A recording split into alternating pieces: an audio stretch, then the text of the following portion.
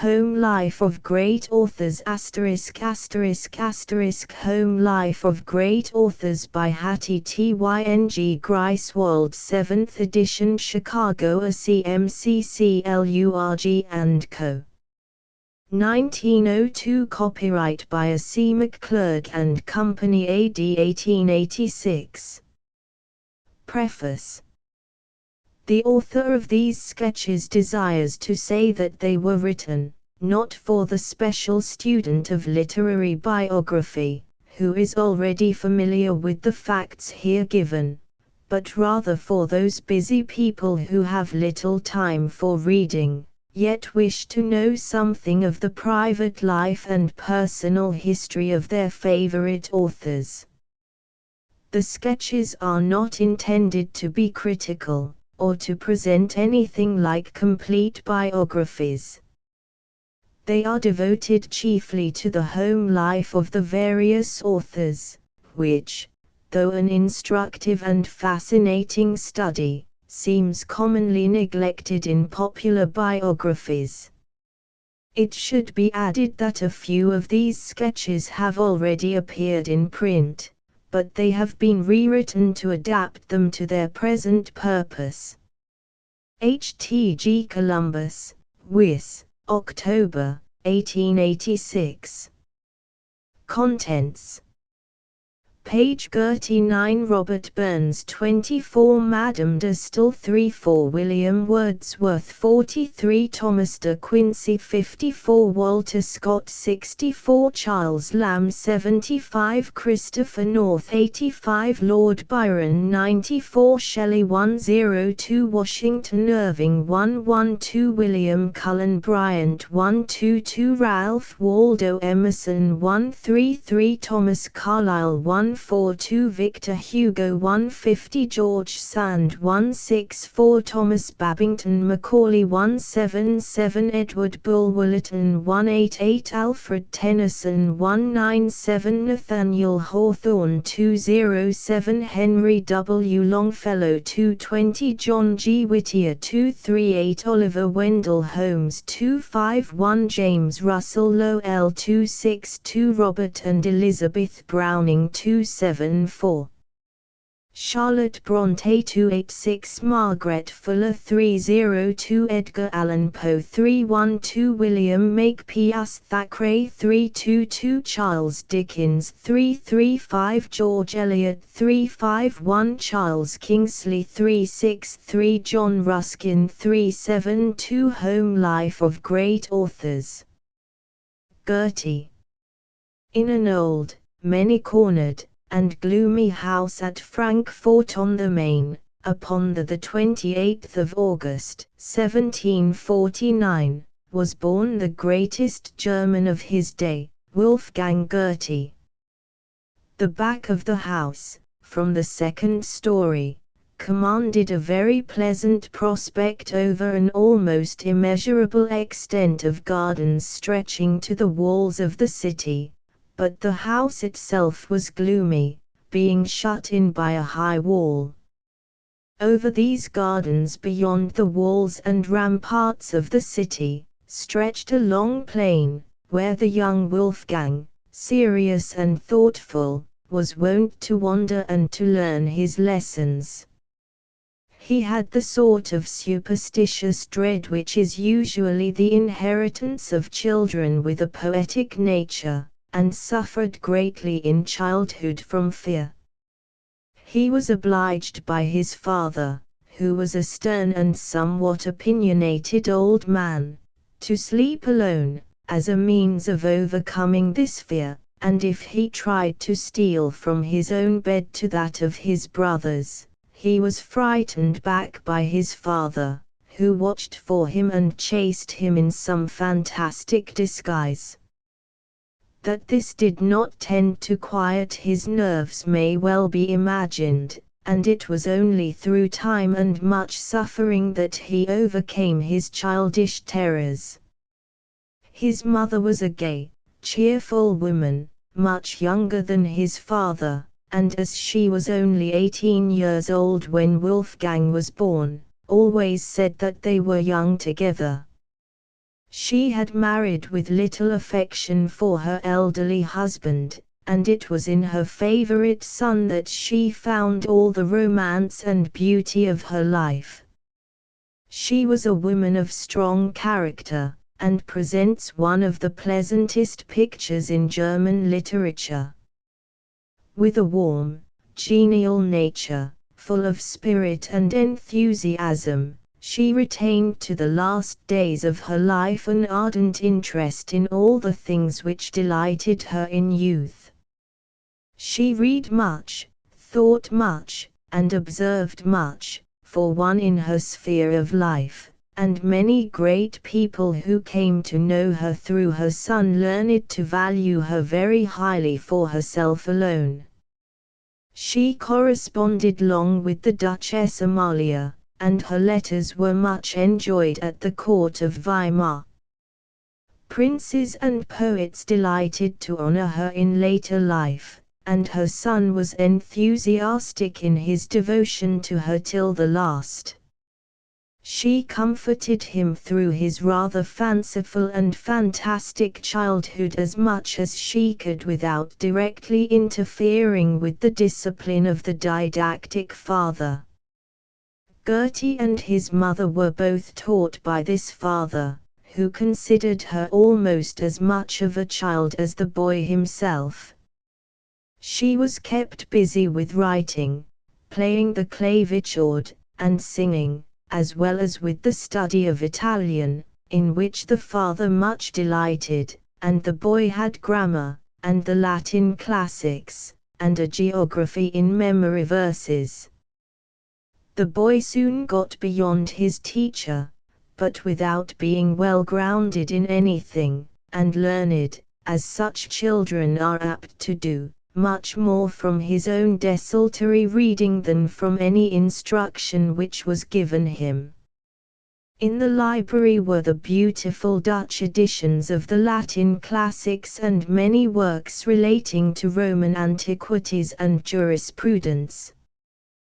There were also the Italian poets, and many books of travel, and many dictionaries of various languages, and encyclopedias of science and art. Through all these the boy searched for himself, and took what was suited to his taste, astonishing the slow father very much by his readiness, and soon becoming famous in the neighborhood for his acquirements. Of course he wrote poetry from the earliest age, and of course many people predicted his future greatness. Most of all, his mother believed in him, and watched him with adoring solicitude. His love for art showed itself very early, and he made friends with artists, and visited their studios frequently when a mere boy. His father had a fondness for pictures, and had some good views of Italian scenery and art in his own house, and it was probably from him that the boy derived his earliest liking for such things.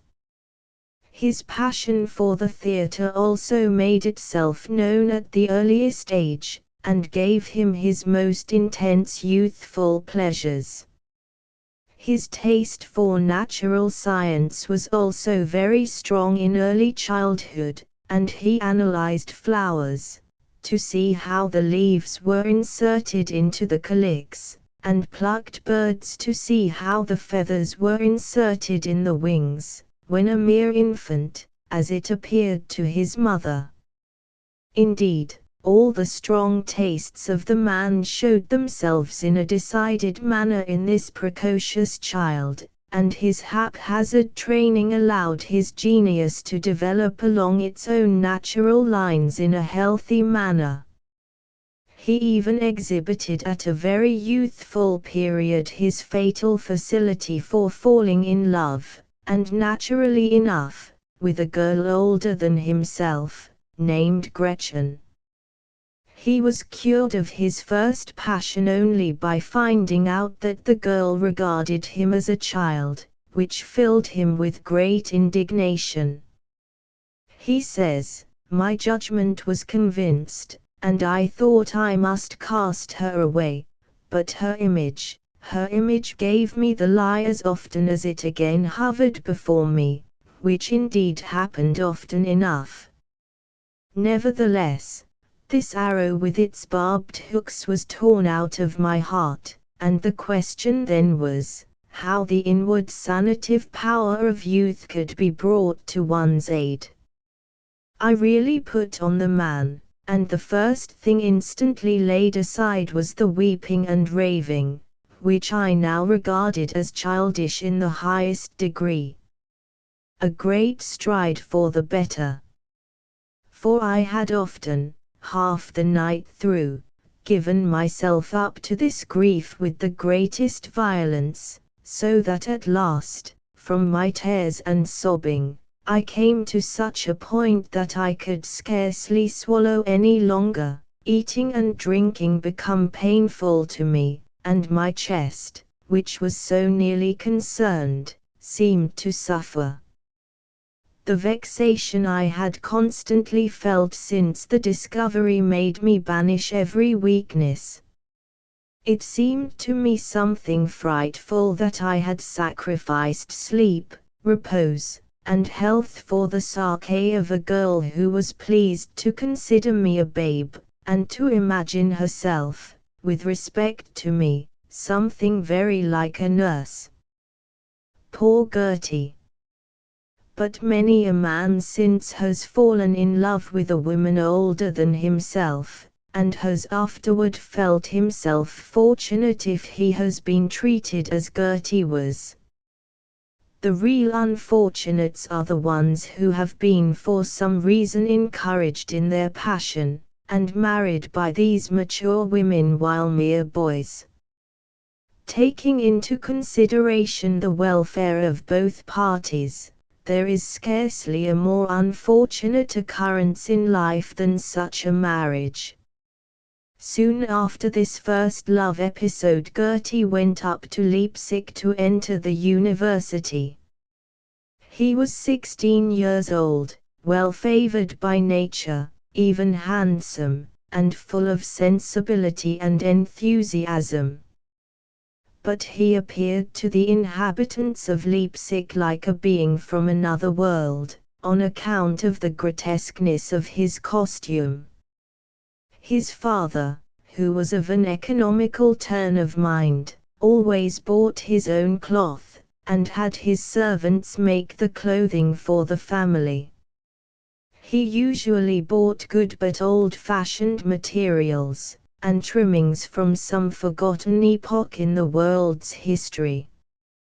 These trimmings, of the Paleozoic period or some still remoter date, together with the unprofessional and antiquated cut of the garments, made up such a grotesque appearance that Gertie was received with undisguised mirth wherever he went in Leipzig, until he discovered what was the matter with his dress. He had not been noticed at home on this account, and he thought himself very well dressed when he first arrived in the city, but his chagrin and mortification knew no bounds when he discovered how he had been laughed at. It was not until he had visited the theatre and seen a favorite actor throw the audience into convulsions of laughter by appearing in a costume almost identical with his own, that he began to suspect that he was ill-dressed. He went out and sacrificed his entire wardrobe, in the first tumult of his feelings, remorselessly leaving no vestige of it remaining, and supplying himself with a complete new outfit, not so ample as the old but much more satisfactory. In this act also he will find many sympathizers. Few things are recalled with more acute mortification than the outfit in which people leave their early homes, if they are in the country, and make their first visit to the city. Hundreds of men groan in spirit as they bring up before themselves the appearance they presented upon that momentous day. Comparatively few are able to do as Gertie did, and get rid of the whole vile accoutrement at one stroke. The majority are obliged, suffer as they may, to wear the obnoxious garments long after they have discovered their true character. When Gertie had clothed himself anew, he was received with more favor at his boarding house, and proceeded immediately to fall in love with the landlady's daughter. The thought of Gretchen was buried away out of sight, and the thought of Annette filled his whole heart. This Annette was young, handsome, sprightly, loving, and agreeable, and he saw her daily in the most unrestrained manner. He says of her, but since such connections, the more innocent they are, afford the less variety in the long run, I was seized with that wicked distemper which seduces us to derive amusement from the torment of a beloved one, and to domineer over a girl's devotedness with wanton and tyrannical caprice. By unfounded and absurd fits of jealousy I destroyed our most delightful days, both for myself and her. She endured it for a time with incredible patience, which I was cruel enough to try to its utmost. But to my shame and despair, I was at last forced to remark that her heart was alienated from me, and that I might now have good ground for the madness in which I had indulged without necessity and without cause. There were terrible scenes between us, in which I gained nothing, and I then first felt that I had truly loved her, and could not bear to lose her. My passion grew and assumed all the forms of which it is capable under the circumstances, nay, I at last took up the role which the girl had hitherto played. I sought everything possible in order to be agreeable to her, even to procure her pleasure by means of others, for I could not renounce the hope of winning her again. But it was too late. I had lost her really, and the frenzy with which I revenged my fault upon myself, by assaulting in various frantic ways my physical nature, in order to inflict some hurt on my moral nature, contributed very much to the bodily maladies under which I lost some of the best years of my life. Indeed, I should perchance have been completely ruined by this loss, had not my poetic talent here shown itself particularly helpful with its healing power. His next adventure was with the daughters of his dancing master, both of whom seemed inclined to draw unwarranted conclusions from the freedom of his intercourse with them. The closing scene of this little drama must be given in Gertie's own words. Emilia was silent, and had sat down by her sister, who became constantly more and more excited in her discourse, and let certain private matters slip out which it was not exactly proper for me to know. Emilia, on the other hand, who was trying to pacify her sister, made me a sign from behind to withdraw, but as jealousy and suspicion see with 1,000 eyes, Lucinda seemed to have noticed this also. She sprang up and advanced to me, but not with vehemence. She stood before me and seemed to be thinking of something. Then she said, "I know that I have lost you, I make no further pretensions to you. But neither shall you have him, sister." So saying, she took a thorough hold of my head, thrusting both her hands into my locks and pressing my face to hers, and kissed me repeatedly on the mouth. "Now," cried she, "fear my curse. Woe upon woe, forever and ever, to her who kisses these lips for the first time after me. Dare to have anything more to do with him, I know heaven hears me this time. And you, sir, hasten now, hasten away as fast as you can. I flew down the stairs, with a firm determination never again to enter the house. This conclusion, though doubtless very trying to an ardent young man who enjoyed the adoration of women, seems to have been an eminently wise one under the circumstances, and we believe the resolve was faithfully kept. The dramatic Lucinda appears no more in his reminiscences. Quite different was the next occupant of his heart. Frederica was the daughter of a country clergyman whom Gertie was taken to visit by his friend Wieland. The hospitality and agreeableness of the family had been highly praised by this friend, also the beauty and charms of the daughters. And indeed this Frederica does seem to have been a most beautiful and charming girl.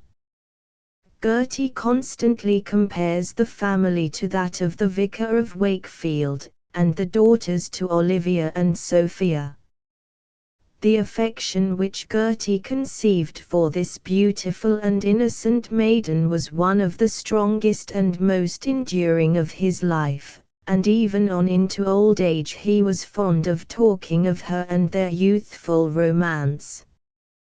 Why he ever left Frederica at all has never been made clear, for it is plain that at last he truly loved, the other passions being mere boyish episodes, soon forgotten, while this one exerted a lasting influence upon his life. He writes, "Frederica's answer to my farewell letter rent my heart. It was the same hand, the same tone of thought, the same feeling, which had formed itself for me and by me. I now for the first time felt the loss which she suffered, and saw no means to supply it, or even to alleviate it. She was completely present to me, I always felt that she was wanting to me, and what was worst of all, I could not forgive myself for my own misfortune. Gretchen had been taken away from me, Annette had left me, now for the first time I was guilty. I had wounded the most lovely heart to its very depths, and the period of a gloomy repentance, with the absence of a refreshing love to which I had grown accustomed, was most agonizing, nay, insupportable. Even after 8 years he revisits Frederica, with much of the old feeling still alive, although he had in the meantime had at least 2 new loves. One of these was the Charlotte immortalized in Werther. She was already engaged when he made her acquaintance, but this did not preclude the possibility of his devoting himself assiduously to her, and her betrothed seems to have laid no obstacles in the way. She was married in due time, and read Werther after its publication, not seeming to object to the part she is there made to play. She retained her friendship for Gertie throughout life, and to her husband the poet wrote many, many years after, "God bless you, dear Kussner, and tell Lottie that I often believe I can forget her, but then I have a relapse, and it is worse with me than ever." Immediately following his infatuation with Lottie came the connection with Lily, which reconciled him to Lottie's marriage. It was of Lottie that he said, in the language of the New Hellos and sitting at the feet of his beloved, "He will break hemp, and he will wish to break hemp today, tomorrow, and the day after, nay, for his whole life." Whether he would have been as willing to break hemp with Lily we are not told, but he wrote a great deal of poetry addressed to her, more perhaps than to any of his other loves, much of which he reproduces in the autobiography. Heart, my heart, oh, what hath changed thee? What doth weigh on thee so sore? What hath thus from me estranged thee, that I know thee now no more? Gone is all which once seemed dearest, gone the care which once was nearest, gone thy toils and tranquil bliss. Ah! How couldst thou come to this? Does that bloom, so fresh and youthful, that divine and lovely form, that sweet look, so good and truthful, bind thee with unbounded charm? If I swear no more to see her, if I man myself to flee her, soon I find my efforts vain, back to her I'm led again. But even this love affair, which went as far as a betrothal, came to nothing, Gertie drawing back at the last through a pretended or real fear that he could not support the lady in the style she had been accustomed to, though it is more reasonable to believe that his usual repugnance to marriage overcame all the fervour of his love, and made him feel a real relief when the whole affair was over. This was just previous to his removal to Weimar at the invitation of Karl August, and it was there that the remainder of his life drama was enacted. Soon after his arrival there he made the acquaintance of the Frau von Stein. She was the wife of the master of horse at Weimar, and Gertie, who had now passed 30 years of age, for the first time loved a mature woman. She was the mother of 7 children and was 33 years old. With moral deficiencies which were securely covered up, she was a thoroughly charming woman, and retained her charm even to old age. She was said to have remarked when asked if she would be presented to Gertie, "With all my heart. I have heard as much about him as I ever did about heaven, and I feel a deal more curiosity about him." She completely ensnared his heart, and held it in undisputed sway for more than 10 years, which, considering his proverbial inconstancy, speaks very highly for her charms. The connection was well known and perfectly understood at Weimar, and appears to have caused no scandal. The love on Gertie's part seemed to have begun even before seeing her, as it is recorded that at Piemont he first saw her portrait, and was 3 nights sleepless in consequence. And when he came to see her, instead of a raw girl such as he had hitherto fancied, he found an elegant woman of the world, whose culture and experience had a singular fascination for him, tired as he was of immaturity and over-fondness. She sang well, played well, sketched well, talked well, and showed her appreciation of the poet, not like a gushing girl, but with the delicate tact of a woman of the world.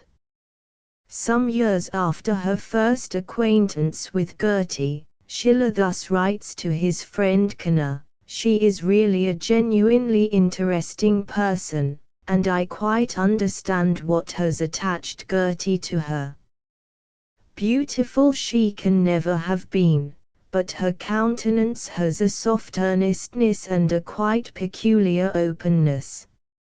A healthy understanding, truth, and feeling lie in her nature. She has more than 1,000 letters from Gertie, and from Italy he writes her every week. They say the connection is perfectly pure and blameless.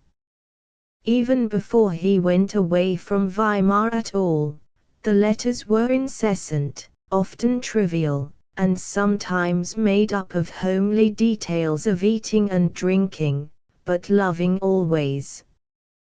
The reader who remembers Charlotte cutting bread and butter will not be shocked at the poet eloquently begging his true love to send him a sausage. All the years of his life in the garden halls are intimately associated with her. The whole spot speaks of her. She was doubtless the grand passion of his life. But even this wore itself out, and after his absence in Italy he never seemed to feel the full ardor of his former love. He returned to Weimar still grateful to her for the happiness she had given, still feeling for her a sincere affection, but retaining little of the passion which for 10 years she had inspired. The feeling seemed to have died a natural death. It is not recorded that she had ever really shared his fervor, but she greatly resented his defection, and considered him ungrateful and disloyal to the end. It was about this time that he first made the acquaintance of Christine Vulpius, who afterwards became his wife. She was the daughter of one of those men whose drunkenness slowly but surely brings a whole family to want. She was at this time very young. He thought her beautiful, and, although uneducated, she had a quick wit, a lively spirit, a loving heart, and great aptitude for domestic duties. She had no social position, and is often spoken of as his servant. Although never really occupying that position, her standing was not much above that plane. She fascinated Gertie as so many young faces had done before, and it seemed to be a thraldom of the mind as well as of the senses. There are few poems in any language which approach the passionate gratitude of those in which he recalls the happiness she gave him. George Henry Lewis in his Life of the Poet has this passage, which will be read with peculiar interest, considering his own relations with the highest genius of her day, George Eliot. He says, why did he not marry her at once? His dread of marriage has already been shown, and to this abstract dread must be added the great disparity of station, a disparity so great that it not only made the liaison scandalous, but made Christine herself reject the offer of marriage. There are persons now living who have heard her declare that it was her own fault that the marriage was so long delayed. And certain it is that when she bore him a child, he took her, with her mother and sister, to live in his house, and always regarded the connection as marriage. But, however he may have regarded it, public opinion has not forgiven this defiance of its social laws. The world blamed him loudly, even his admirers cannot think of the connection without pain. But let us be just. While no one can refrain from deploring that Gertie, so eminently needing a pure domestic life, should not have found a wife whom he could avow, no one who knows the circumstances can refrain from confessing that there is also a bright light to this dark episode. He goes on to say, the judgments of men are curious. No action in Gertie's life has excited more scandal than his final marriage with Christine. It is thought disgraceful enough for him to have taken her into his home, but for the great poet to actually complete such an enormity as to crown his connection with her by marriage was, indeed, more than society could tolerate. I have already expressed my opinion of this unfortunate connection, but I most emphatically declare my belief that the redeeming point in it is precisely this which caused the scandal. Better far had there been no connection at all, but if it was to be, the nearer it approached real marriage, and the further it was removed from a fugitive indulgence, the more moral and healthy it became. He was in his 58th year when he married her. She had changed much in the passing years. From the bright, lively, pleasure-loving girl, she had grown into a coarse and almost repulsive woman. Her father, as we know, had ruined himself by intemperance, her brother also, and she herself had not escaped the fatal appetite. She was not restrained by the checks which refined society imposes, for in Weimar she had no society, and as the years went by she became openly and shamelessly given over to intemperance. This tragedy in Gertie's life would have been little suspected by those who saw how calmly he bore himself in public. The mere mention of the fact, however, tells its own tale of humiliation and woe. It is often asked why Gertie did not part from her at once.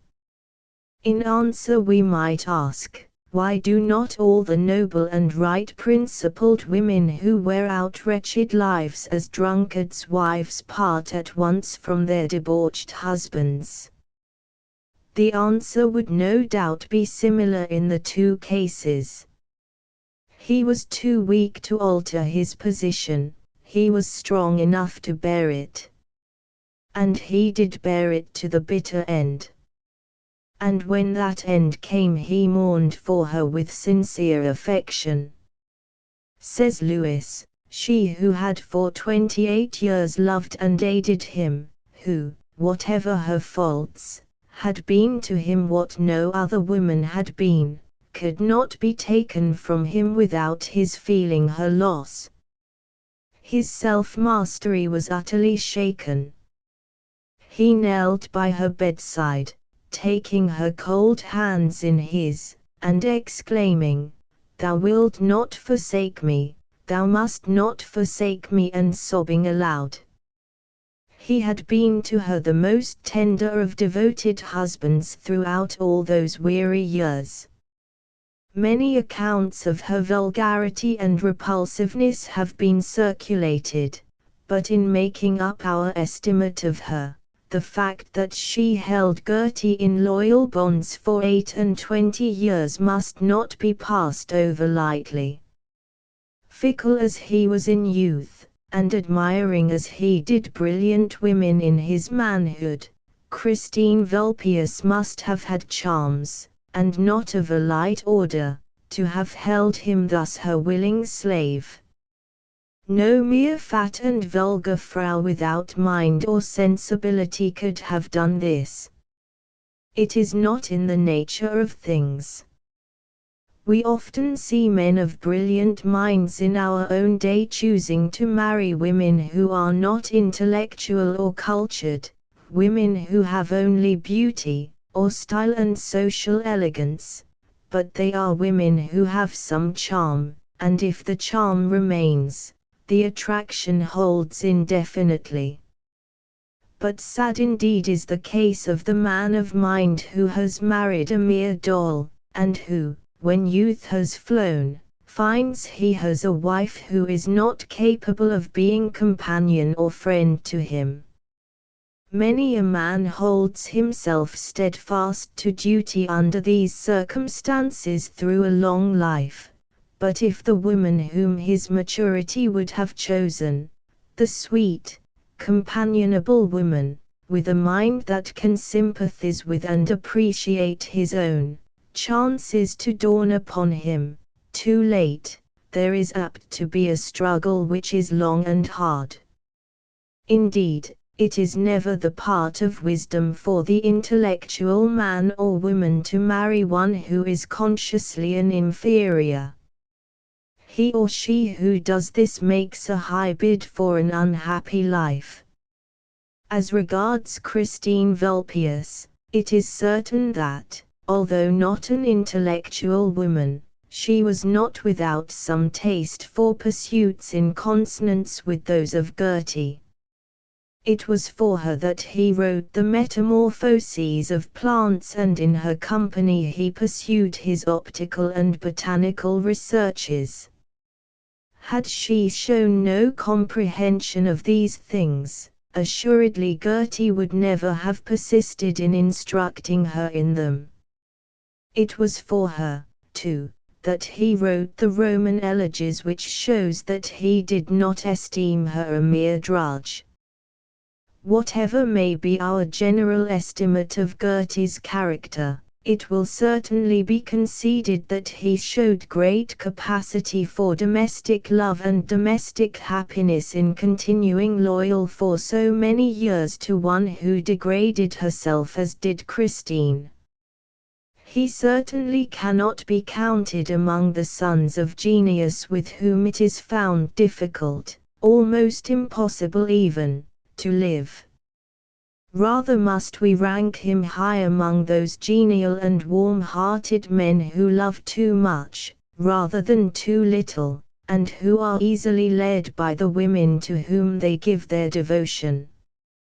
Irregular and faulty, even immoral as he was, he yet possessed the redeeming domestic virtues in a large degree. Away beyond his 70th year we find women still madly loving him, and him capable of reciprocating their affections. And well was it that this should be so, for otherwise he would have stood alone and friendless. One by one the companions of his youth and his manhood were taken from him, until, upon the death of Karl August, he could truthfully exclaim, "Nothing now remains." It was well that the end drew near. When one can say, "Nothing now remains," it is surely time for the angel with the brazen trumpet to proclaim, "For him let time be no more." Lightly let the silver cord be loosed and the golden bowl broken, rather than that the lonely life linger on, with its eyes fixed only on the past, which has become but a dim mirage where ghostly figures are seen walking but from which all warmth and light have fled. Happy indeed is he who, when the allotted years have been past, and he lingers waiting on the stage for the signal which shall cause the curtain to fall forever on his little life drama, has something which to him is real and tangible to look forward to in the near future. The bitterness of a lingering death must be in all old age without this hope. Let us trust that after that last low cry of Gertie for more light the morning dawned upon the great intellect and great heart which had been watching for it so long. Let us hope, also, that the world may yet learn to see him as did Emerson, who found him a piece of pure nature, like an oak or an apple, large as morning or night, and virtuous as a briar rose. Robert Burns. Oh, ye what are sae gid yoursel, sae pious and sae holy, ye ve naught to do but mark and tell your neighbours' fouts and folly, whose life is like a wheel-borne mill, supplied we store o' water, the heaped happers ebbing still, and still the clap plays clatter. Hear me, ye venerable core, as counsel for poor mortals, that frequent past douse wisdom's door for glaikit folly's portals. I, for their thoughtless, careless sakes, would here propone defences, their doncy tricks, their black mistakes, their failings and mischances. Alas for it!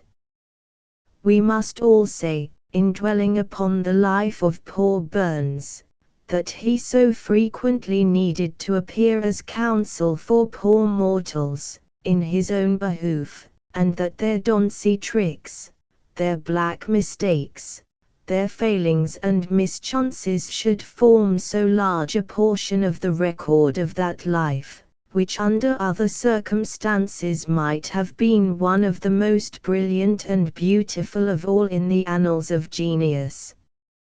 For Burns, although born to such a lowly life, and having in his youth so few advantages of education or general culture, might by sheer force of genius have attained as proud a position as any man of his time, had he but learned to rule over himself in his youth, and not given full rein to those passions which his veins convulsed and which still eternal galloped.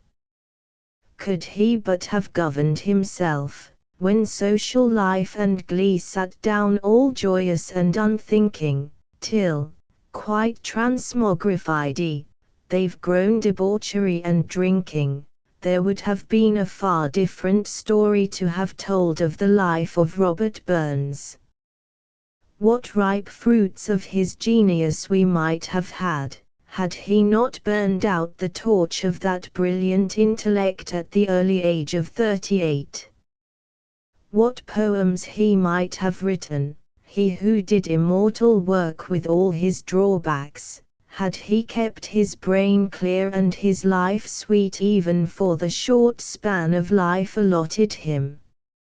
How high might he have soared in the years which he might have hoped from life, had he but moved at a slower pace, in those reckless years, the record of which is so painful to the great world of admiring and pitying friends, who cherish his memory so tenderly. Yet there is in his case everything to mitigate a severe judgment upon his youthful follies, and the great world has always judged him leniently, knowing the story of his early life, and the temptations which at that day must have surrounded a youth of his temperament among the peasants of Scotland. Of the strength of those temptations we probably can form but a slight idea. What's done we partly may compute, but know not what's resisted. And surely, there must have been much that was worthy of honor and esteem, even of reverence, in the heart of the man, to have brought the whole world to his feet, in spite of the faults and follies to which we allude in passing, but upon which we have no disposition to dwell. As a friendly hand long ago wrote, after visiting his poor, mean home and his unhonored burial place, we listened readily enough to this paltry gossip, but found that it robbed the poet's memory of some of the reverence that was its due. Indeed, this talk over his grave had very much the same effect as the home scene of his life, which we had been visiting just previously. Beholding his poor, mean dwelling and its surroundings, and picturing his outward life and earthly manifestations from these, one does not so much wonder that the people of that day should have failed to recognize all that was admirable and immortal in a disreputable, drunken, shabbily clothed, and shabbily housed man, consorting with associates of damaged character, and as his only ostensible occupation gauging the whiskey which he too often tasted. Siding with Burns, as we needs must, in his plea against the world, let us try to do the world a little justice too. It is far easier to know and honor a poet when his fame has taken shape in the spotlessness of marble, than when the actual man comes staggering before you, besmeared with the sordid stains of his daily life. For my part, I chiefly wonder that his recognition dawned as brightly as it did while he was still living. There must have been something very grand in his immediate presence, some strangely impressive characteristic in his natural behavior, to have caused him to seem like a demigod so soon. To do even faintest justice to the memory of the poet, we must go to Ayr, and look upon the humble cottage which was his birthplace. It consisted of but 2 small rooms paved with flagstones, and with but one window of 4 small panes, while the thatched roof formed the only ceiling. The whole place is inconceivably small for the dwelling of a family, for there is not even an attic room, or any other spot where children could have been hidden away. In such a hut as this it is hard to conceive of a family being reared in purity and delicacy, even though the parents should have done their best by their children, and been, like the father of Burns, prudent and well disposed. This housing of the poor is of immense moral significance in all cases, and it is growing to be a recognized fact that no help which can be rendered them is of much avail, when they are left in these little, 1 or 2 room dwellings. There were 7 children in the Burns household, and during the childhood of Robert the family were very poor, and he and his brother were expected to do the work of men, at the age of 13. He had some schooling before that age, and must have improved his time, for he could read and spell well, and had some knowledge of English grammar. Near by the cottage flows the beautiful Bonnie Doon, through deep wooded banks, and across it is an ancient ivy-covered bridge with a high arch, making a very picturesque object in the landscape, which is one of great loveliness. Kirkalloway is not far away, the smallest church that ever filled so large a place in the imagination of the world. The 1 mullioned window in the eastern gable might have been seen by Tam O'Shanter blazing with devilish light as he approached it along the road from Ayr, and there is a small square one on the side next the road. There is also an odd kind of belfry, almost the smallest ever made, with a little bell in it, and this is all. But no grand and storied cathedral pile in all Europe is better known, and to no shrine of famous minster do more pilgrims journey than to this wee kirk immortalized by the pen of Burns. The father of Burns has been thus described by one who knew him well: he was a tender and affectionate father, he took pleasure in leading his children in the path of virtue, not in driving them as some parents do to the performance of duties to which they are themselves averse. He took care to find fault but seldom, and therefore when he did rebuke, he was listened to with a kind of reverential awe. A look of disapprobation was felt, a reproof was severely so, and a stripe even on the skirt of the coat gave heartfelt pain. He was, indeed, a frugal, industrious, and good man, and his wife seems to have been a woman of good report, so that the little group of children, in spite of their poverty, were really happily situated in life, compared with many of their neighbors. There was always a tinge of melancholy in Robert's disposition, however, and in his earliest youth he used to embody it in verse. The sensibility of genius was his by birthright, and the depressions and exaltations of spirit which marked his later life began at a very early day. He himself describes his earliest years thus: "I was by no means a favorite with anybody. I was a good deal noted for a retentive memory, a stubborn, sturdy something in my disposition, and an enthusiastic, idiot piety." Again he says, "This kind of life, the cheerless gloom of a hermit, with the unceasing toil of a galley slave, brought me to my 16th year, a little before which period I first committed the sin of rhyme. It was at this time that he first fell in love, and it may be added that after this he was never out of that interesting state.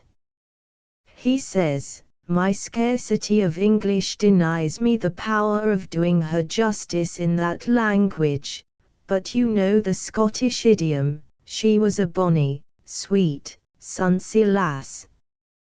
In short, she, altogether unwittingly to herself, initiated me into that delicious passion, which in spite of acid disappointment, gin horse prudence, and bookworm philosophy, I hold to be the first of human joys, our dearest blessing here below.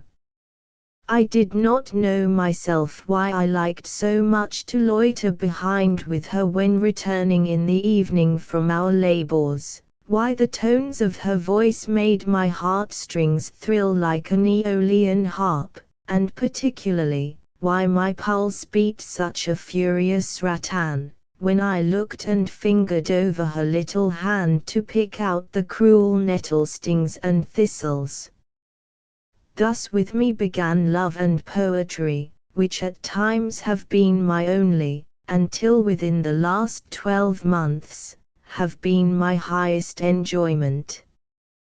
To a later period than this belongs the episode of Highland Mary, of which the banks and braes and streams around the castle of Montgomery still whisper to the lovers of Burns, as they keep a solemn tryst with old-time recollections there. How sweetly bloomed the gay green birk, how rich the hawthorn's blossom, as underneath their fragrant shade I clasped her to my bosom.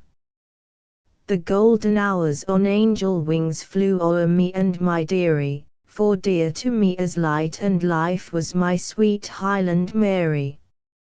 It was the sweetest and tenderest romance of his life, and it is with unbidden tears that the world still remembers that there fell death's untimely frost, that nipped my flower early. Now greens the sod and cords the clay that wraps my Highland Mary. After 100 years there are still hearts that take a tender interest in poor Mary's fate, and that feel for poor Robbie as he wrote, "Oh, pale, pale now those rosy lips I oft ha kissed fondly, and closed for aye the sparkling glance that dwelt on me kindly. And mouldering now in silent dust that heart that load me dearly. But still within my bosom's core shall live my Highland Mary." In the monument to Burns, near his old home, are deposited the 2 volumes of the little pocket Bible which Burns gave to Mary when they pledged their faith to one another. It is poorly printed on coarse paper. A verse of scripture is written within each cover by the poet's hand, and fastened within is a lock of Mary's golden hair. It is fitting that some memorial of her should find a place in that splendid monument which the Scottish people erected to his memory, after his life of poverty and sorrow had been brought to an untimely end. Burns in his 23rd year took the farm at Moskiel, where he first became acquainted with Jane Armour. This lady was the daughter of a respectable mason in the village of Morchline, where she was the reigning beauty and belle. It was almost love at first sight upon the part of both, and a close intimacy soon sprung up between them. Burns was very handsome at this time, gay and fascinating in manners, and a more experienced and highly placed woman than Jane Armour might have been excused for loving the wild young poet. For wild he undoubtedly was, even at this time, so much so that her parents objected to the friendship. He was nearly 6 feet high, with a robust yet agile frame, a finely formed head, and an uncommonly interesting countenance. His eyes were large, dark, and full of ardor and animation. His conversation was full of wit and humor. He was very proud, and would be under pecuniary obligation to no one. He was also very generous with his own money. Of the first £500 which he received for his poems, he immediately gave 200 to his brother Gilbert to help toward the support of their mother, and he was always as ready to share whatever sum he had with those he loved. The consequences of the intimacy between the poet and Jane Armour were soon such as could not be concealed, and the farm having been a disastrous speculation in the hands of Burns, he was not in a situation to marry, although extremely anxious to do so. It was therefore agreed upon between them that he should give her a written acknowledgment of marriage, and then sail for Jamaica, and push his fortunes there. This arrangement, however, did not suit the lady's father, who had a very poor opinion of Burns's general character, and he prevailed upon Jane to destroy this document. Under these circumstances she became the mother of twins, and great scandal followed Burns even to Edinburgh, where he had been induced to stop instead of sailing for Jamaica. But his poems, which he succeeded in publishing at this time, gave him a name and some money, and he returned to Mosgiel, and getting her father to consent, married Jane, and moved on to a farm 6 miles from Dumfries. He had become a lion, and the tables of the neighbouring gentry were soon open to him, as the houses of the great had been in Edinburgh. Those were the days of conviviality, and Burns took his part in the hilarity of the table, soon with very direful consequences to himself and his family. He made many resolutions of amendment, but temperance was a very rare virtue in those days, and Burns, who could not bear it, was expected to drink just as much as those who could bear it, and who could afford it. His genius suffered from this irregular life, and in a little while he was not capable of doing justice to himself in his writings, but he continued to be good company at table, and to be invited with the local magnates, long after he had become a confirmed drunkard. The farm was given up, and he soon depended entirely upon his £70 a year, the pay of an exciseman. He felt his degradation very deeply, and had fearful struggles with his temptation, but was always overborne. The horrible sufferings of genius in such thraldom have never been adequately represented, nor indeed can they ever be. When the will has become so enfeebled that no real resistance can be made, while yet pride and kind-heartedness survive, the agony of such a man is appalling. He loves his family. He knows better than any other all they suffer for his sake. He determines 1,000 times to reform, only to find himself powerless to do so. He strives with more than the heroism of a martyr many times, but he is beaten.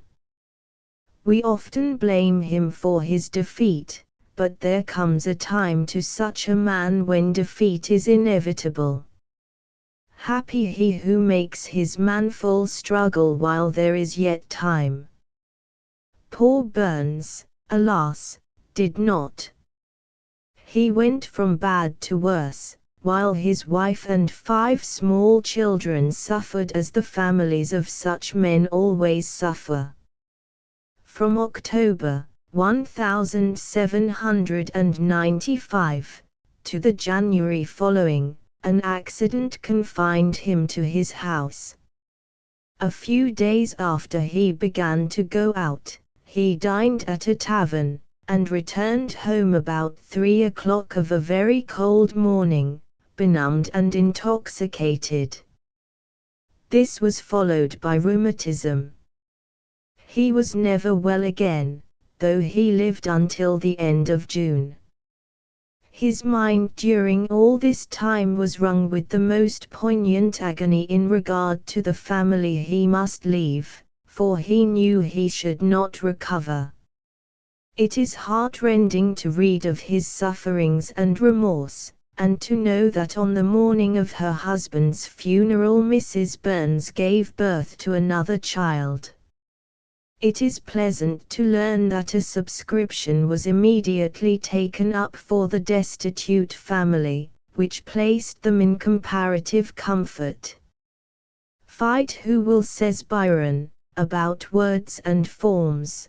Burns's rank is in the first class of his art, and this has long been the deliberate judgment of the world. No finer flower of genius than that of Robert Burns has ever blossomed, and it will be long before the world will see another as fair. But, as Mr. Lockhart observes, to accumulate all that has been said of Burns, even by men like himself, of the first order, would fill a volume. Not even the most carping critic has ever questioned his genius. The Cotter's Saturday Night and Tam O'Shanter and Highland Mary would stand before the world to refute such a critic, and it would be a venturesome man indeed who would care to contend for such a proposition as that Robert Burns was not a great poet. That he was a great wit is also as well established, and that he might have been a great master of prose is equally unquestionable. That he was great in his life we dare not affirm, but that his life has a great claim upon our charity we will gladly allow. Few writers have been better loved than he. There is a personal warmth in all that he wrote, and we feel that we knew him in a sort of personal way, as if we had shaken hands with him, and heard his voice, and we always have a feeling that he is addressing us in our own person. All of the many pilgrims who visit the places he made immortal have something of this feeling, and the banks of Doon are as classic now as the lovely Avon. And whenever we are tempted to look upon the darker sides of his life picture, we may well refrain, and repeat his words, "Then gently scan your brother man, still gentler, sister woman, though they may gang aken in rang, to step aside is human, one point must still be greatly dark, the moving why they do it. And just as lamely can ye mark how far perhaps they rue it." Madame de Staël. That must indeed have been a thrilling life, a life of startling dramatic interest, which covered the period occupied by the career of Madame de Staël, even had the person living the life been but an obscure observer of passing events. For the time was big with the most astounding things the world has known in these later centuries. But to a person like the daughter of Necker, with intellect to comprehend the prodigious events, and with the power oftentimes to influence them to a greater or less extent, the wonderful drama which was then enacted upon the stage of France must have appeared as of even overwhelming importance. It must have dwarfed individual life, until one's own personal affairs, if they would press upon the attention, seemed impertinence, to be disposed of as quickly as possible, that one might give every thought and every emotion to one's country. She saw the commencement and the close of that great social earthquake which overthrew the oldest dynasty in Europe. She saw the rise, the culmination, and the setting of Napoleon's meteor star. She witnessed the return of the Bourbons after their long absence, and the final death in defeat and exile of her dreaded enemy, the great soldier emperor, on the rocky ocean isle. This series of events is not to be paralleled for magnitude and meaning in any period of modern time, and Madame de Staël was something more than a spectator during much of the great miracle play. Her father, Necker, was the Controller General of Finances under Louis XVI, and a man worthy of honor and long remembrance, although he was called during those perilous times to a work he was unable to do, and which perhaps no man could have done. The corrupt and meretricious court had brought France, financially as well as morally, to a point where no one man, had he been ever so great and so noble, could save her, could even retard the period of her ruin. Necker made a noble struggle, but was overborne by fate, and had his genius been even more commanding than it was, he would doubtless have been thus overborne. History tells us of many greater statesmen than he, but of few better men.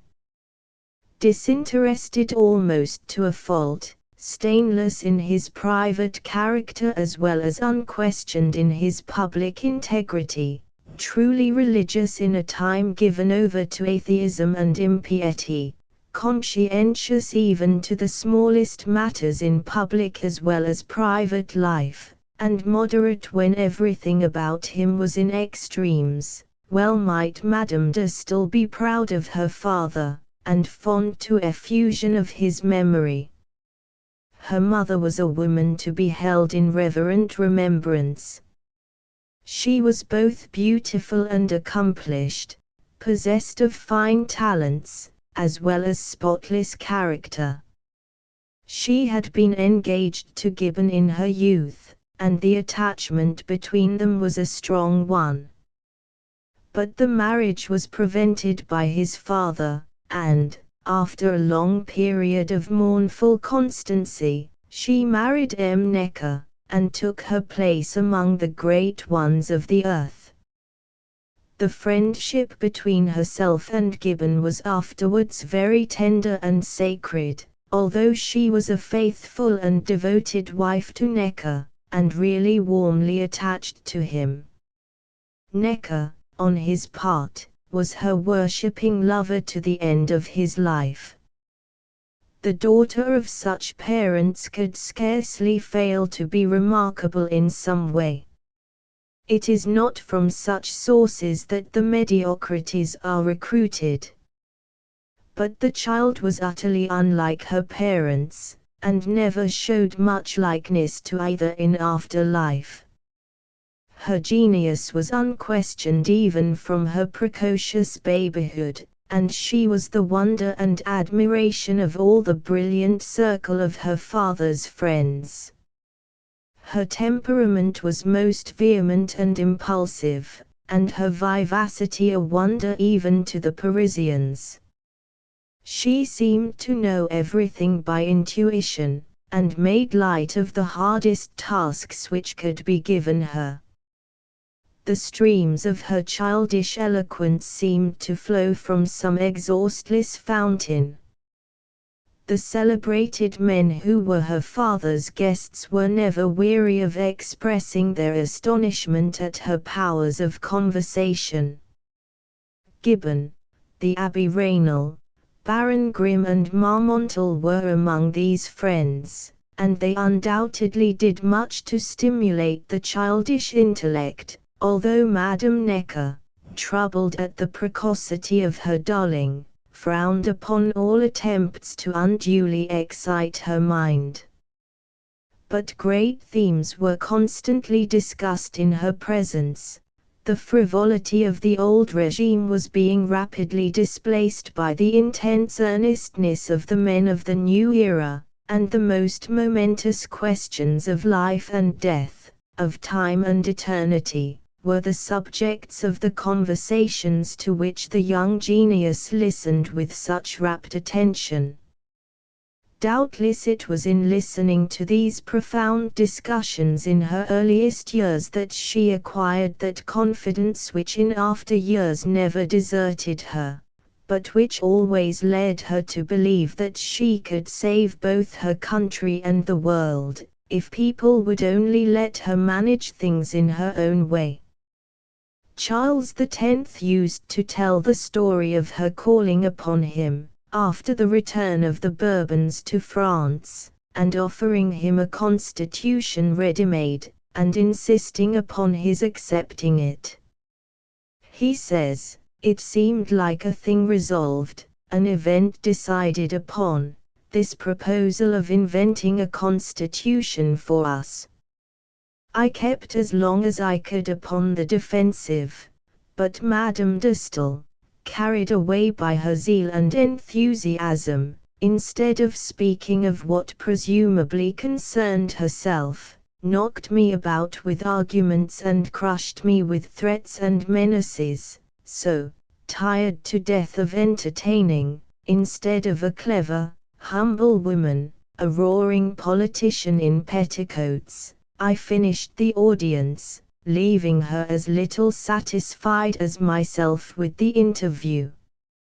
Perhaps something of this kind may have influenced Napoleon in banishing her from the empire. Necker himself idolized his daughter, and was naturally very proud of her youthful triumphs, while she in turn made him her one hero among men. Throughout life her devotion to him continued, and she wrote of him as one might write of a god. She frequently lamented that he had been her father and not one of her own generation, that there might have been a man of her time worthy of the love which she could have lavished upon him. The fervor of this devotion, although it seems unnatural, belonged to her intensely impulsive temperament, and in her case we must make some allowance for the excesses of her passionate expressions of affection. Although she talked much and in the grandest manner of love, even when young and unmarried, which is a very indelicate thing to do in the eyes of the French, she did not appear to have any youthful romance of a serious sort. She had a great reputation as a wit and a genius, but few admirers who could be classed as lovers. Many men were her friends, and she was much sought after, but she was far from beautiful, which goes a great way in matters of the heart, and many disliked the manner in which she trampled upon the conventionalities, while doubtless many others objected to her strong-mindedness and the aggressiveness of her opinions. She made a marriage de convenance at the age of 20, apparently without much thought of love upon either side, and entered upon her new career with all the confidence which characterized her. Baron de Staël was a man of good character and noble birth, an attaché of the Swedish embassy, and, as she had money enough for both, the match was regarded favorably by her friends. Although the Baron was a handsome man and of pleasing address, one, it seems, who might have touched a maiden's heart, Mademoiselle Necker, it is said, never made even a pretense of love, but took the whole affair as a matter of business. It was necessary that she should be married. It is only thus that French women achieve their independence, and this man would do as well as another. That seemed to be all there was of this remarkable occurrence. Remarkable in our eyes, but of the usual sort in the eyes of the French. For domestic happiness she seemed to care little. The excitement of Parisian society was her heaven, and into this she entered with all the ardor of her nature. Her marriage had given her every freedom, although it does not appear that she was much restrained before, for a French girl, and she dashed into the whirlpool of the gayest society in the world with a sort of intoxication. Her vivacity and enthusiasm knew no bounds, and she held her own little court in every assembly, at which the envious and unnoticed looked askance. She was regarded as a dangerously fascinating woman, although personally she was so entirely unattractive. For 3 years she enjoyed her triumphs to the utmost. Then came the earthquake which dissolved the fair fabric of her dreams. The reign of terror began, and Paris was in the wildest ferment. Of course, she was in the very midst of those exciting events, and her influence was of moment in the terrific crisis. Her position gave her influence, and she worked with all the strength and enthusiasm of her nature to aid the escape of her friends and to succor the endangered. All the powers of her remarkable mind were put into active service, and she seems never to have thought of herself. To be sure, she was as inviolable as any one could be considered in that fearful time, but she had a rare courage and unbounded fortitude, and would have worked as she did even at personal hazard. She prevailed upon the ferocious revolutionists to show mercy in some cases where they were bound to have blood. She concealed her friends and even strangers in her house, and she used all the powers of her marvelous eloquence to turn the tide of revolution backward. But it was in vain. Her father was deposed, her friends were murdered, her king was slain, all of her society were under surveillance, she herself everybody thought in danger, but she would not leave her beloved Paris. Her husband was in Holland, and thought she was subjecting her children to needless peril, but she still had hope that somehow she might be useful to her country. The sublime confidence which she had in her own powers did not desert her. She saw the streets flow with blood, one might say, for the murders of the revolutionists were of daily occurrence, but it was not until all hope of being of use was gone that she took her children to England.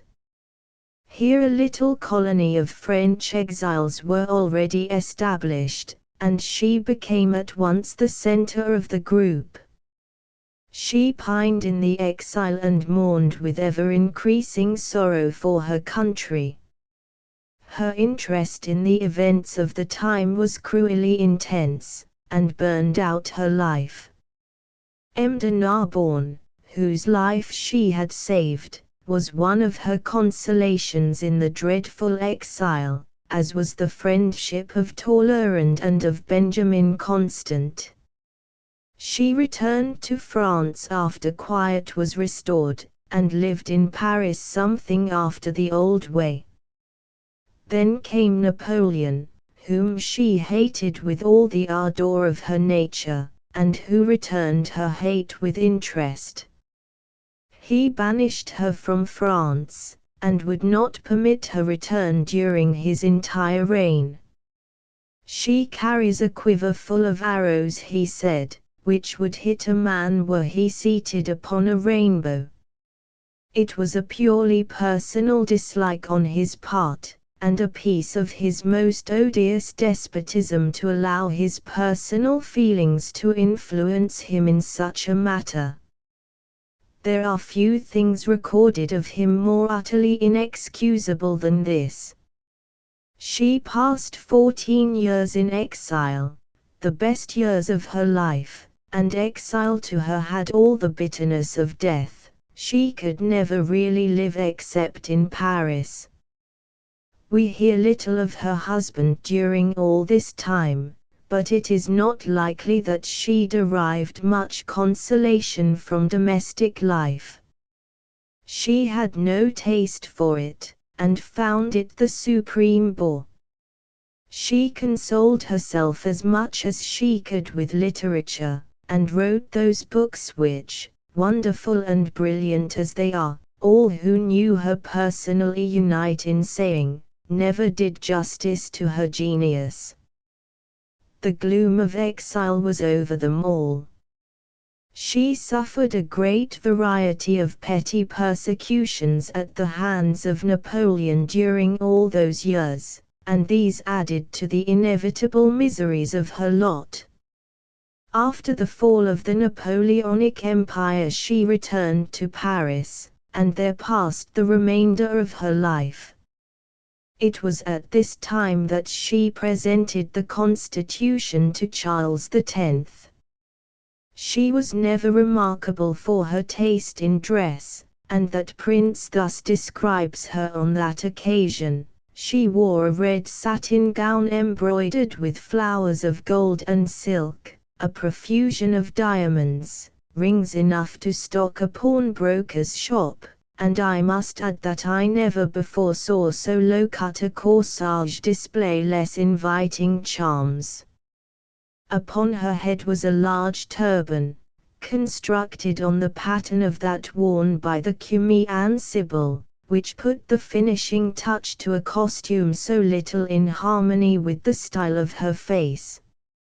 I scarcely can understand how a woman of genius can have such a false, vulgar taste. It can be easily comprehended how she might have bored the prince by pressing upon him at such length her ideas of the reconstruction of the empire, for she often bored even those who really admired and appreciated her by the torrents of her talk.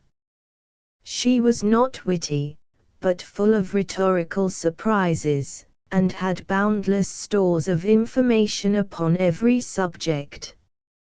People do not like to be instructed, nor do they like to be preached to, even by eloquent lips, and her great conversational powers often made her dreaded rather than admired in general society. While she was in Germany, Goethe, who must be allowed the capability of appreciating her, was wont to run away from her whenever he could, and bore up under her eloquence with rather an ill grace when he could not escape it. Schiller also, in whom she much delighted, was ungallant enough to dislike her extremely. On the contrary, Talleyrand and many other famous Frenchmen seemed never to weary of her, and have handed down the tradition of her wonderful eloquence to a later generation. It is probable that her excessive vivacity was more pleasing to the French mind than to that of the English and Germans, and her lack of repose did not weary them to the same extent. She retained her friends to the end of her life, and they were the source of her greatest satisfaction. She was loyal and devoted in the extreme to all whom she favored with her friendship, and all such loved her with deep affection. Indeed, it may be said that human nature was the only thing which much interested her. She had no love for nature, and would scarcely take the trouble to see the Alps when in Switzerland, and said that if she were left to her own feelings she would not open her window to see the Bay of Naples for the first time, but that she would travel 500 leagues at any time to see a great man she had not met before. She cared little for art, and not much for literature as such, though she had a passion for ideas. Her ideal life was a life of intellectual excitement, constant intercourse with minds of her own order. The improvisations of Corinne give one a little idea what her conversation was like. Still, she has been quoted as saying that she would have exchanged all her talent for the one gift of beauty which was denied her. In the life of William Cullen Bryant we find the following passage relating to Madame de Staël, occurring in one of his letters. It gives the last glimpse that we get of the close of her career, and is interesting also as showing his estimate of a great but faulty woman. He says, "What a life! Passionate, for she was brought up not to control her passions, almost always unhappy, marrying an old man whom she did not care for, after being twice refused by young men whom she did love, and to whom she offered herself, if not formally yet in a manner not to be misunderstood, forming, after her marriage, intimate relations with Benjamin Constant, to her father's great grief, and when he deserted her, marrying, after her husband's death, a half-dead Italian named Rocca, and finally wearing out her life by opium eating." This marriage with Albert Jean Michel de Rocca took place at Geneva, and was for a time concealed from the world, causing some scandal. But her children and intimate friends knew of it, although much opposed to it. Rocca was a young Italian officer, just returned from the war in Spain, with a dangerous wound. He was of a poetic temperament and exceedingly romantic, and fell violently in love with Madame de Staël, although she was 45 years old and he but 23. During the years of her first marriage she used to say that she would force her own daughter to marry for love if that were necessary, and it is supposed that at last she herself made a marriage of real affection. Despite the disparity of their years, they seemed to be really happy in this marriage, and her friends were at last reconciled to it. But her newfound happiness was of short duration, she being but 50 years old at the time of her death. William Wordsworth. Mr. Swinburne quotes the following passage from a description given by one of the daily papers of a certain murderer who at the time was attracting great attention in London. He has great taste for poetry, can recite long passages from popular poets, Byron's denunciations of the pleasures of the world having for him great attraction as a description of his own experiences. Wordsworth is his favorite poet. He confesses himself a villain. At this day the two latter facts will not necessarily be supposed to have any logical connection, but there was a time when the violence of the opponents of Wordsworth's claim to be a poet might have suggested the most intimate relation between these two statements. For many years he was looked upon as an inspired idiot by a large part of the reading world, and his place in literature has not been definitely settled to this day. Such extravagant claims have always been made for him by his friends that they have called forth just as extravagant denunciations from those who do not admire his works, and violent controversies arise concerning his merits among first-class scholars and critics. It is always noticeable, however, in these discussions that his panegyrists always quote his best efforts, those sublime passages to which no one denies transcendent merit, and that his opponents never get much beyond Peter Bell and other trivialities and absurdities, which his best friends must admit that he wrote in great numbers. That his best work ranks next to Shakespeare, Milton, and Shelley, can scarcely be doubted by any true lover of poetry, and he certainly has the right to be judged by his best, rather than by his inferior work. Wordsworth was born in 1770, in Cumberland, and received his early education there, being noted for his excellence in classical studies and for his thoughtful disposition. He graduated from St. John's College, Cambridge, and immediately after began his literary labours, which were continued through a long and most industrious life. In 1803 he married Miss Mary Hutchinson of Penrith, and settled at Grasmere, in Westmoreland, where he passed the remainder of his life, and where he lies buried in the little churchyard where so many of his family had preceded him. He helped to make the Lake District famous the world over, and himself never wearied of its charms. He was preeminently the poet of nature, and it was from the unrivaled scenery of this part of England that he caught much of his inspiration. Mrs. Wordsworth, who was as fond of it as her husband, used to say in extreme old age, that the worst of living in the lake region was that it made one unwilling to die when the time came. The poet's marriage was an eminently happy one, although Miss Martineau hints that it was not first love on his part, but that the lines, "She was a phantom of delight," so often quoted as relating to Mrs. Wordsworth, were really meant to indicate another person who had occupied his thoughts at an early day.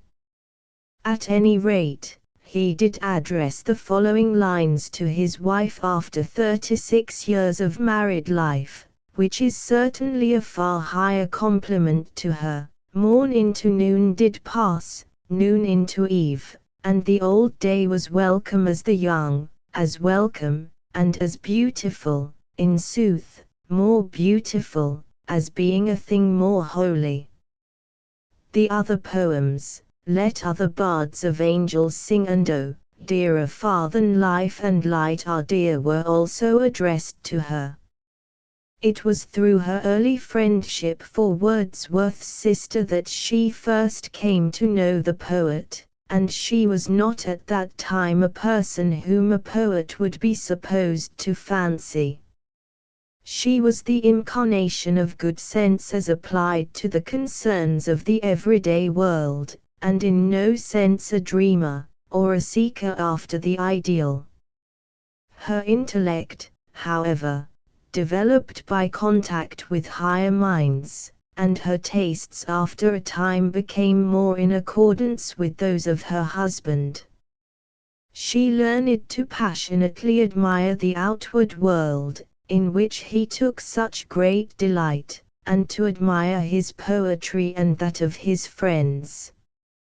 She was of a kindly, cheery, generous nature, very unselfish in her dealings with her family, and highly beloved by her friends.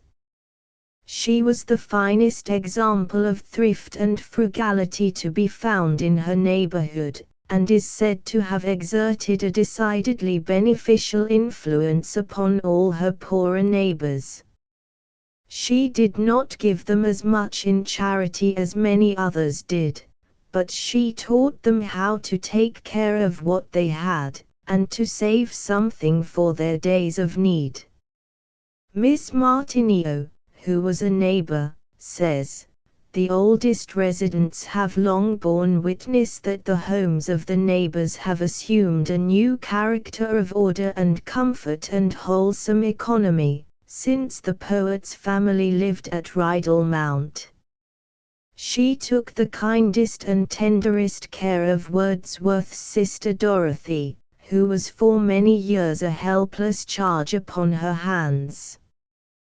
This sister had ruined her health, and finally dethroned her reason, by trying to accompany her brother on his long and tiresome rambles among the lakes and up the mountains. She has been known to walk with him 40 miles in a single day. Many English women are famous walkers, but her record is beyond them all. Such excessive exercise is bad for a man, as was proved in the case of Dickens, who doubtless injured himself much by such long pedestrian trips after brain labor, but no woman can endure such a strain as this, and the adoring sister not only failed to be a companion to her idolized brother, but became a care and burden for many years. She lies now by her brother's side in the crowded little churchyard, and doubtless the sweet bells jangled are in tune again. A lovely group of children filled the Wordsworth home, some of whom died in childhood, but one daughter and 2 sons lived, as loving companions for their parents, until near the end of the poet's life, when the daughter Dora preceded him a little into the silent land. Wordsworth was utterly inconsolable for her loss, and used to spend the long winter evenings in tears, week after week, and month after month. Mrs. Wordsworth was much braver than he, and bore her own burdens calmly, while trying to cheer his exaggerated gloom. He was old and broken at this time, and never recovered from the shock of his daughter's death. Mrs. Wordsworth survived him for several years, being over 90 at the time of her death, and having long been deaf and blind. But she was very cheerful and active to the last, and not unwilling to live on, even with her darkened vision. The devotion of the old poet to his wife was very touching, and she who had idolized him in life was never weary of recounting his virtues when he was gone. The character of Wordsworth is getting to be understood as we recede from the prejudices of the time in which he lived, and begins to assume something like a consistent whole, compared to the contradictions which at one time seemed to be inherent in it. He says of his own childhood, "I was of a stiff, moody, and violent temper, so much so that I remember going once into the attic of my grandfather's house at Penrith, upon some indignity having been put upon me, with an intention of destroying myself with one of the foils which I knew were kept there.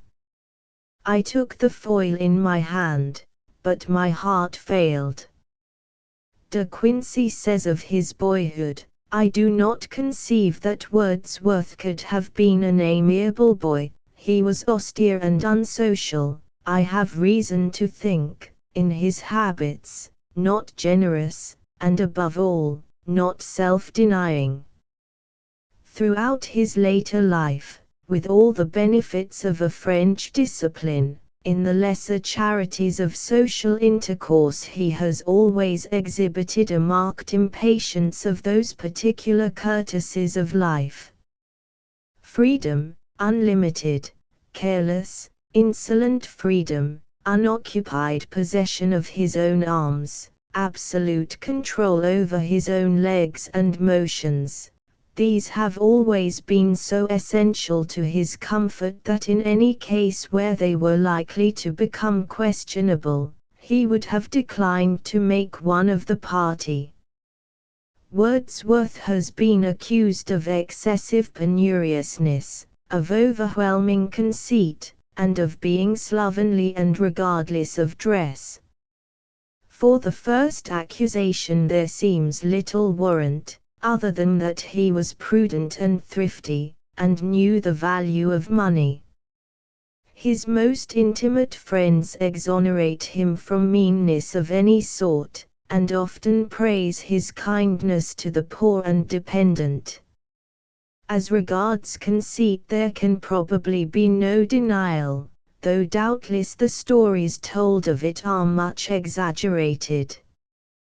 He is said never to have read any poetry but his own, and to have been exceedingly ill-natured and contemptuous in his estimate of his contemporaries.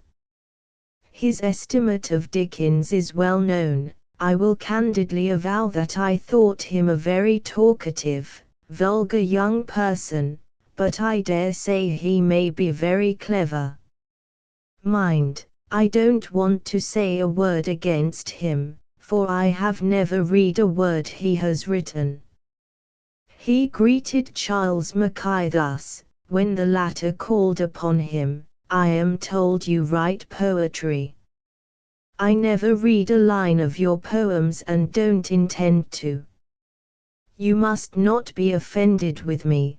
The truth is, I never read anybody's poetry but my own." Even James T. Fields, whose opinion of the poet was high, remarks, "I thought he did not praise easily those whose names are indissolubly connected with his own in the history of literature. It was languid praise, at least, and I observed that he hesitated for mild terms which he could apply to names almost as great as his own." Carlyle testifies on the same point. "One evening, probably about this time, I got him upon the subject of great poets, who I thought might be admirable equally to us both, but was rather mistaken, as I gradually found.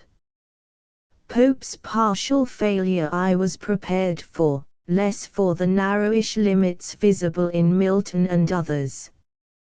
I tried him with Burns, of whom he had sung tender recognition, but Burns also turned out to be a limited, inferior creature. Any genius he had a theme for one's pathos rather. Even Shakespeare himself had his blind sides, his limitations. Gradually it became apparent to me that of Transcendent Unlimited, there was to this critic probably but one specimen known, Wordsworth. As regards eccentricities of dress, we will give but a single testimony. William Jordan says, on his visits to town the recluse of Rydal Mount was quite a different creature. To me it was demonstrated, by his conduct under every circumstance, that De Quincey had done him gross injustice in the character he loosely threw upon him in public, namely, that he was not generous or self-denying, and that he was slovenly and regardless in dress. I must protest that there was no warrant for this caricature, but on the contrary, that it bore no feature of resemblance to the slight degree of eccentricity discoverable in Cumberland, and was utterly contradicted by the life in London. In the mixed society of the great Babylon, Mr. Wordsworth was facile and courteous, dressed like a gentleman, and with his tall commanding figure no mean type of the superior order, well trained by education, and accustomed to good manners. Shall I reveal that he was often sportive, and could even go the length of strong expressions, in the off-hand mirth of his observations and criticisms?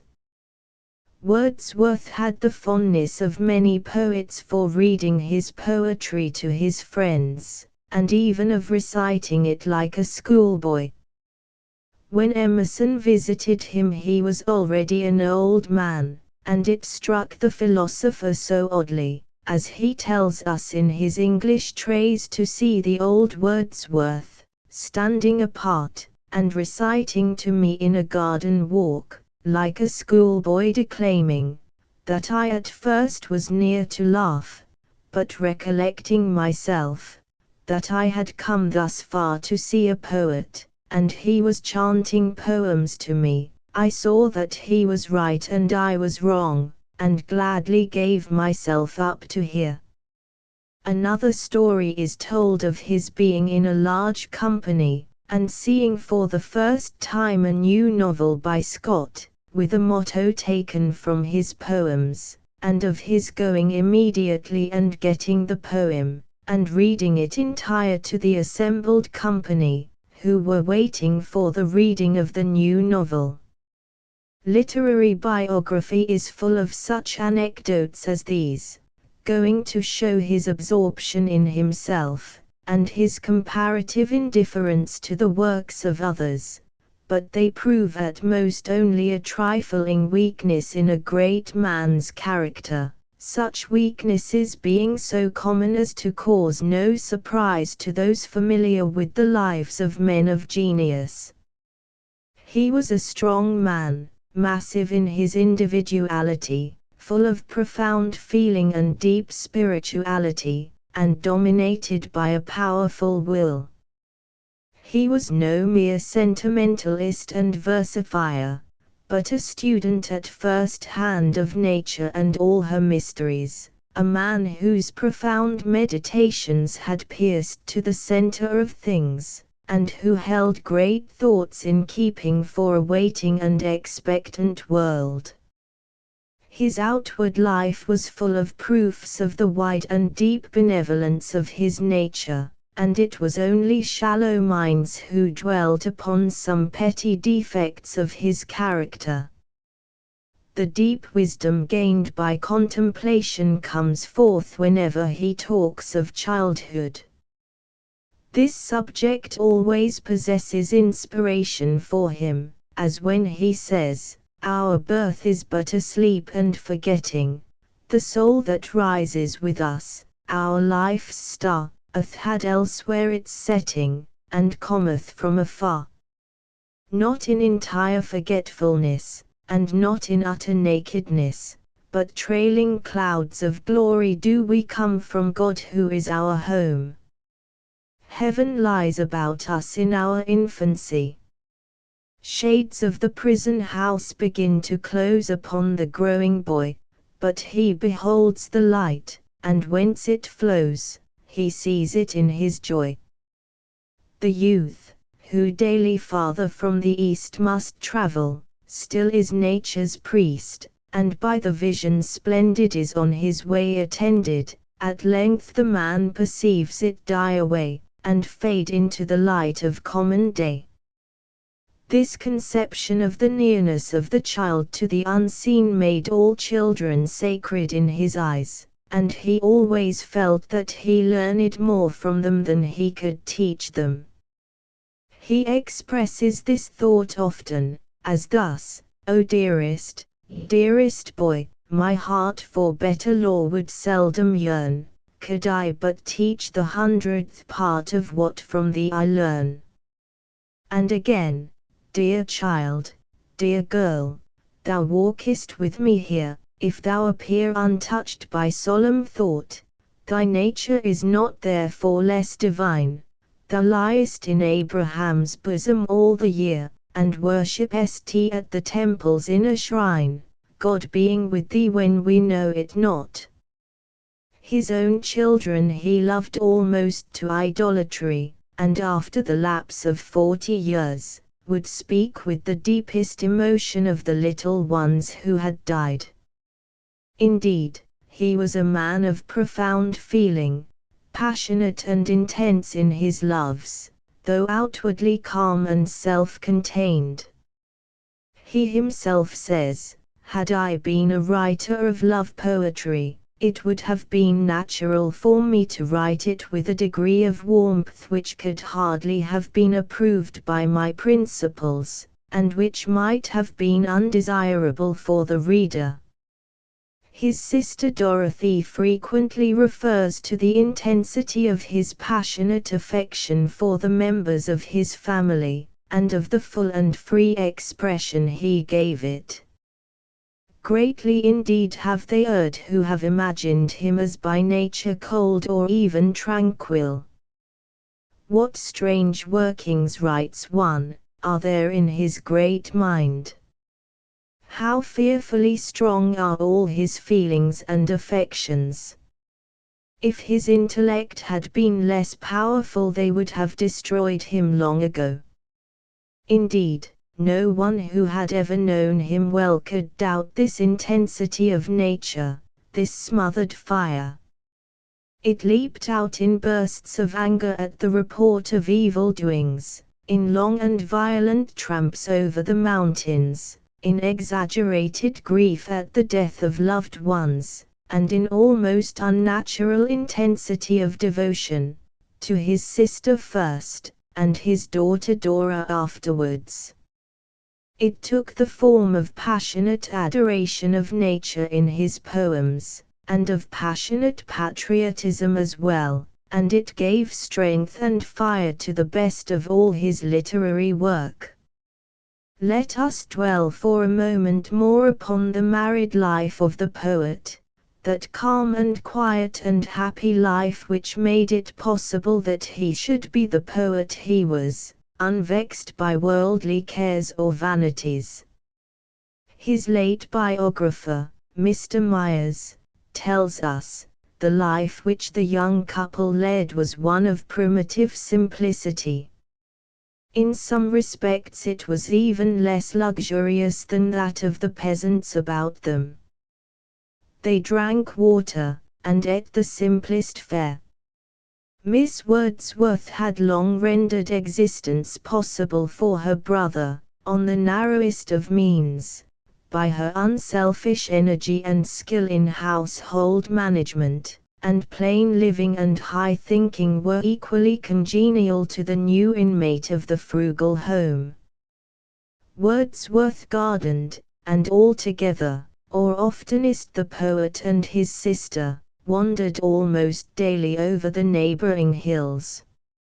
Narrow means did not prevent them from offering a generous welcome to their few friends, especially Coleridge and his family, who repeatedly stayed for months under Wordsworth's roof.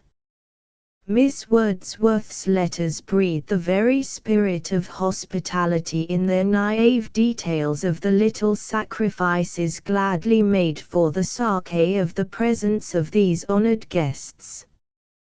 But for the most part the life was solitary and uneventful. Books they had few, neighbors none, and their dependence was almost entirely upon external nature. The cottage in which they lived was very small, but they covered it with roses and honeysuckles, and had a little garden around it. Inside, all was the perfection of simplicity, but the soul of neatness and thrift pervaded everything, and love glorified it all. They had a little boat upon the lake, and rowing and walking were their pleasures. They lived in this simple fashion that the poet might pursue his high vocation, and not be put into the treadmill of any steady work. In after years, through bequests from friends and a pension from government, they were made more prosperous, and their declining years were cheered by an assured abundance. Rydal Mount has been described so often that it is familiar to most readers. The house stands looking southward, on the rocky side of Nabscar above Rydal Lake. The garden is terraced, and was full of flowering alleys in the poet's time. There was a tall ash tree in which the thrushes always sung, and a laburnum in which the osier cage of the doves was hung. There were stone steps, in which poppies and wild geraniums filled the interstices, and rustic seats here and there, where they all sat all day during the pleasant weather. The poet spent very little time indoors. He lived constantly in the open air, composing all his poems there, and committing them to paper afterwards.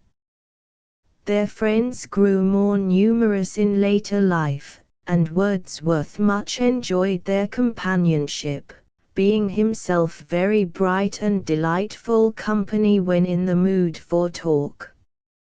Here that strange being, Thomas de Quincey, came and lived, purposely to be near the poet. Coleridge was always at call. Genial Kit North paid loyal court to the great man from the first, and loving and gentle Charles Lamb came at times, sadly missing the town, and almost afraid of the mountains. Here Dr. Arnold of Rugby came often from Foxhowe, his own house in the neighbourhood.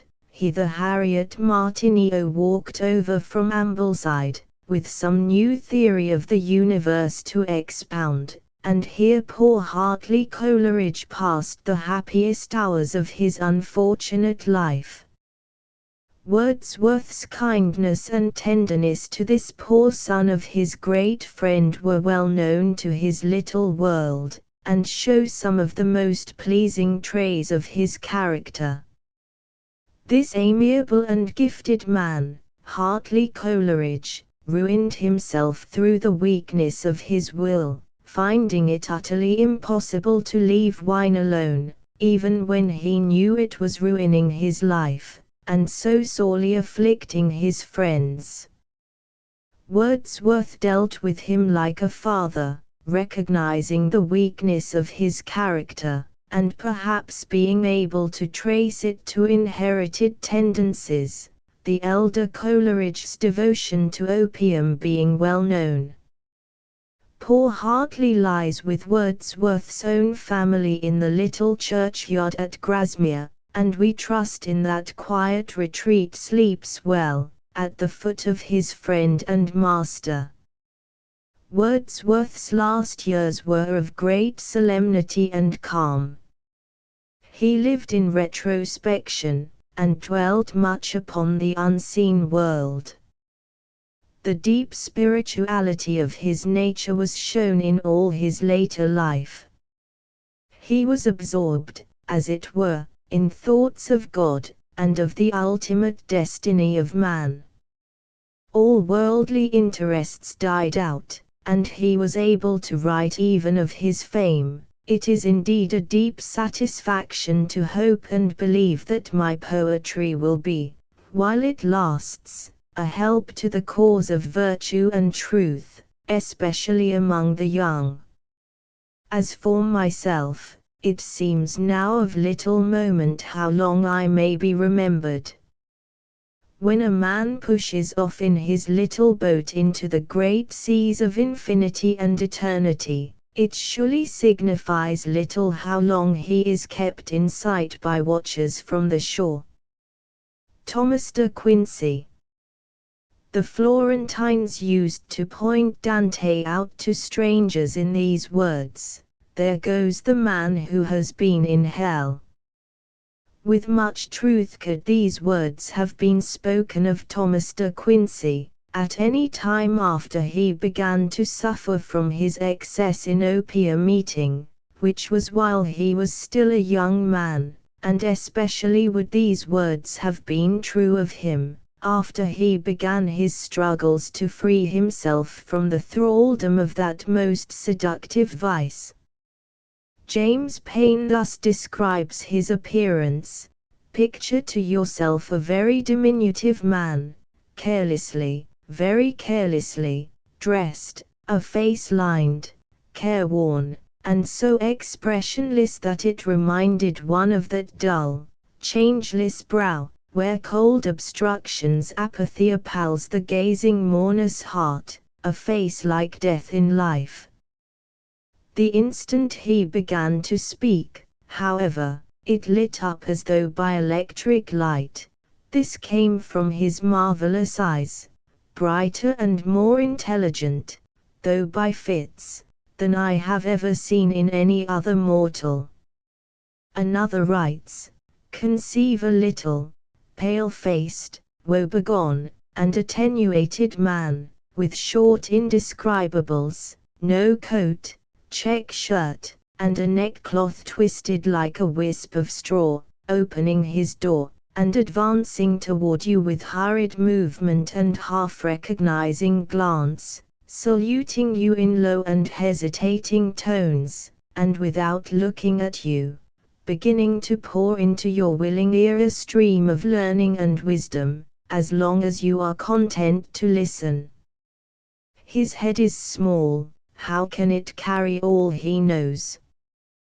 His brow is singular in shape, but not particularly large or prominent, where has nature expressed his majestic intellect?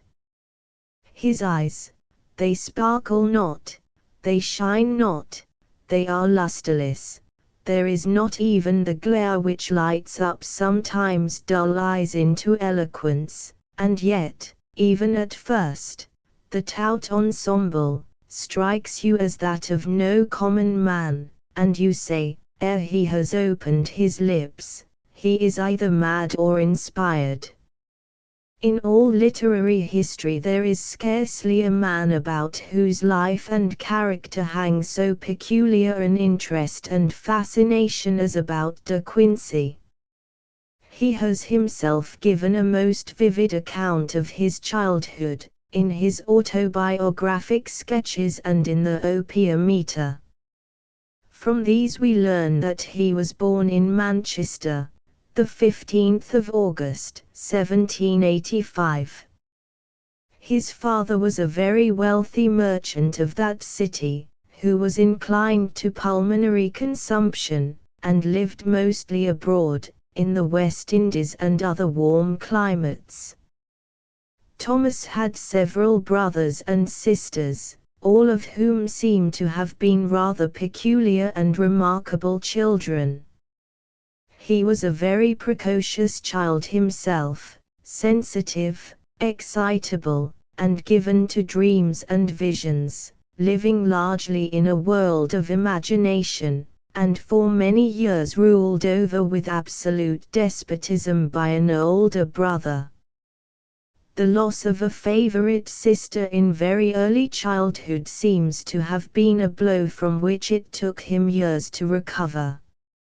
He writes of it thus: inevitable sometimes it is, in solitude, that this should happen to minds morbidly meditative, that when we stretch out our arms in darkness, vainly striving to draw back the sweet faces that have vanished, slowly arises a new stratagem of grief, and we say, be it that they no more come back to us, yet what hinders but we should go to them? Perilous is that crisis for the young.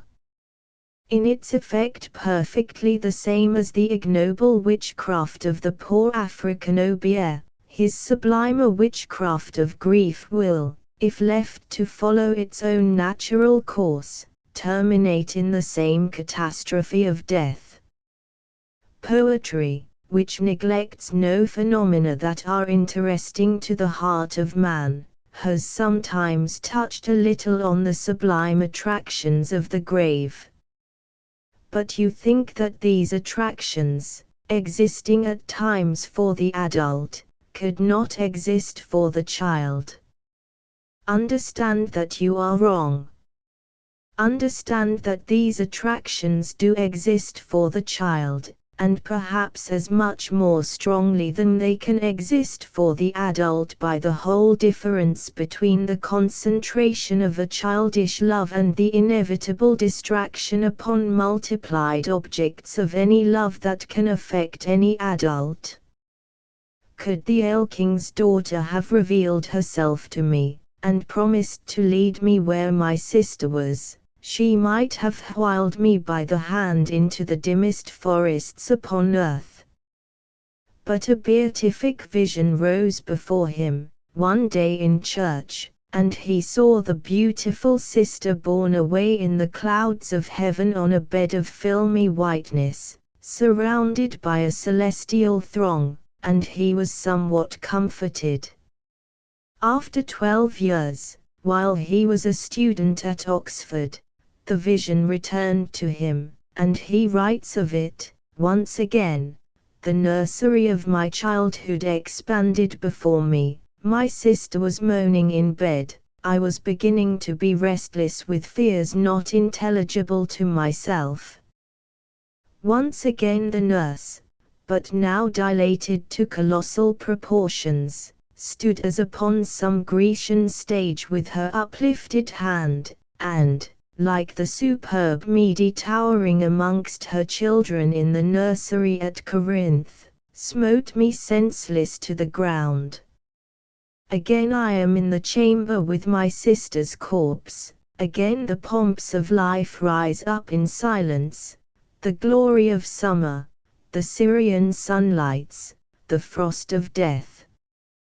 Dream forms itself mysteriously within dream. Within these Oxford dreams remoulds itself continually the trance in my sister's chamber, the blue heavens, the everlasting vault, the soaring billows, the throne steeped in the thought, but not the sight, of who might sit thereon, the flight, the pursuit, the irrecoverable steps of my return to earth. Once more the funeral procession gathers. The priest, in his white surplice, stands waiting with a book by the side of an open grave. The sacristan is waiting with his shovel. The coffin has sunk, the dust to dust has descended. Again I was in the church on a heavenly Sunday morning. The golden sunlight of God slept amongst the heads of his apostles, his martyrs, his saints, the fragment from the litany, the fragment from the clouds, awoke again the lawny beds that went up to scale the heavens, awoke again the shadowy arms that moved downward to meet them. Once again arose the swell of the anthem, the burst of the Hallelujah chorus, the storm, the trampling movement of the choral passion, the agitation of my own trembling sympathy, the tumult of the choir, the wrath of the organ. Once more I, that wallowed in the dust, became he that rose up to the clouds. And now all was bound up into unity. The first state and the last were melted into each other as in some sunny, glorifying haze. For high in heaven hovered a gleaming host of faces, veiled with wings, around the pillows of the dying children. And such beings sympathize equally with sorrow that grovels and with sorrow that soars. Such beings pity alike the children that are languishing in death, and the children that live only to languish in tears. This extract is important as showing that when a mere child, knowing nothing of the fatal drug, he had visions similar to those which filled his after years. At Oxford he had begun the use of opium, but his first vision was a repetition of one of his childish years, and it leads us to infer that his own vivid imagination bore an important part in the brilliant dreams which followed his taking of opium. No person of ordinary mind could induce those gorgeous and bewildering dreams by its use. In his case the drug acted upon a mind fitted to see visions and dream dreams even without its use, and the result was that gorgeous and bewildering phantasmagoria which he so eloquently describes. The causes of his first indulging in opium may be briefly glanced at here. At 17, he ran away from the school at which he had been placed by his guardians, his father now being dead. He wished to enter college at once, and it appears was well prepared to do so, and had made earnest representations to his guardians upon the subject, as he was unhappy where he was, and under a very unsuitable master. But they would not consent. And, like one of his brothers who ran away from school and went to sea, he borrowed a little money and stole quietly away to Wales. The brother had left school, it appears, with good reason, being brutally treated, but in the case of Thomas there seems to have been no complaint of real ill usage. It was simply one of the willful freaks of a precocious and fantastic boy. He wandered in Wales for a few weeks, until his money was nearly spent, and then contrived to get to London, where he suffered the cruelest pangs of poverty, although he was a young gentleman of independent fortune. It is difficult for a matter-of-fact and well-balanced mind to conceive of an experience just like that of De Quincey. Why he should have allowed himself to starve rather than communicate with his friends, we are not told. It could scarcely have been pride, for he accepted help even from strangers when it was offered, and why he did not seek some of the friends of his family in the city we are not informed, but such was the fact. He tells the story thus: "And now began the later and fiercer stage of my long sufferings, without using a disproportionate expression, I might say of my agony. For I now suffered for upwards of 16 weeks the physical anguish of hunger in various degrees of intensity, but as bitter, perhaps, as ever any human being can have suffered who has survived it. I would not needlessly harass my readers' feelings by a detail of all that I endured, for extremities such as these, under any circumstances of heaviest misconduct or guilt, cannot be contemplated, even in description, without a rueful pity that is painful to the natural goodness of the human heart. Let it suffice to say that a few fragments of bread from the breakfast table of one individual, and these at uncertain intervals, constituted my whole support. I was houseless, and seldom slept under a roof. After a time, however, he slept in an unoccupied house, or unoccupied save by a child of 10 years, as forlorn as himself. She slept here, and was much tormented by the fear of ghosts. She hailed his advent with great pleasure as a protection from supernatural visitants, and when the weather became cold, he used to hold her in his arms that she might gain the additional comfort of a little warmth. He says they lay upon the floor with a bundle of cursed law papers for a pillow, and no covering save an old cloak. He slept only from exhaustion, and could hear himself moaning in his sleep, but his little companion, relieved of fear, and perhaps a little better fed than he, slept soundly and well at all times. He learned to love the poor child as his partner in wretchedness. He made also one other friend, a girl of the streets, named Anne, who was kind to him, and whom he remembered with gratitude to the end of his life. He says of her, "This person was a young woman, and one of that unhappy class who subsist upon the wages of prostitution. Yet, no. Let me not class thee, O noble-minded Anne, with that order of women. Let me find, if it be possible, some gentler name to designate the condition of her to whose bounty and compassion, ministering to my necessities when all the world had forsaken me, I owe it that I am at this time alive. She was not as old as myself. O youthful benefactress!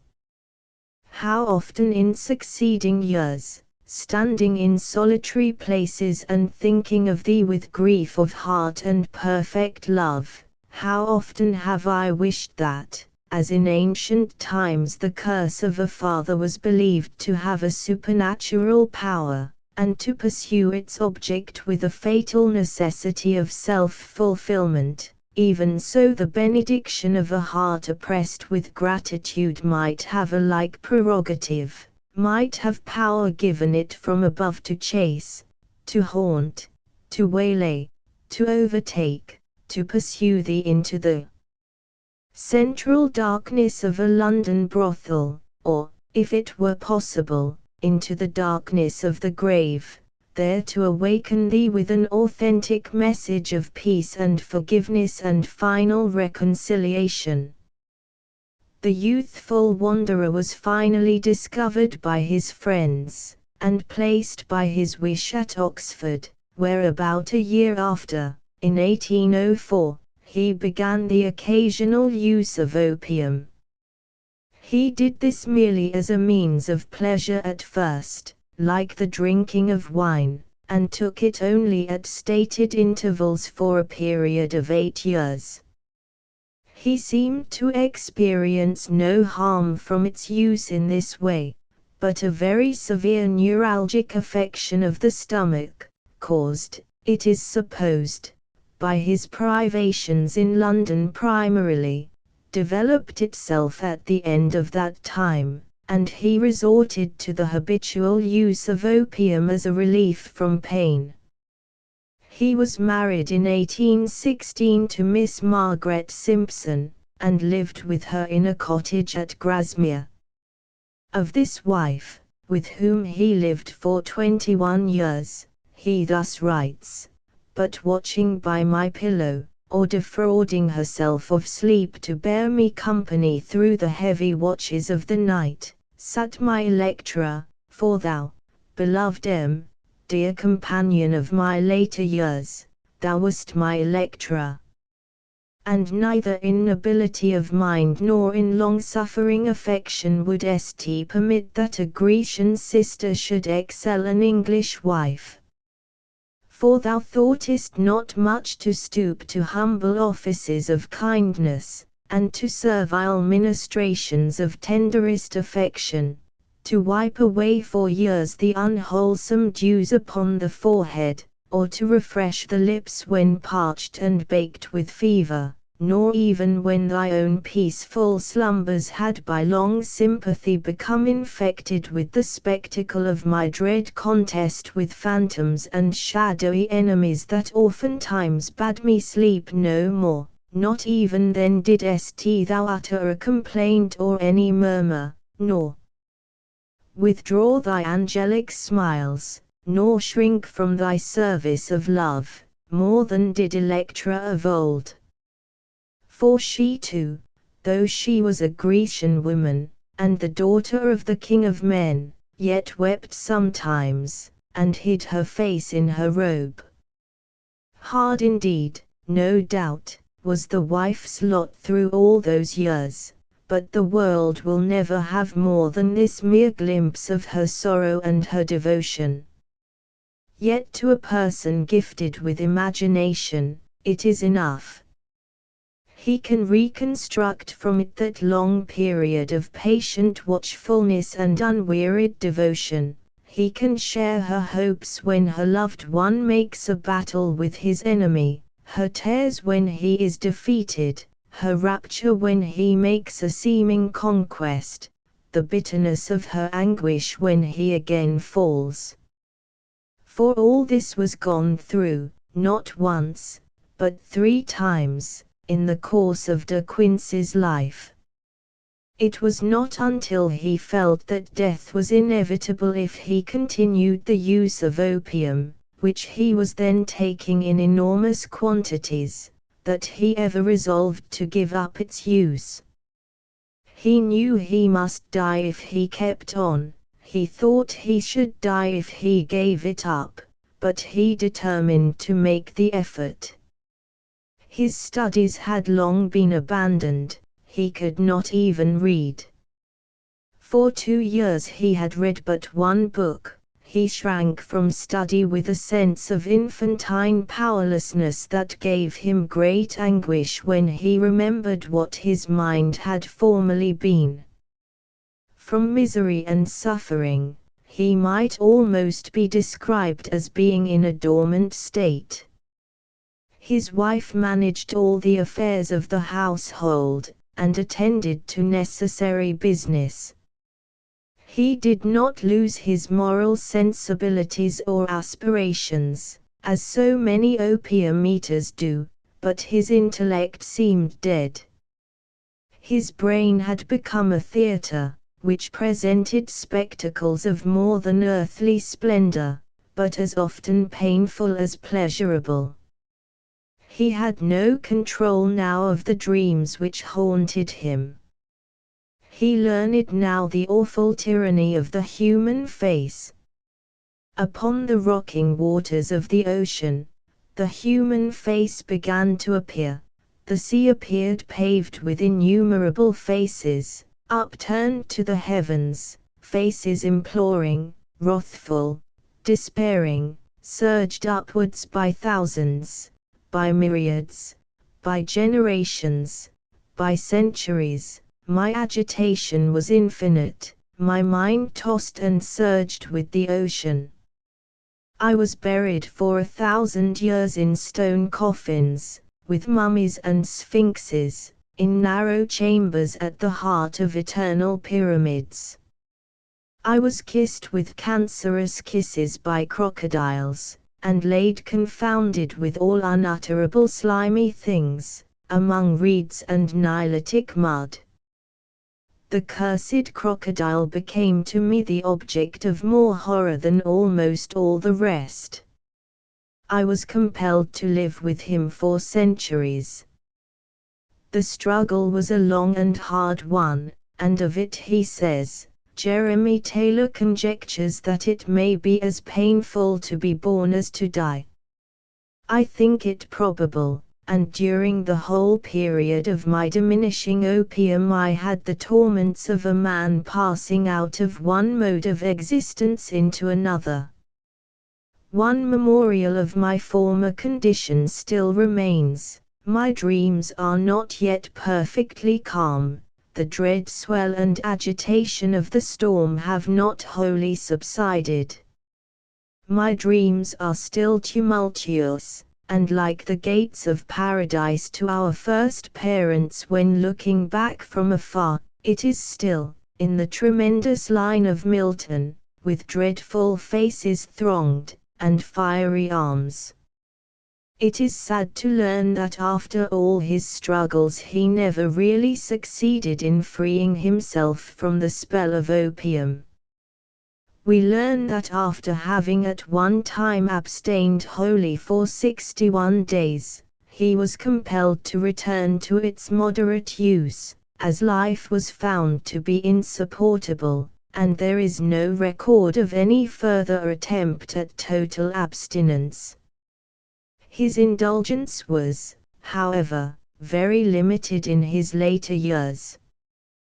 Weakly as he was, and with a stomach which could digest but the smallest quantity of food, he lived in tolerable health until he was 74 years old. His wife died over 20 years before he passed away, and his daughters made a home for him during that time, and cared for him, as his wife had done. He could never be trusted with any practical matters whatever. He had a nervous horror of handling money, and would give away banknotes to get them out of his way. He was very generous when young, and gave Coleridge £300 at one time, insisting upon making it 500, which was not allowed. He never had a friend who was not welcome to his purse.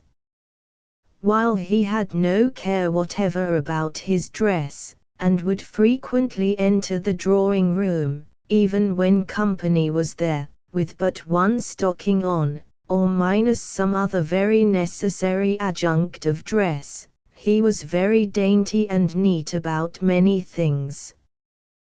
The greasy, crumpled, Scotch £1 notes annoyed him.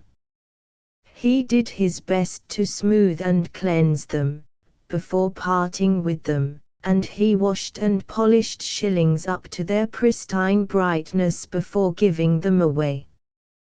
He used to complain of Wordsworth, because of a lack of neatness, and describes somewhere his agony at seeing the old poet cut the leaves of a new book with a knife taken from the supper table, where buttered toast had been eaten. Coleridge was also distressed over Wordsworth's treatment of books, and says that one would as soon trust a bear in a tulip garden as Wordsworth in a library. De Quincey was a very charming companion and a most brilliant talker. He says of himself and Lamb, that they both had a childish love of nonsense, headlong nonsense.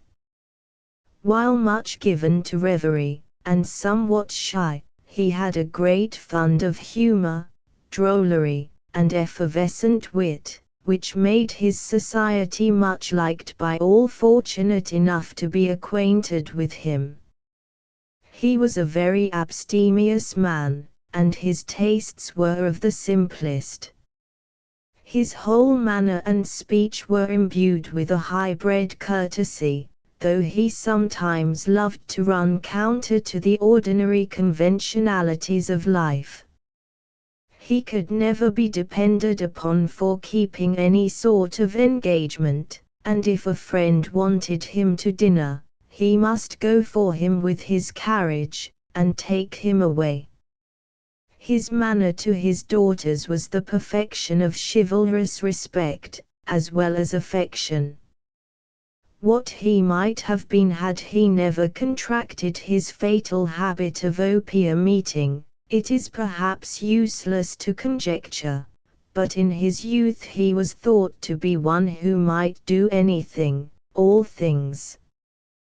What he really did do, of permanent value, is very little compared to the expectations of his friends. Blameless as was his life in every other respect, the pity of this weakness seems infinitely great, and we mourn over his lot with the same unavailing sorrow with which we weep over the graves of other men of great gifts, but some fatal defect of will, which allows them to be bound and held captive all their lives in the chains of some darling vice. Mingled with the rosemary of our remembrance for such, must be the fennel and the rue. Decoration Walter Scott. Day set on Norham's castled steep, and Tweed's fair river, broad and deep, and Cheviot's mountains lone. The battled towers, the donjon keep, the loophole grates, where captives weep, the flanking walls that round it sweep, in yellow lustre shone. The warriors on the turrets high, moving athwart the evening sky, seemed forms of giant height, their armor, as it caught the rays, flashed back again the western blaze, in lines of dazzling light. Who does not remember the ring of the opening lines of Marmion, pronounced by Horace Greeley to be the finest verse of descriptive writing in the language? How often were they declaimed from the school rostrums in the days, dear reader, when you and I were young? What do schoolboys and girls declaim now, we wonder, equal to the selections from Scott, which formed the greatest part of our stock in trade? Have Marmion and the Lady of the Lake and the immortal lay been superseded by the trivialities and inanities of modern poetasters? Or do the good old lines still hold their own? Does the orator of the class still rise and electrify the whole school, as in the former days, by drawing his cloak around him, like the noble Douglas, and declaring, "My manors, halls, and bowers shall still be open to my sovereign's will, to each one whom he lists, howe'er unmeet to be the owner's peer. My castles are my king's alone, from turret to foundation stone, the hand of Douglas is his own, and never shall in friendly grasp the hand of such as Marmion clasp. And is the whole school lost in breathless admiration still as he continues, burned Marmion's swarthy cheek like fire, and shook his very frame for ire, and, "This to me," he said, "an 'twere not for thy hoary beard, such hand as Marmion's had not spared to cleave the Douglas head." We wonder does the minstrel come once more to view the eastern ridge of Benvenue, and if he still sees the dagger crest of March, still sees the Murray's silver star wave o'er the cloud of Saxon war, that up the lake comes winding far.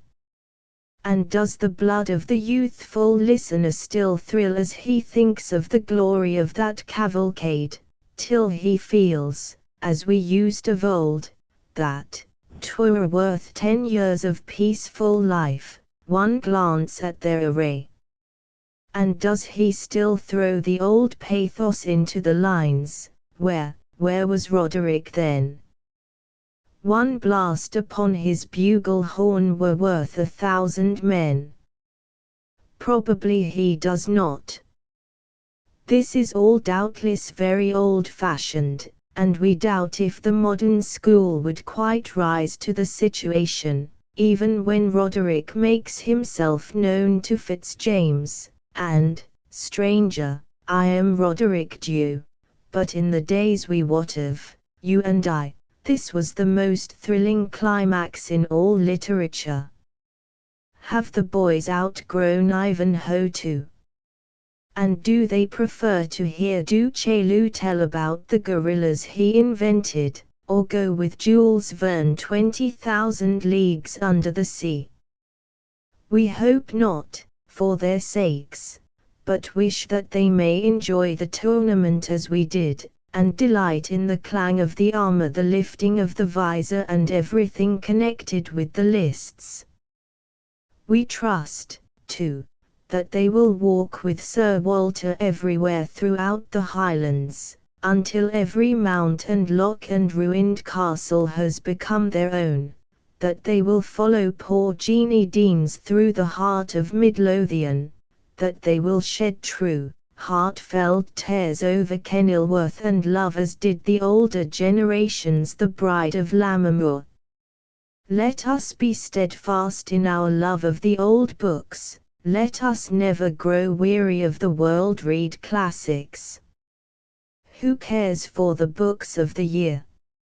Next 12-month we shall not know whether we have read them or not, but what a fadeless possession is the memory of one of the world books. Life is too brief to be spent upon ephemera. Let us go back from our wanderings in the wilderness of new books, and draw nearer to the wells of English undefiled. To this end let us study this man than his brethren taller and fairer, this kingly Sir Walter of the ancient line. He says that every Scotchman has a pedigree. It is a national prerogative, as inalienable as his pride and his poverty. Sir Walter's pedigree was gentle, he being connected, though remotely, with ancient families upon both sides of the house. He was lineally descended from Old Wat, an ancient chieftain whose name he often made ring in border ballads. He was one of 12 children, and was not specially distinguished through childhood, though, being lame, he got much comfort from books. He took the usual amount of Latin, but obstinately rebelled at the Greek, and even in his college days would have none of it. He was distinguished there by the name of the Greek blockhead, and even his excellent professor was betrayed into saying that dunce he was and dunce he would remain, an opinion, says Scott, which my excellent and learned friend lived to revoke over a bottle of Burgundy after I had achieved some literary distinction.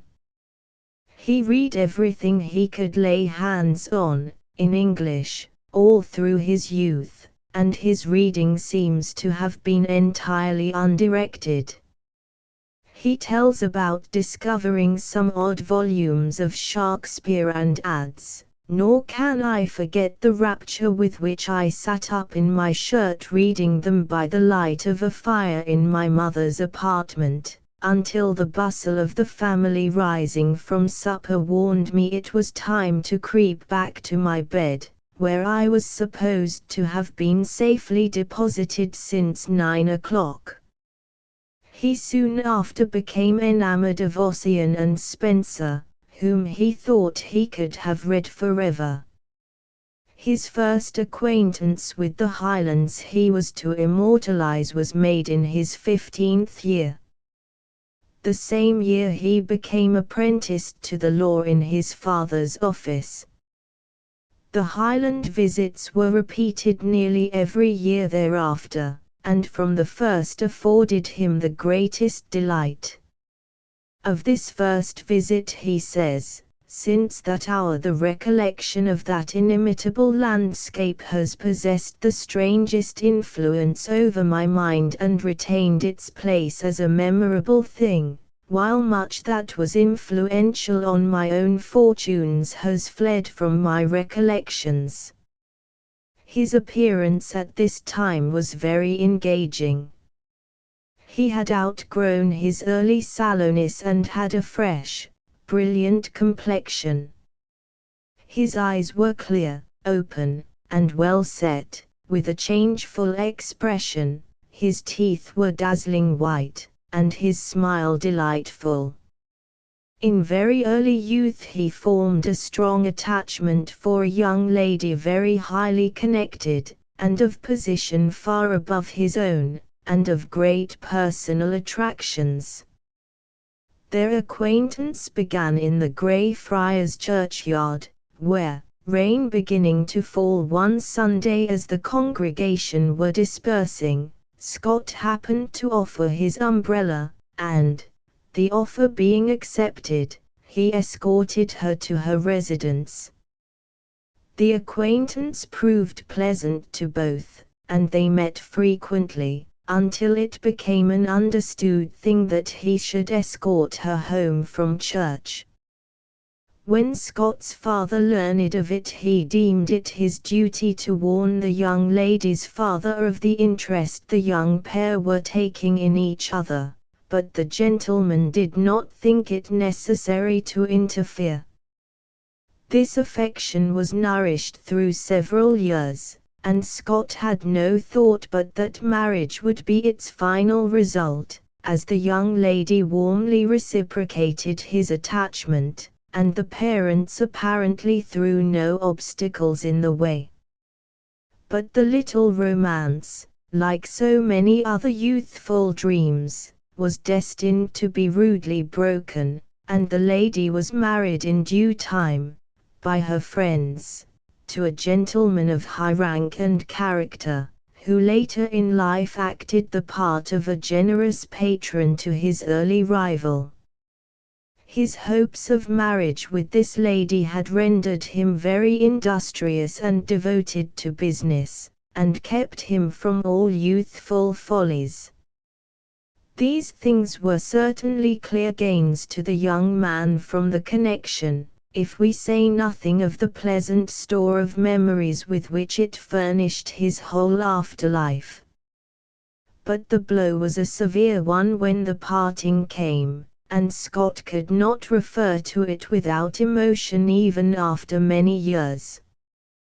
But he was still quite young, not over 25 years of age, and he soon saw a lady in whom he grew much interested. Riding, Lockhart tells us, one day with Ferguson, they met, some miles from Gulsland, a young lady taking the air on horseback, whom neither of them had previously remarked, and whose appearance instantly struck them both so much they kept her in view until they had satisfied themselves that she also was one of the party at Gulsland. The same evening there was a ball, at which Captain Scott appeared in regimentals, and Ferguson also thought proper to be equipped in the uniform of the Edinburgh Volunteers. There was no little rivalry among the young travellers as to who should first get presented to the unknown beauty of the morning's ride, but though both the gentlemen in scarlet had the advantage of being her dancing partners, young Walter succeeded in handing the fair stranger to supper, and such was his first introduction to Charlotte Margaret Carpenter. She was very beautiful, a complexion of clearest and lightest olive, eyes large, deep-set, and dazzling, of the finest Italian brown, and a profusion of black hair. Her manners had the well-bred reserve of an Englishwoman, and something of the coquetry of the French from whom she was descended. She spoke with a slight accent, and with much vivacity. Madame Charpentier had made her escape to England during the Revolution, her husband having been a devoted royalist and government officer, and she had brought up her children as Protestants. No lovelier vision than that of Margaret had ever dazzled the eyes of our young hero, and he became her devoted cavalier at once. He thus describes her to his mother when announcing his engagement, without flying into raptures, "For I must assure you that my judgment as well as my affections are consulted upon this occasion," without flying into raptures, then, "I may safely assure you that her temper is sweet and cheerful, her understanding good, and, what I know will give you pleasure, her principles of religion very serious. Her fortune is £500 a year." These are a few extracts from Miss Carpenter's letters. Before I conclude this famous epistle I will give you a little hint, that is, not to put so many musts in your letters, it is beginning rather too soon. And another thing is that I take the liberty not to mind them much, but I expect you to mind me. You must take care of yourself, you must think of me and believe me yours sincerely. I am very glad that you don't give up the cavalry, as I love anything that is stylish. Don't forget to find a stand for the old carriage, as I shall like to keep it in case we have to go a journey. It will do very well until we can keep our carriage. What an idea of yours was that to mention where you wish to have your bones laid. If you were married I should think you had tired of me.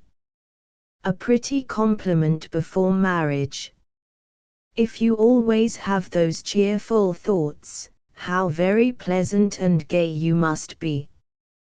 Adieu, my dearest friend. Take care of yourself if you love me, as I have no wish that you should visit that beautiful and romantic scene, the burial place.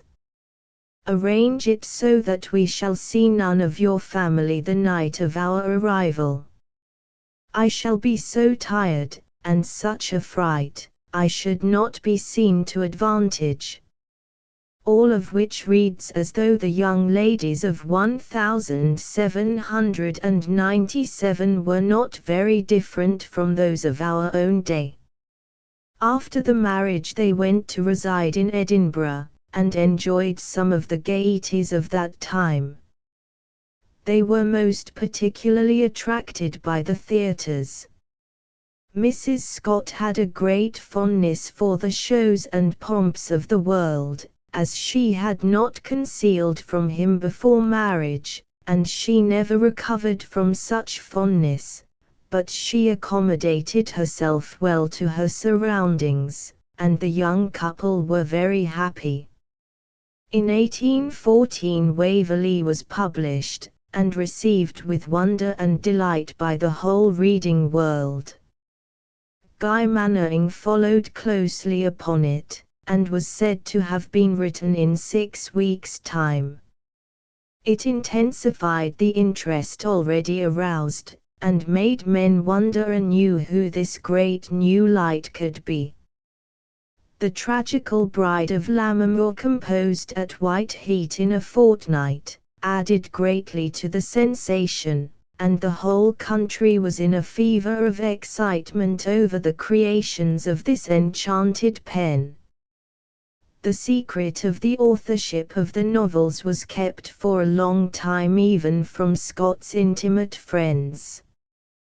During the great success of these works, Scott began the building of his house at Abbotsford, and put into the vast and imposing structure so much money that he became very much embarrassed in his finances, and the serious troubles of his life began. The extravagance of his outlay upon his estate, together with liabilities he had assumed for others, led finally to financial ruin, to overwork, and probably to premature death. Let us make a few extracts from his diary written when these misfortunes were fresh upon him. What a life mine has been! Half-educated, almost wholly neglected or left to myself, stuffing my head with most nonsensical trash, and undervalued by the most of my companions for a time, getting forward, and held to be a bold and clever fellow, contrary to the opinion of all who had held me a mere dreamer, broken-hearted for 2 years, my heart handsomely pieced again, but the crack will remain till my dying day. Rich and poor 4 or 5 times, once on the verge of ruin, yet opened a new source of wealth almost overflowing. Now to be broken in my pitch of pride and nearly winged, unless good news should come, because London chooses to be in an uproar, and in the tumult of bulls and bears a poor, inoffensive lion like myself is pushed to the wall. Nobody in the end can lose a penny by me, that is one comfort. I have the satisfaction to recollect that my prosperity has been of advantage to many, and to hope that some at least will forgive my transient wealth on account of the innocence of my intentions, and my real wish to do good to the poor. How could I tread my hall again with such a diminished crest? How live a poor, indebted man, where I was once the wealthy, the honored? I was to have gone there Saturday in joy and prosperity to receive my friends. My dogs will wait for me in vain. It is foolish, but the thoughts of parting from these dumb creatures have moved me more than any of the painful reflections I have put down. Poor things, I must get them kind masters. I must end these gloomy forebodings, or I shall lose the tone of mind with which men should meet distress. I feel my dog's feet on my knees, I hear them whining and seeking me everywhere. I feel neither dishonored nor broken down by the bad, now really bad, news I have received. I have walked my last on the domains I have planted, sat the last time in the halls I have built. But death would have taken them from me if misfortune had spared them. My poor people whom I loved so well. There is just another die to turn up against me in this run of ill luck, that is, if I should break my magic wand in the fall from the elephant, and lose my popularity with my fortune. Read again and for the 3rd time Miss Austen's story of Pride and Prejudice. That young lady has a talent for describing the involvements, the feelings, and characters of ordinary life which is to me the most wonderful I ever met with. The big bow-wow strain I can do myself like any now going, but the exquisite touch which renders ordinary commonplace things interesting is denied to me. Troubles had indeed come thick and fast upon poor Scott, and the heaviest blow was yet to fall. In 1826 Lady Scott was taken from him, and about the same time a number of his old friends. He felt his desolation extremely, but kept up bravely for the most part, and worked prodigiously for many months. There is a grandeur about the way he bore his misfortunes which casts into shade all that was fine in his character during his prosperous years. Most men, even of brave and noble natures, would have been overcome by misfortunes so overwhelming as were his, and would never have thought of extricating themselves. But he seemed to rise to the occasion in a quite unexampled manner, and to fight with the utmost bravery and fortitude to the last. The wound to his affections was, however, very hard to recover from, and he broke more rapidly after Lady Scott's death than ever before. He writes, "A kind of cloud of stupidity hangs about me, as if all were unreal that men seem to be doing and talking about."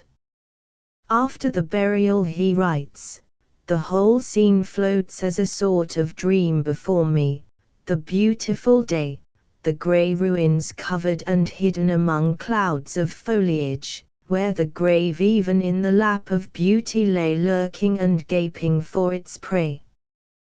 Then the grave looks, the hasty, important bustle of the men with spades and mattocks, the train of carriages, the coffin containing the creature that was so long the dearest on earth to me, and whom I was to consign to the very spot which in pleasure parties we so frequently visited.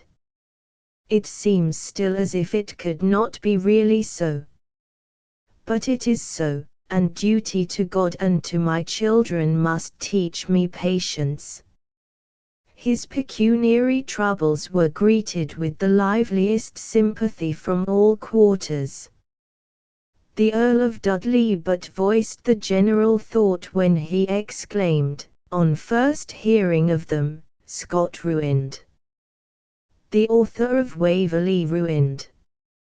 Good God!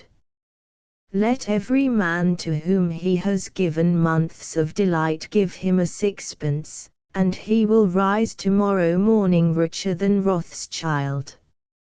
When, after a time, he rallied and went on a journey to London, the deep sympathy with which he was received, and the kindness of all with whom he associated, cheered his heart a great deal, and he went back to his unparalleled labours quite refreshed.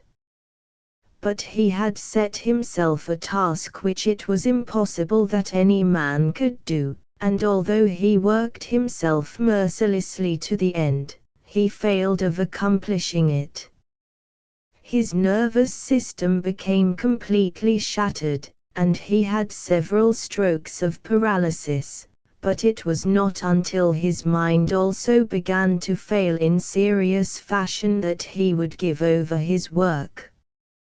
He seemed determined to die a free man, but the task was too prodigious. He labored like a giant, but he failed. The record of those closing days is very sad. The pity they excite is too deep even for tears. One turns from them with a heavy burden at the heart, which nothing can for a time relieve. The only comfort is that he was surrounded by the kindest and tenderest friends, and that he bore everything which came to him with unflinching fortitude and the kindliest spirit. His last words spoken to Lockhart are characteristic of the man: "Be a good man, my dear, be virtuous, be religious, be a good man. Nothing else will give you any comfort when you come to lie here. There is nothing in the record of Sir Walter's life which any friend would wish to blot. One can but be pained to excess by the record of his business troubles, so hopeless in their entanglements, but through all these even, his character glows with undiminished brightness, and we love him ever more and more. He was a man built on a large scale, both in intellect and heart, and, although he doubtless had his failings, there is little that is recorded of him that detracts in any way from his innate nobility. Such a funeral as his has seldom been witnessed. The courtyard and all the precincts of Abbotsford were crowded with uncovered spectators as the procession was arranged, and as it advanced through Darnick and Melrose, and the adjacent villages, the whole population appeared at their doors in like manner, almost all in black. The train of carriages extended more than a mile, the yeomanry followed in great numbers on horseback, and it was late in the day ere we reached Dryburgh. Some accident, it was observed, had caused the hearse to halt for several minutes on the summit of the hill at Bemerside, exactly where a prospect of remarkable richness opens, and where Sir Walter had always been accustomed to rein up his horse. The day was dark and lowering, and the wind high. The wide enclosure at the Abbey of Dryburgh was thronged with old and young, and when the coffin was taken from the hearse and again laid on the shoulders of the afflicted serving men, one deep sob burst from 1,000 lips. The heart of Scotland was broken at her great loss. And well might she mourn. The sceptre which the great wizard of the North had so long held was broken, and no successor has yet risen to uphold the fame of old Scotia. Nor will a successor arise. No hand like his will ever touch the harp of his native land, no strains such as he evoked ever again sound through the rocky glens and passes, and echo from the mountain heights of Scotland. Charles Lamb.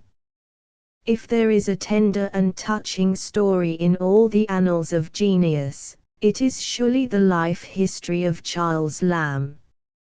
Search where we will, there is nothing to equal the pathos of this gentle and lovable life. Nowhere else can we find a record of such deep devotion, such heroic endurance, such uncomplaining suffering, such geniality and cheerfulness under almost unbearable burdens. The world admires many of its men of letters, it loves Charles Lamb. Save Carlyle's, no voice among all his literary brethren has ever said a bitter or an unkind word of the gentle humorist.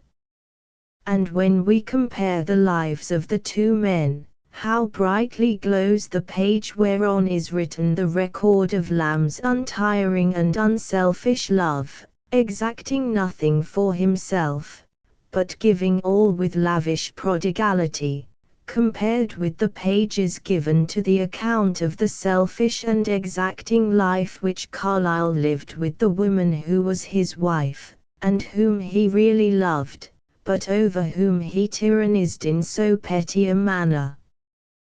Carlyle's characterization of Lamb is really the most damaging thing to himself of the many bitter and biting sarcasms which he has left in regard to the men and women of his day. That he did not know Lamb, had not the slightest appreciation of the man, is evident at a glance.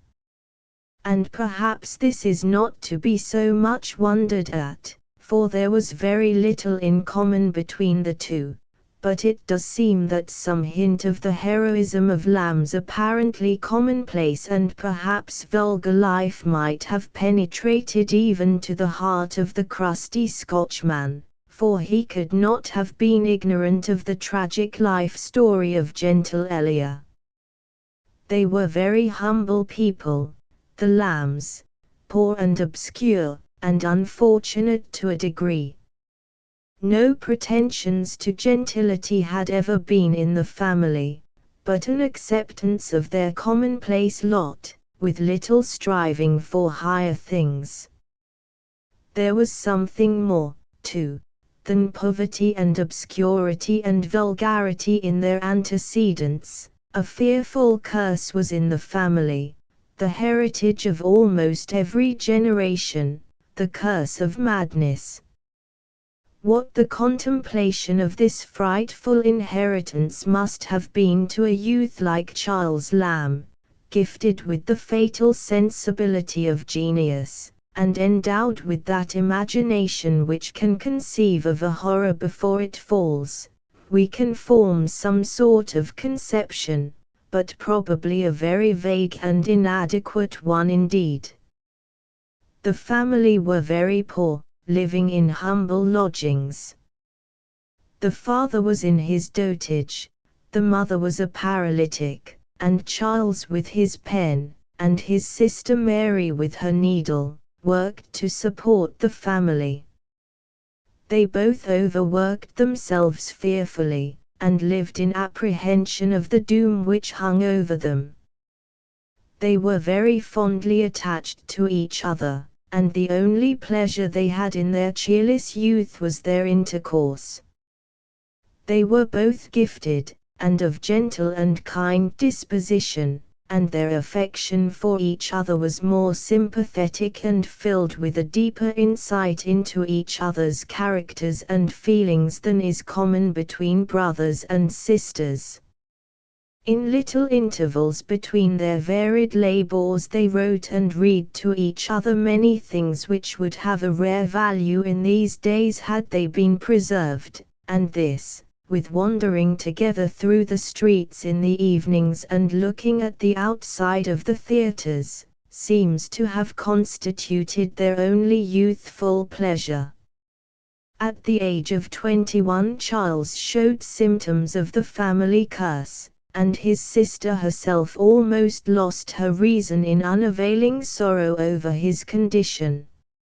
So young, so gifted, and threatened with such dread disaster, his loving Mary could not have it so. She even rebelled against heaven in the extreme of her agony, and called upon God to relieve them both from such ill-fated life.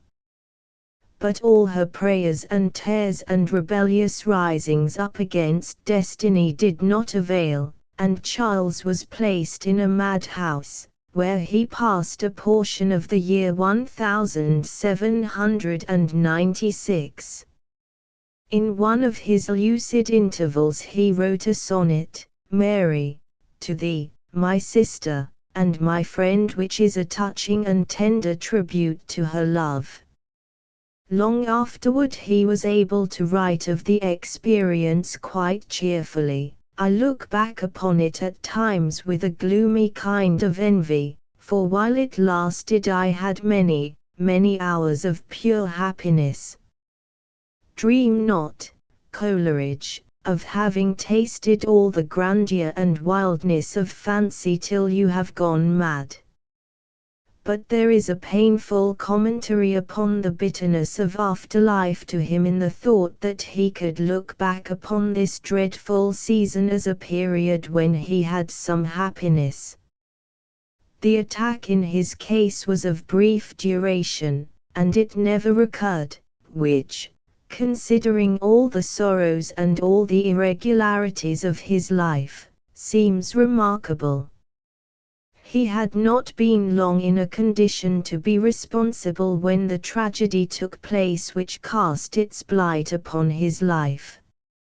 In September of the year 1796 Mary Lamb, worn down to a state of extreme nervous misery by attention to needlework all day and by watching with her mother at night, broke into uncontrollable insanity, and seizing a knife from the table spread for dinner, stabbed her mother to the heart.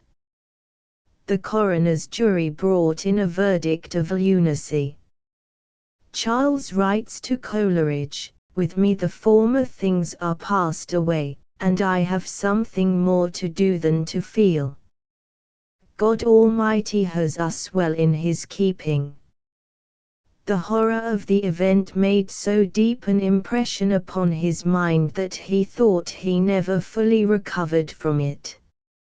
For many, many years it hung over him like a pall, casting a sort of despairing darkness over all that might have been bright in life. Think of that tender and sensitive soul in the awful solitude of the nights which followed the tragedy. The sister he loved removed from him to an asylum, the mother sleeping in her unhonored grave, the father, worse than dead, in almost drivelling idiocy, to be cared for at his hands, the awful doom of the family ever hanging over his own head. What depths of passionate sorrow must he have waded through in those bitter hours, what unavailing tears he must have shed, what rebellious thoughts may there not have been in his heart. But he kept a cheerful front, and went about his daily toil, as he needs must, with as little outward show of pain as possible. Mary soon grew better, and he exerted himself to have her released from confinement. He succeeded in doing so by entering into a solemn agreement to make her his charge for life, and to watch over her that she should do no harm. When she was returned to him he was almost happy again, in spite of the shadow caused by the memory of what had happened, as well as by the uncertainty of the future. He had but £100 a year from his clerkship, and there was a maiden aunt as well as the father to be cared for. But he says cheerfully, "If my father, my aunt, my sister, and an old maid servant cannot live comfortably on £120 or £130 a year, we ought to burn by slow fires, and I almost would, that Mary might not go to a hospital." And he hoped to earn the £20 or £30 by literature. His father had to be amused by cribbage, and many were the weary hours that Charles would sit playing with him, to the neglect of his correspondence, his friends, the 1,001 private interests which filled up his little leisure.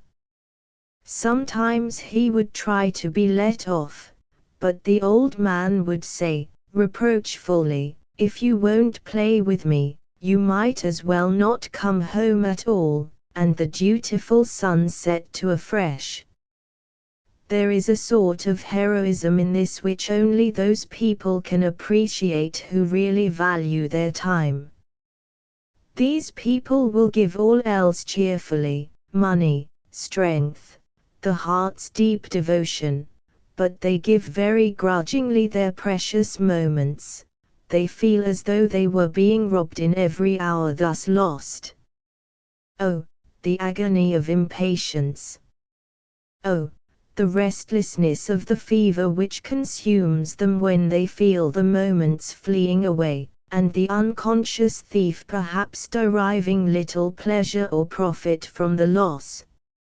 Rebellion against fate is often a virtue under such circumstances, and we are inclined to think it would have been so in the case of poor Elia, even though the poor old man should have gone to his grave with a few less games of cribbage recorded against him.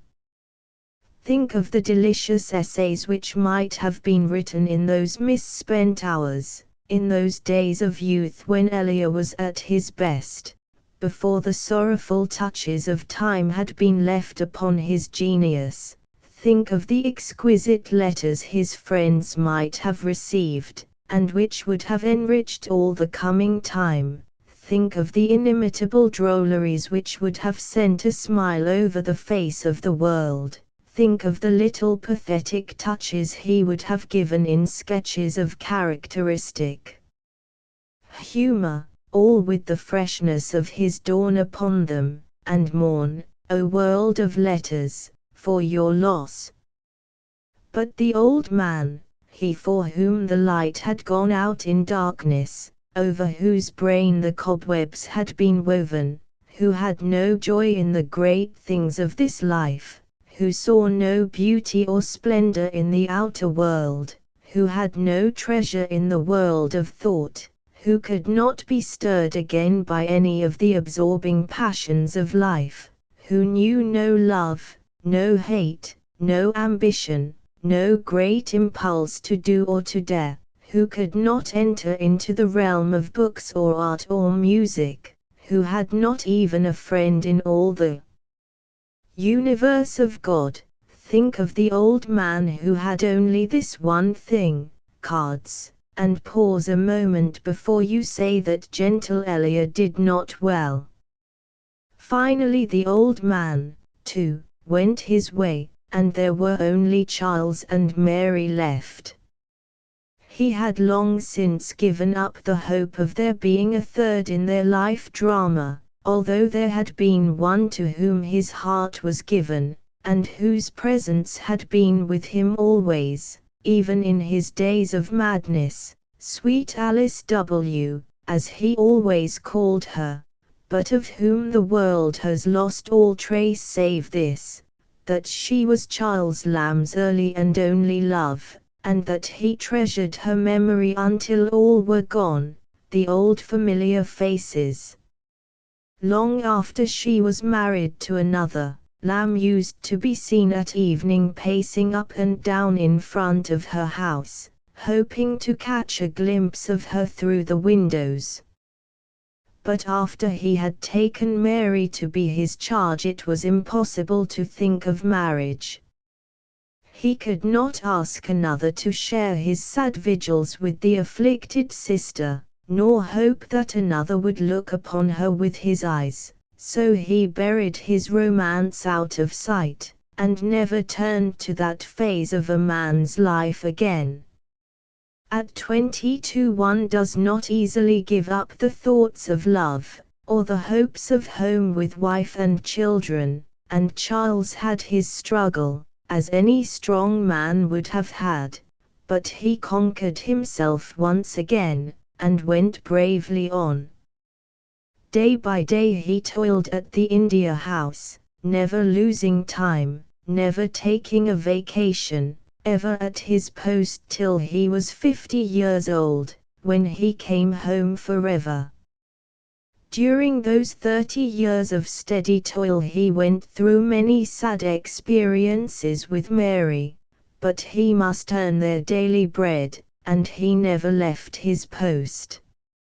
Many were the nights he spent in anxious watchings with her, for she had periodical returns of her insanity during all this time, when, sleepless and harassed to the point of exhaustion with her dangerous vagaries, he must still rise in the morning and go to his desk. Many were the days when he ran in hot haste the moment he was released, to see that she was still safe. Even many hand-to-hand encounters he had with her in her dangerous hours, but no murmur ever escaped his lips at all this.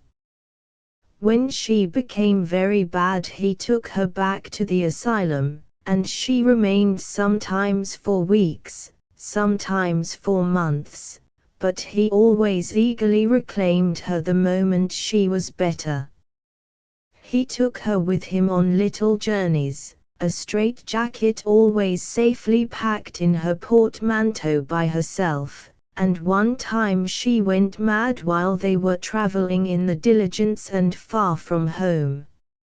Often he wrote to their friends in the later days, when he had become somewhat famous and friends had grown plenty, to apologize for not keeping engagements or accepting invitations. My sister is taken ill.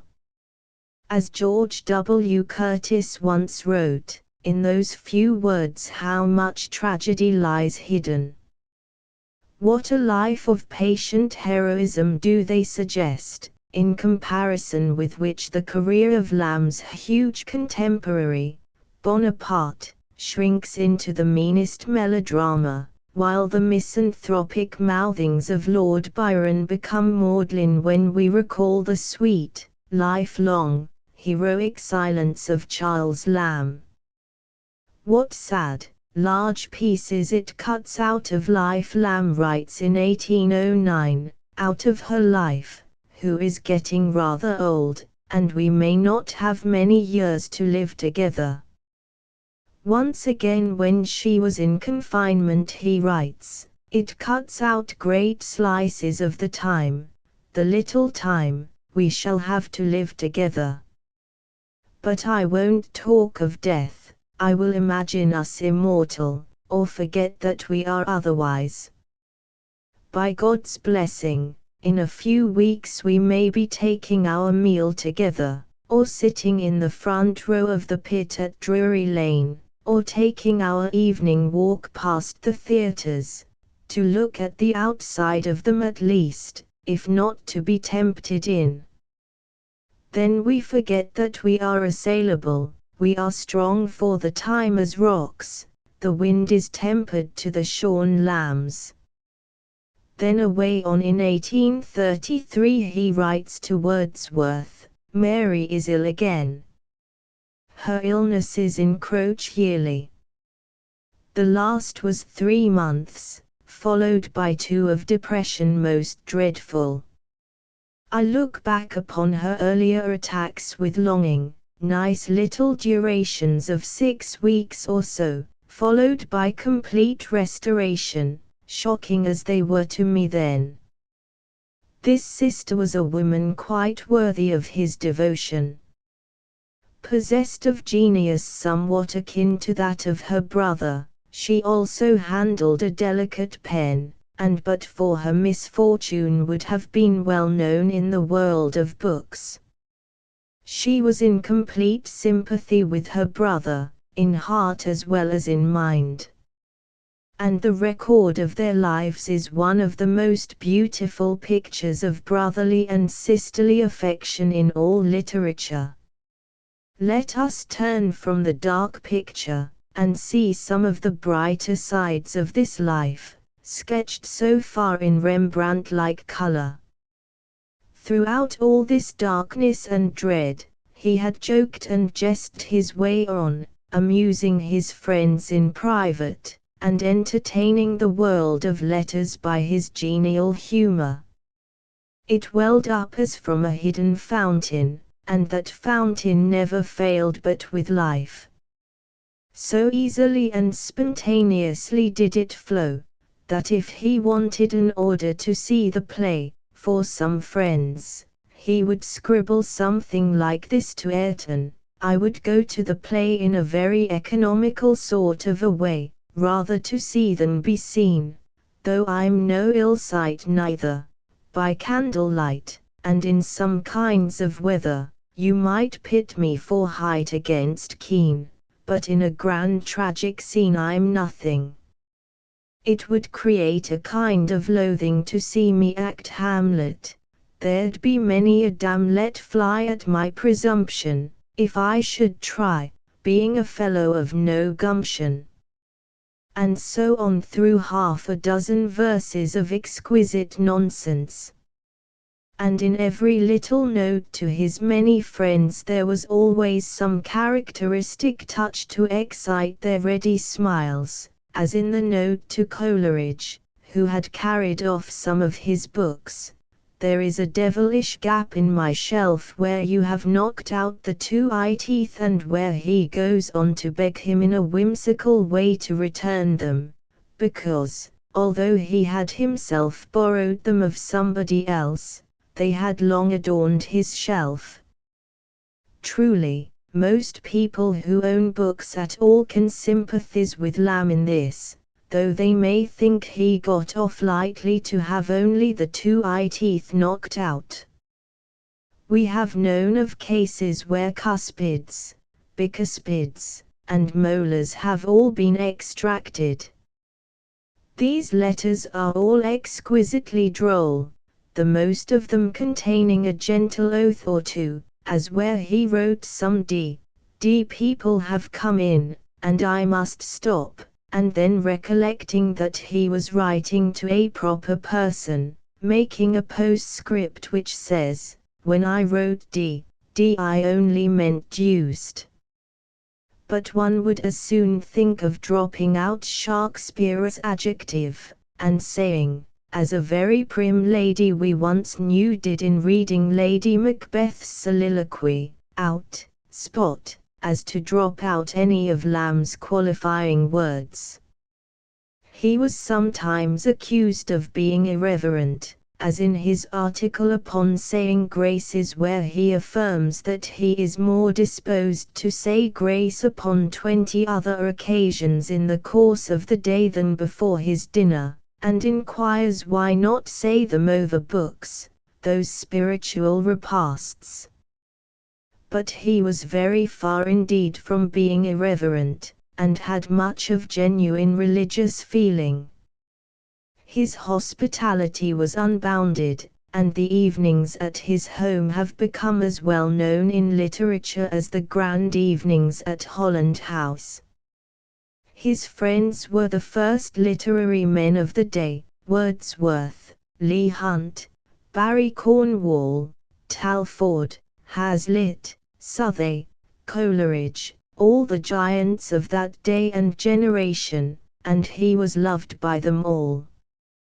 Not that they did not know and deplore his faults, or his one fault, for if he could have conquered his fondness for wine he would have had none of much moment left.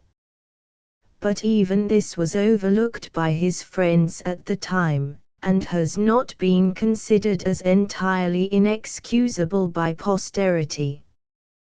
That he smoked much and drank hard, even for that day, may be true, but it can scarcely justify the bitter sneers of Carlyle, or the holding of him up as an awful warning without putting in any plea in mitigation, as is sometimes done by severe moralists in our own day. He abased himself in awful shame over it many a time in life, and suffered in his own person all the fearful retribution which such habits bring in their train. Let this be sufficient for us, and let us but pity and pass on. One of the most beautiful things in his later life was his fatherly tenderness toward a friendless young girl whom he and Mary had befriended and finally adopted, Emma Isola, who was afterwards married to Moxon, the publisher. He was extremely fond of her, and she brightened his home much in the later years, although she married before his death. It is sad to think that he should have died before his sister. He had often prayed that this might not be. But he provided for her tenderly, and gave her to the care of his friends.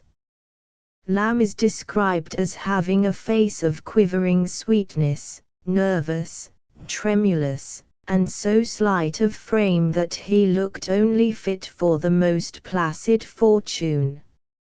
Fit or not, he had to contend with the hardest thing a man can have in life. He had to live a lifelong witness of the sufferings of one he dearly loved, and whom he was entirely powerless to help, the daily and hourly pathos of whose sufferings he was fitted to appreciate keenly, and for whom in all this wide weltering chaos of a world there was no hope. He renounced everything else in life to try to mitigate this dreadful lot. His kindness was unceasing, his pity was both fatherly and motherly, it was more godlike and yet it was of small avail. He toiled physically that she might live at ease. He exerted his mind constantly when in her presence, that she might be cheerful. He watched over her with the tenderness of both brother and lover, and this shall be his justification, if he needs one, he loved much. Christopher North. Hazlitt has a long paper on persons one would wish to have seen. And surely, if he had lived at this time, he would have added genial and lovable Kit North to the list of those thus honored. There are few of those who belonged to his day and generation to whom we should have a stronger wish to be presented, than to Wilson, the student, the bohemian, the bookworm, the sportsman, the professor, the kindliest, merriest, and most entertaining of genial companions, the great hero of the Noctes Ambrosianae. Not even Lamb, the quaint and merry companion, so full of quips and puns that laughter lingered with any company he graced with his pathetic little body and quizzical countenance, could rival Christopher as a fountain of merriment and eternal good cheer. His humor was not quiet and subtle like Lamb's, but broad, rich, bordering on farce, and of imagination all compact. And Lamb could by no means rival him in splendor of description, vivacity of retort, energy of criticism, or in riotous and uproarious mirth. De Quincey alone could match the splendor of his diction when describing outward sights and sounds, and De Quincey had not a tithe of his intense love of nature, and appreciation of her glory and magnificence. Ruskin alone equals him in this, and he scarcely reaches the height of rhetorical eloquence to which Wilson soars so easily. In these same Noctes we have descriptions of some of those nights when, as Carlyle would have said, there was much good talk. And Wilson was mainly the talker. The chief characteristic of his discourse was its prodigality of humor and its infinite variety. His imagination too ran riot, and his wit sparkled ever and anon with a radiance all its own. His memory was prodigious, and in his conversation he taxed it for anecdotes and illustrations drawn from the four quarters of the globe, and from the most remote and unusual stores of literary hoarding. His mind was many-sided as well as keen, and he kept all his faculties in full play, not excepting his sympathies, which were as broad as the world of men.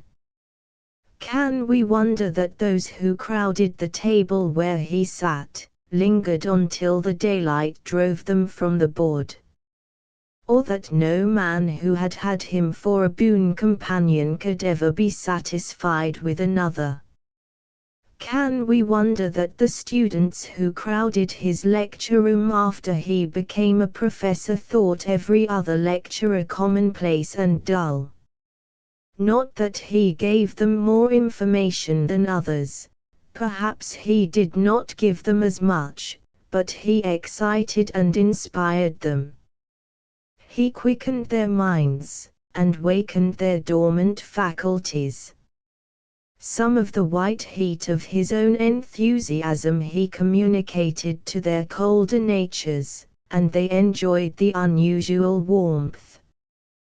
Those who listened to those wonderful discourses can never be persuaded that eloquence did not die with Christopher North. They were all addressed to the hearts of his listeners, and thrills, and tears, and laughter that was not loud but deep, accompanied his speech from the beginning to the very end. Let one who thus listened to him speak, we have heard him in the assembly rooms, speaking on the genius of Scott, a little after the death of the wizard, and in the tremble of his deep voice could read his sorrow for the personal loss, as well as his enthusiasm for the universal genius. We have heard him in his classroom, in those wild and wailing cadences, which no description can adequately re-echo, in those long, deep-drawn, slowly expiring sounds, which now resembled the moanings of a forsaken cataract, and now seemed to come hoarse and hollow from the chambers of the thunder, advocating the immortality of the soul, describing Caesar weeping at the grave of Alexander, repeating, with an energy which might have raised the dead, Scott's lines on the landing of the British in Portugal, and discovering the secret springs of laughter, beauty, sublimity, and terror, to audiences whom he melted, electrified, subdued, solemnized, exploded into mirth, or awed into silence, at his pleasure.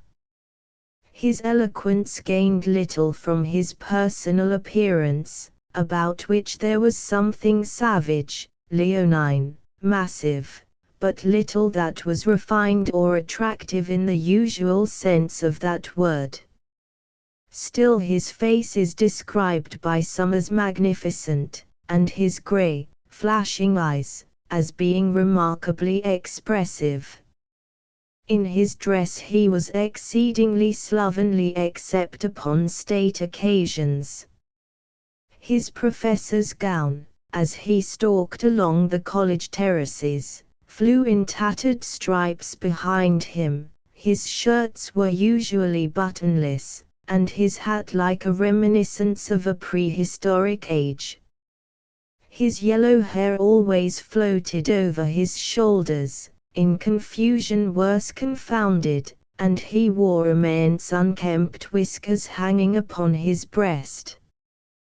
Dickens thus describes him: at his heels followed a wiry, sharp-eyed shaggy devil of a terrier, dogging his steps as he went slashing up and down, now with one man beside him, now with another, and now quite alone, but always at a fast rolling pace, with his head in the air, and his eyes as wide open as he could get them.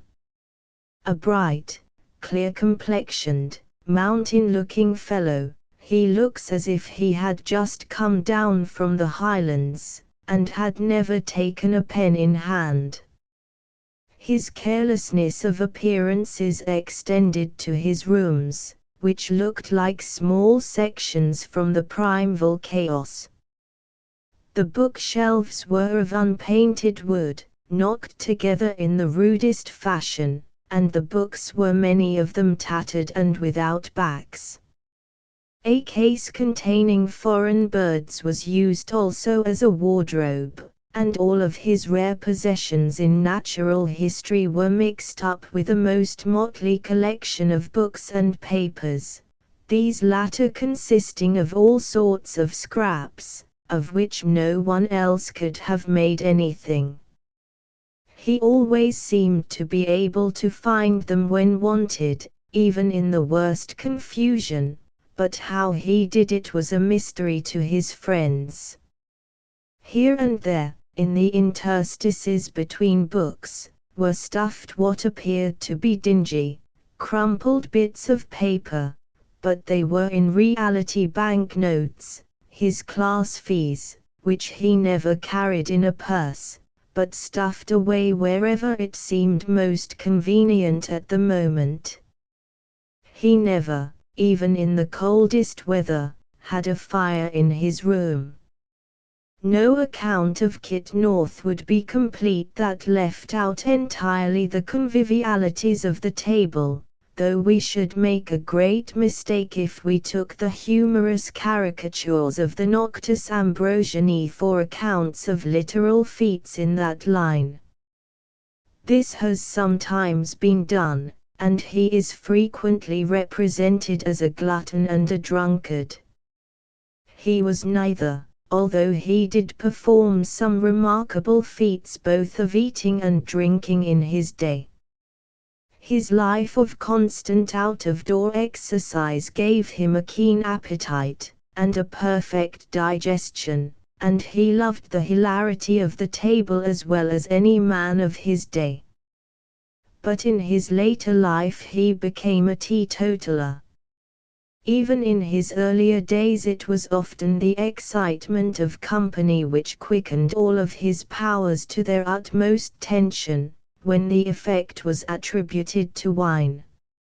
So fond was he of all sorts and kinds of out-of-the-way company, that he was at one time in the habit of going at midnight to the Angel Inn, where many of the up-and-down London coaches met, and there to preside at the passengers' supper, carving for them, inquiring all about their respective journeys, and astonishing them with his wit and pleasantry. He would also linger about with coachmen and guards, and was present at, and took a hand in, many a street row, unknown by those with whom he mingled. He is said to have remained for 3 months in the back room of a Highland blacksmith, strolling daily about the hills, and performing some of his prodigious pedestrian feats, to the great surprise of the rustics. He is also said to have followed the lady who became his wife all over the Lake Country of Scotland in the disguise of a waiter, serving her at table wherever the party happened to be, until the suspicions of her father were aroused by seeing the same waiter at every inn. Wilson then made himself known, declared his admiration for the lady, and finally became her accepted suitor.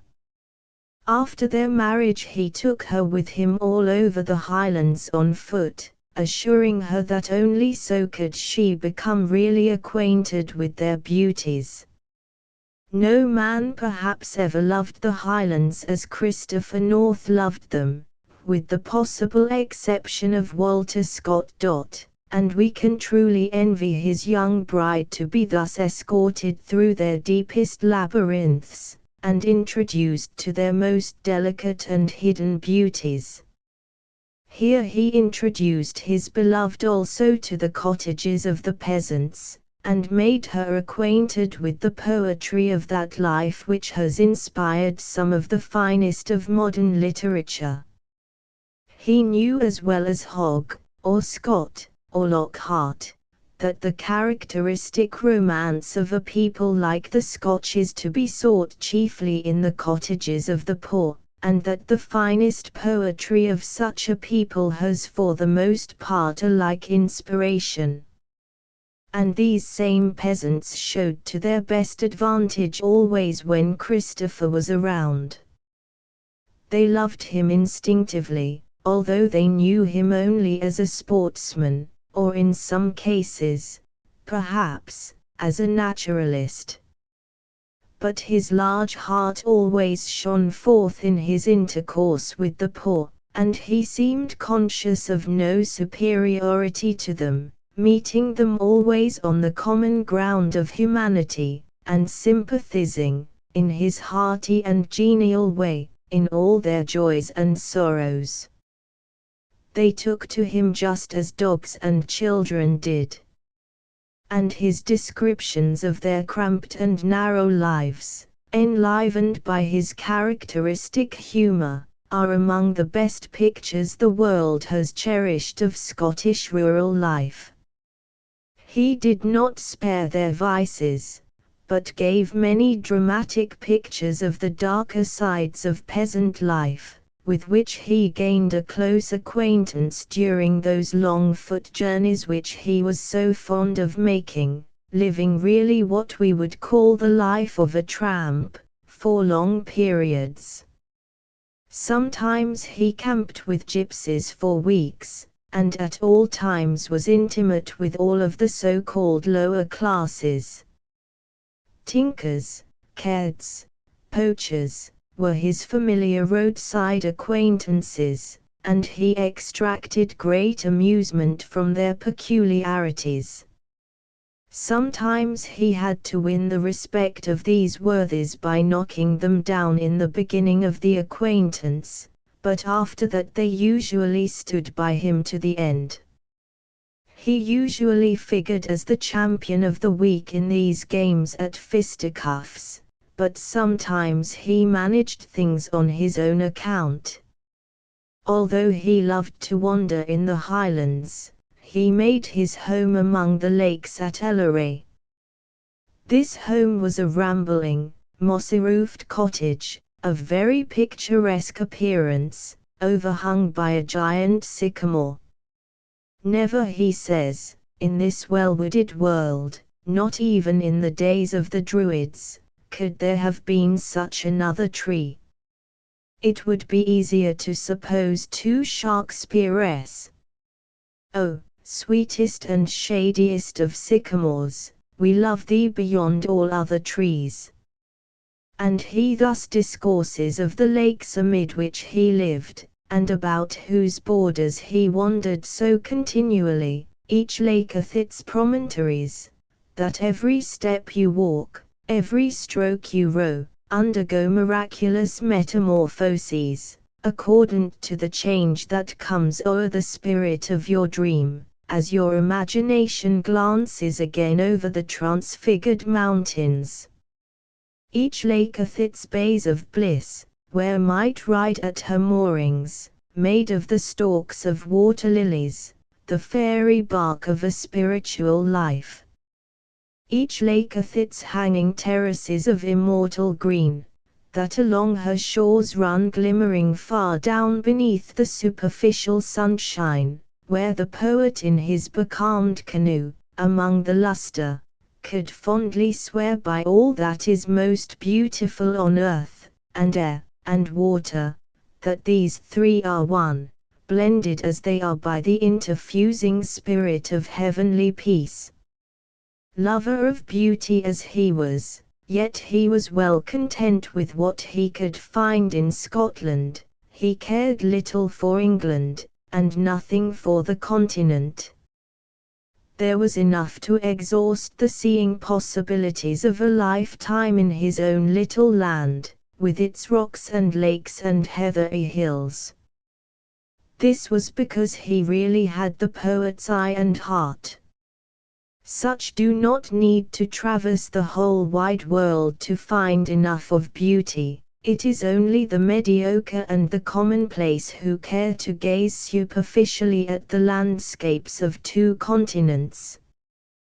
But Wilson knew his land not only with the eye of a poet, but also with that of a naturalist.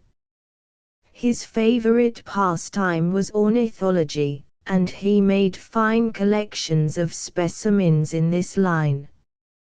He was a great sportsman, and a story is told by his daughter, Mrs. Gordon, of his travelling 70 miles in one day, to fish in a certain favourite loch among the braes of Glenorchy, called Loch Toiler. He was also a good shot, and very enthusiastic in sport even to old age. Boating was another favourite pastime, and engaged in one or another of these out-of-door pursuits, he passed a very large portion of his whole life. When he did write, he did it with great rapidity, composing one of the nocturnes at a sitting. His love for the animal creation was very deep, and he would never submit to seeing any creature abused. He one day saw a man cruelly beating his horse, which was overloaded with coals, and could not move. He remonstrated with the driver, who, exasperated at the interference, took up the whip in a threatening way, as if with intent to strike the professor. In one instant the well-nerved hand of Wilson, not new to these encounters, twisted the whip from the coarse fist of the driver, and walking up to the cart, he unfastened the trams and hurled the whole weight of the coals into the street. He then took the horse and led it away, depositing it in the hands of the authorities, with injunctions to see that the beast was better treated in future.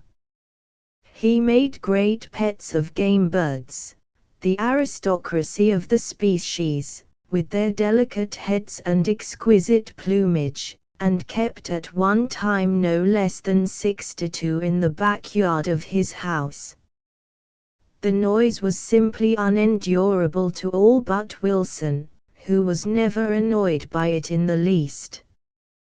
He kept one lame sparrow for 11 years, caring for it with the tenderest solicitude. He was always well known in the houses of the poor, and he never gave up one of his humble friends.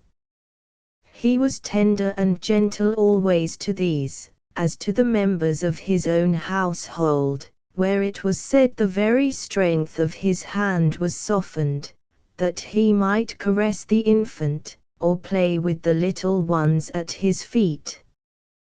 With all children he was a prime favorite, and in his declining years his grandchildren were his daily playmates. Noah's Ark, trumpets, drums, pencils, puzzles, dolls, were all supposed by them to possess interest in his eyes equal to their own. He was thrown much upon these children for his pleasures near the close of his life. That frame of gigantic build and of gigantic strength became almost helpless from paralysis, and he was cared for till death by his daughter, the mother of these favored little ones. Oh, it is sad to think of it. Poor Christopher, the active, the alert, the keen-sighted, the fleet-footed, the gay and rollicking sportsman, the famous angler, the champion boxer, too, upon occasions, laid low, and propped helpless upon pillows within walls, which he had always hated so sincerely. He writes, "Our spirit burns within us, but our limbs are palsied, and our feet must brush the heather no more." Lo, how beautifully those fast-traveling pointers do their work on that black mountain's breast, intersecting it into parallelograms and squares and circles, and now all a-stoop on a sudden, as if frozen to death. Higher up among the rocks and cliffs and stones, we see a stripling whose ambition it is to strike the sky with his forehead, and wet his hair in the misty cloud, pursuing the ptarmigan. Never shall ELD deaden our sympathies with the pastimes of our fellow men, any more than with their highest raptures, their profoundest griefs. It is safe to say that he kept his word, and was to the last, the same genial, warm-hearted, impulsive, wayward man who had by these and other engaging qualities made for himself so large a place in the heart of his countrymen, during the long years he had wandered over her moors and hills, seeing all her beauties, and describing them as no other had done. He was almost the last of that band of strong men who cast such lustre over the beginning of this century. Coleridge had gone before, and Wordsworth, Byron, and Campbell, Shelley, and Canning, and Peele, and Jeffrey, and more, and he lingered on in a solitude made greater by that last stroke of calamity which deprived him of motion for a time that was weary and heart-breaking to him, and over which the world yet sheds its sympathizing tears. He died at the age of 68. Lord Byron. So many volumes have been written about the domestic life and the loves of Lord Byron, that it would be a hopeless undertaking to attempt to say anything new about them. But the story of Byron's life will never lose its fascination, and to every new generation of readers the romance will be fresh. Marvelously beautiful, wonderfully gifted, unfortunately constituted man, wronged by his birth, wronged by his education, wronged most of all by himself, the world will never cease to wonder and to weep when his tragic story is told. While the language remains, his words will live. Immortal poetry for youth, new generations will learn it by heart, when the older generations are forgetting, and long after all memory of his waywardness and folly has faded from the world, his deathless songs will still sing on. In any attempt to understand Byron, his ancestry must be much considered. It will never do to compare him with cool-headed, calm-blooded, matter-of-fact people. He was the peculiar product of a peculiar race. Coming through generations of hot, turbulent blood, which was never once mastered or tamed by its possessors, he entered the world with a temperament and disposition which made it simply impossible that he should lead the ordinary life of the British Philistine of his day. As far back as they have been traced, the family were violent, passionate, high-spirited, but unrestrained in the indulgence of their desires by any of the cardinal principles of morality. Byron's father, one of Byron's biographers tells us, had outraged in his previous family life not only the principles of religion, but also the laws of society, and when, in 1783, he married Catherine Gordon, the wealthy heiress of Guyt, Aberdeenshire, it was chiefly for the purpose of paying off his debts with her fortune. Within 2 years after the marriage, the heiress of Guyt was reduced to a pittance of £150 a year. In 1790, for economy's sake, they removed from London to Aberdeen, but soon separated. Even after this, Captain Byron was mean-spirited enough to solicit money from his wife, and she had not the heart to refuse him. With a small supply thus obtained he crossed the Channel, and in 1791 died in Valenciennes, in the north of France. Of the violent temper of Byron's mother many stories are told, and of her heartless treatment of him in his early years, so that upon neither side can we find much upon which we could expect to build a very noble or well-balanced character, and the fact seems to be that the eccentricities of the Byron family were so great as to be dangerously near the point called insanity. A youth inheriting such blood as this, and brought up without even a pretense of moral or religious training, could hardly be expected to develop many of the domestic virtues. Neither could high-mindedness or lofty principle be predicted of him. And in truth, Byron possessed neither of these things. With this fiery Norman blood flowing in his veins, restlessness was the habitual condition of his existence, such restlessness as drove him to seek excitement at whatever cost, quiet, as he expressed it, to the quick bosom being hell. This restlessness led him into all sorts of folly and excess, in the pursuit of new excitements. Then he was cursed with an exaggerated sensibility, which, while it gave him many rare delights in life, inflicted upon him also the keenest tortures. His massive egotism was the cause, doubtless, of many of his most marked eccentricities. He was so anxious to have the world's gaze fixed upon him that he said and did things continually for the mere purpose of holding its attention. In this way he frequently made himself appear worse than he really was. Society was held willingly in the thrall of his personality.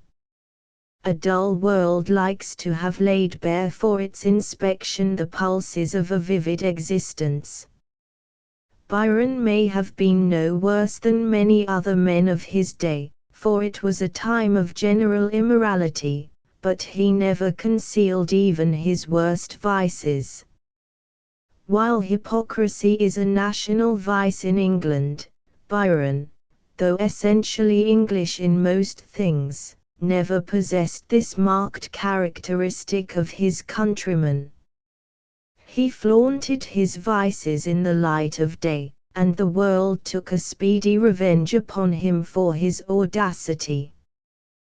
The little episode of his love for Mary Sherworth occurred at so early an age that it seems scarcely probable that it affected him as seriously as he claimed, yet he was a very precocious child, and his account of the strength of his passion, and its disappointment, may not be wholly an affectation.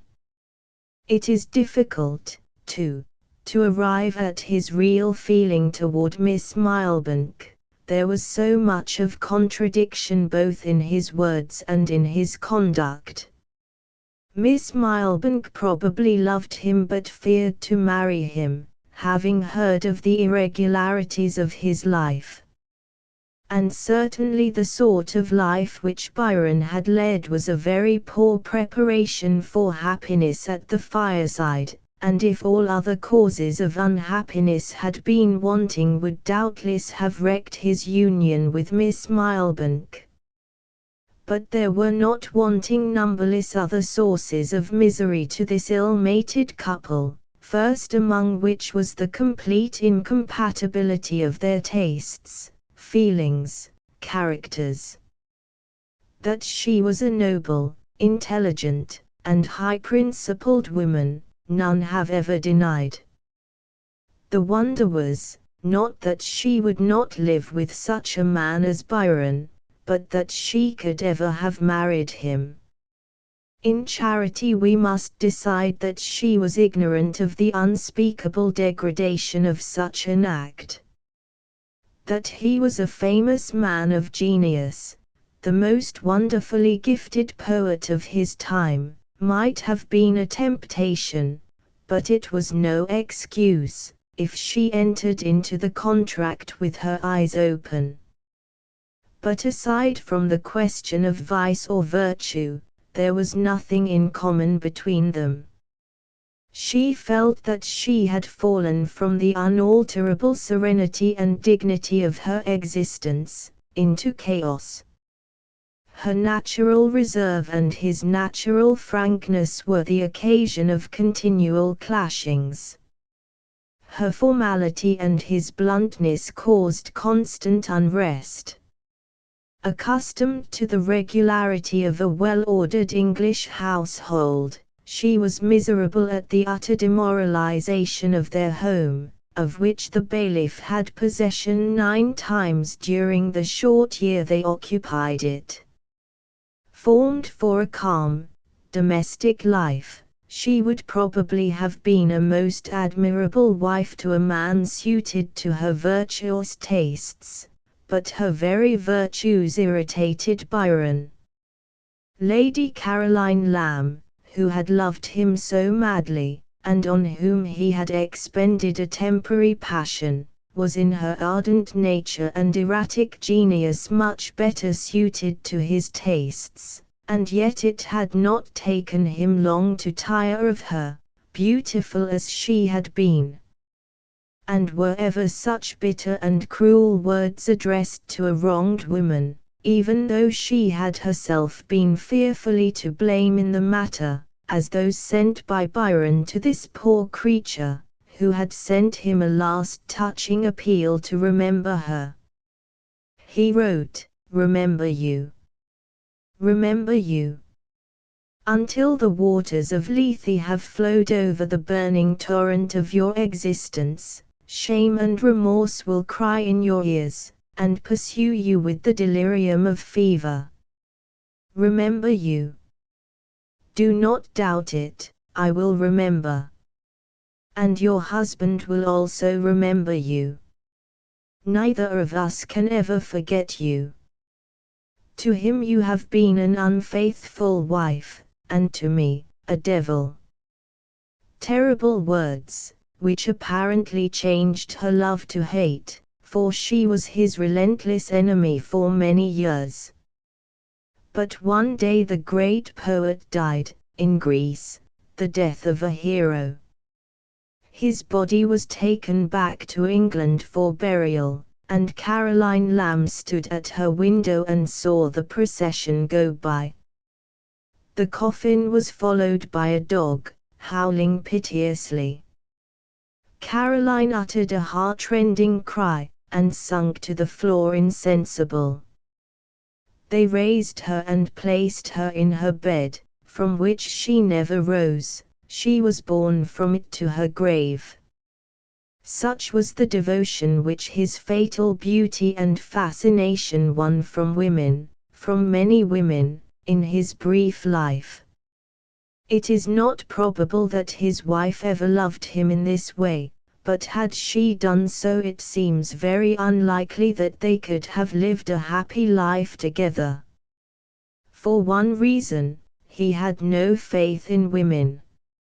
False as a woman or an epitaph expressed his deliberate opinion of the sex, and it must be confessed that the sort of women with whom he had best acquaintance were not calculated to give him high ideas upon the subject. This low estimate of women would have stood in the way of domestic happiness under any circumstances. He was not ignorant of this, and in Childe Harold states the case thus, for he through sin's long labyrinth had run, nor made atonement when he did amiss, had sighed too many, though he loved but one, and that loved one, alas, could ne'er be his. Ah, happy she! To 'scape from him whose kiss had been pollution unto aught so chaste. Who soon had left her charms for vulgar bliss, and spoiled her goodly lands to gild his waist, nor calm domestic bliss had ever deigned to taste. It has been thought by some that had Byron had the good fortune to meet his latest love, the Countess Guiccioli, in his youth, all his stormy life might have been changed and redeemed. However this may be, she seems, so far as we can judge of her, to have been more likely to be a poet's one great love than any of the others who for a time held his wandering fancy.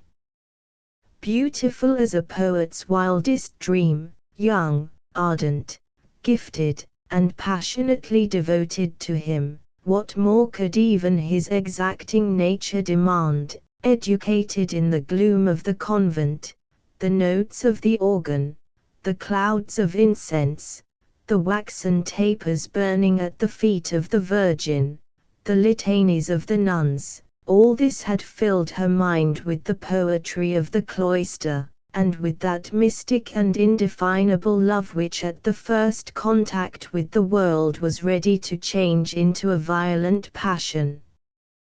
When it should meet with an object upon which to fix itself. Married as soon as she left the convent to a man selected by her parents, whom she had barely seen, and who was old enough to be her father, she was at the time Byron first saw her a melancholy and unhappy woman, much given to the reading of poetry and of the immoral novels of that time and place. That she should love Byron at first sight was inevitable, and that which followed was almost as inevitable. She herself thus describes her first acquaintance with him: his noble and exquisitely beautiful countenance, the tone of his voice, his manners, the thousand enchantments that surrounded him, rendered him so different and so superior a being to any by whom I was surrounded or had hitherto seen that it was impossible he should not have left the most profound impression upon me. From that evening, during the whole of my subsequent stay at Venice, we met every day. Almost the only glimpses of quiet happiness which Byron ever enjoyed came from this association.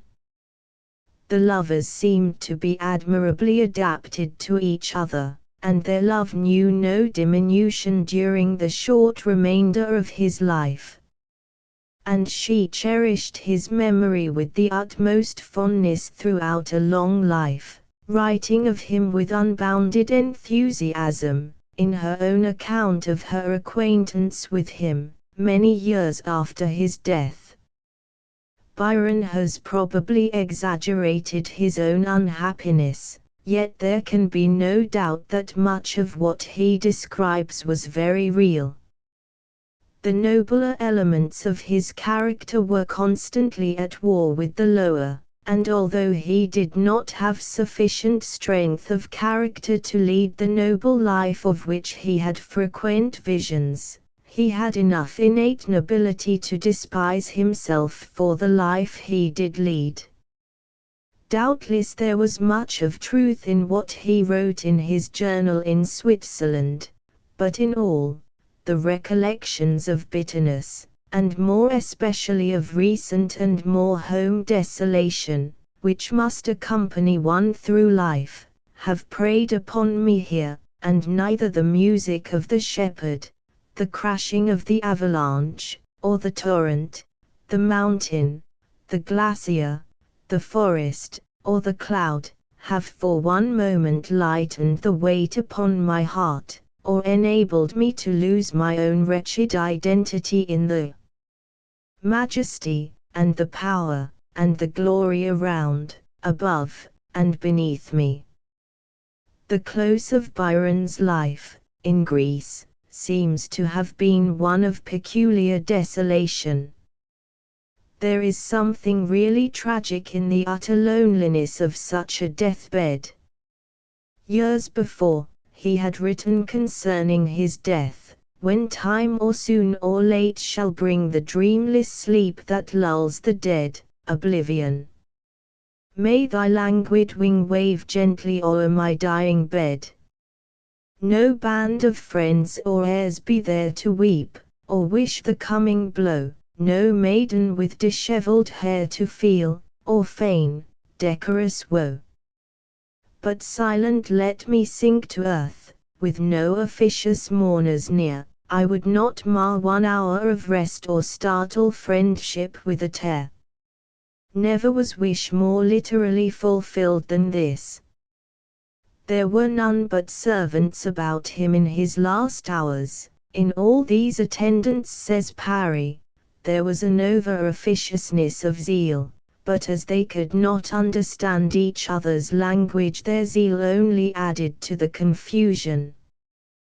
This circumstance, and the want of common necessaries, made Byron's apartment such a picture at distress and even anguish during the last 2 or 3 days of his life as never before beheld, and have no wish to witness again. His remains were taken to England and interred in the family vault in the church of Hucknall. His poems are his imperishable monument. Shelley. The beautiful face of Shelley is one that is familiar to all students of literary biography, and contends with that of Byron for the distinction of being the handsomest among the men of letters of his day. Burns was also a picture of manly beauty, whose features have long been familiar in engravings, but Byron and Shelley look the ideal poet far more than their sturdier Scottish brother. The face of Schiller was also one of great charm, and Tennyson and Longfellow in their youth were also beautiful, but the world is more familiar with the representations of their later years, and has almost forgotten the alluring eyes and the flowing locks of the youthful bards. Shelley always had a girlish look, caused perhaps by a feeble constitution, and he suffered much from poor health, which added to the delicacy of his face. But there was a wonderful charm about his countenance even in childhood, and his eyes seemed like wells into which one might fall.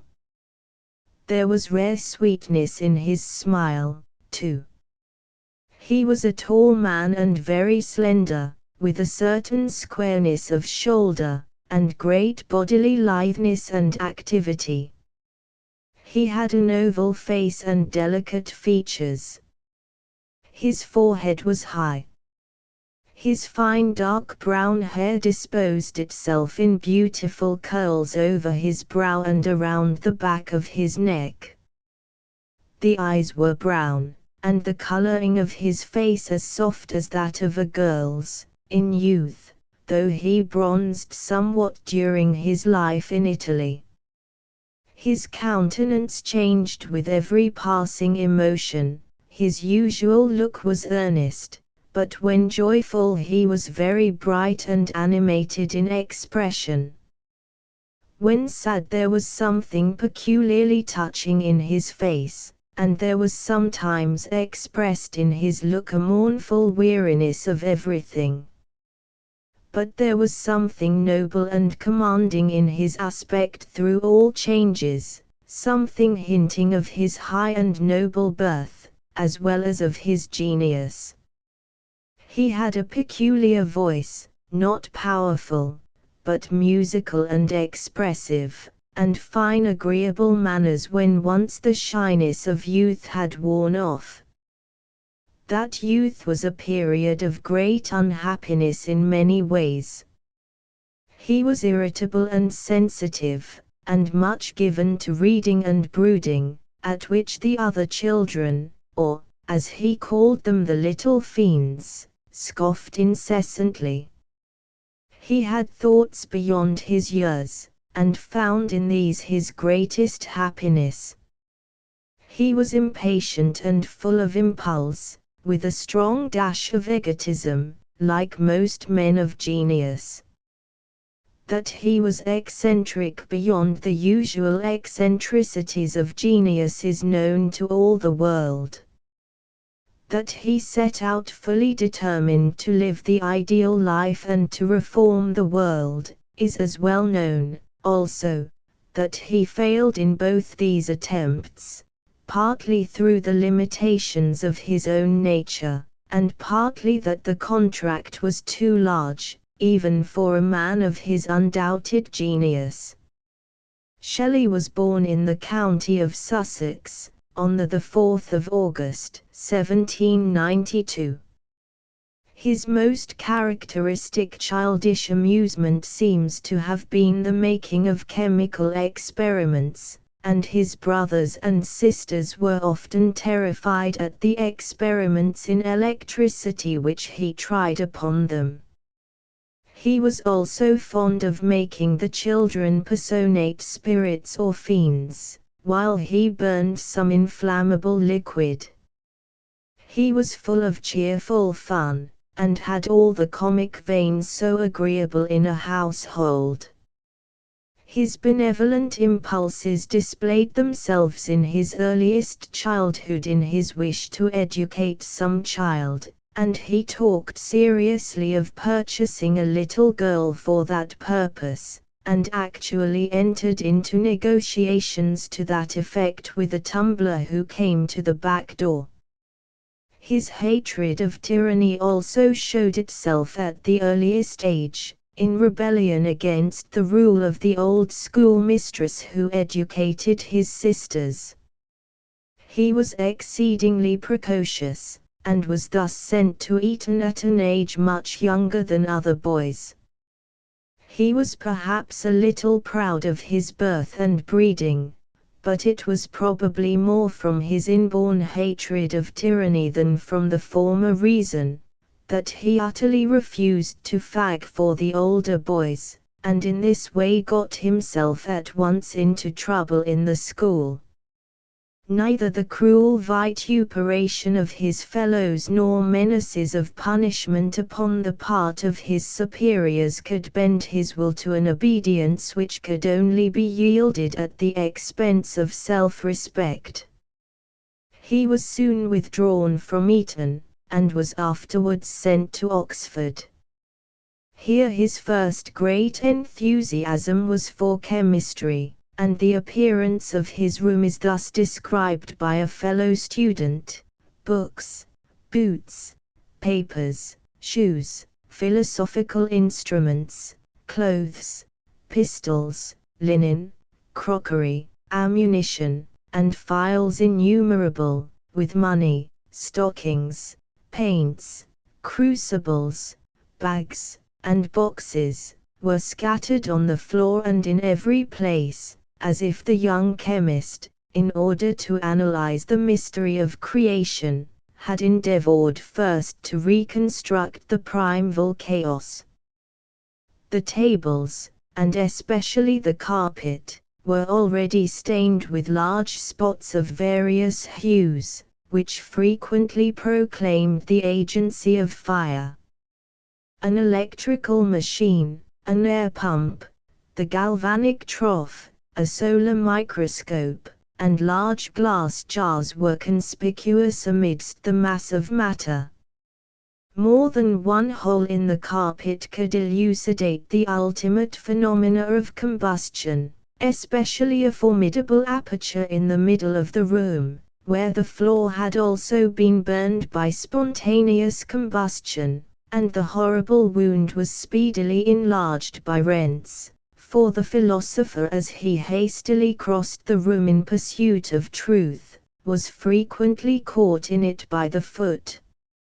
No student ever read more assiduously than he, and one of his chums said to him, after he had literally read all day, "If I read as long as you read, Shelley, my hair and my teeth would be strewed about on the floor, and my eyes would slip down into my waistcoat pockets." It was only by attracting his attention by some extravagance that he could be drawn away from his books. He seldom stopped to take a regular meal, but would have his pockets stuffed with bread, from which he ate from time to time, anywhere he chanced to be. When he was walking in London he would suddenly run into a baker's shop, purchase a supply, and breaking a loaf, offer half of it to his companion. If it was refused he would wonder that his friend did not like bread, and could scarcely appreciate the joke when they laughed at him for devouring 2 or 3 pounds of dry bread in the streets.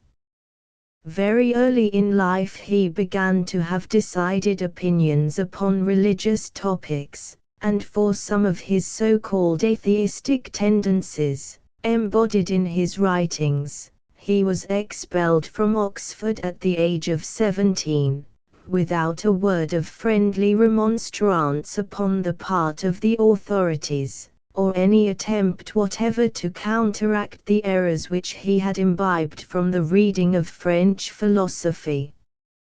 We can scarcely believe it at this day, but it was true. At 17, says Mrs. Shelley, fragile in health and frame, of the purest habits in morals, full of devoted generosity and universal kindness, glowing with ardor to attain wisdom, resolved at every personal sacrifice to do right, burning with a desire for affection and sympathy, he was treated as a reprobate, cast forth as a criminal. Even his father cast him off on account of his impious opinions, and added his curse, and had he been in the way of procuring a lettre de cachet, like Mirabeau's father, he would certainly have sent him to Newgate and kept him there. As it was, all his friends deserted him, and he lived in lodgings in London, in a very irregular manner, for some time. Even his cousin Harriet Grove, with whom he had been in love in his boyish way for a long time, gave him up, and soon after married another. The affair was not a serious one upon the part of either, but it cost Shelley some tears at the time. He soon consoled himself, however, with a schoolmate of his sister's whom he sometimes met when he went to visit them. Harriet Westbrook was empowered by his sisters to convey to Percy such sums of money as they could gather for him, for his father had refused to assist him, and he was in absolute want at this time. She appeared to Shelley in the guise of a ministering angel, and his imagination at once took fire. She was a comely, pleasing, amiable, ordinary girl, who felt herself oppressed because obliged to go to school, and excited Shelley's sympathy by appearing unhappy. He soon became entangled with her and her sister, who was older, and who is accused of furthering the intrigue out of ambition, thinking that the son of a baronet must be a great match. He writes to a friend in May, 1811, "You will perhaps see me before you can answer this, perhaps not, heaven knows. I shall certainly come to York, but Harriet Westbrook will decide whether now or in 3 weeks. Her father has persecuted her in a most horrible way by endeavoring to compel her to go to school. She asked my advice, resistance was the answer, at the same time that I essayed to mollify Mr. W. in vain. And in consequence of my advice, she has thrown herself upon my protection." The whole history of Shelley's courtship of Harriet, or of her courtship of him, as many of his friends put it, will probably never be written. It seems to have been promoted by others quite as much as by themselves. That her father was not averse to her marriage with the eldest son of a baronet may be taken for granted, and Shelley was the very man to be duped by designing parties, of this there can be no doubt. He was but 19 years old, and she but 16, when they eloped, of which proceeding there does not seem to have been any especial need, and proceeded to Edinburgh, where they were married. By the time they reached Edinburgh their money was gone, and Shelley laid the case before his landlord, and asked him to advance money enough so that they might be married. To this the landlord consented, and the ceremony was performed. But the landlord, it appears, presumed somewhat upon the aid he had rendered, and in the evening, when Shelley and his bride were alone together, he knocked at the door and told them it was customary there for the guests to come in the middle of the night, and wash the bride with whiskey. "I immediately," says Shelley, "caught up my brace of pistols, and pointing them both at him, said to him, 'I have had enough of your impertinence, if you give me any more of it I will blow your brains out,' on which he ran or rather tumbled downstairs, and I bolted the doors." Even before the honeymoon was over, Harriet's sister Eliza, the evil genius of the pair, appeared upon the scene.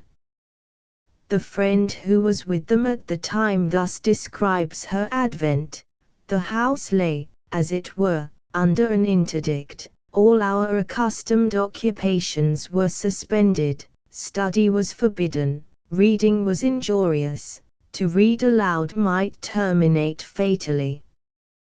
To go abroad was death, to stay at home the grave. Bysh became nothing, I of course much less than nothing, a negative quantity of a very high figure. That Harriet already had peculiar notions of her own was soon evident. The same friend writes, "What do you think of suicide?" said Harriet one day. "Did you ever think of destroying yourself?"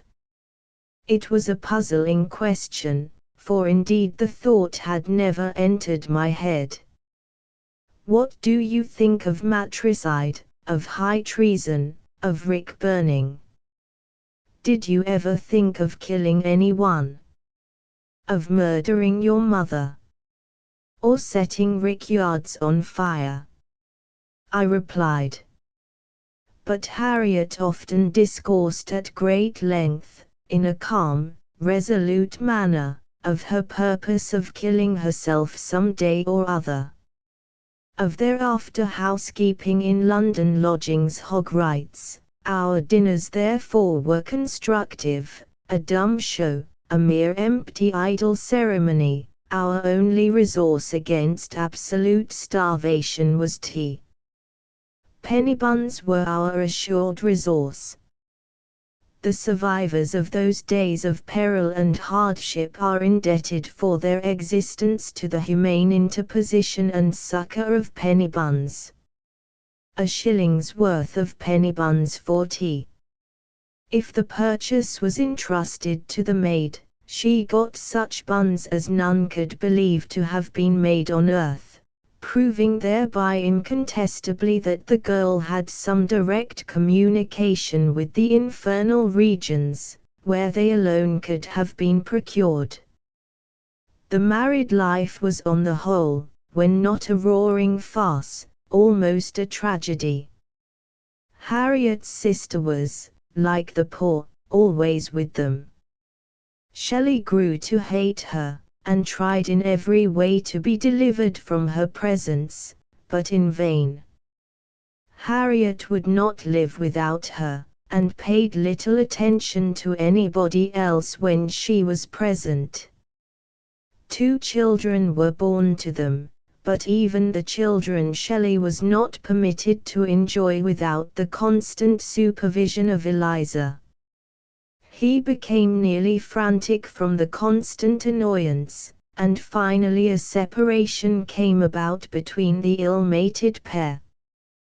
The women themselves became tired of the moping and inefficient youth, who still remained poor and unsettled, with a father desperately healthy and inexorable. They grew tired and went away, the wife, like Lady Byron, refusing to go back to such a nameless, rhapsodizing husband.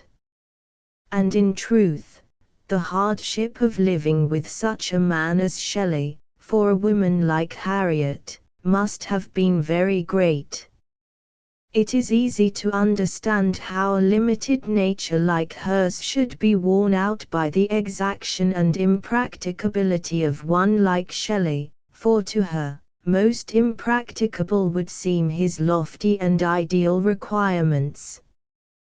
The parting was not unfriendly, and Shelley always spoke of her with deep kindness and pity, and she continued to write to him for some time after he had formed his connection with Mary Godwin, of which she did not seem to disapprove. He had found a sort of comfort in his intercourse with Mary from his first acquaintance with her, and she was probably the first woman he had ever known who in any way understood or appreciated him. Some lines have been given in the relics written to her at this time, which run thus: "Upon my heart thy accents sweet of peace and pity fell like dew on flowers half dead. We are not happy, sweet. Our state is strange and full of doubt and fear, more need of words that ills abate, reserve or censure come not near our sacred friendship, lest there be no solace left for thee or me." Shelley and Mary seem to have been very happy with each other from the first, although they felt the keenest sorrow at his being deprived by the Court of Chancery of the guardianship of his children, on the alleged grounds of his atheism, and although they were inexpressibly pained and shocked at the suicide of Harriet, which occurred about 2 years after the separation. Her death seems to have had no immediate connection with any act of Shelley's, but he mourned over it with great bitterness to the end of his life. He married Mary in a legal manner soon after Harriet's death, and of course a most violent storm of detraction and denunciation burst upon his head. He soon retired to Italy, where he first met Byron, and he passed nearly all the rest of his life there. Poor Harriet was only 22 at the time of her tragic death. Whatever may have been the errors of her life, she had suffered much in their expiation. After her return to her father's house, it appears that she was treated with unkindness, and fell into some irregularities of life. How great, remains still a disputed point. But no one charges anything against her up to the time of her separation from Shelley, except that she was almost as foolish and impracticable as himself. Shelley's fancy for her was that of a mere boy, and his friend Mr. Peacock thus describes the conflict of his feelings after meeting Mary Godwin, between his old feelings towards Harriet, from whom he was not then separated, and his new passion for Mary. He showed in his looks, in his gestures, in his speech, the state of a mind suffering, like a little kingdom, the nature of an insurrection. His eyes were bloodshot, his hair and dress disordered. He frequently repeated the lines from Sophocles, "Man's happiest lot is not to be, and when we tread life's thorny steep, most blessed are they who, earliest free, descend to death's eternal sleep." Godwin, it appears, tried hard to reunite Shelley and Harriet, and disapproved entirely of the new connection. Mary was but 17 years old, very beautiful, and possessed of genius, and her father, moral considerations entirely aside, did not look upon Shelley as a suitable husband for her. But Shelley had conceived for her the one violent, uncontrollable passion of his life, and she was very easily brought under his influence, in spite of the disapproval of her father. Mary had not been brought up with conventional ideas upon the subject of marriage, her own mother, Mary Wollstonecraft, having had very unusual opinions upon that subject, and she fell an easy victim to Shelley's impassioned eloquence, when he urged her to flee with him from an uncongenial home. Shelley appeared to Mary as almost a divine being, and her worshipful love never waned, even during her long widowhood of 30 years' duration. For Shelley, in the whole matter, there seems to be no valid excuse. He deliberately defied the world and the world's ways, and even his memory must bear the fatal consequences. If we allow his genius to excuse his acts, we are setting up a precedent which we have only to imagine universally carried out to produce not only moral revolution but chaos throughout the social world. He sinned like an ordinary mortal, he suffered also in the same wise, and in the memory of man he must be held to the same responsibility as his fellows. But his unworldliness may well be taken into the account. He lived in a sort of dream world of his own, and the thoughts and opinions and feelings of ordinary men upon matters of life and conduct were so different from his that he could hardly comprehend the value they had in the eyes of their possessors. Born to rank and wealth, he desired to induce every rich man to despoil himself of superfluity, and to create a brotherhood of property and service, and was ready to be the first one to lay down the advantages of his birth. Born with the most fanatical love of liberty, he looked upon all the conventionalities of the world as tyranny, and defied all restraints of authority from his earliest youth.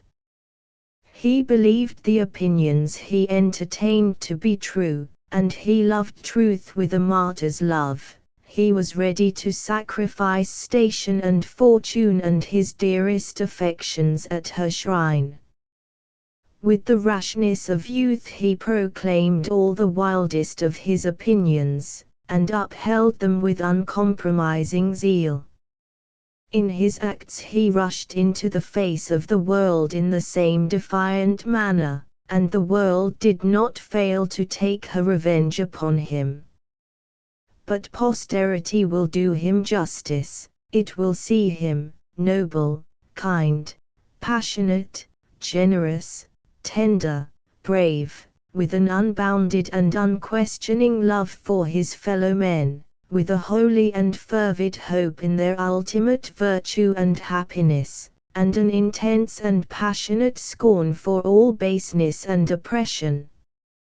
Already about his grave in a foreign land there gather many pilgrims, not only from his own country, but from beyond the sea, and as they read the inscription there, nothing of him that doth fade, but doth suffer a sea change into something rich and strange, they think that the misconceptions which hung over him during life are gradually suffering such a change, and they thank God amid their tears. Washington Irving. It is a little over 100 years since Washington Irving was born, and it is nearly 30 years since he ceased to charm the reading world by the work of his genial and graceful pen. For 50 long and fruitful years he was our pride and boast, and his memory will for many a long year yet be green in the hearts of his countrymen. He was our first and best humorist. Before his advent, what little writing had been done in this country was mostly of the sentimental and tearful sort. And for many years after he began to write, it was much the same. Weeping poetesses filled whole columns with their tears, and in every local sheet new worthers were trying to tell of the worthlessness of life and the beauties of dying. Young bards were inditing odes to melancholy, and everybody was chanting in chorus, if not the words, at least the sentiment of, how sublime a thing it is to suffer and be strong. There was no laughter in the land. Could a collection of these mournful melodies have been made, and these lorn lyrists have been induced to glance over it, it seems to us that they must have received it with inextinguishable laughter. Each delicate little wail when taken by itself was not so bad, but the united wail of this band of broken-hearted singers would have produced, instead of tears, laughter both long and deep. This doleful period lasted long after Irving had begun to write in a different vein, and has lasted in too large a measure even to this day, but he began the corrective process, and has had more influence for good in that direction than any of our other writers. At a later day Dr. Holmes began to write almost, if not quite, as funny as he could.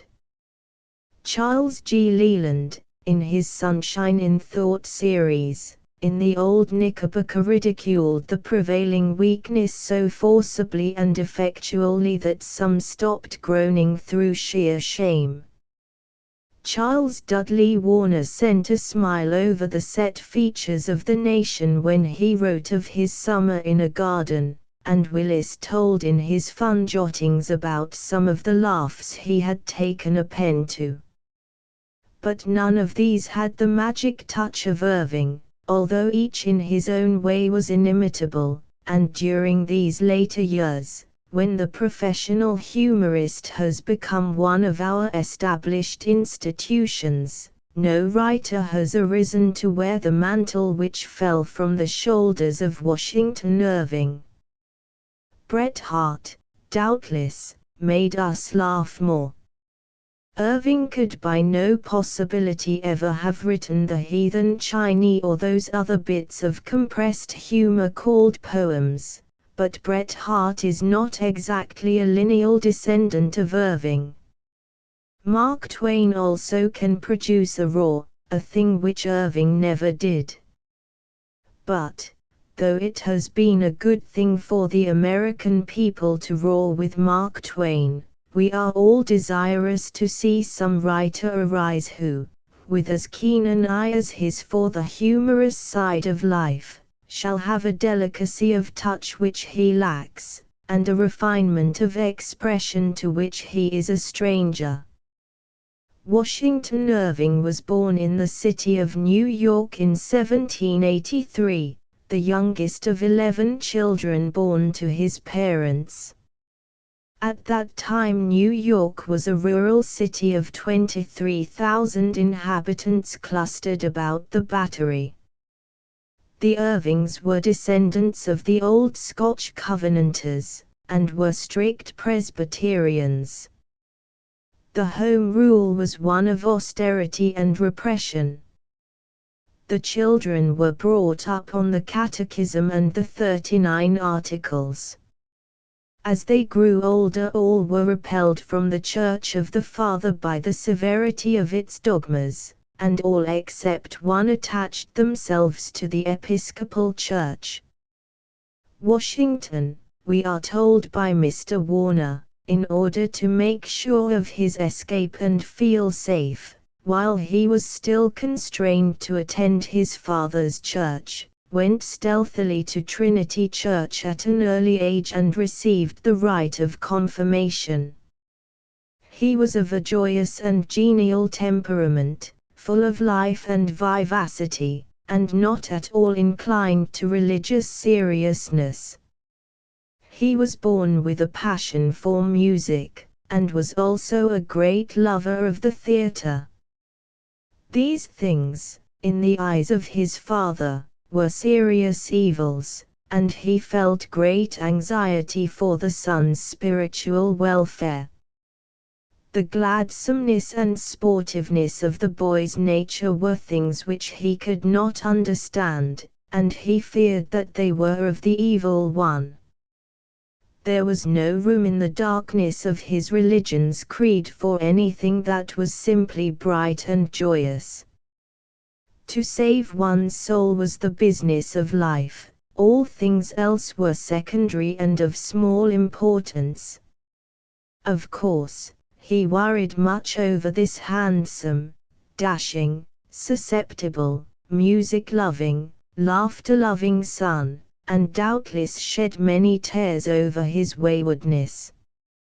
Yet there was nothing wild about the boy. The writing of plays seems to have been his worst boyish offense. His first published writings were audacious satires upon the theatre, the actors, and the local audiences. They had some promise, and attracted some attention in the poverty of those times. At the age of 21 he was in such delicate health that a voyage to Europe was looked upon as the only means of saving his life. He accordingly embarked for Bordeaux and made an extended tour of Europe, loitering in many places for weeks at a time, and laying up a store of memories which gave him pleasure throughout life. In Rome he came across Washington Allston, then unknown to fame.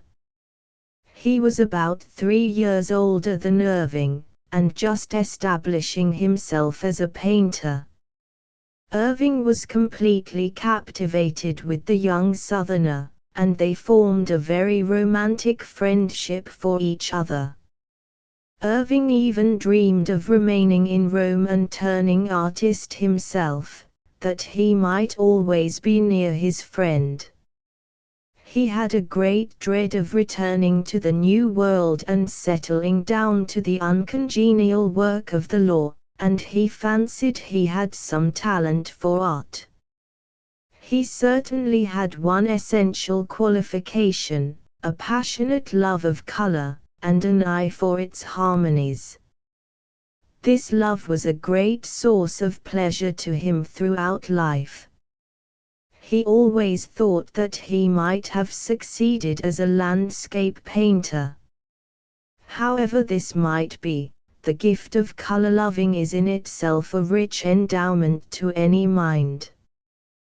There are few purer and higher sources of enjoyment in this life than this love of color, and it is a possession which ought to be cultivated in every child.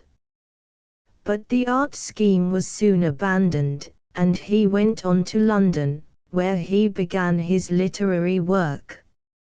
His name of Washington attracted considerable attention there, and he was frequently asked if he was a relative of General Washington. A few years later, after he had written the sketchbook, two women were overheard in conversation near the bust of Washington in a large gallery. "Mother, who was Washington?" "Why, my dear, don't you know?" was the reply. "He wrote the sketchbook." Soon after the book was published, Irving was one night in the room with Mrs. Siddons, the Queen of Tragedy.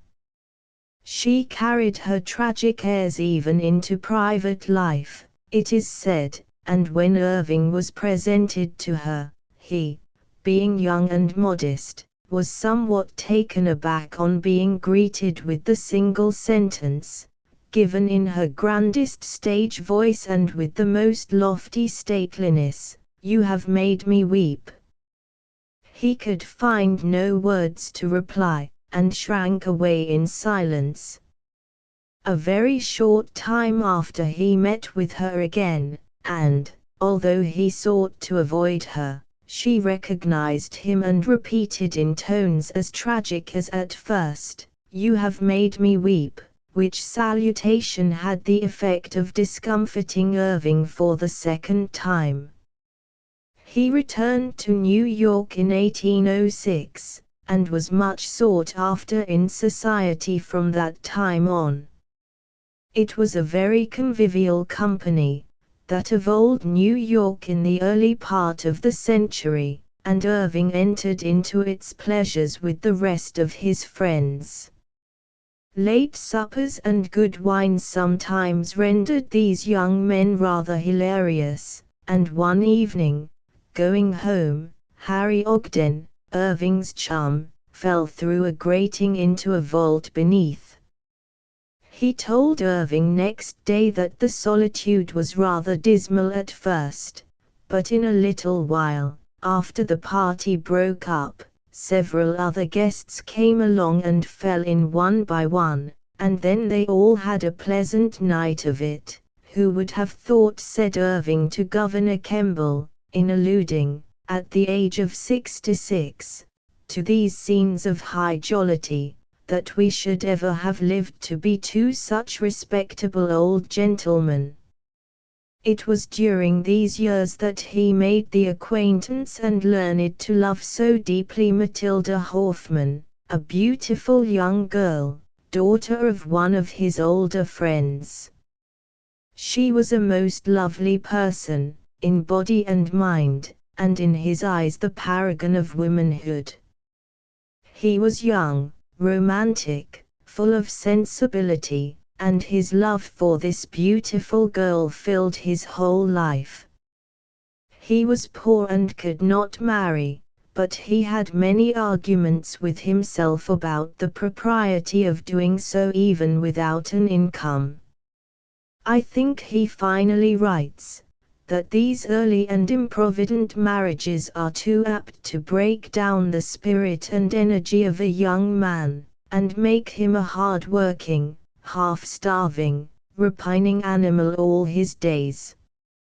And again, young men in our country think it a great extravagance to set up a horse and carriage without adequate means, but they make no account of setting up a wife and family, which is far more expensive.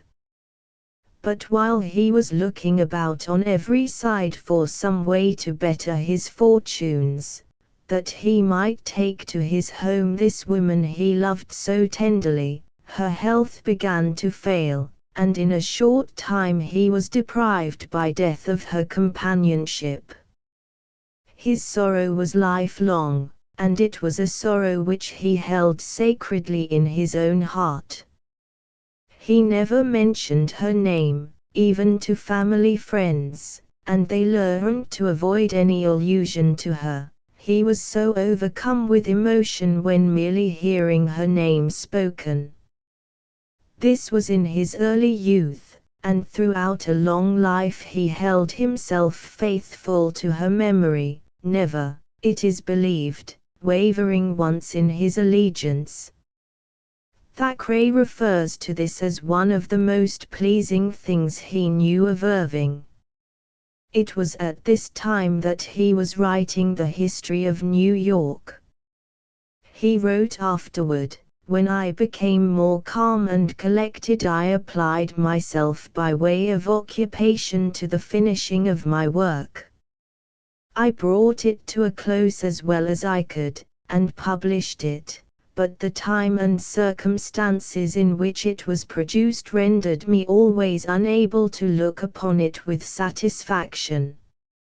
His countenance long retained the trace of his melancholy, and he was ever after a more subdued and quiet man. After his death a beautiful picture and lock of hair were found among his private papers marked in his handwriting, Matilda Hoffman. He also kept by him throughout life her Bible and prayer book. He lay with them under his pillow in the first days of his anguish, and carried them with him always in all lands to the end of his life.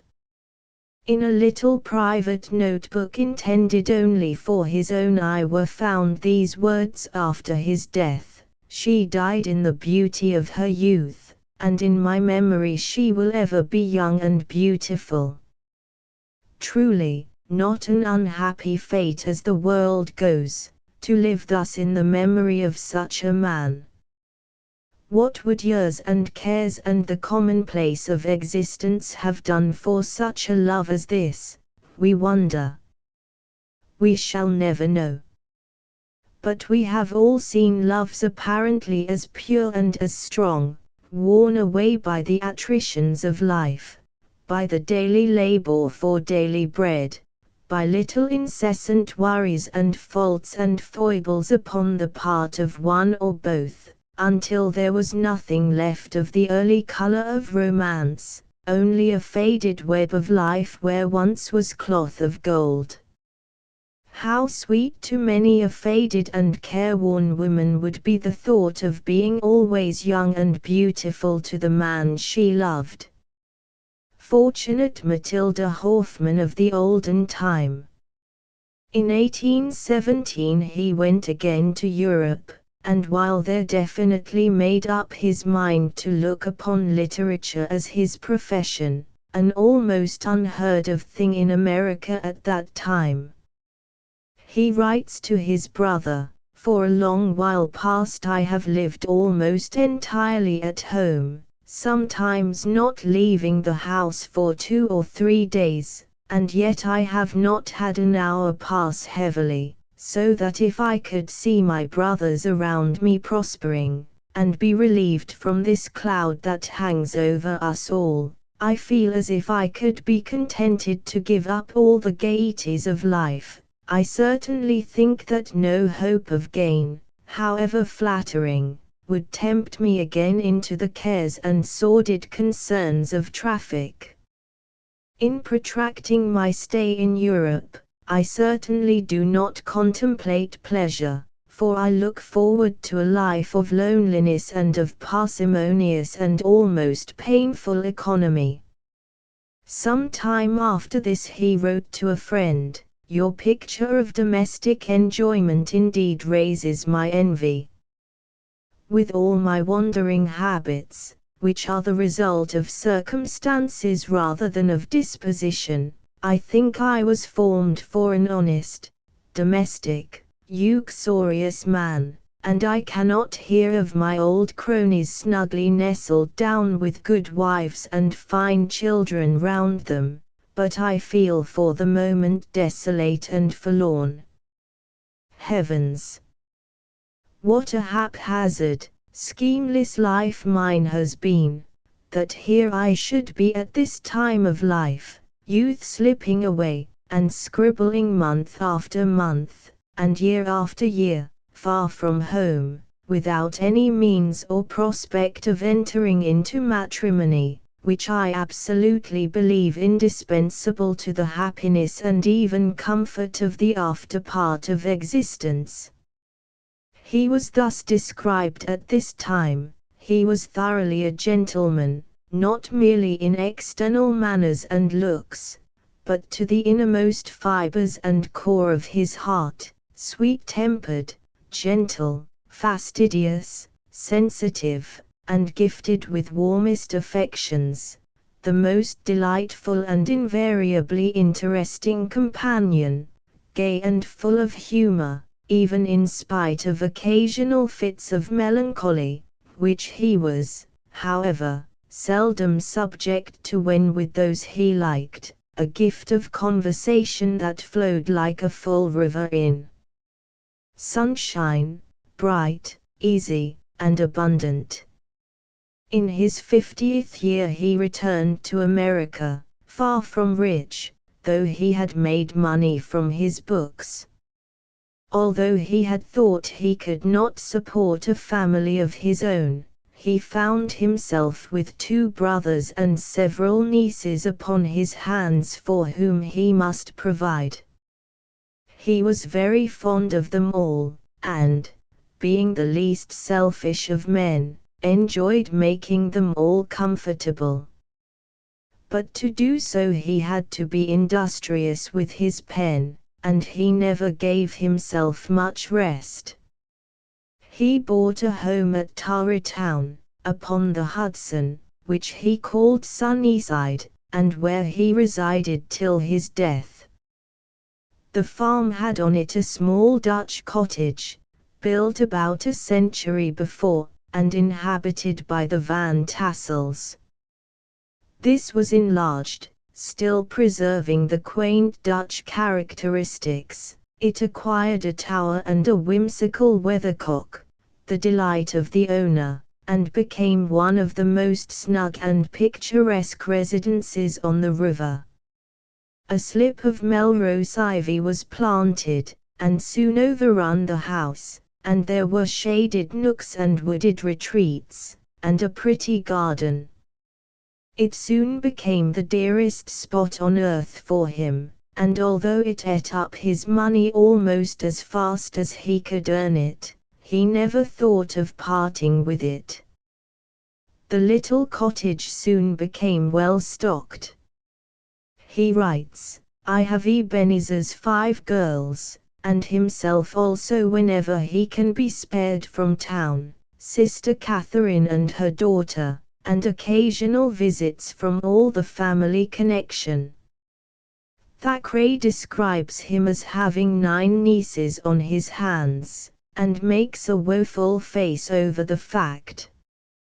He dispensed a charming hospitality here, and no friend who ever visited him forgot the pleasure.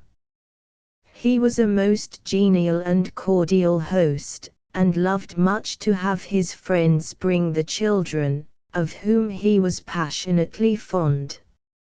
His nieces watched over his welfare with most tender solicitude, and the cottage at Sunnyside, although without a mistress, was truly a home. It was with great reluctance that he left it after his appointment as minister to Spain, and all the pleasure he received from that high mark of the appreciation of his country did not compensate him for the hardship of leaving home.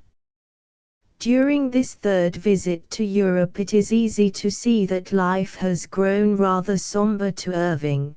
The glamour is gone, he is subject to few illusions. The show and pageantry no longer enchant, they only weary. He writes home, amidst all the splendors of London and Paris I find my imagination refuses to take fire, and my heart still yearns after dear little Sunnyside. Those were exciting times in Spain, and Irving entered into all the dramatic interest of the situation with a real enthusiasm, and wrote most interesting letters to friends at home, describing the melodrama in which he had sometimes an even perilous interest. Throughout his 4 years' stay the excitement continued, and the duties of minister were sometimes perplexing enough. From the midst of court life, in 1845, he wrote, "I long to be back once more at dear little Sunnyside, while I have yet strength and good spirits to enjoy the simple pleasures of the country, and to rally a happy family group once more around me. I grudge every year of absence that rolls by. Tomorrow I shall be 62 years old. The evening of life is fast drawing over me, still I hope to get back among my friends while there is a little sunshine left." In 1846 he did return, and enjoyed 13 years more of happy life there. George W. Curtis thus delightfully sketches the man. Irving was as quaint a figure as Diedrich Knickerbocker in the preliminary advertisement of the History of New York. 30 years ago he might have been seen on an autumnal afternoon, tripping with an elastic step along Broadway, with low-quartered shoes neatly tied, and a Talma cloak, a short garment that hung from his shoulders like the cape of a coat. There was a chirping, cheery, old-school air in his appearance, which was undeniably Dutch, and most harmonious with the associations of his writings. He seemed, indeed, to have stepped out of his own books, and the cordial grace and humor of his address were delightfully characteristic. Through all the honors which he received, and he was one of the most honored men of his day, he was always modest, unassuming, and even diffident. He was the most cheerful of men, and seemed to diffuse sunshine wherever he went.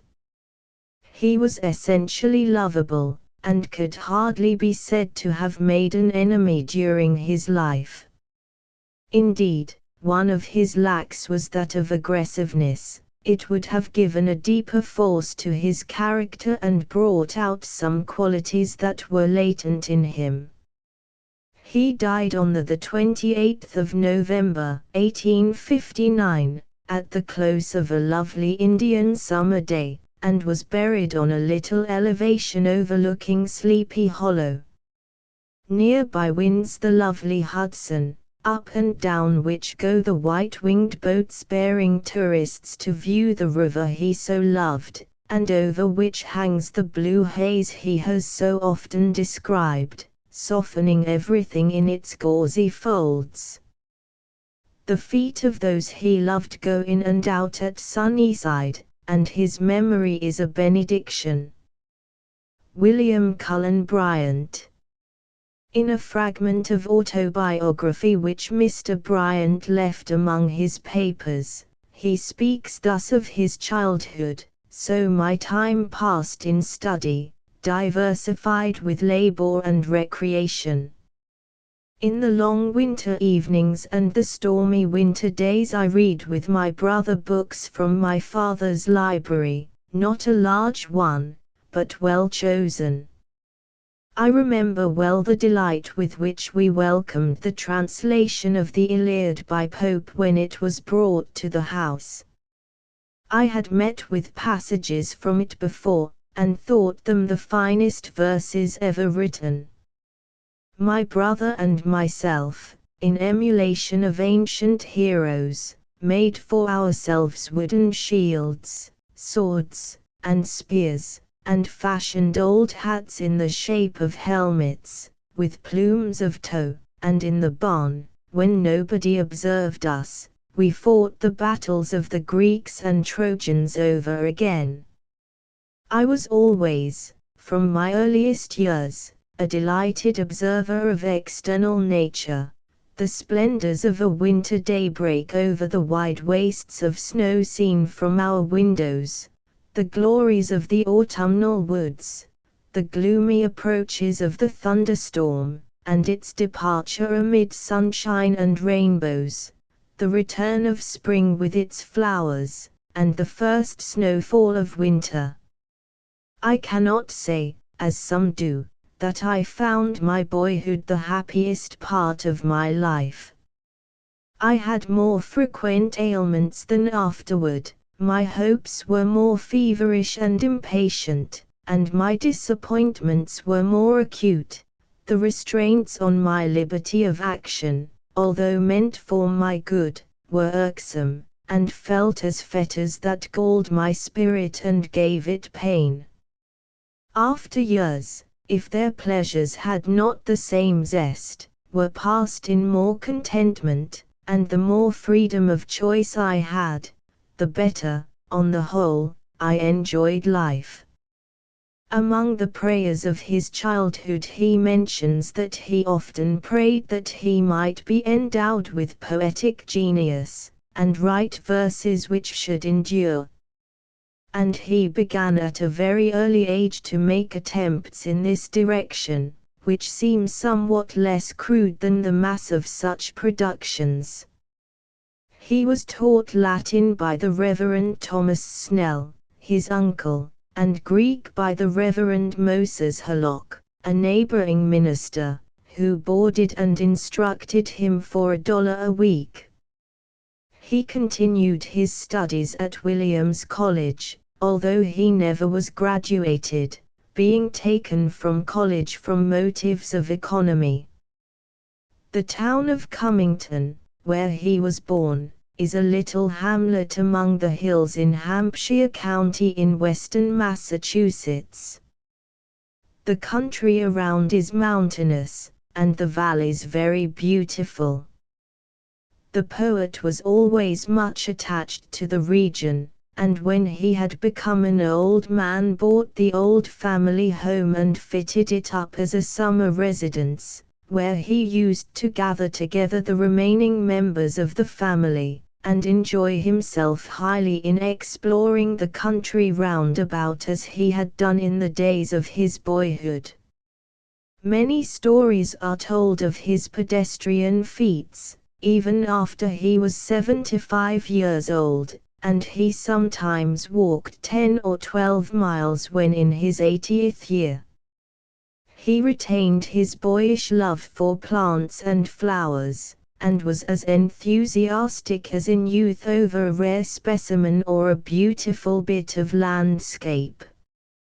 He further evinced his interest in the old home by presenting the town with a fine library of 6,000 volumes, and building a suitable house for its accommodation upon a beautiful site which he purchased for that purpose. Upon leaving school Mr. Bryant pursued the study of law, and entered upon its practice, first in Plainfield, and afterward in Great Barrington, a pleasant village in Berkshire County, on the banks of the Housatonic.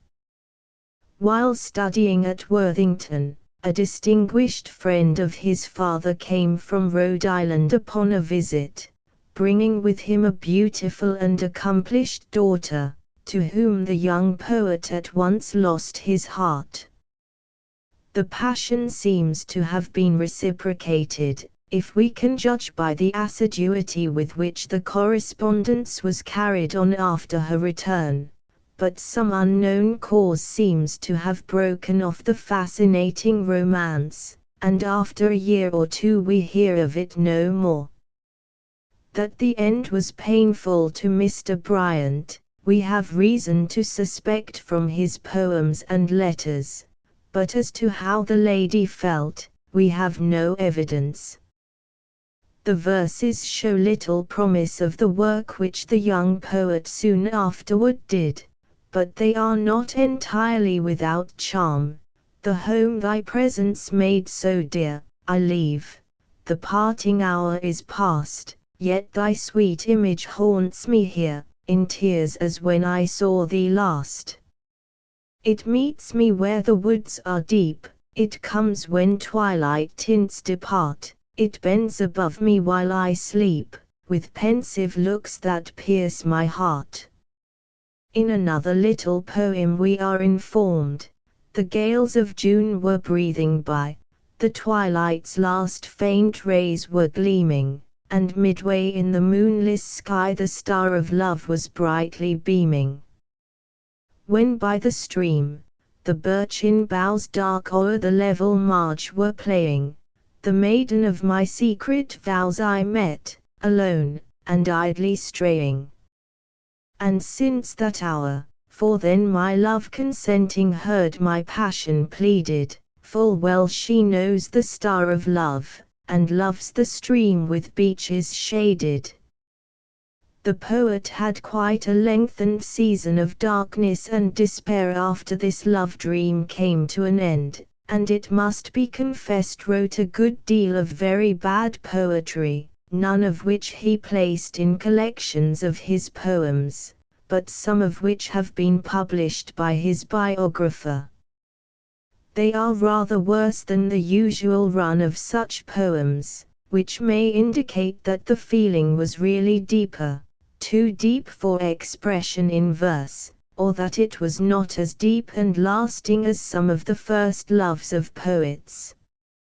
As he had already written Thanatopsis and other fine poems, it is rather surprising that there are so few gleams of the true poetic fire in these amatory verses. As is usual in such cases, he did not recover from the old love until he had discovered a new one, and he did this in his new residence, not long after his arrival there. The second lady of his choice was Miss Fanny Fairchild, daughter of a well-to-do and respectable farmer on the Green River. She was 19 years old at the time, a very pretty blonde, small in person, with light brown hair, grey eyes, a graceful shape, a dainty foot, transparent and delicate hands, and a wonderfully frank and sweet expression of face. She was as sensible as beautiful, and had great charm of manner, which she retained to the end of her life. He soon engaged himself to Miss Fairchild, and the course of their love ran smoothly throughout a long life. To show with what deep feeling and earnestness they entered upon their new relations, the following prayer, dated 1820, has been printed, which was found among Mr. Bryant's private papers after his death. May God Almighty mercifully take care of our happiness here and hereafter. May we ever continue constant to each other, and mindful of our mutual promises of attachment and truth. In due time, if it be the will of Providence, may we become more nearly connected with each other, and together may we lead a long, happy, and innocent life, without any diminution of affection till we die. May there never be any jealousy, distrust, coldness, or dissatisfaction between us, nor occasion for any, nothing but kindness, forbearance, mutual confidence, and attention to each other's happiness. And that we may be less unworthy of so great a blessing, may we be assisted to cultivate all the benign and charitable affections and offices, not only toward each other, but toward our neighbors, the human race, and all the creatures of God. And in all things wherein we have done ill, may we properly repent our error, and may God forgive us, and dispose us to do better. When at last we are called to render back the life we have received, may our deaths be peaceful, and may God take us to his bosom. All which may he grant for the sake of the Messiah. If ever a prayer was granted, it seems to have been so in this instance, for in every detail it was fulfilled in the lives which followed. So rarely beautiful a marriage has seldom been seen, as the one which was entered into in this solemn and lofty manner, by this young and high-minded couple. The days of their pilgrimage were many, but they grew more and more beautiful until the final parting, and when the separation at last came, in the fullness of time, the old poet mourned, with a grief which could not be comforted, for the companion of his youth, the delight of his mature years, and the idol of his old age. 45 years they lived together, and after her death he wrote to his brother, "We have been married more than 45 years, and all my plans, even to the least important, were laid with some reference to her judgment or her pleasure. I always knew it would be the greatest calamity of my life to lose her, but not till the blow fell did I know how heavy it would be, and what a solitude the earth would seem without her." To another brother he said, "Her life seemed to me to close prematurely, so useful was she, and so much occupied in doing good, and yet she was in her 70th year. It is now more than 45 years since we were married, a long time, as the world goes, for husband and wife to live together. Bitter as the separation is, I give thanks that she has been spared to me so long, and that for nearly a half-century I have had the benefit of her counsel and her example." In a brief memoir of their intercourse, prepared for the eyes of his daughters alone, he said, "I never wrote a poem that I did not repeat to her, and take her judgment upon it. I found its success with the public to be precisely in proportion to the impression it made upon her. She loved my verses, and judged them kindly, but did not like them all equally well. One who knew her well thus describes her character: never did poet have a truer companion, a sincerer spiritual helpmate, than Mr. Bryant in his wife. Refined in taste, and elevated in thought, she was characterized alike by goodness and gentleness. Modest in her ways, she lived wholly for him. His welfare, his happiness, his fame, were the chief objects of her ambition. To smooth his pathway, to cheer his spirit, to harmonize every discordant element of life, were purposes for the accomplishment of which no sacrifice on her part could be too great. Another who visited them familiarly in their home wrote, "In the autumn of 1863, we visited Mr. and Mrs. Bryant at West Point, where they occupied Mr. John Bigelow's charming cottage, the Skirrels. From there we accompanied them to Roslyn, and spent a week under their own roof tree. How much we enjoyed those days, I need not say. Mrs. Bryant's health was very delicate, and she sat much in her large armchair by the open wood fire which blazed under the old tiles of the chimney-place. Mr. Bryant sat at her feet when he read in the autumn twilight those exquisite lines, "The life that is."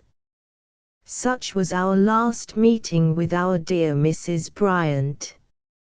I never saw her again, but the thought of her dwells like a sweet strain of music amid the varied notes of human life, and will be ours again when beyond these voices there is peace. The union between Mr. and Mrs. Bryant was a poem of the tenderest rhythm. Any of us who remember Mr. Bryant's voice when he said Francis will join in his hope that she kept the same beloved name in heaven. I remember alluding to those exquisite lines, "The future life to Mrs. Bryant," and her replying, "Oh, my dear, I am always sorry for anyone who sees me after reading those lines, they must be so disappointed."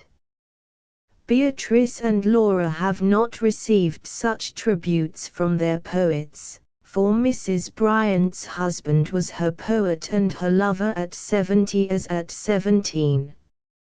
After Mrs. Bryant had been dead 7 years, Mr. Bryant wrote the following poem, showing how tenderly he cherished her memory. "The mourneth not the glory that it wore, nor doth the day so beautifully die, since I can call thee to my side no more, to gaze upon the sky.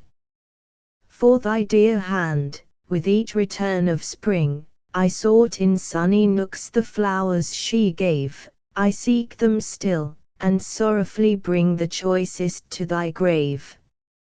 Here, where I sit alone, is sometimes heard, from the great world, a whisper of my name, joined, haply, to some kind commending word, by those whose praise is fame. And then, as if I thought thou still wert nigh, I turn me, half forgetting thou art dead, to read the gentle gladness in thine eye that once I might have read. I turn, but see thee not. Before my eyes the image of a hillside mound appears, where all of thee that passed not to the skies was laid with bitter tears. And I, whose thoughts go back to happier days that fled with thee, would gladly now resign all that the world can give of fame or praise for one sweet look of thine. Thus ever, when I read of generous deeds, such words as thou didst once delight to hear, my heart is wrung with anguish as it bleeds to think thou art not near. And now that I can talk no more with thee of ancient friends and days too fair to last, a bitterness blends with the memory of all that happy past. That past had, indeed, been happy and most successful from every worldly point of view. He had published his poems, while still a young man, and they had made him famous at once. For more than 50 years he was honored as one of the first of the poets of America, and for a large part of that time he was held as indisputably the first in rank. His work received honors and commendation over the sea as well as at home, almost from the first. It seems very curious to us now to think of his selling the very finest of his poems for $2 apiece, yet he did that, and seemed satisfied with the compensation. In later life, when $200 would have been gladly paid him for such poems, he declined to write, saying that no man should write poetry in old age. The greater part of his poetry was written before he went to New York and became editor-in-chief of the Evening Post. After that time he was always driven by newspaper work and involved in political controversy, and rarely wrote verses. In old age he made his translations of the Iliad and the Odyssey, which were very remarkable works for a man of his years, but he seldom wrote an original poem, although what he did write scarcely showed a falling off from the work of his prime. He was very conscientious in his work as an editor, and was honored by the entire nation for the noble and patriotic course he took at the time of the anti-slavery excitement, and throughout the Civil War. Men will long remember the brave and spirited utterances of his paper during that time that so tried men's souls. He did much, during his long career as an editor, for American literature, for American art, and for the general culture of his countrymen. In his numerous visits to Europe he learned much of the workings of the institutions of the Old World, and gave his readers the benefit of his studies of the comparative merits of Old and New World methods, and while always fair in his judgments, he was always patriotic, and stood gallantly by his own land. He was much honored while abroad, as well as at home, and made acquaintance with many distinguished men in foreign lands. Mr. Bryant had been brought up a Unitarian, and he maintained his connection with that church throughout life. Many of his dearest friends were among the ministers of that denomination, and he wrote many of his most beautiful hymns for occasions connected with that church. He was always a devoutly religious man, but grew even more so in later life. During a long sickness which his wife had in Naples in 1858, his thoughts became more and more fixed upon this subject, and meeting with an old friend there, the Reverend Mr. Watterson, he opened his mind to him as perhaps he had never done to anyone before.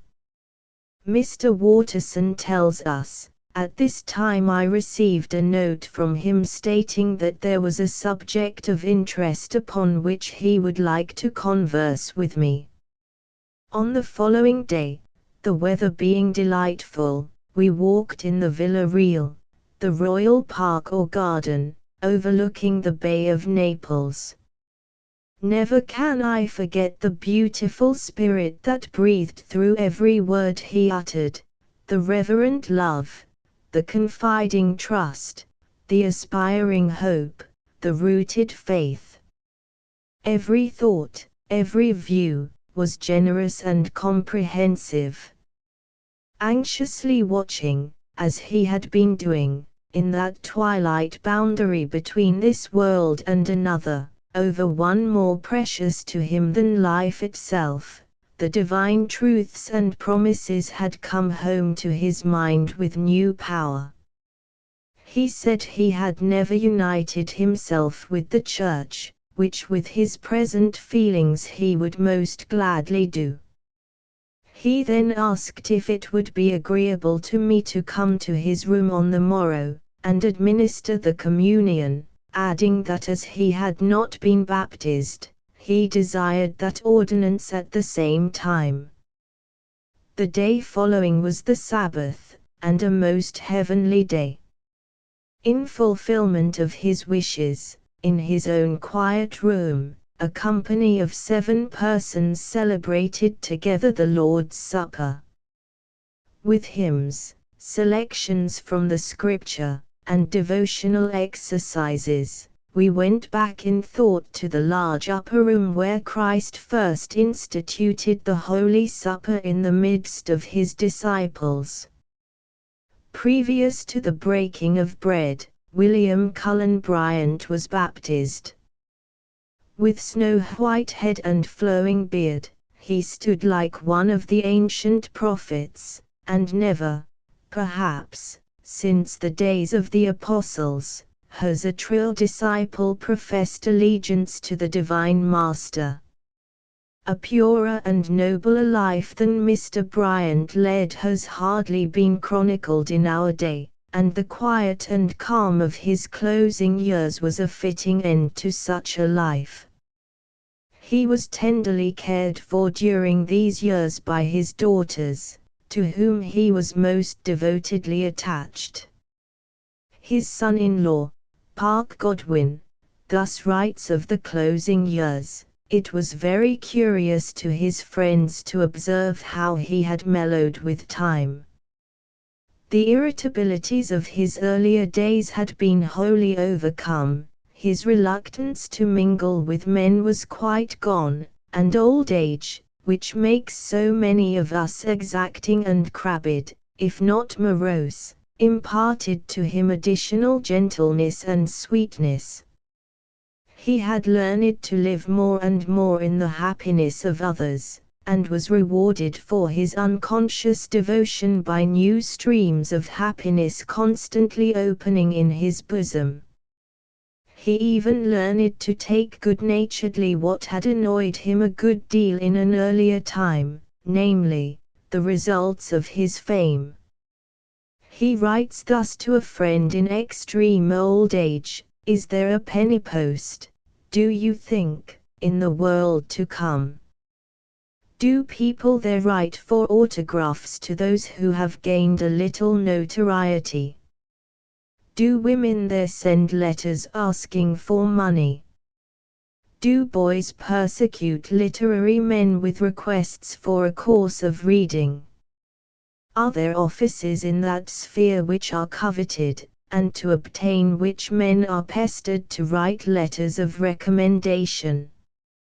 If anything of this kind takes place in the spirit world, it may, perhaps, be of a purgatorial nature, or perhaps be the fate of the incorrigible sinner.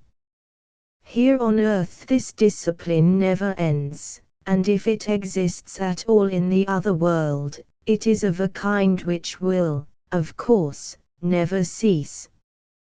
On this account I am inclined to believe that the punishment for sin may be of endless duration, for here the annoyances and miseries which I have mentioned only cease with death, and in the other world, where there is no death, they will, of course, never come to an end." To another correspondent he writes: "How is it in the world to come? Will patience have had her perfect work in this sphere, or is the virtue to be exercised there, until we shall have acquired an evenness of temper which no possible provocation can disturb? Are the boars to be all penned in a corner by themselves, or are they to be let loose to educate the saints to the sublimest degree of patience of which our nature is capable? These are deep questions. I do not remember that you have given any special attention to the use of bores in the moral government of the world in your book on the problem of human destiny. I admit their utility as a class, they serve a most excellent purpose, but whether we are to be annoyed with them in the next world is the doubt. Some of them are most worthy people, and capital Christians, and cannot be kept out of paradise, but will they be allowed to torment the elect there? Probably the title of the great American could be as fittingly applied to Bryant as to any man our nation has produced. He has been happily called the Puritan Greek, and this epithet applies equally well to his life and to his writings. If he was a Stoic in his earlier years, he was as unmistakably a Christian in later life. During both periods he was pure as ice, lofty in thought, noble in deed, an inspiration toward the true life to all who watched his course. No errors of passion or of overheated blood did he have to mourn over, even in youth, yet he was not cold or unimpassioned, as his deep devotion throughout life to the woman of his choice proved. He led emphatically the intellectual life, with as little admixture of the flesh as possible, yet the warm currents of feeling were never dried up in his nature, but bubbled up freshly to the end. He lived largely on the heights of life, yet he was not uncharitable to the weaknesses and follies he saw everywhere about him, but rather looked upon them with a half-pitying tenderness, and he dropped a tear occasionally where the integrity of his own nature counseled a stern reproof. Ralph Waldo Emerson. I have seen Emerson, the first man I have ever seen, wrote George Eliot in her diary many years ago. Carlyle uses similar expressions in his letters at least a score of times. Sentences like the following appear very often: "It remains true and will remain, what I have often told you, that properly there is no voice in this world which is completely human to me but your voice only." Again, "In the whole world I hardly get to my spoken human word any other word of response that is authentically human."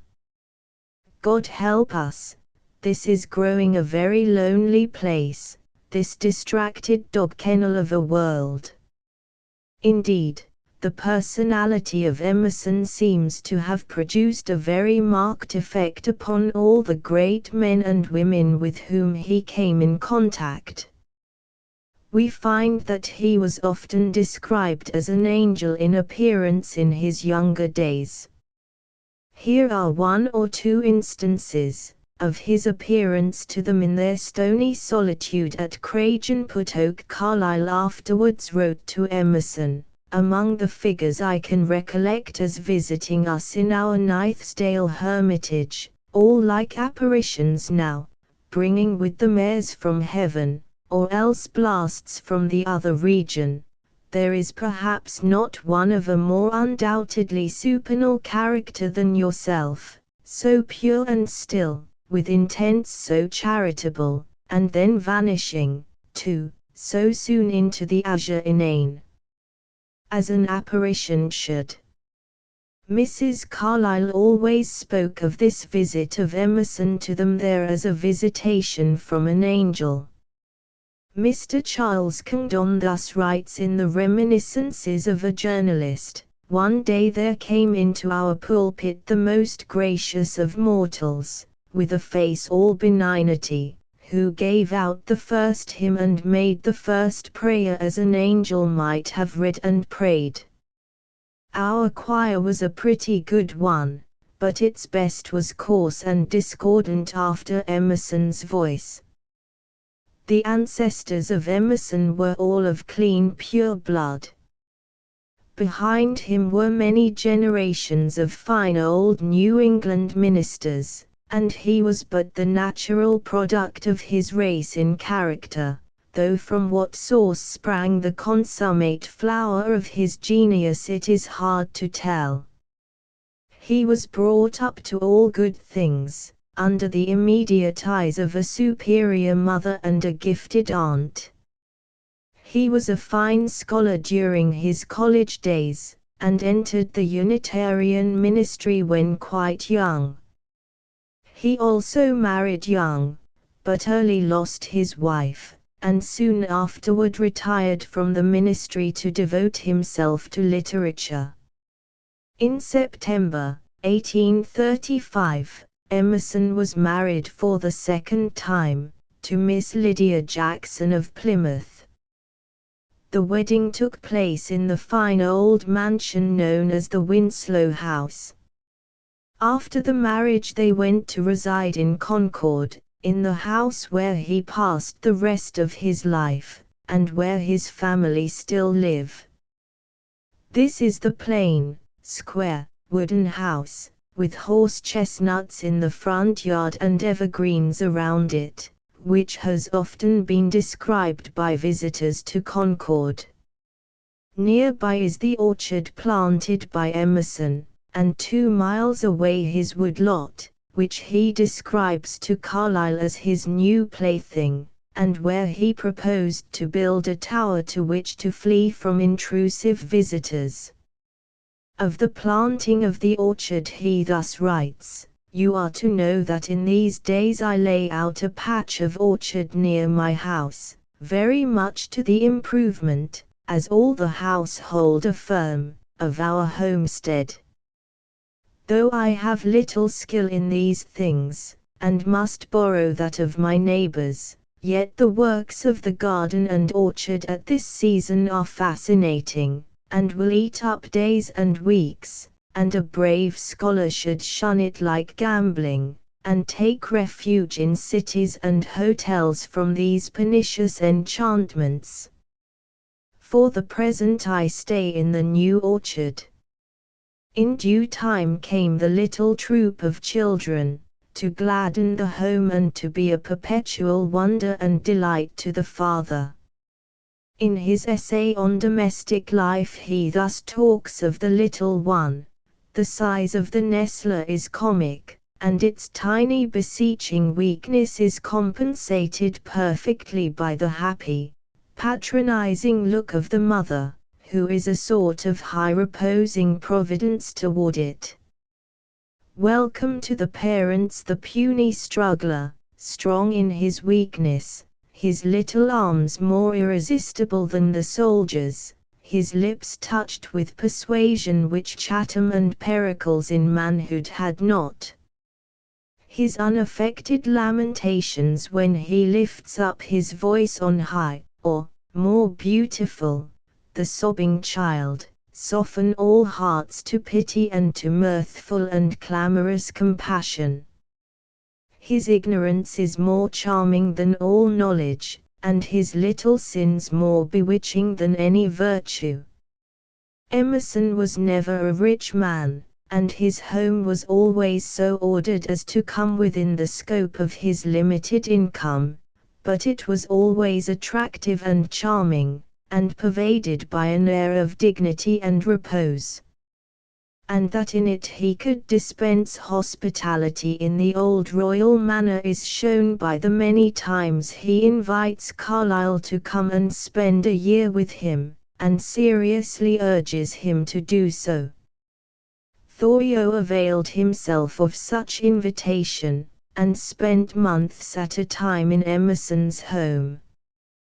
One wonders if Mrs. Emerson received such instruction as her husband gives in the essay just mentioned, and if she profited by it. "I pray you, O excellent wife, not to cumber yourself and me to get a rich dinner for this man or this woman who has alighted at our gate, nor a bedchamber made ready at too great a cost. These things, if they are curious in, they can get for $1 at any village. But let this stranger, if he will, in your looks, in your accent and behavior, read your heart and earnestness, your thought and will, which he cannot buy at any price in any village or city, and which he may well travel 50 miles, and dine sparely and sleep hard, in order to behold. Certainly let the board be spread, and let the bed be dressed for the traveler, but let not the emphasis of hospitality lie in these things.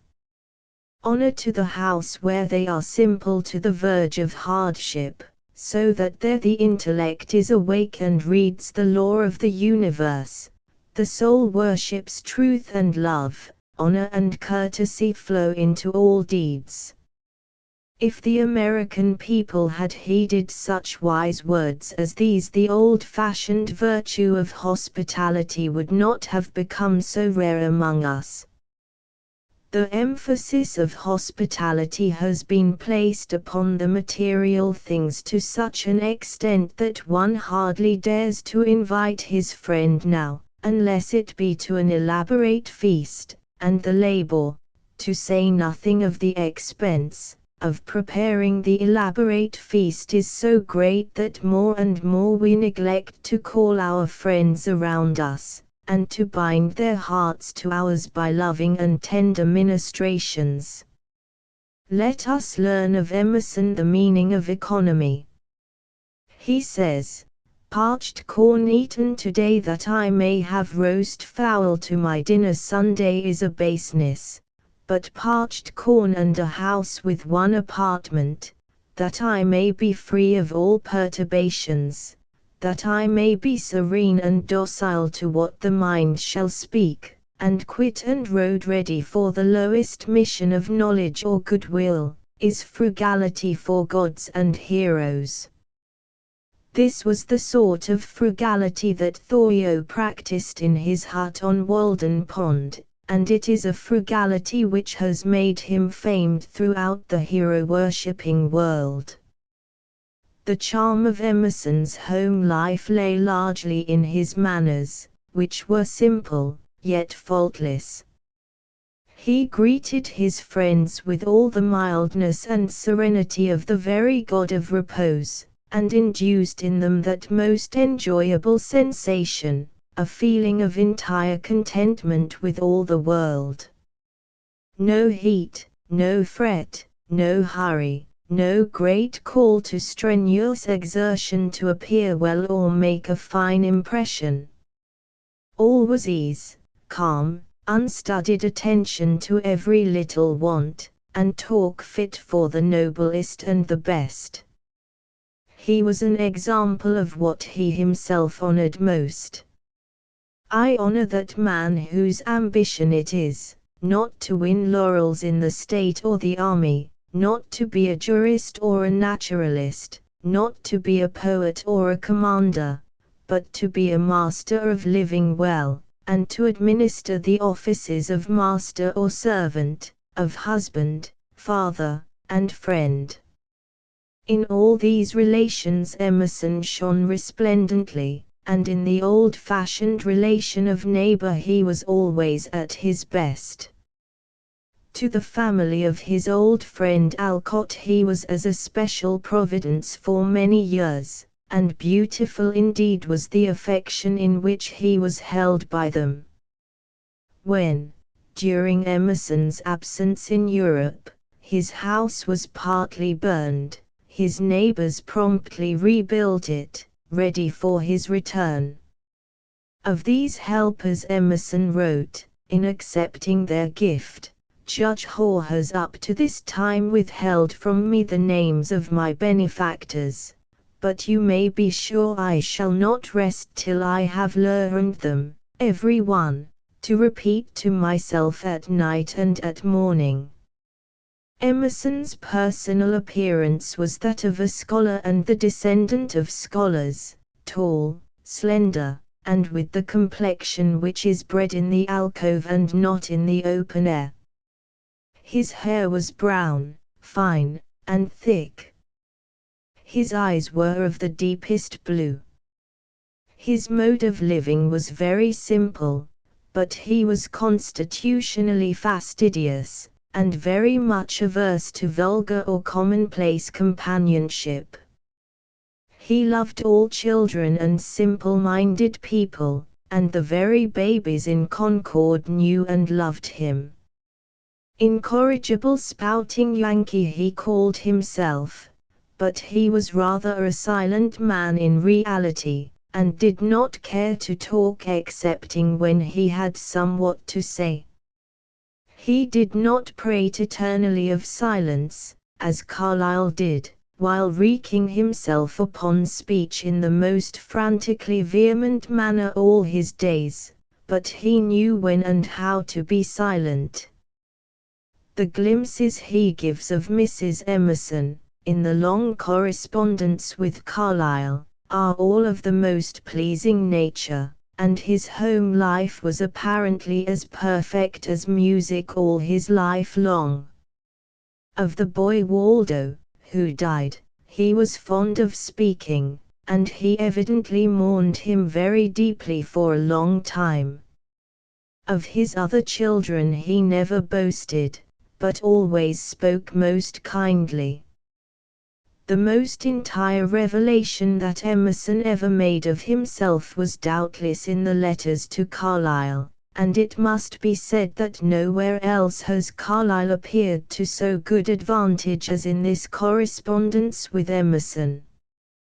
One loves the grim, sardonic old man better after seeing that he could love his friend faithfully and loyally for so many years, and after reading all the tender and touching things he puts into his letters to him. Especially is this the case in the later days, when both had grown to be old men, and had been saddened by their life experience. Carlyle's letters after his wife's death are very touching. In the first after the sad event he says, "By the calamity of last April I lost my little all in this world, and have no soul left who can make any corner of this world into a home for me any more. Bright, heroic, tender, true, and noble was that lost treasure of my heart, who faithfully accompanied me in all the rocky ways and climbings. I am forever poor without her. She was snatched from me in a moment as by a death from the gods. Very beautiful her death was, radiantly to those who understood it, had all her life been, quid plora." This which follows in the same letter, written while Carlyle was still in the unbroken possession of his faculties, makes us not only sad but indignant that his determination had not been allowed to be carried out, and that the poor old man, when broken down by age, should have been permitted to expose to view all those sacred things which, when sane and sound, he would so carefully have covered from the prying eyes of the world. He says, "All summer last my one solacement in the form of work was writing and sorting of old documents and recollections, summoning out again into clearness old scenes that had now closed on me without return. Sad, and in a sense sacred, it was like a kind of worship, the only devout time I had had for a great while past. These things I have half or wholly the intention to burn out of the way before I myself die, but such continues still mainly my employment, to me if to no other useful. To reduce matters to writing means that you shall know them, see them in their origins and sequences, in their essential lineaments, considerably better than you ever did before. To set about writing my own life would be no less than horrible to me, and shall of a certainty never be done.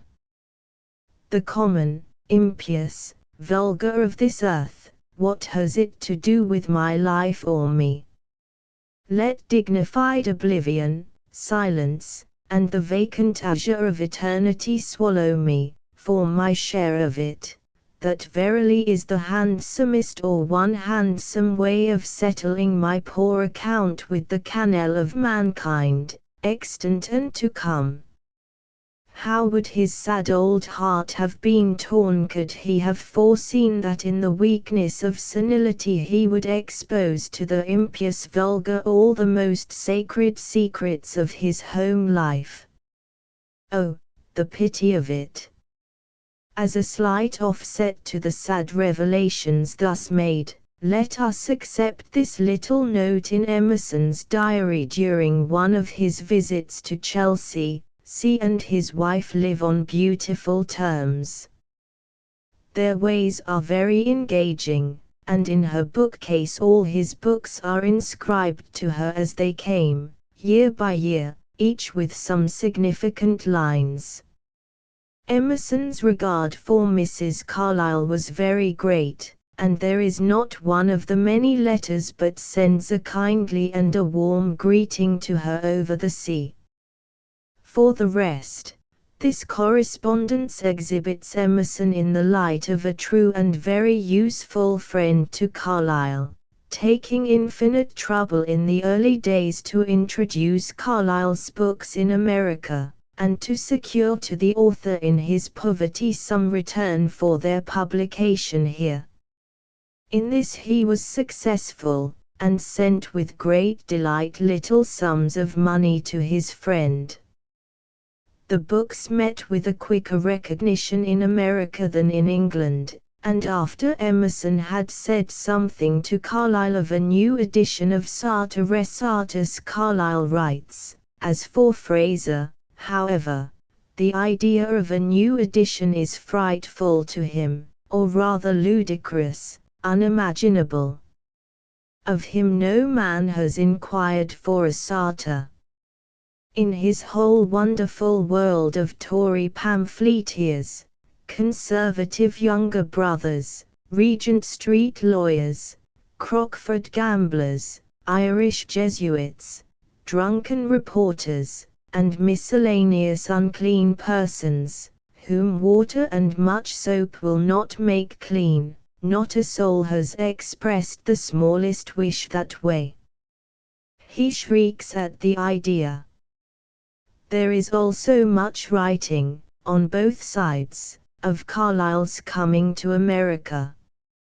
For years this was the most enchanting topic, of which they never grew weary. In one of his saddest moods, while yet almost unknown and very poor, Carlyle wrote, "In joy, in grief, a voice says to me, Behold, there is one that loves thee, in thy loneliness, in thy darkness. See how a hospitable candle shines from far overseas, how a friendly heart watches. It is very good and precious to me." There is, of course, a great deal of mutual admiration of each other's work, very genuine, ever pleasant to hear about, expressed in the warmest language, even in those superlatives which Emerson derided. There are also lovely bits of home life upon both sides, faultless interiors over which the mind will linger with delight in times far away from these, when the students of another age strive to make to themselves a picture of what sort of men these the great of the 19th century really were. There is nothing told in these volumes that will detract from the fame of either, but much that will add to the kindly impression which they have made upon their time. One cannot but think, as the letters grow more infrequent, and are written with greater labor, of how old age was a weariness to these great men as to others, how the very grasshopper became a burden, and how inexpressibly sad was the decay of their great powers. Emerson begins to lag first, although a few years younger than Carlyle, and Carlyle implores him, almost piteously, to write. There is an interval of 1, 2, and even 3 years in the correspondence toward the end, and after Emerson's last visit to England they wrote no more. Carlyle's gentleness and tenderness show themselves very beautifully in these last letters to his one best friend. When he finds that it has become hard for Emerson to write, he begs at first that he be not forsaken, but after a little says in effect, "Never mind, my friend, if it wearies you to write, write to me no more. I will still write to you, and thus our friendship shall not lack for a voice." When the sweet bells had become a little jangled in Emerson's brain, when memory had left him or played him false, and there was a weakening of all his powers, he sat still in his own home among his friends and kindred, his household intact, and surrounded by the fondest care and affection, while his old friend over the seas, the broken giant, the god of thunder, now grown silent, sat in utter desolation in the home he had reared after infinite struggle and endeavor, and wrapped in a solitude so utter and so black that the heart which can look upon it without pity must be a heart of stone. Carlyle died on the 5th of April, 1881, being 85 years old. Emerson died on the 27th of April, 1882, at the age of 79. In death they were not long divided. Thomas Carlyle. Carlyle is one of the many great men who have suffered severely at the hands of their biographers, and from the Penn clan in general. When the world knew him alone or chiefly through the lurid splendors of the French Revolution, that book which, as he himself would have expressed it, was a truth, though a truth written in hellfire, or through the uncanny labyrinths of Sartor Resartus, or the subtle analysis of the hero worship, or the more pleasing pages of his Burns or Milton, or the characteristics, it would stand aloof in wonder, in admiration, almost in awe. But when with his own hand, for he was primarily the cause of all, he stripped away the privacy which he had guarded so jealously through life, and through the reminiscences and his wife's letters, which he prepared for publication, took, as we may say, the roof off from the house, that all the world might look in, then indeed he fell from his lofty pedestal and became like one of us. Hero worship was no longer possible, but loud abuse and recrimination, or apology and a cry for charitable construction, became the order of the day. We may say that he had only himself to thank for it, but who can help regretting that the man in his old age should so have destroyed the fair fabric of his own fame? We are not so rich in heroes that we can afford to lose even the least of the kingly band, and we have felt that we have sustained an irreparable loss ever since the luckless day when we took up the first of the intensely interesting but most painful books relating to this great life. Let us look a little at this hero's domestic life. What was its foundation, what its outcome?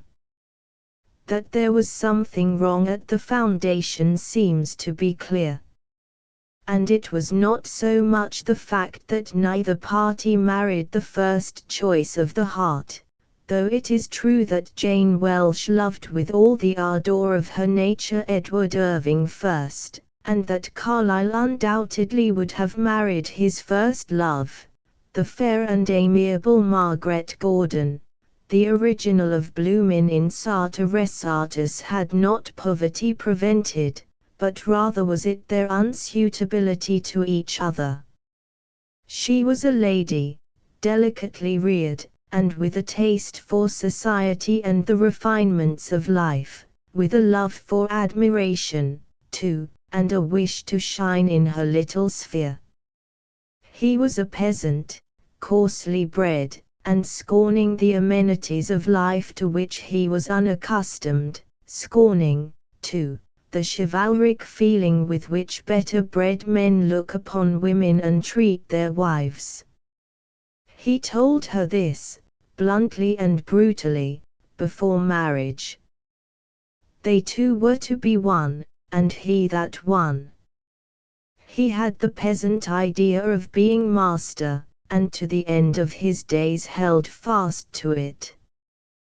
They were never, to his mind, equals, but he was the chief and she the subject. This was what put her down intellectually. In her youth she had literary tastes and ambitions, and doubtless much ability, but after marriage we hear no more of that. Even in the 7 years at Cragen-put-Oak, when one would think that out of sheer weariness and want of occupation she would have written or studied, we hear nothing of any such attempts. Her married life seems to have quenched all this utterly. Then all the domestic drudgery, which to her seemed such a burden, and appears to have afflicted her to the end of life, seemed to him to be the natural and proper thing for a woman. He had all his life been accustomed to see his mother and sisters at their tasks, naturally and uncomplainingly, and he could never understand why all women should not feel in the same way. Then he was fond of solitude, and looked upon a visitor as an emissary of the devil, and he failed to see that a gay, pleasure-loving, volatile, sparkling girl could not share his feelings. So he shut her up remorselessly, never dreaming that he was cruel. That she was fond of admiration was nothing to him, though he was fond of it himself in his own grim way. He was the central figure of this household, and if she was deprived of a natural enjoyment it seemed a trifle to him. In short, their whole philosophy of life was different, their characters unsuited to each other, and their tempers of the order described as difficult.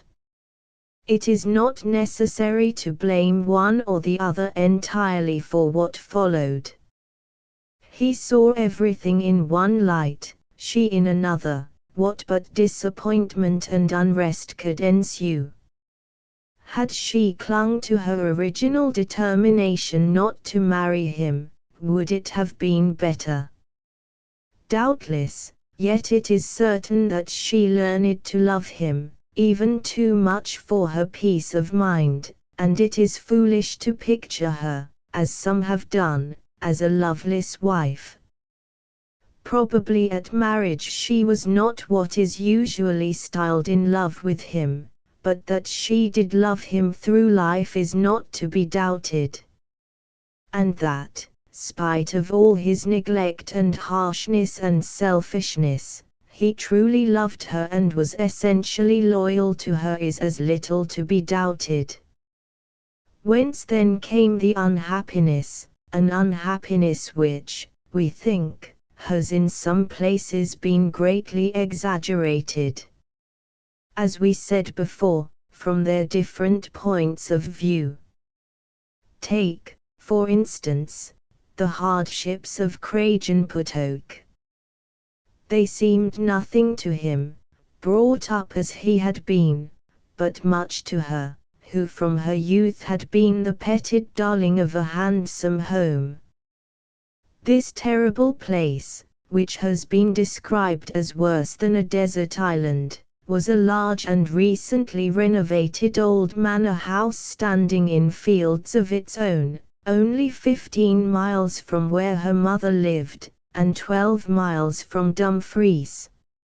Everything had been made comfortable for them by her mother, and in the farm cottage near were his brother and sister, Jane and Alexander Carlyle, who had 3 men and 2 women, and Mrs. Carlyle herself always one servant. Much has been written of her hardships here, and they were very real hardships to her, but from his point of view they did not seem so bad. She did some work, but one cannot help thinking that with so many about her, if she habitually did such drudgery as is represented, it was her own fault. There will come domestic crises in all households, when the hands of the mistress must take hold to save from chaos, but on the whole it would seem that she was not so very great a martyr in this. The lack of society was the real evil, and this Carlyle did not feel, absorbed as he was in his mighty work, his brain burning with the great thoughts to which he must give utterance. How could he appreciate the vacuity of her life, who had always had young and cheerful company about her, and a mother to pity and cheer her smallest sorrow? It was very pitiful that he could not see, but not so very strange. Many another man would have been equally obtuse. His sisters would not have minded it, he did not mind it, and it was not given him to see that she minded it as much as she really did. For it is certain that those 7 years left marks upon her which she never outgrew. They almost seem to have changed her very nature.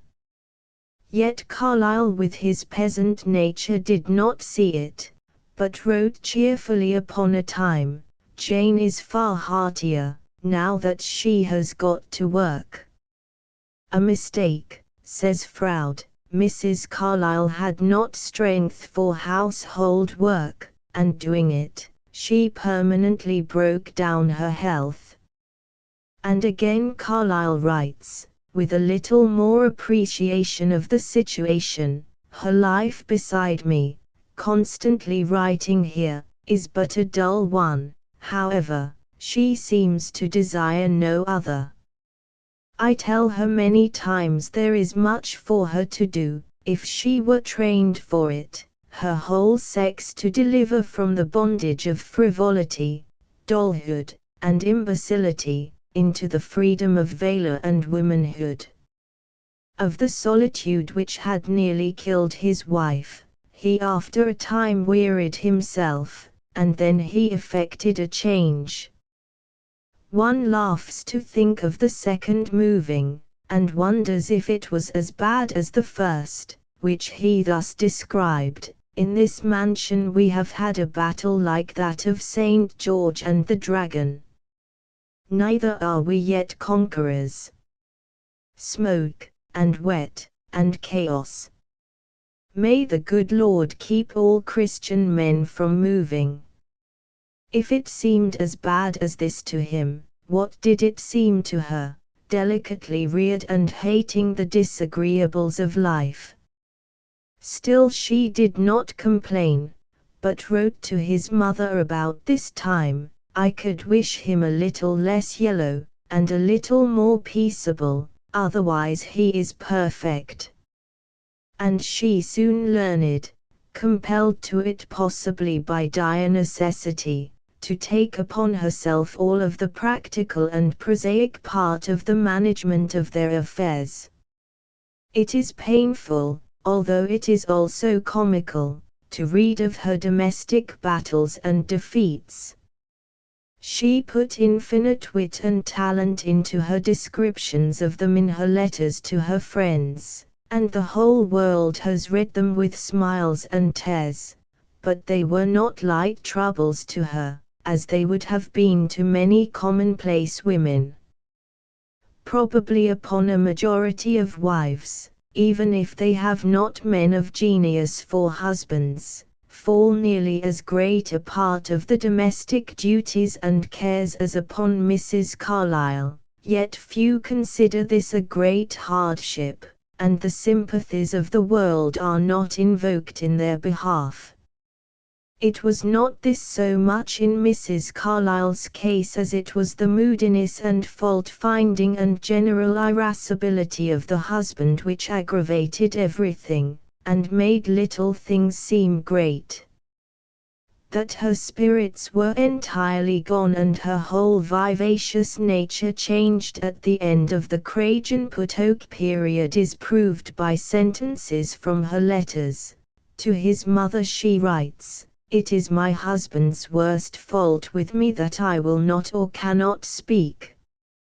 Often when he has talked to me for an hour without answer, he will beg for some sign of life on my part, and all that I can give him is a little kiss."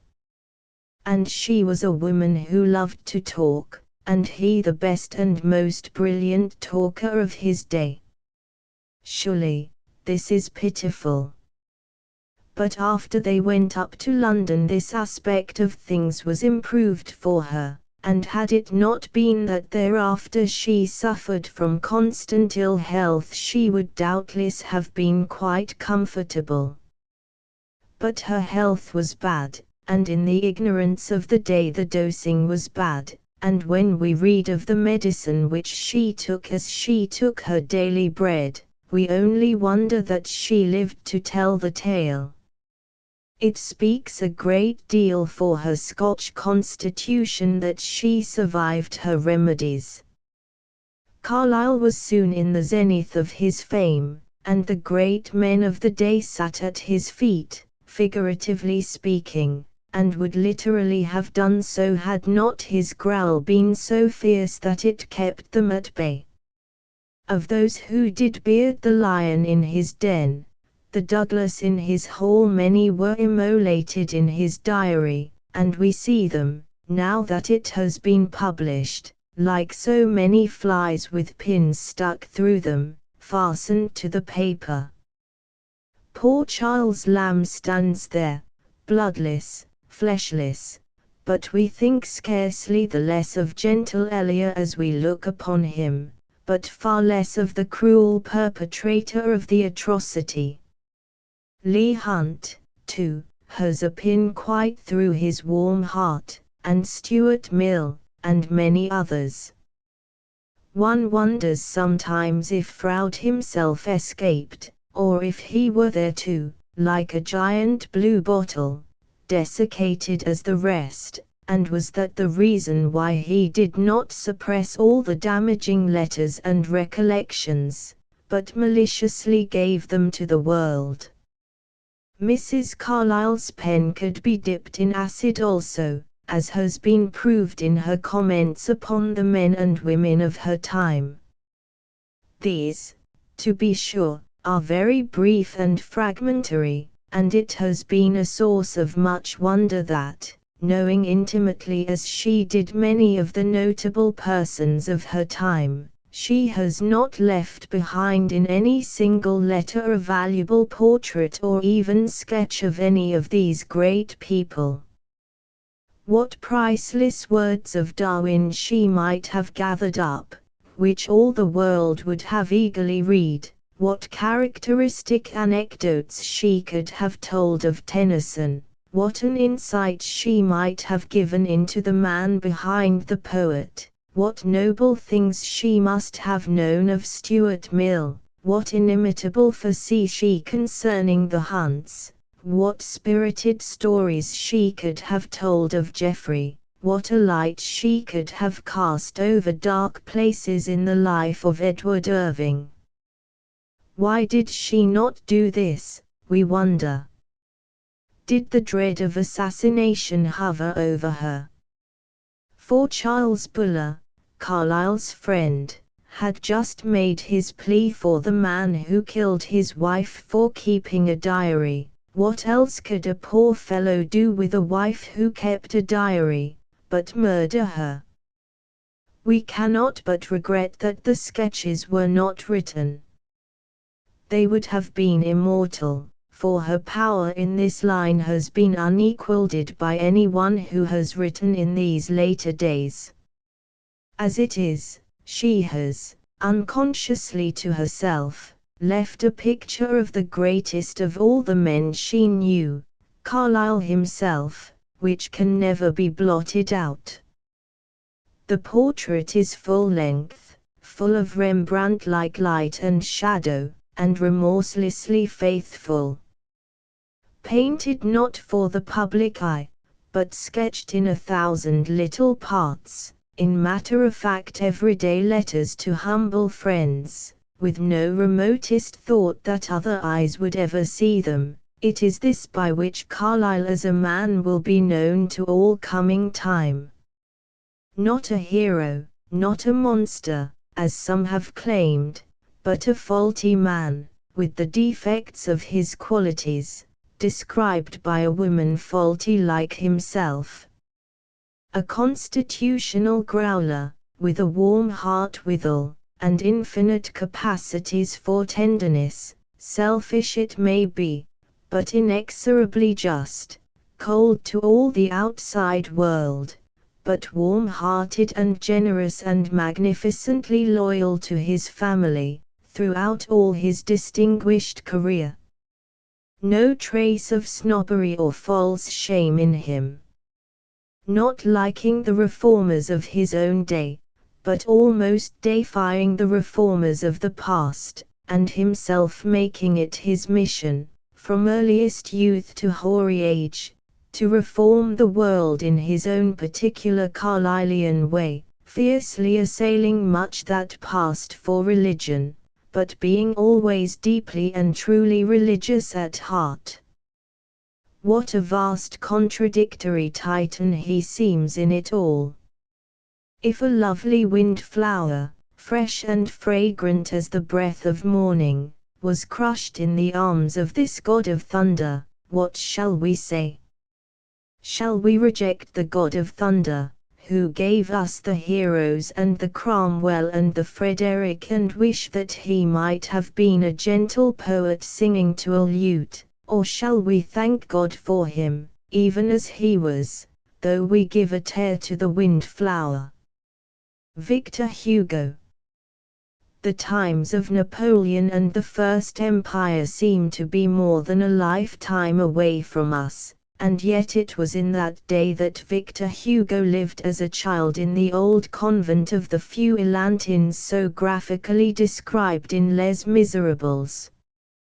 Here he and his two brothers lived with their mother in the strictest seclusion, while the father, General Hugo, a soldier of the Empire, was off with the Grand Army at some distant point, either in garrison or in the field. The child, who was afterwards to hold Napoleon the Little up to the execration of the world, felt his earliest emotions of patriotism stirred by the glorious conquests of Napoleon the Great. General Hugo was one of the most gallant soldiers of the day, and placed in many positions of trust and of responsibility, as well as of danger, by Napoleon. He it was who conducted the terrible retreat from Spain just before the fall of Napoleon. His soldiers were the only protection to the lives of 20,000 French fugitives, who were fleeing from Madrid wild with terror, for the pursuing Spaniards would not have hesitated to massacre the helpless multitude, had they found it in their power to do so. From every bush projected the muzzle of a gun, charged with the death of an invader. Every pass concealed an ambush, every height bristled with guns in the hands of the patriots. But General Hugo conducted the fugitives through in safety, and proceeded to take command of the fortress at Thionville, soon to be besieged. He defended this outpost of the Empire with great gallantry, and it was the last citadel over which the tricolour waved. But at last General Hugo was forced to surrender it to the Allies, and the star of Napoleon had set forever. Madame Hugo had been a royalist always, although she had not been allowed to influence the minds of the children in that direction. But after the fall of the Emperor she openly proclaimed her sympathy with the Bourbons, and was so demonstrative in her enthusiasm that it led to a complete estrangement between herself and her husband. Victor as a boy sided with his mother, and was royalist to the core, but as soon as he became a man he gravitated at once to his father's side. The years which he passed with his mother and brothers, and the priest who was their tutor, in the old garden of the Feuillantines, were as peaceful and happy as the years of childhood should always be. It was in an almost deserted quarter of Paris, and the grounds were spacious, being the remains of a park once attached to the convent. They were, however, neglected, and everything had run wild here, until it seemed to the city children almost like a forest. A ruined chapel was in this wood, which always excited the imagination of the boys, who were thoughtful and fanciful beyond their years. Beautiful horse-chestnut trees cast their shadows round this ruin, and were the home of innumerable birds who nested there. Upon the walls among the cankered and unnailed espaliers were niches for Madonnas and fragments of crucifixes, and vines hung there in ragged festoons to the ground. Through these dismantled cloisters and spacious abbey-chambers the imagination of the boys ran riot, and it cast a sort of poetic glamour over their young and solitary lives. To this secluded place came, at one period of Victor's childhood, General Lowry, his godfather, hiding from the authorities, who had set a price upon his head, and here he was securely hidden by Madame Hugo for 2 years, as Victor Hugo afterwards pictured Jean Valjean as being concealed there by the old gardener. Lowry was implicated in Moreau's plot against Napoleon, and was being diligently sought after by the police all the time he occupied the ruined chapel in the old convent garden. His camp bed was under the shelter of the altar, in a corner were his pistols, and although the rain and snow came in through the dilapidated windows, he bivouacked here in winter as well as summer. The children never knew who he was called simply the General and was much loved by the boys, to whom he talked much of their country and of liberty. After a time, under the promise of pardon if he came forward to receive it, he was betrayed into giving himself up, was arrested at once, cast into prison, and afterward shot, one of the most infamous of the acts of Napoleon, noted throughout his whole career for treachery and insatiable bloodthirstiness.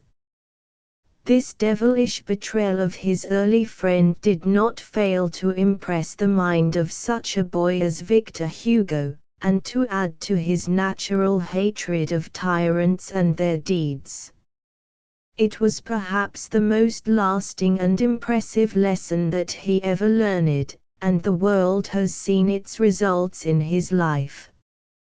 Throughout all the varied years of a long and eventful career, it was ever at the shrine of liberty that he paid his devotions, ever her praises that he sung in his loftiest verse, ever for her that he struck the strongest blows of which his arm was capable. Almost solitary as were the lives of the children under Madame Hugo's watchful eyes, the one visitor who was admitted to their companionship was welcomed with more than the accustomed warmth of children. This was a little girl named Adele Foucher, about 13 or 14 years old when she first visited them, who used occasionally to spend the day with the boys in the garden. Victor soon felt for her the most tender and chivalric regard. He has himself described it once and again, the first time in the story of Pepita, in Le Dernier d'un Condamné, where he sees her in all her charms, just 14 years of age, with large lustrous eyes and luxuriant hair, with rich golden brown skin and crimson lips. He dwells on the proud emotion which he felt as she leaned upon his arm. He recounts how they wandered, talking softly, along the shaded walks. He tells how he picked up for her the handkerchief she had dropped, and was conscious of her hands trembling as they touched his own. And he recollects how they talked about the birds, the stars, and the golden sunset, sometimes, too, about her schoolfellows, her dresses, and her ribbons. They blushed together over the most innocent of thoughts. Again, in Les Miserables, Victor Hugo reverts to the scenes of his youth, and to his child-love.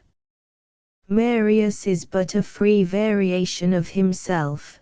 The circumstances are changed, but the character is the same, and the garden scenes between Marius and Cosette are but faint reproductions of passages in the courtship of the poet and Mademoiselle Foucher. Victor had begun to write poetry by this time, and some of his earlier efforts had attracted considerable attention. His whole ambition lay in this direction. We are told by his biographer that his greatest pleasure was to accompany his mother to M. Foucher's house, and there spend long evenings in unspoken admiration of the maiden to whom his whole heart was devoted. It was not long before these admiring glances were noticed by the parents, to whom the danger of encouraging such a passion was apparent, as both the young people were of an age when marriage was out of the question. By mutual consent the two families broke off their intimacy for a time. Victor Hugo found expression for his grief at the separation, in a poem that is full of sad and gentle dignity. In spite of apparent resignation, the obstacles placed in the way of his passion only increased its intensity, and absence, instead of extinguishing his love, served only to increase it. His fevered imagination devised 1,000 means by which he might catch a glimpse of one without whom he felt it impossible to exist. Numberless are the stratagems he contrived, and incredible the ingenuity with which they were executed. The freshness of his romance was itself an exquisite idyll. Victor never despaired, but in the midst of his anticipations he was overwhelmed by a terrible blow. Madame Hugo died very suddenly in the summer of 1821, and the grief of her son was deep and lasting. He could no longer remain away from the one being he felt could afford him comfort, and he went boldly to the house of M. Foucher and declared his love for Mademoiselle Adèle, asking of her parents her hand in marriage. Although both were so young, and they had as yet no means of living, the parents did not deny the suit, only stipulating that there should be no present thought of marriage. Victor was very poor at this time, his allowance from his father having been withdrawn, and he having no settled employment, so the lovers were unwillingly forced to accept these terms. They were very happy at this time, despite his privations, which were very real, and hard for one brought up in comfort, as he had been, to endure. For a whole year he lived on 700 francs, which he earned by his pen, cooking his own meals in his humble lodgings, and finding them sometimes scanty and unsatisfactory. He tells us he had but 3 shirts at this time, and sometimes found it difficult to be as neat as he desired. It was not long, however, before the verses of the young poet attracted the attention of the king, who bestowed a pension upon him of 1,000 francs, from his private purse. This enabled the poet to consummate his marriage with Mademoiselle Foucher, which was done in October 1822. The bridegroom, whose fortune consisted of 800 francs, presented his bride with a wedding dress of French cashmere. The brightness of the occasion was destroyed by a sudden attack of insanity which overtook Victor's brother Eugene, an attack from which he never recovered. Victor now began in earnest his literary work, and soon published his first novel, Handy Islandy, which is said to bear a marked resemblance to the works of Walter Scott. He soon followed this with his plays, Marion Delorme and Hernani, the former of which was soon prohibited by the government. The first representation of Hernani was an event long remembered in Paris. It was supposed that the classical school would receive the new drama with little favor, and would perhaps drive it from the stage, so the friends of the new movement in literature determined to organize for its defense, and as Victor Hugo had decided against having the usual paid claqueurs, they determined to form themselves into such a body and carry the play through at all hazards. Fired with zeal, all the young littérateurs of the day organized in companies, each under a captain of its own, and at an early hour in the afternoon of the day set for the performance, appeared before the theatre. Among those selected as captains was Théophile Gautier, then but 19 years old. He determined to appear in a dress worthy of the occasion, and demanded such a costume of his tailor as that worthy man had never before prepared for a human being, not even a poet. The waistcoat was of scarlet satin, and, according to Gautier's directions, it was made to open behind. The trousers were of a pale green tint, with a stripe of black velvet down the seams, a black coat with broad velvet facings, and a voluminous grey overcoat turned up with green satin. A piece of watered ribbon did duty both for collar and necktie. With his long hair streaming down his back, and in this remarkable costume, Gautier must certainly have presented a picturesque appearance. Many other of the Hernani partisans appeared in costumes quite as eccentric. The passers-by stopped and stared at them in astonishment. Some of them wore soft felt hats, some appeared in coats of velvet or satin, frogged, broidered, or trimmed with fur, others were enveloped in Spanish cloaks, and the array of caps was quite miraculous. Most of them wore prodigious beards and long hair, at a time when every well-regulated citizen was closely cropped and shaven. They waited more than 6 hours in the street, and the moment the doors were opened rushed in and took possession of the theatre. They had brought their lunches, and eggs, sausages, and bottles of wine were consumed in the seats of the theatre where the fine ladies usually sat.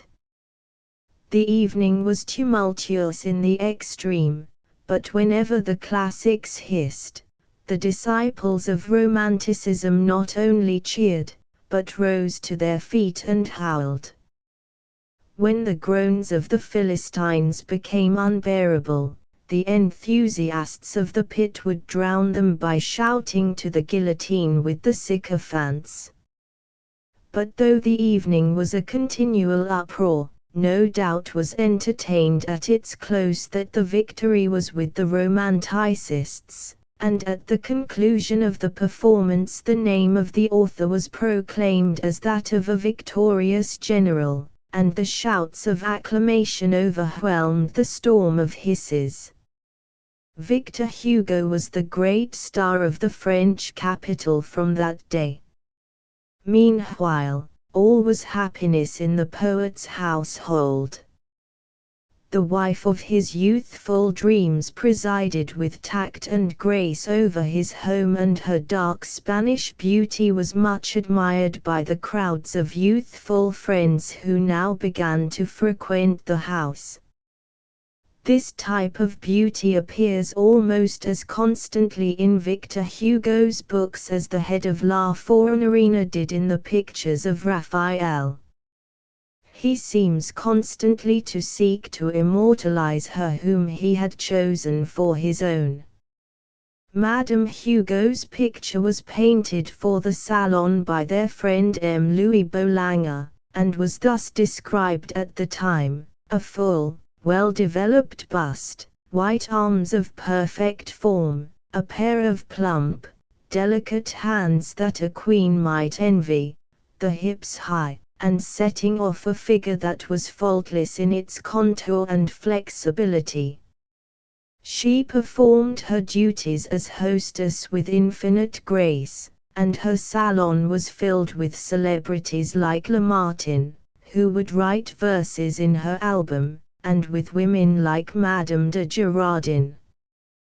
The house was always filled with visitors, attracted by the fascinations of the hostess as much as by the joyousness of the poet. As Victor Hugo's fame increased, we are told that the calm serenity of his early years of married life was somewhat disturbed by the cares and anxieties that glory brings, but at the time of his residence in the Place Royale, of which we have been speaking, there was great happiness in the household, with the young and beautiful children. The beautiful Madame Drouet, then an actress upon the Parisian stage, was said to have come between the poet and his wife at a later day, and it is certain that she shared his banishment, assisting him much in his literary labor, and finally, after the death of the poet's wife, came to preside over his home in the last days, cherishing her love for him to the very close of his life. She is said to have been very beautiful, even in old age, when her hair, Alphonse Daudet tells us, was as white as swan's down. It is not our purpose to deal with the public life of Victor Hugo, and we pass over all that occurred up to the time of the exile, after the coup d'état of Louis Napoleon. The historian tells us that Victor Hugo had asked the assembly whether, having had a Napoleon the Great, they were now to have a Napoleon the Little. He had inquired of the royalists how it was that they entered into such strange fellowship with the empire, pointing out significantly how the imperialists who had murdered the Duc d'Enghien, and the legitimatists who had shot Murat, were now grasping each other's blood-stained hands. From the tribune he had proclaimed that the Republic is invincible, and that in France it would prove itself indestructible, as being identical on the one hand with the age, on the other with the people. In lofty language, alike prophetic of the future and condemnatory of the present, he had poured out his indignation in the ears of the nation. The result of all this was that Bonaparte wrote his name at the head of the list of the proscribed. Feeling that if he remained in Paris his life would be sacrificed to no purpose, he endeavored to get away from the city. This was no easy matter to accomplish, and had it not been for the active and skillful assistance of Madame Drouet, he would doubtless have been imprisoned, with his many friends, who crowded all the jails of Paris. A price was set upon his head. 25,000 francs was offered to anyone who would either kill or arrest him, and there were many assassins lurking about in waiting for him.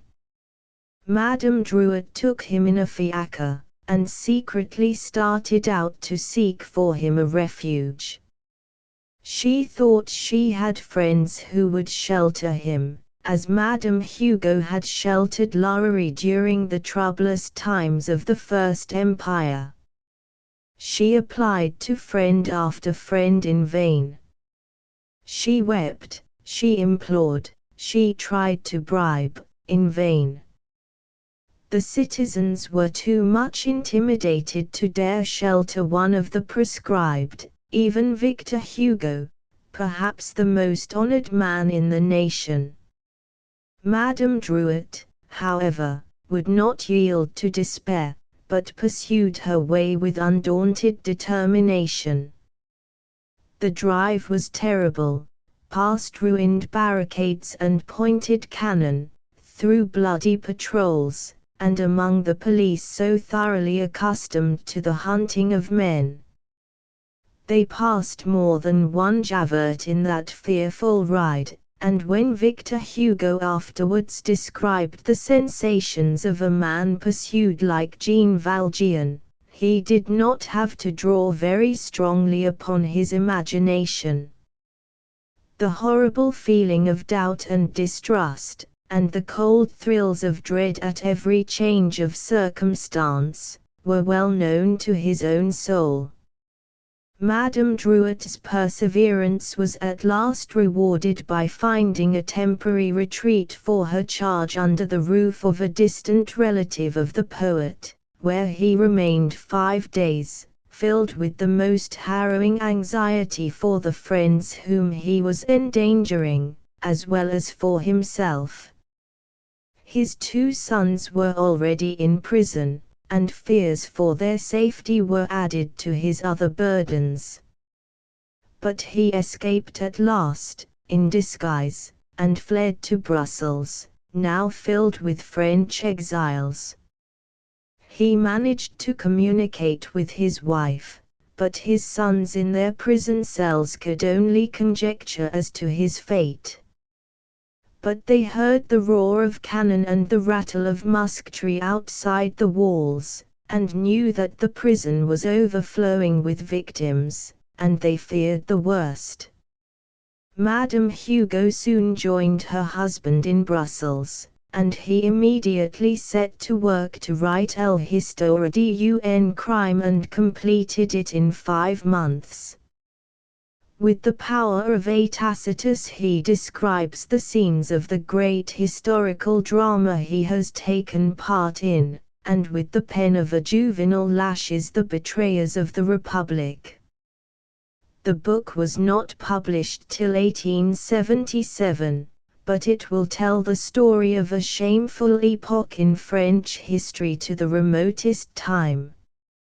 He was not allowed to enjoy his refuge in Brussels long. Almost as soon as he had printed his Napoleon the Little, which book he wrote after completing the history of a crime, he was requested by the Belgian government to leave the country. He repaired to the island of Jersey, where he was joined by his sons upon their release, and by quite a party of friends. He took a small house known as Marine Terrace, on the seashore, and there set up his household gods once more. The house was only 1 story high, but it had a balcony, a terrace, and a garden, and it overlooked the sea, which seemed more than all to Victor Hugo.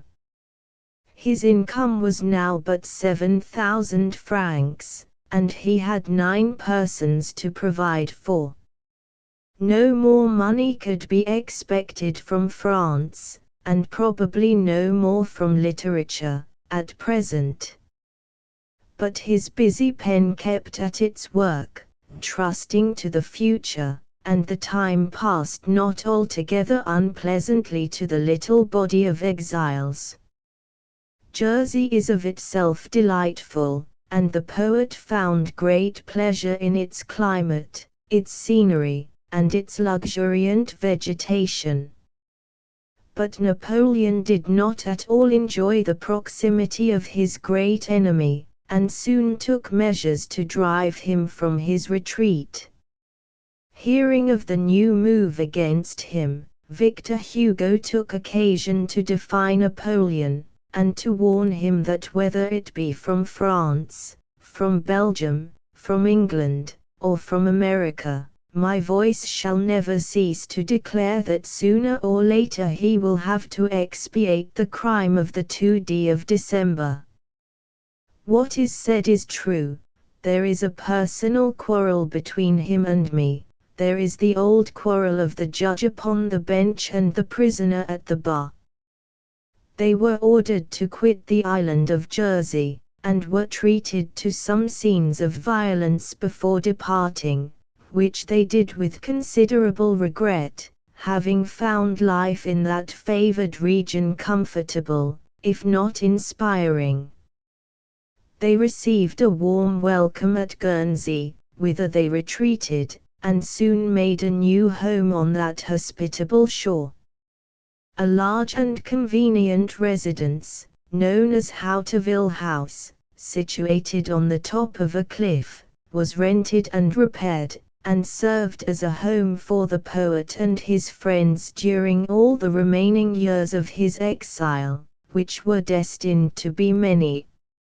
Victor Hugo changed and beautified the house according to his own ideas, doing much of the work with his own hands, and the result is something eminently characteristic of the man.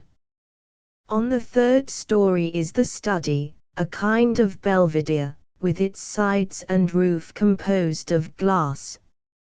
In this study, which overlooked the little town of St. Sampson and its picturesque promontory, the poet did his work.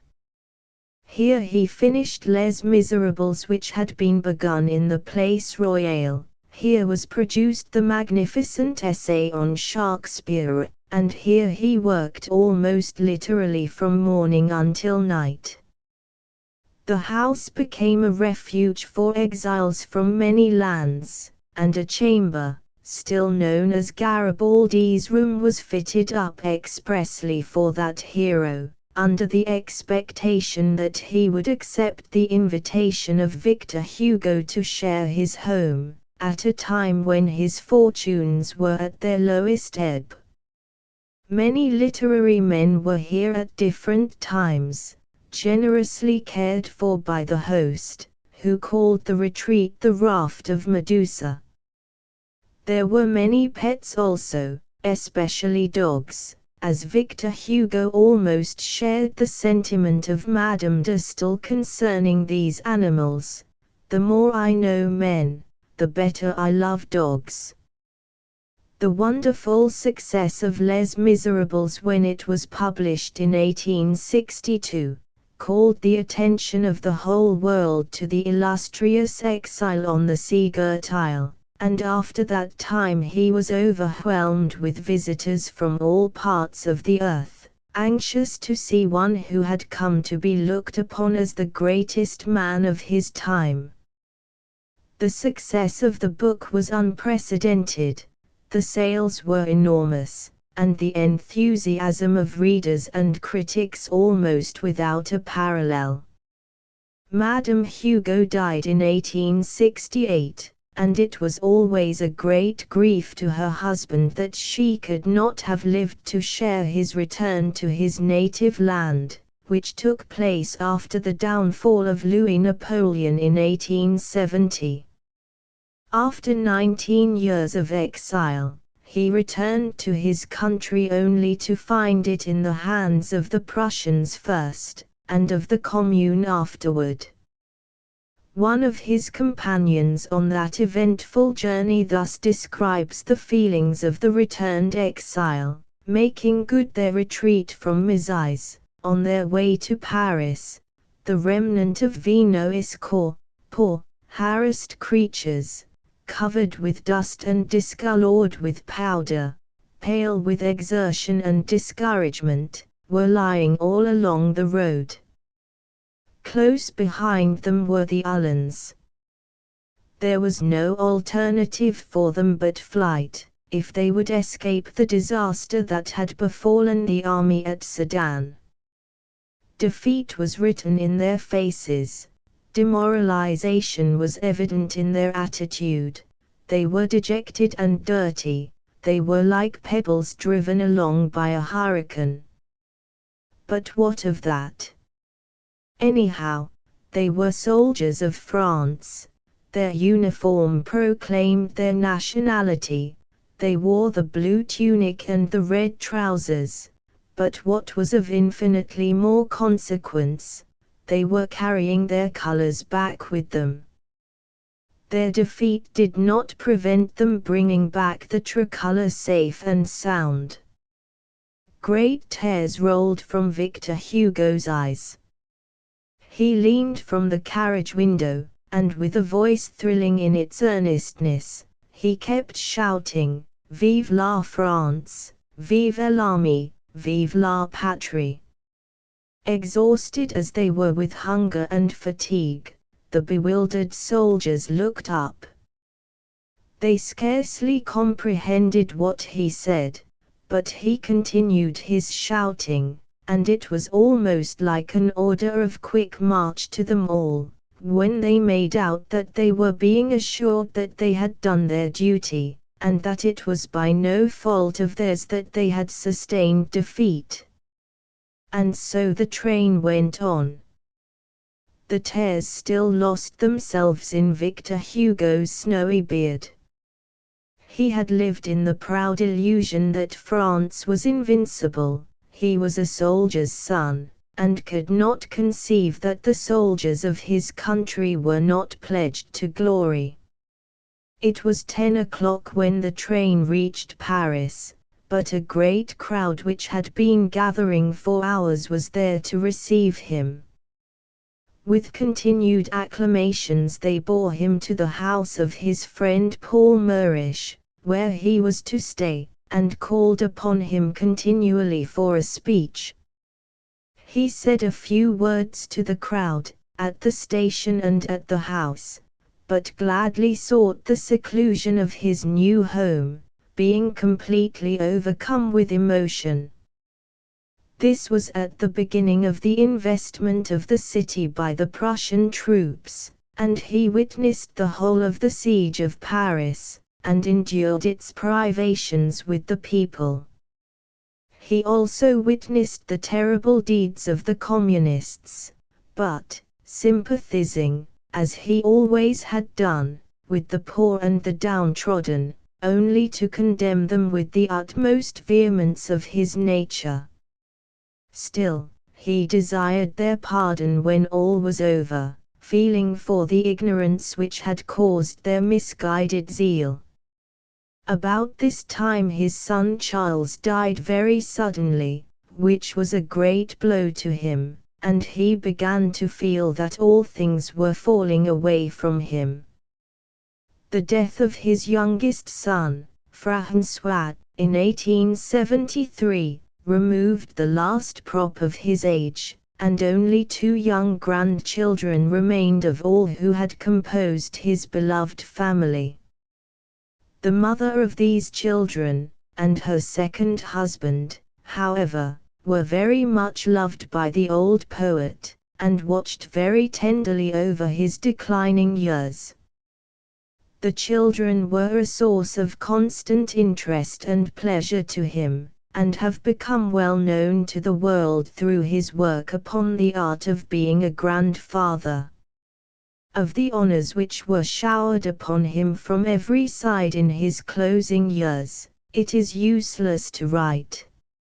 All are familiar with them, as with the magnificent demonstrations after his death.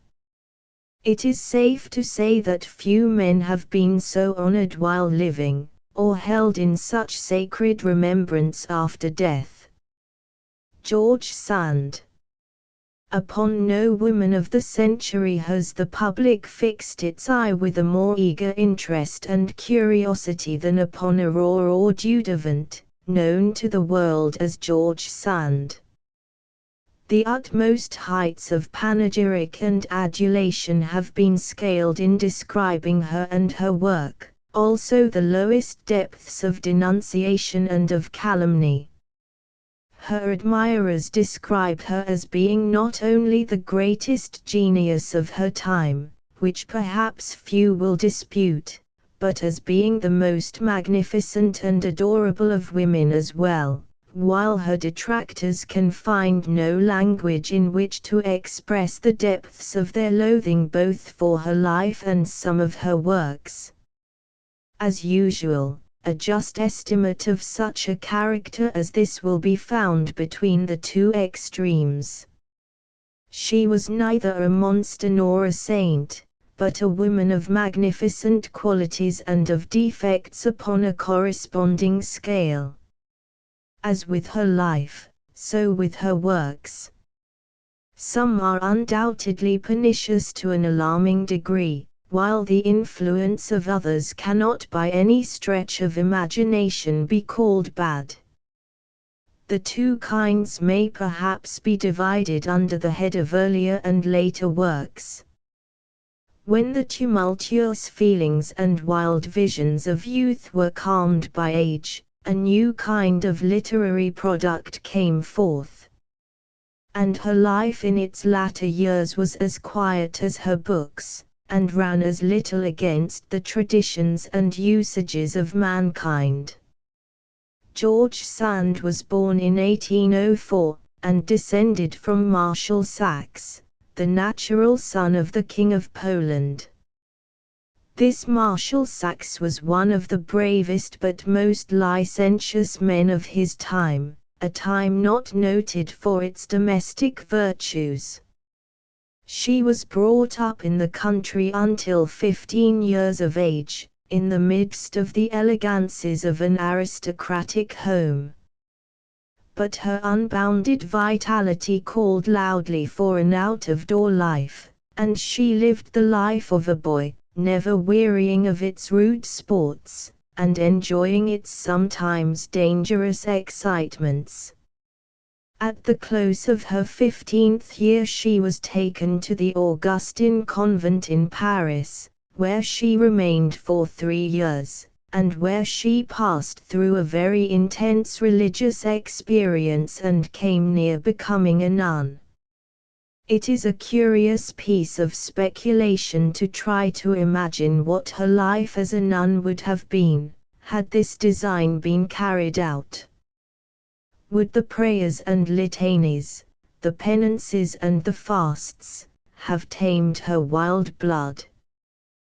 Would her nature have still asserted itself under the cap of the sister? Would she have led a revolt against authority within the church as she did without? Are there any such fierce, tumultuous natures as hers today kneeling on stony cloister floors?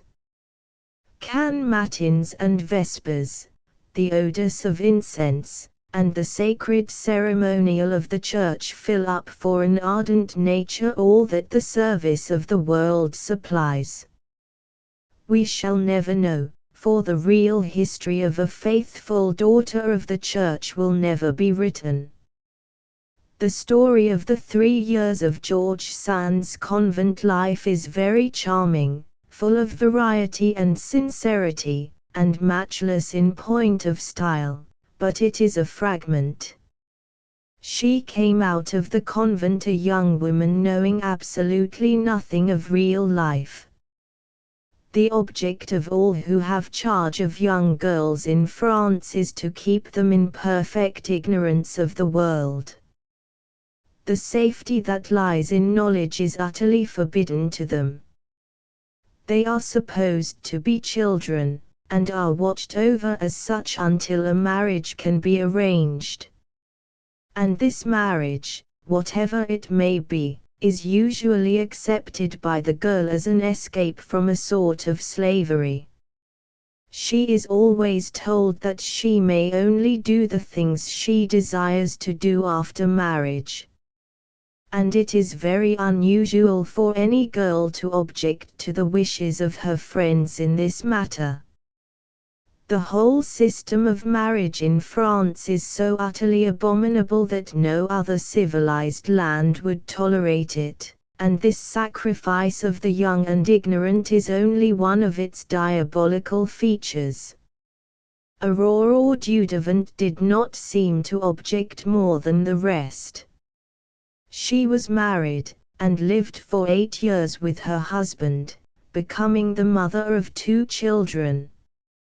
She then left him and her estate of Nohant, and went up to Paris, taking her 2 children with her. She sacrificed her personal fortune, which was considerable, in doing so, and was obliged to earn her own living. She tried various things in the artistic line before she essayed the writing of books. At last with one grand bound she leaped before the world in Indiana. Of course she had written some things of small value before this, but that wonderful book was really her introduction to the world. And it brought the whole literary world to her feet. Thereafter her friends were the first men of France. De Lamennais, Pierre Léras, Michel, Alfred de Musset, Chopin, Liszt, Delacroix, Béranger, Sainte-Beuve, Gustave Planche, Mazzini, were her friends, her intimates, or her lovers. Alfred de Musset was the first who found favor with her heart, it appears, and they were inseparably associated for about 3 years. This brilliant young poet, so skeptical, so sad, so audacious, so dissolute, was the first of this famous coterie of men to become madly infatuated with George Sand, but far from the last. It is asserted that each in turn, and many more besides, were the victims of her luring wiles. For many years the wildest stories were afloat concerning her and her enchantments.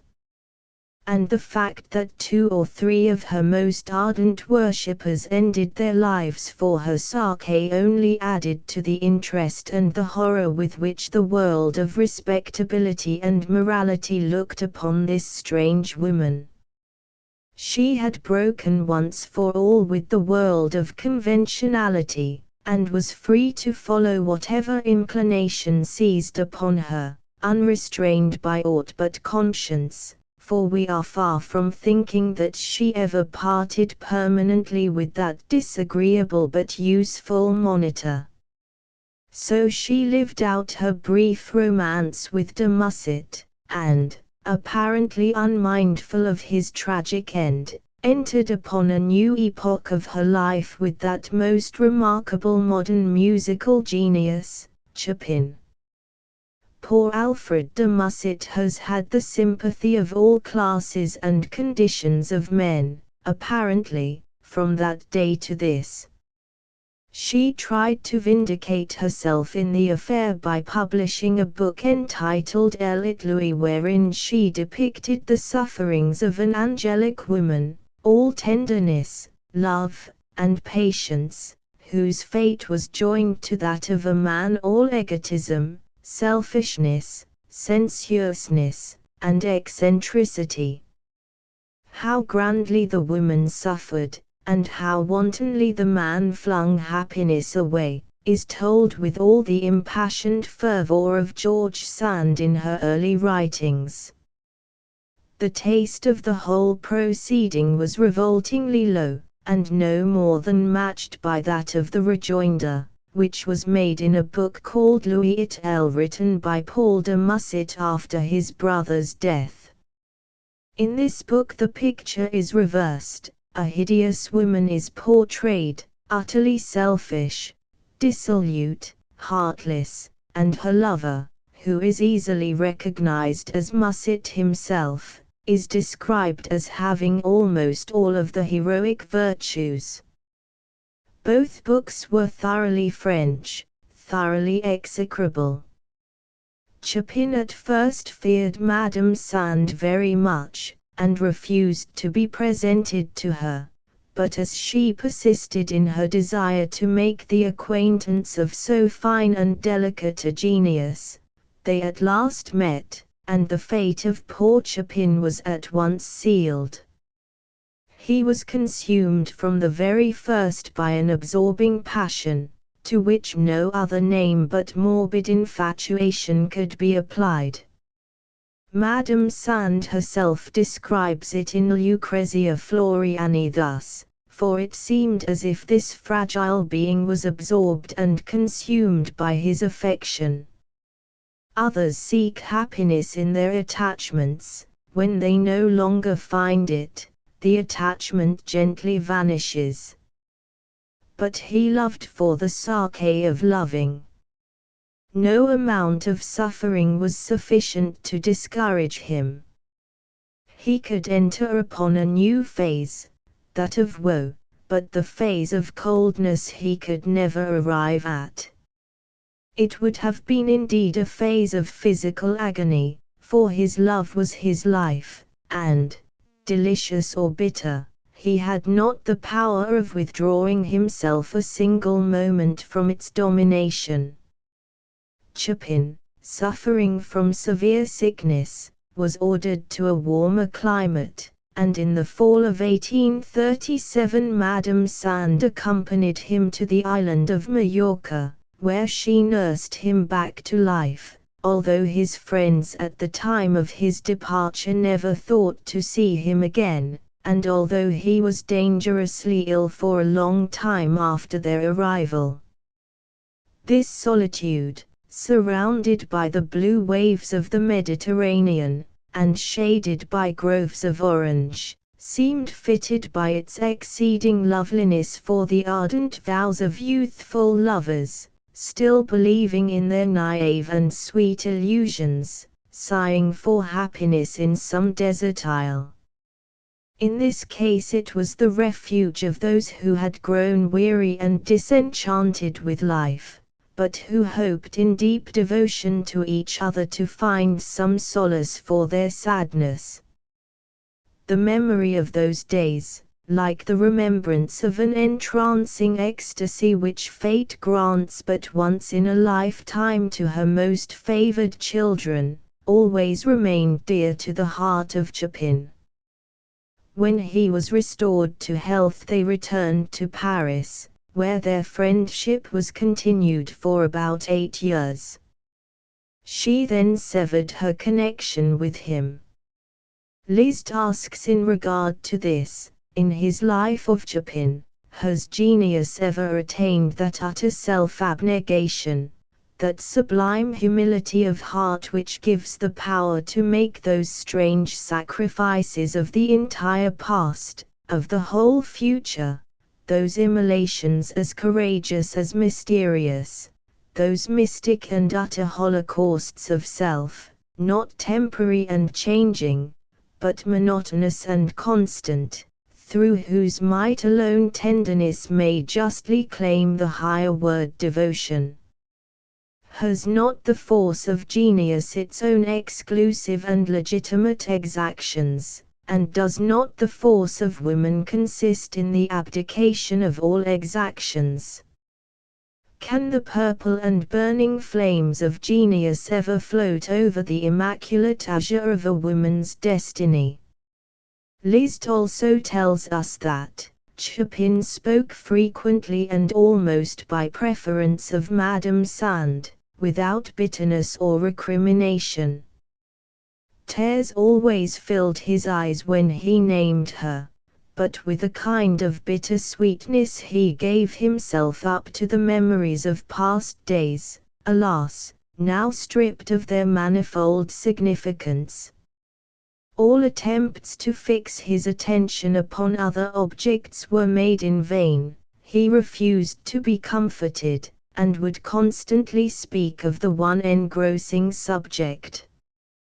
He was another great and illustrious victim to the transitory attachments occurring between persons of different character, who, experiencing a surprise full of delight in their first sudden meeting, mistake it for a durable feeling, and build hopes and illusions upon it which can never be realized.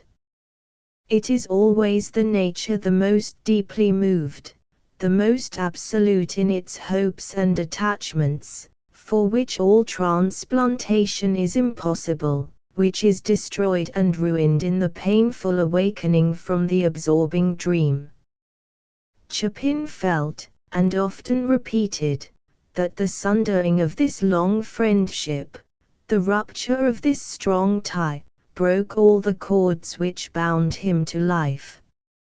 Her friends say, upon her part, that he was a morbid, dreary invalid, jealous beyond endurance, and that she suffered much at his hands, and separated from him only when she could endure his exactions no longer. He did not long survive the sundering of their relations, and died in Paris in 1849, very deeply deplored by all admirers of his genius. Chopin was a wonderfully gifted and very remarkable man, exceedingly reserved, and with little of the egotism of genius. His eyes were blue and dreamy, his smile very sweet, his complexion very fair and delicate, his hair light in color, soft and silky, his nose slightly aquiline. His bearing was so distinguished, and his manners stamped with so much high breeding, that involuntarily he was always treated en prince. His gestures were many and graceful, yet he was on the whole serene in his bearing, and generally gay in company, though subject to moods of deep melancholy. He was passionately devoted to Poland all his life, and when he was dying requested the Countess Potocka to sing to him the melodies of his country. He was deeply religious in nature, a devout Catholic. It was during the years of which we have been speaking that George Sand produced her most famous works. Indiana was followed by Valentine Lelia and Lettres d'un Voyageur. Others followed in quick succession, many of them dealing with the subject of marriage in such a manner as to raise a most violent storm about her head. People who had never read these books described them as being of revolting indecency, and that impression prevails in many quarters even yet. In point of fact, she is no more open to the charge of indelicacy than any prominent English novelist of the day. The opinions are bad enough many times, but the style is always pure and perfect. This is the answer she herself made to her critics. I was astounded when a few Saint-Simonians, conscientious and sincere philanthropists, estimable and sincere seekers of truth, asked me what I would put in the place of husbands. I answered them naively that it was marriage, in the same way as in the place of priests who have so much compromised religion. I believe it is religion which ought to be put. That love which I erect and crown over the ruins of the infamous, is my utopia, my dream, my poetry. That love is grand, noble, beautiful, voluntary, eternal, but that love is marriage such as Jesus made it, such as St. Paul explained it.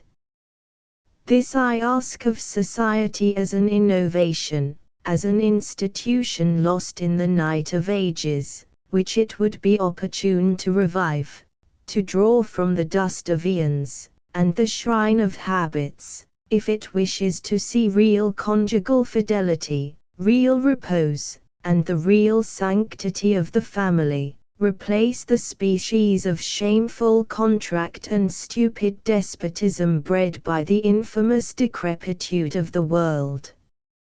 It must always be remembered that she wrote of French marriages, in which there is no pretense of having love to start with, and if we remember this, her language can scarcely be considered too strong. The system is utterly vile, and her hatred of it an honor to her in every sense. Had she done nothing worse than to protest against this form of marriage, few would condemn her. Her condemnation comes rather from the life she felt it consistent with her theories to live for many years. What the world said was, the welfare of the human family demands that a marriage legally made shall never be questioned or undone. Marriage is not a union depending on love, or congeniality, or any such condition.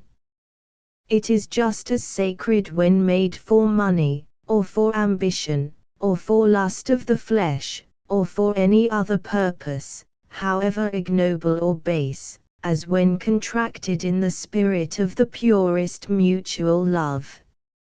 Against all this, George Sand, both with pen and life, protested. She contended that it was love alone which made marriage anything but a disgusting sin.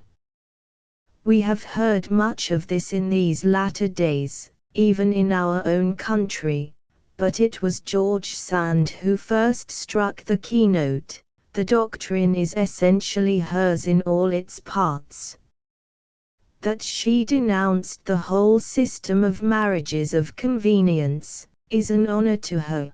That she proclaimed love as the only true foundation for marriage, is equally an honor.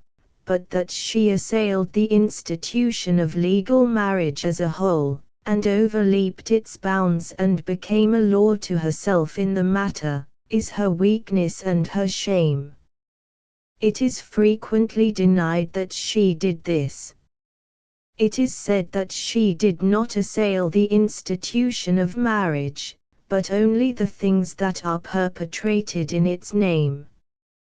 But all the same, as another has well said, her eloquent expositions of ill-assorted unions, her daring appeals from the obligations they impose to the affections they outrage, her assertion of the rights of nature over the conventions of society, have the final effect of justifying the violation of duty on the precarious ground of passion and inclination.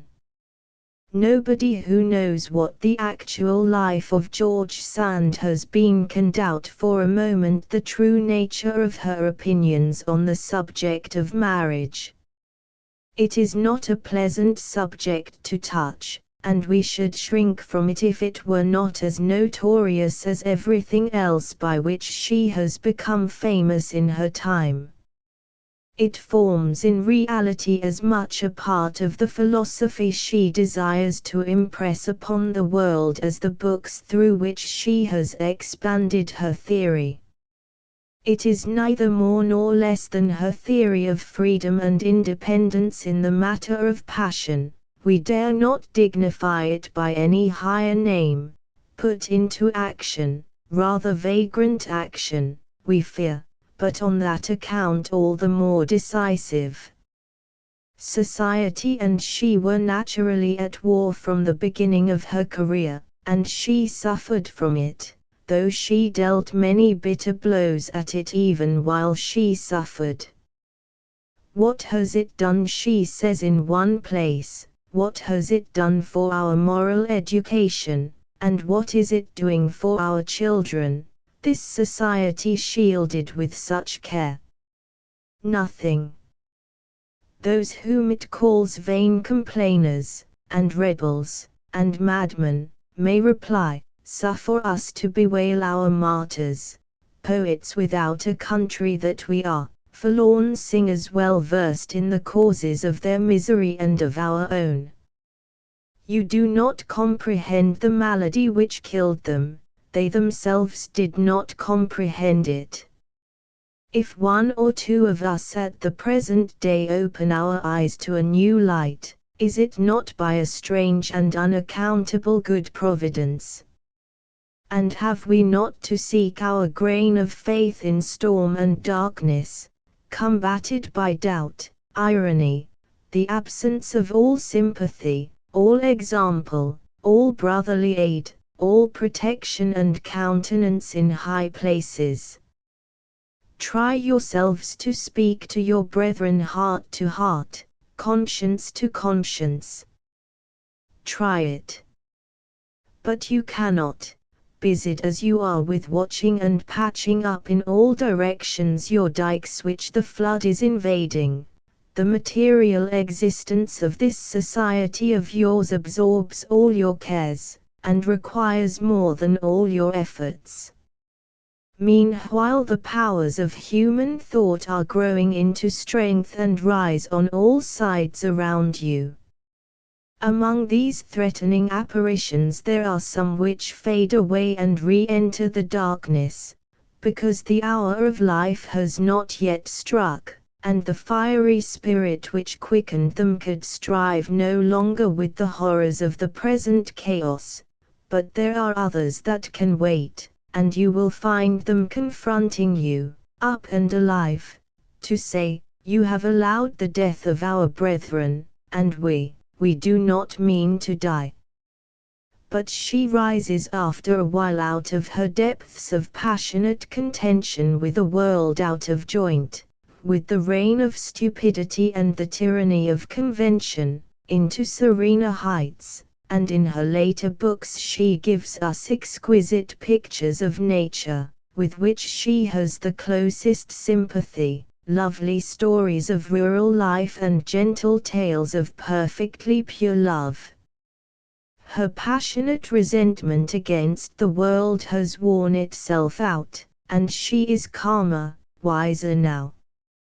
Her daughter, too, Solange, has grown to be a woman and has a lover of her own, and the household thoughts and cares, and the tenderness of a serious and unselfish cast which creep into a mother's heart upon such occasions, shed their sweetness upon this wayward soul, and inspire it with congenial utterances. Now she looks back and says, "My poor children, my own flesh and blood, will perhaps turn upon me and say, 'You are leading us wrong, you mean to ruin us as well as yourself. Are you not unhappy, reprobated, evil spoken of? What have you gained by these unequal struggles, by these much trumpeted duels of yours with custom and belief? Let us do as others do, let us get what is to be got from this easy and tolerant world.' This is what they will say to me. Or at best, if, out of tenderness for me, or from their own natural disposition, they give ear to my words and believe me, whither should I guide them? Into what abysses shall we go and plunge ourselves, we three? For we shall be our own three upon earth, and not one soul with us. What shall I reply to them, if they come and say to me, 'Yes, life is unbearable in a world like this. Let us die together. Show us the path of Bernica, or the lake of Sneo, or the glaciers of Jax.'" Again, in the later times, she said, "Let us all try to be saints, and if we succeed we will know all the more how difficult a thing it is, and what indulgence is owed to those who are not yet saints. Then we shall acknowledge that there is something to be modified, either in law or opinion, for the aim of society should be to render perfection accessible to all, and man is very feeble when he struggles alone against the mad torrent of custom and of ideas." A very wise, saying truly, written out of her own experience. Sad, too, as is much of her later writing, though there is not in it the passionate despair of her earlier work. She lived to be 72 years old, and had known and experienced many phases of life, the tumultuous passions and the wild revolt of youth, the cooler and more self-contained life of middle age, and the somber color of a rather hopeless old age. Even in age she had her pleasures, however. She delighted in her grandchildren, in books, in pictures, in nature, and in work. Her unwearied pen moved until the last, and did not lose its cunning. There was much of the old strength and power to the last. But she had ceased to desire to destroy, she sought at last to build up. Here are two descriptions of her as she appeared to different observers, in youth and in later life. Heine, who saw with the eye of an artist and wrote with the pen of a critic, described her in youth. George Sand, the greatest of French writers, is a woman of remarkable beauty. Like the genius revealed in her writings, her countenance may rather be called beautiful than fascinating. The face of George Sand has precisely the character of Grecian regularity. The cut of her features has not exactly the severity of antique models. Her face is softened by modern sentiment, which veils it with sadness. Her forehead is not high, and her rich and luxuriant brown hair falls from either side of her head upon her shoulders. Her eyes are not brilliant. Has their fire gone out under frequent tears, or only in her writings? George Sand's eyes are soft and tranquil. Her nose is neither aquiline, nor spiritual, nor pugged. It is a straight and ordinary nose. Around her mouth habitually plays a smile of kindness and benevolence, but not very bewitching. Her inferior lip protrudes a little, and seems to reveal a fatigue of the senses. Her chin is finely formed. Her shoulders are magnificent, also her hands, her arms, her feet, which are very small. George Sand is beautiful like the Venus of Milo. Now hear one who described her in old age. She was not at all like the woman of my imagination. She looked very little like the bold and vigorous thinker she is. One would have taken her at first sight for a gentle, serene old grandmother. She is short, and inclined to embonpoint. Her hair, which is still abundant, though faded by time, was simply arranged. Her features are not striking. Her eyes have that vague, dreamy look which she herself refers to in her Histoire de ma vie as one of her marked characteristics. Most people in her youth found her beautiful, though some thought her face heavy, and even coarse. But she had a matchless charm of manner which had far more effect than any mere beauty. She seemed to enslave men at her will. Poets, artists, statesmen, and priests were all at her side, or at her feet. Her manner, at least in later life, was very retiring, and she was singularly modest and free from literary vanity. When asked once which of her works she preferred, she answered, apparently quite sincerely, Mon Dieu, I detest them all.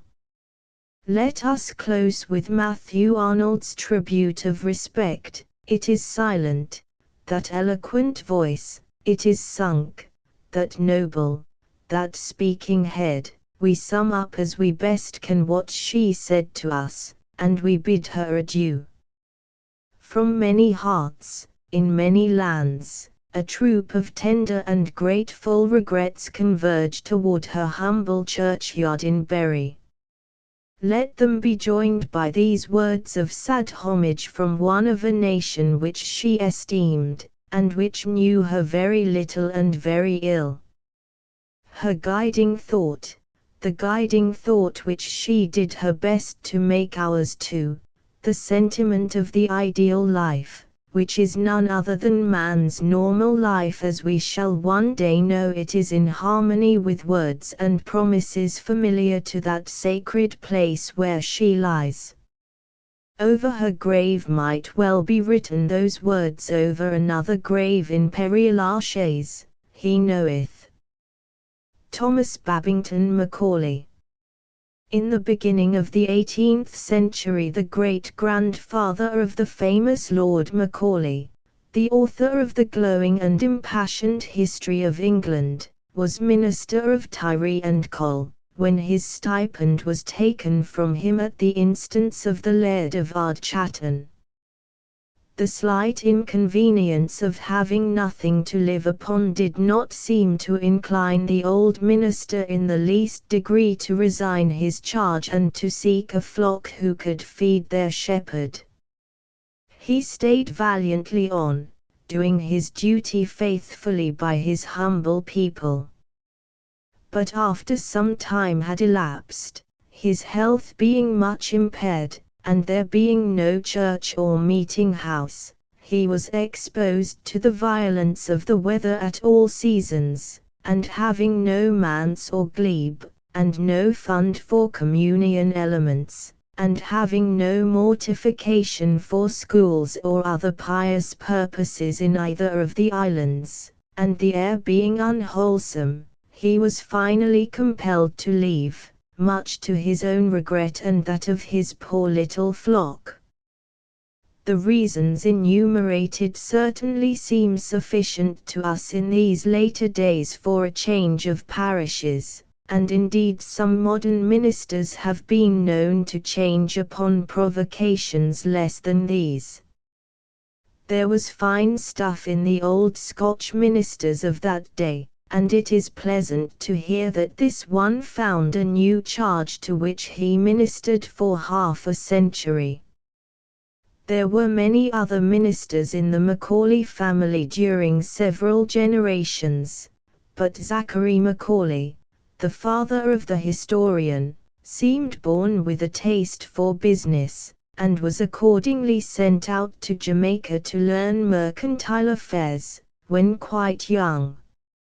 Here he saw much of Negro slavery, and became so much impressed with its horrors, and so filled with sympathy for the black race, that he resolved to devote himself to their interests. He accordingly resigned his position in Jamaica and returned to Scotland, where until his death he labored in the unpopular and misunderstood ranks of the abolitionists.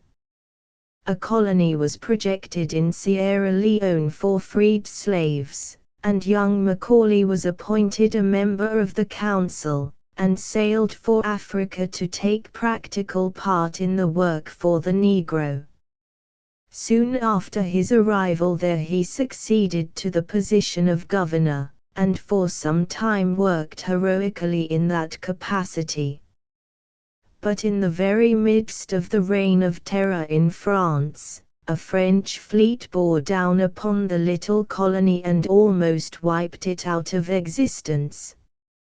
Zachary Macaulay stayed for a year after the attack, heroically trying to rehabilitate the little colony, and partially succeeded in doing so, when, his health failing, he returned to England, where he gave almost the entire remaining years of his life to the work of Negro emancipation in one form or another. Thomas Babington Macaulay was born the 25th of October, 1800, the day of Saint Crispin and the anniversary of Agincourt. He drew in the love of freedom with his earliest breath, and he was reared with the utmost care by those high moralists, his noble parents. He was a prodigy from babyhood.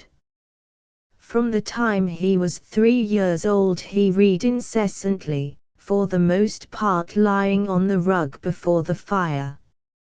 Many laughable stories are told of his precocity, particularly of the fine language he used when a mere infant. For instance, when 4 years old some hot coffee was spilled on his legs, and after a little time a lady inquired of him if he felt better now, when the phenomenon replied, "Thank you, madam, the agony is abated." Of course so quaint and remarkable a child was much petted and spoiled, and probably rendered somewhat conceited and priggish. But he was docile and affectionate, and was then, as always thereafter, the idol of his family. After he left Cambridge he went up to London, and soon after wrote his article on Milton for the Edinburgh Review. Like Byron, he awoke one morning and found himself famous. Compliments and enthusiastic letters poured in upon him from all sides. The one compliment which he said gave him the most pleasure was Geoffrey's word at the end of a business note: "The more I think, the less I can conceive where you picked up that style." And no wonder, that style was not a thing to be picked up every day. Geoffrey did well to wonder. Macaulay at once became the fashion, and invitations were showered upon him from every side, many of which he accepted. The first flush of such a success as Macaulay's must have been very sweet to a young man of his genial nature. He was thus described by Preed: "There came up a short, manly figure, marvellously upright, with a bad neckcloth, and one hand in his waistcoat pocket. Of regular beauty he had little to boast, but in faces where there is an expression of great power or of great good humor, or both, you do not regret its absence.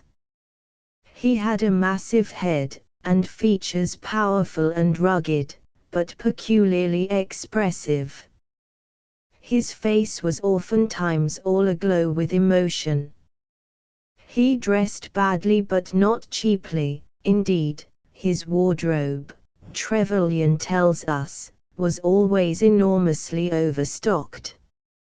Later in life he indulged himself in an apparently inexhaustible succession of handsome embroidered waistcoats, which he used to regard with much complacency.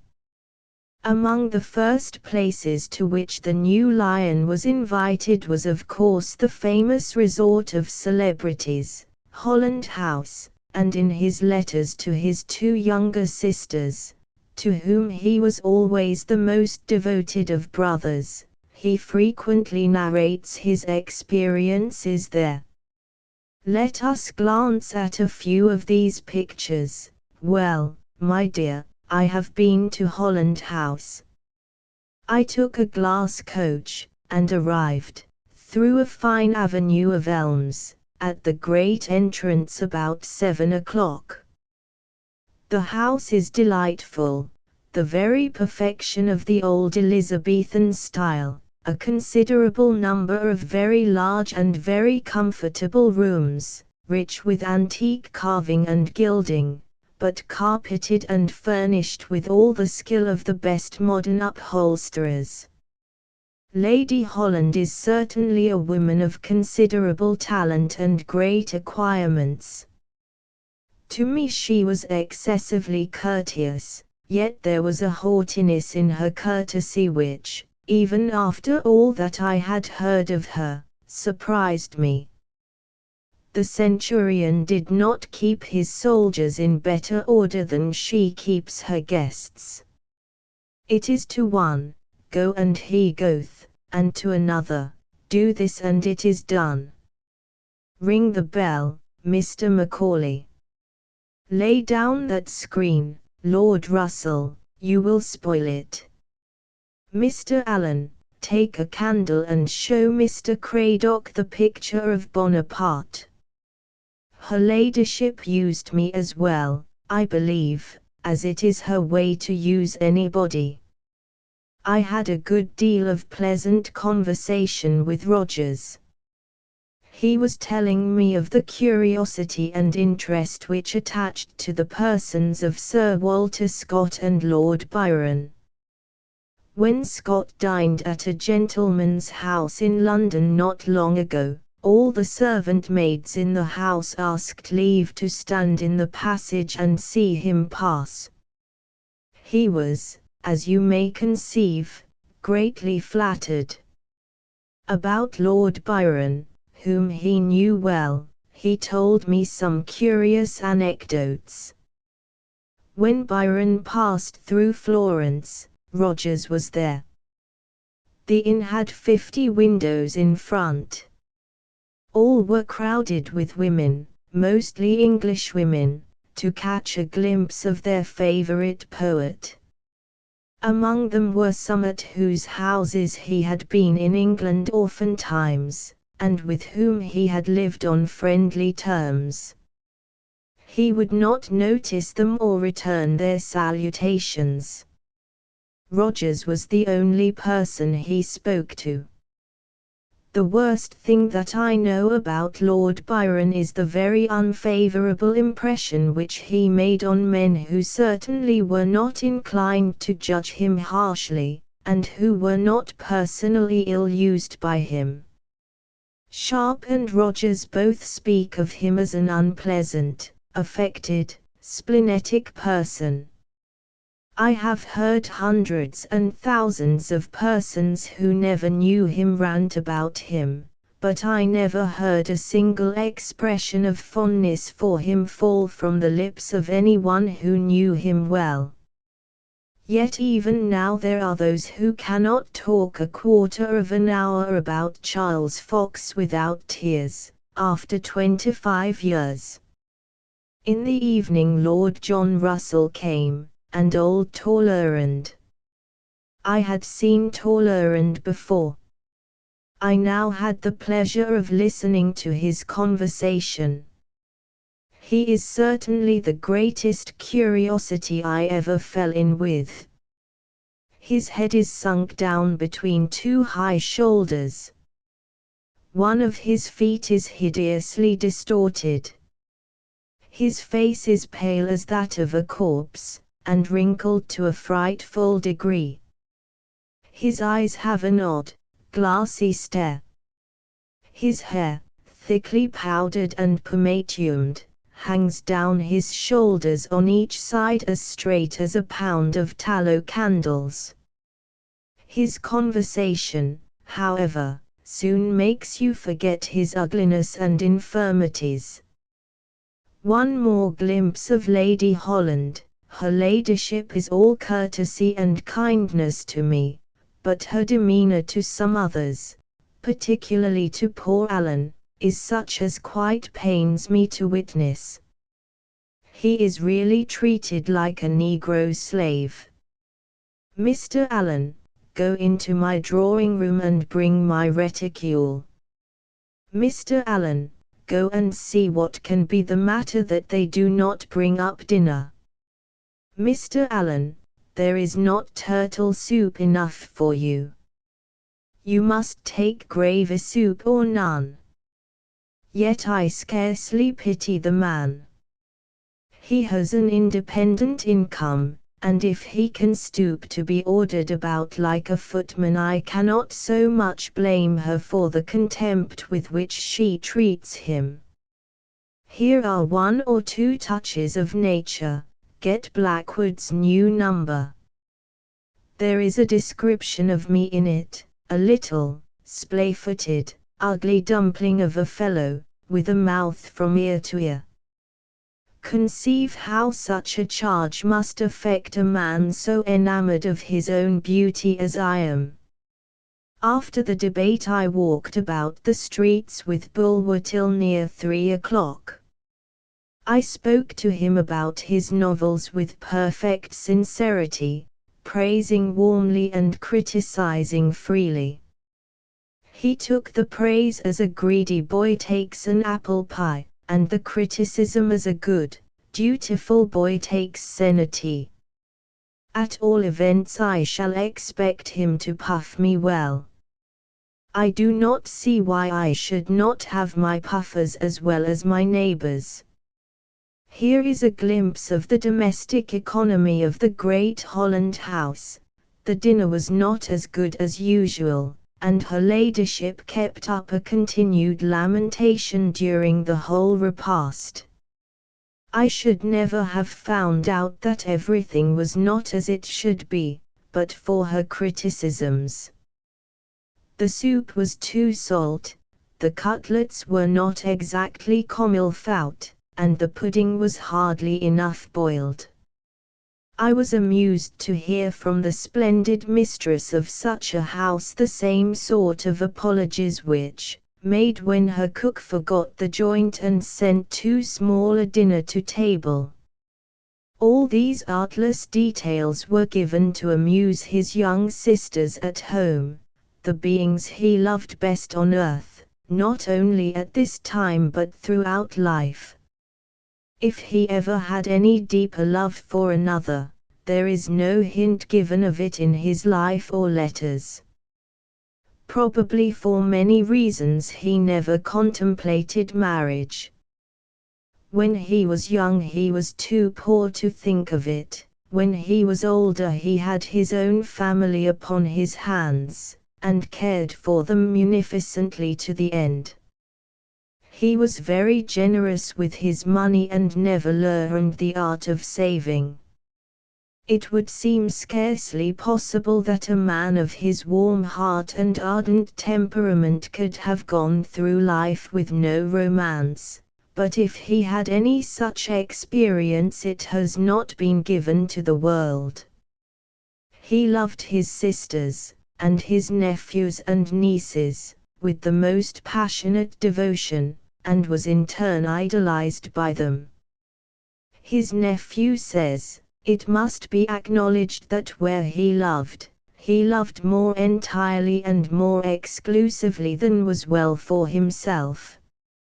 It was improvident in him to consecrate such intensity of feeling upon relations who, however deeply they were attached to him, could not always be in a position to requite him with the whole of their time and the whole of their heart.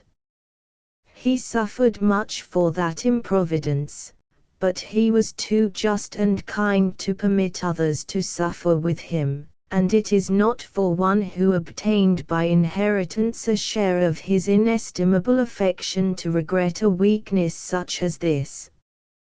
This refers to his grief at the marriage of his sisters, which was really great and enduring. He had planned to have them in his home, and not to be in theirs, and when it turned out otherwise he could not at first be reconciled to it. His sister Nancy went out with him to India after his appointment there, and soon fell in with young Trevelyan, to whom she became engaged, with her brother's approval but to his great grief. He calls it a tragical denouement to an absurd plot. After the marriage they formed one household during his stay in India, and her home was to all intents and purposes his own during life. His youngest sister died during his stay abroad, and of her he thus writes, "The last month has been the most painful I ever went through. Indeed, I never knew before what it was to be miserable." Early in January letters from England brought me news of the death of my sister. What she was to me no words can express. I will not say that she was dearer to me than anything in the world, for my sister who was with me was equally dear, but she was as dear to me as one human being can be to another. Even now, when time has begun to do its healing work, I cannot write about her without being altogether unmanned. His only solace was found in books. He could at any time bury himself in these and forget all the world. Probably there never was such a reader before. He devoured books like a gourmand. He read everything: Greek, Latin, German, Italian, French, Spanish, Portuguese, and books of all kinds in these languages: history, belles lettres, poetry, novels, old chronicles. He seemed to have a passion for all. He would read a book in an hour which it would take anyone else half a day to get through in the poorest shape. And he would know what was in it, too. He read enormous quantities of novels always, and was very fond of poor ones. None too poor for him were written at that time. It is a question whether if he had lived till this day the same thing could have been said of him. It is not recorded whether he ever encountered any of Anthony Trollope's works during his life. If Macaulay had not been known as a great man of letters, he would probably have been known as a great orator. He was, indeed, one of the best speakers of his day, and the House of Commons, that listens to so few speakers, always gave its attention to him. It seems a great pity that he should have given so many years of his life to Parliament, and to official work, when his true career undoubtedly was literature pure and simple, for which no man of his time was so splendidly equipped, both by nature and by preparation. We ought to have had from him more enduring historical works, and more of his masterly estimates of the works of other men. After his retirement into private life, in 1847, he enjoyed his freedom intensely, and much regretted that he had not obtained it sooner. He enjoyed the pleasures of society greatly at this time. He was the center of a gifted circle of men, the most brilliant of their time, all of whom were his close friends and admirers. How brilliantly these men talked is already a matter of tradition. Macaulay was the most wonderful conversationalist, probably, since Dr. Johnson, not even excepting Carlyle, or Sidney Smith, or Coleridge. Very laughable stories are told, of course, of a man who would talk 3 hours without pause, and undoubtedly there were many people sadly bored by him in his day, but to those who could appreciate the remarkable stores of information he possessed, and the lucidity with which he could deal them forth, to say nothing of his rhetorical splendors, those discourses of his were never tedious, but full of supreme interest. To be sure, Sidney Smith sneered at his wonderful stores of very accurate misinformation, but he was one who did not like a rival near the throne, and in Macaulay's absence he was himself the sun around which the social universe revolved. Thackeray wrote after Macaulay's death, "Now that wonderful tongue is to speak no more, will not many a man grieve that he no longer can listen?" To remember the talk is to wonder, to think not only of the treasures he had stored, but of the trifles which he could produce with equal readiness. What a vast, brilliant, wonderful store of learning he had! What strange lore would he not fetch at your bidding? No report of these conversations exists, except such as is found scattered in private diaries. In these there are records of many an Attic night, and still more agreeable morning. Lord Carlisle's journal contains as many of these records, perhaps, as any one's. He makes glowing mention of Macaulay and his eloquence, after nearly every meeting of the famous circle. The only criticism he made, and it is one that was frequently made on Macaulay, was that it was remarkable what quantities of trash he remembered. He could repeat pages of the very dreariest stuff that ever was written, and was in danger of doing so on small provocation, an infliction it must have been hard for his friends to have endured sometimes. Great stories are told of his remarkable memory, one seldom equaled by any man. He was always willing to accept a friendly challenge to a feat of memory. One day in the boardroom of the British Museum he handed to Lord Aberdeen a sheet of foolscap covered with writing arranged in parallel columns down each of the 4 pages. This document, on which the ink was still wet, proved to be a full list of the senior wranglers at Cambridge, with their dates and colleges for the 100 years during which the names of senior wranglers had been recorded in the university calendar. On another occasion Sir David Dundas asked, "Macaulay, do you know your popes?" "No," was the answer, "I always get wrong among the innocents." "But you can say your archbishops of Canterbury."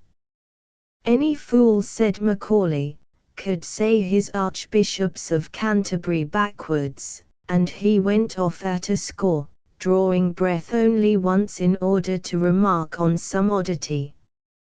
He was easily bored in general society, and in later life rarely went beyond his little circle of intimates. Children were the only people of whom he never tired, and he was a royal companion to them always. He was unrivaled in the invention of games, and never wearied of repeating them.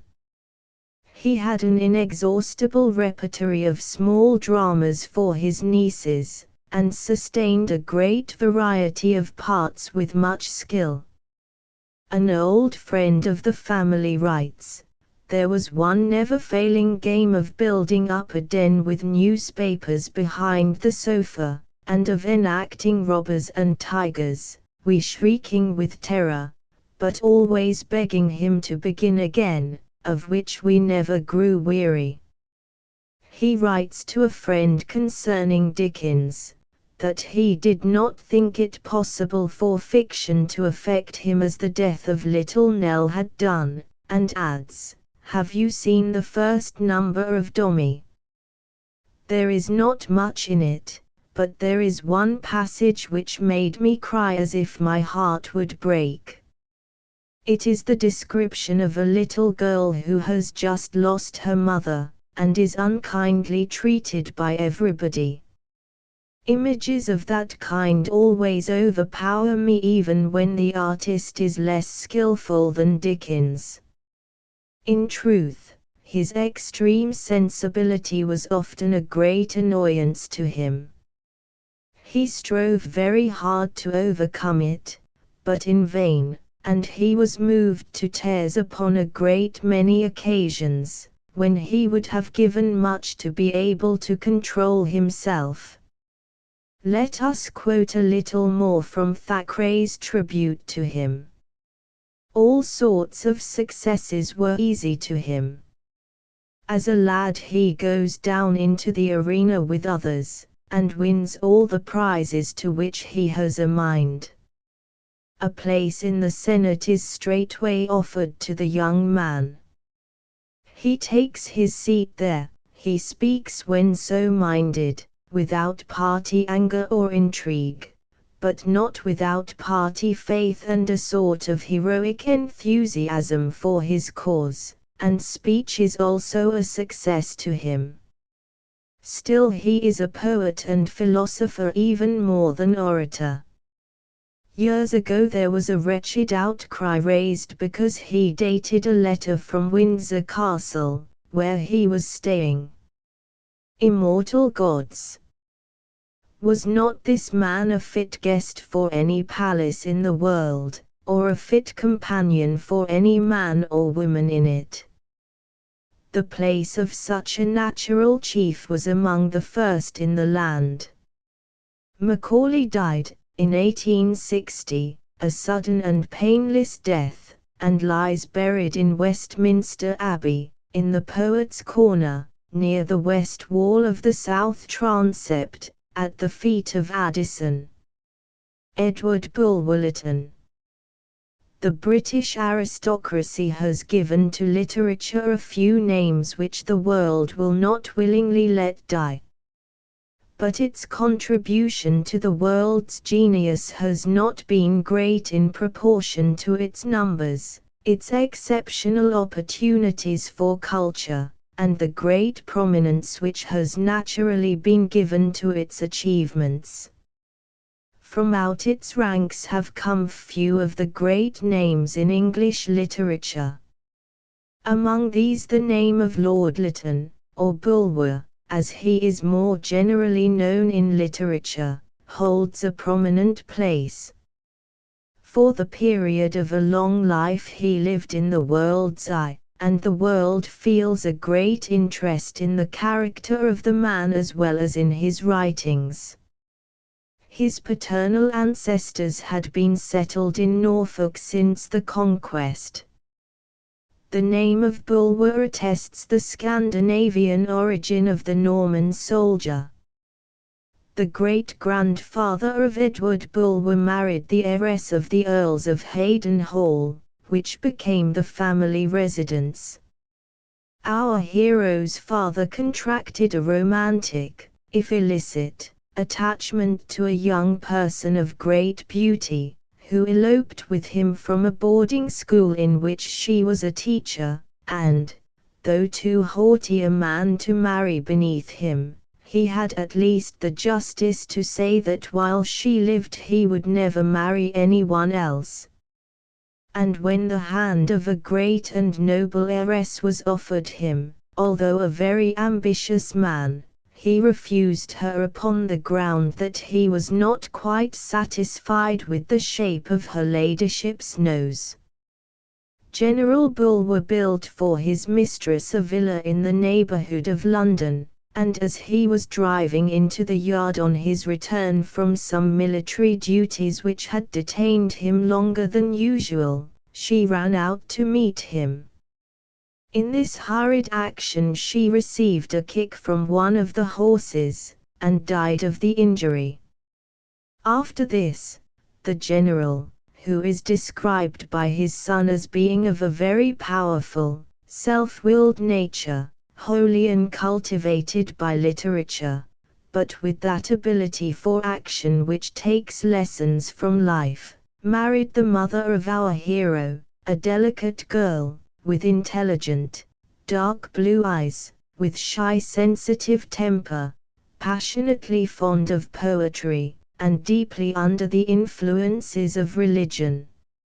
Her family was as ancient as that of the Bulwers, the Lyttons having intermarried with many houses famous in history. But family concord was not one of the characteristics of the Lytton family, and Bulwer's grandfather and grandmother had lived stormily together for a few years, and separated by mutual consent. The essential faults are said to have been all on the side of the grandfather. The only daughter of the uncongenial pair was not permitted to dwell permanently with either. She was sent at the age of 5 to a large school, where she lived a sad life for a long time, without any of the tender care and affection which such a child craves, and must have, for anything like a healthful child life. After a while she went to live with her father, and still later with her mother, from whose house she was married to General Bulwer. He was not a man who could appreciate the rarer qualities of Miss Lytton. He could have no share in her intellectual life and no sympathy with her religious nature. But the elegance of her manners satisfied his pride, her domestic habits gave him promise of a peaceful home, and, greatest merit of all, her features suited him. He liked an aquiline nose. A nose that turned up the least bit, his son tells us, would have disgusted him with a Venus. The lady's nose in this instance proving satisfactory, a happy marriage was anticipated, although the bridegroom had buried his heart in the grave of a mistress, and the bride had but partially recovered from an unhappy attachment for a man beneath herself in rank, in fact, a merchant's son. but the marriage proved far from a happy one, and was closed after a few years by the sudden death of General Bulwer. Our hero thus writes of him: "Peace to thy dust, O my father! Faults thou hadst, but those rather of temper than of heart, of deficient education and the manlike hardness of imperious will than of ungenerous disposition or Epicurean corruption. If thou didst fail to give happiness to the woman whom thou didst love, many a good man is guilty of a similar failure. It had been otherwise, I verily believe, hadst thou chosen a partner of intellectual cultivation more akin to thine own, of hardier nerve and coarser fibre, one whom thy wrath would less have terrified, whom thy converse would more have charmed, of less moral spirit and more physical courage." Verily we are tempted to ask when we read of this marriage, as well as of the son's own marriage and the marriages of many other members of the English aristocracy whose domestic lives have latterly seen the light of day, whether less of moral spirit and more of physical courage is not the great need among women who aspire to the peerage. Strong nerves and a martial spirit, if they could not secure peace, would at least place the combatants upon a more equal footing, and the world would be spared the spectacle of the mild-mannered and meek bullied by the overbearing and violent. As for Bulwer himself, he had the hot blood, imperious temper, and remorseless will of the combined Bulwers and Lyttons, and, it must be added, a vanity and egotism so boundless as to be peculiarly his own, and an arrogance and superciliousness which throughout life were a constant drawback, and which interfered materially with the acknowledgment by the world of his really great powers. At the early age of 17 this precocious young man, who had already been several years in society, felt his first sensations of love, and he talked of it to the end of his days as being the one genuine passion of his life. He tells the pretty story very feelingly, and no doubt it was a genuine boyish romance. Hear him, God!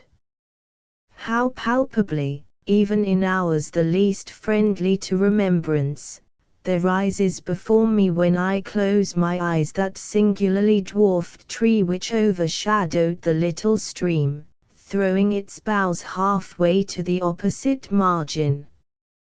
I dare not revisit that spot, for there we were wont to meet, poor children that we were, thinking not of the world we had scarce entered, dreaming not of fate and chance, full only of our firstborn, our ineffable love.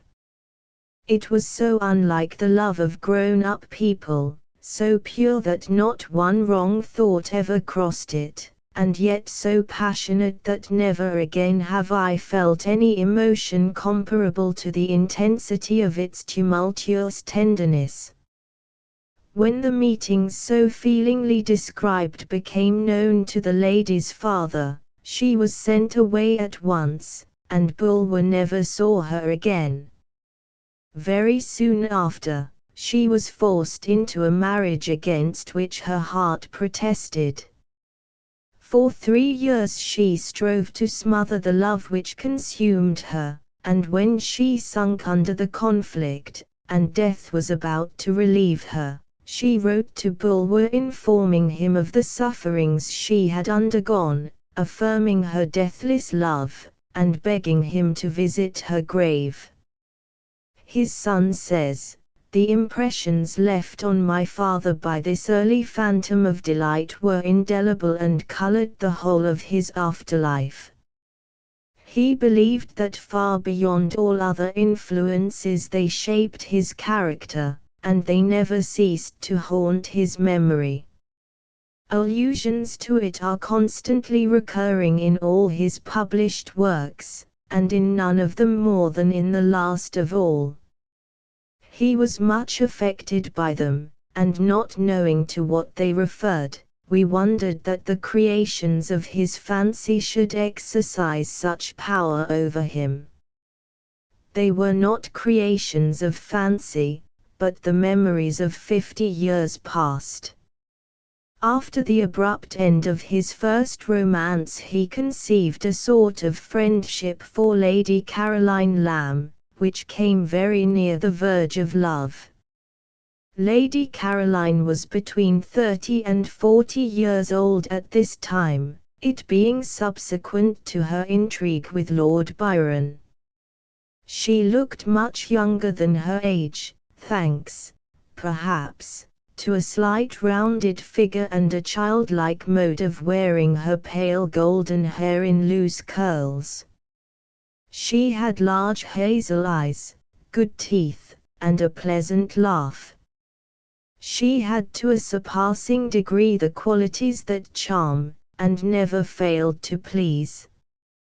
Her conversation was remarkable, and she was the only woman, Byron said, who never bored him. She was a creature of caprice, and impulse, and whim, and had been known to send a page around to all her guests at Brocket at 3 o'clock in the morning to say that she was playing the great organ on the staircase, and requested the pleasure of their company. And it is added that the invitation was never refused, and that daylight would find them listening, spellbound and without a thought of bed. Here is Bulwer's own account of the close of this little episode with Lady Caroline. He was staying at her house, and had become very jealous of a Mr. Russell. I went downstairs. Russell sat opposite me. He wore a ring. It was one which Lord Byron had given Lady Caroline, one which was to be worn only by those she loved. I had often worn it myself. She had wanted me to accept it, but I would not, because it was so costly. And now he wore it. Can you conceive my resentment, my wretchedness? After dinner I threw myself upon a sofa. Music was playing. Lady Caroline came to me. "Are you mad?" said she. I looked up. The tears stood in my eyes. I could not have spoken a word for the world. "What do you think?" she said aloud. "Don't play this melancholy air, it affects Mr. Bulwer so that he is actually weeping." My tears, my softness, my love were over in a moment. When we broke up in the evening I said to her, "Farewell forever. It is over. Now I see you in your true light. Instead of jealousy I only feel contempt. Farewell. Go and be happy." This account reads very much like a page from Pelham or Devereux, and the whole account of his affairs of the heart is written in a similar manner. All this had passed before he was 22. At that age he first met Rosina Wheeler, at an evening party. He was talking busily to his mother when she suddenly exclaimed, "Oh Edward, what a singularly beautiful face! Do look! Who can she be?" An elderly gentleman was leading through the room in which they sat a young lady of remarkable beauty, who, from the simplicity of her costume, seemed to be unmarried. He turned his head languidly, as he says, with a strangely troubled sensation, and beheld his fate before him, in other words, his future wife. Rosina Wheeler was at this time 23, and in the full blossom of a very remarkable beauty.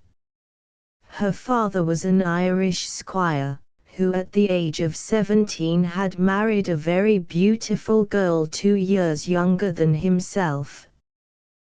The natural result of this marriage was a separation, after the birth of 2 children, one of them the future Lady Lytton.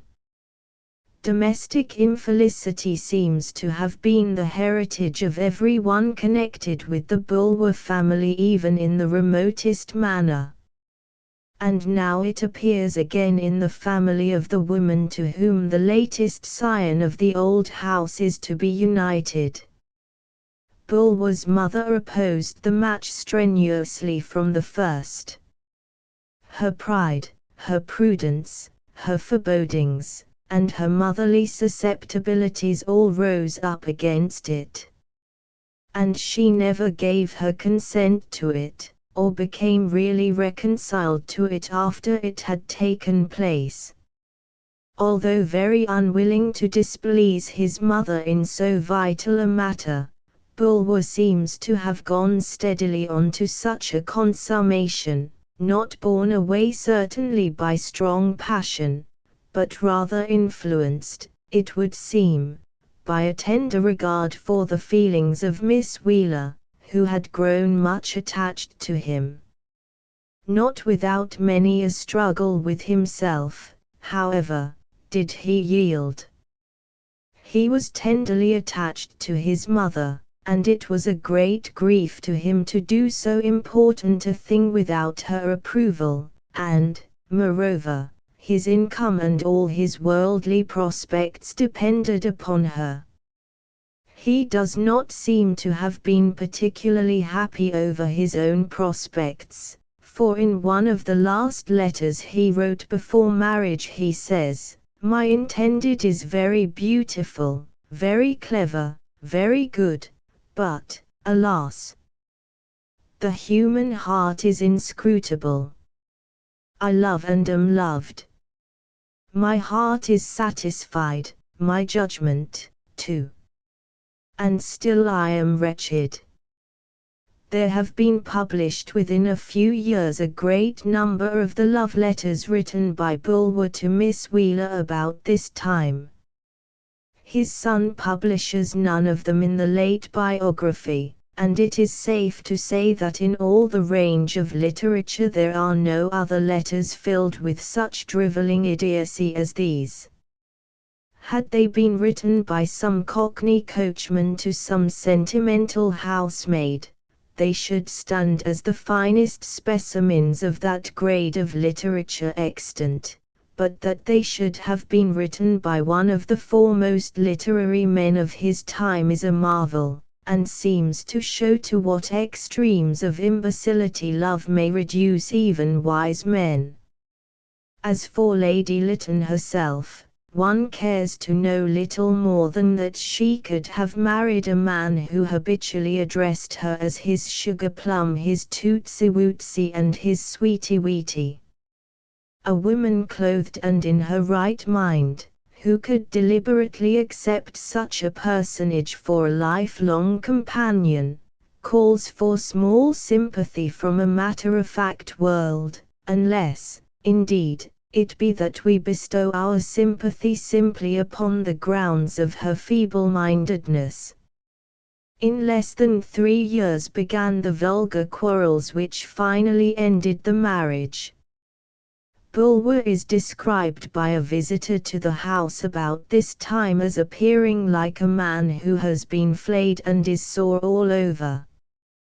His temperament was by nature extremely sensitive and irritable. And the combined Bulwer and Lytton blood was hot, turbulent, and at times quite uncontrollable. There are records of scenes of absolute personal violence against his wife, and one instance is given where at dinner, during the momentary absence of the servant, he bit her cheek till the blood flowed freely. After marriage, his income being cut off by his mother, he for a time wrote for his bread, and the work, close and confining as it was, told very much upon his health, His feelings became morbidly acute, and all the petty household worries were to his exasperated brain what frictions and jostlings are to highly inflamed flesh. His wife had little of his society.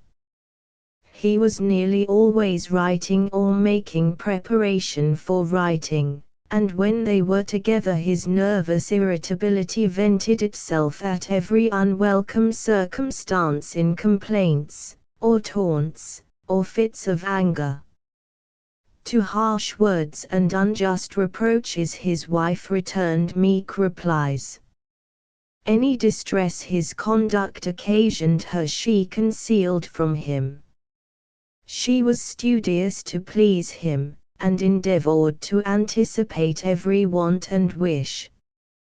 Her gentleness and forbearance increased his gratitude and devotion to her, and whenever he perceived that she was wounded he was full of remorse. So says her son, and continues. The mischief was aggravated by the unfortunate occurrence that my mother being unable to suckle her firstborn child, it had been nursed out of the house. Her maternal instinct, thus thwarted in its origin, never revived. The care of children was ever after distasteful to her. Losing this satisfaction to her affections, unless she had company in the house she was lonely. As it was, neither of them saw the issue to which the divided life was tending. That issue, as all the world knows, was a separation of the husband and wife, and a lifelong quarrel of almost unimagined bitterness.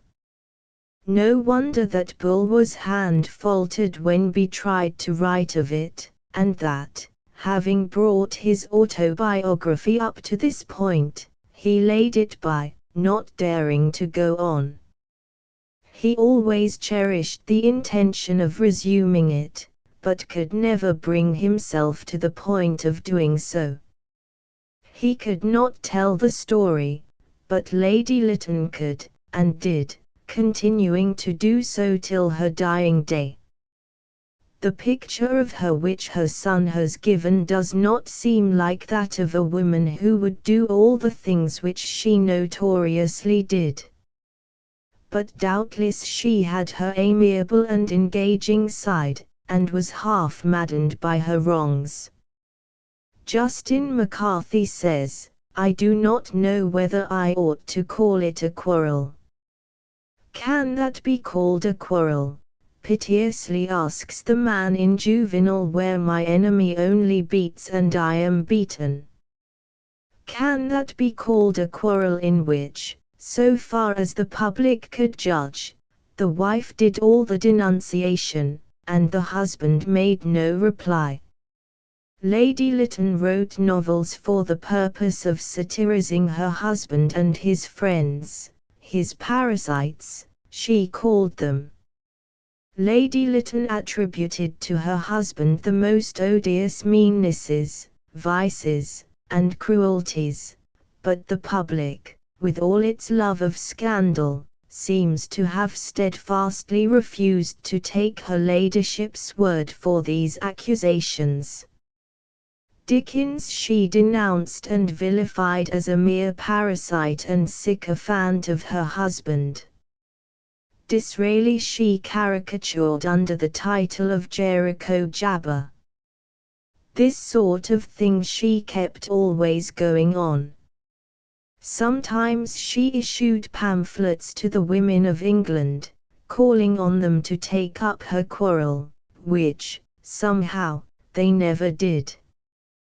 Once, when Sir Edward was on the hustings addressing his constituents at a county election, her ladyship suddenly appeared, mounted the platform, and went for him. I do not know anything of the merits of the quarrel, but have always thought that something like insanity must have been the explanation of much of her conduct. but it is beyond doubt that her husband's conduct was remarkable for its quiet, indomitable patience and dignity. Let the veil drop over the blighted lives, knowing as we do that the human heart is so dark and intricate a labyrinth that we cannot claim to understand it by half-knowledge, and that however we might judge these two with any light which we can possibly have in our day, we should be in danger of doing each a grievous wrong. Alfred Tennyson. It is related by Miss Thackeray that the grandfather of Alfred Tennyson, when that poet was young, asked him to write an elegy on his grandmother, who had recently died, and when it was written gave him 10 shillings, with the remark, "There, that is the first money you have ever earned by your poetry, and, take my word for it, it will be the last." How little he foresaw at that time the fame and fortune which the youth's poetry was to bring him, and the lasting honor he was to bestow upon the family name. That name was already an honorable one, for the Tennysons were an old family, and had good blood in their veins. The home was the old rectory of Somersby, where George Clayton Tennyson, LL.D., held sway in the old-time priestly fashion for a lifetime. He is described as a man of strong character and high principle, full of accomplishments, and gifted withal, a strikingly handsome man, with impressive manners. 12 children were given to his hands, of whom Alfred was the third. The eldest, Frederick, and the second, Charles, were both poets, and not without merit, especially Charles, who published a volume of sonnets, which gave great pleasure to so good a judge as Coleridge, and the laureate is himself very fond of his brother's work. The children led a very free and unconstrained life in that beautiful part of Lincolnshire, and had a few friends to whom they attached themselves for life. Arthur Hallam was Alfred's intimate, and later on he became engaged to one of his sisters. Young Hallam's early death was the first shadow upon their lives. But who would not willingly die at 23 to be immortalized in such a poem as In Memoriam? Of Arthur Hallam's own quality as a poet we get a pleasant glimpse in the sonnet addressed to his betrothed when he began to teach her Italian. "Lady, I bid thee to a sunny dome, ringing with echoes of Italian song, henceforth to thee these magic halls belong, and all the pleasant place is like a home. Hark, on the right, with full piano tone, old Dante's voice encircles all the air, hark yet again, like flute tones mingling rare comes the keen sweetness of Petrarca's moan. Pass thou the lintel freely, without fear feast on the music. I do better know thee than to suspect this pleasure thou dost owe me will wrong thy gentle spirit, or make less dear." After Tennyson had made his first literary successes, and after the family life at Somersby was broken up, we next hear of him through a warm and lifelong friend.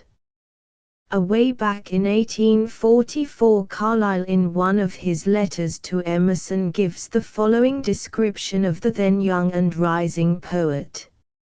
It is an authentic glimpse of the real man, as he then appeared to one of the shrewdest and most critical of the men of that day.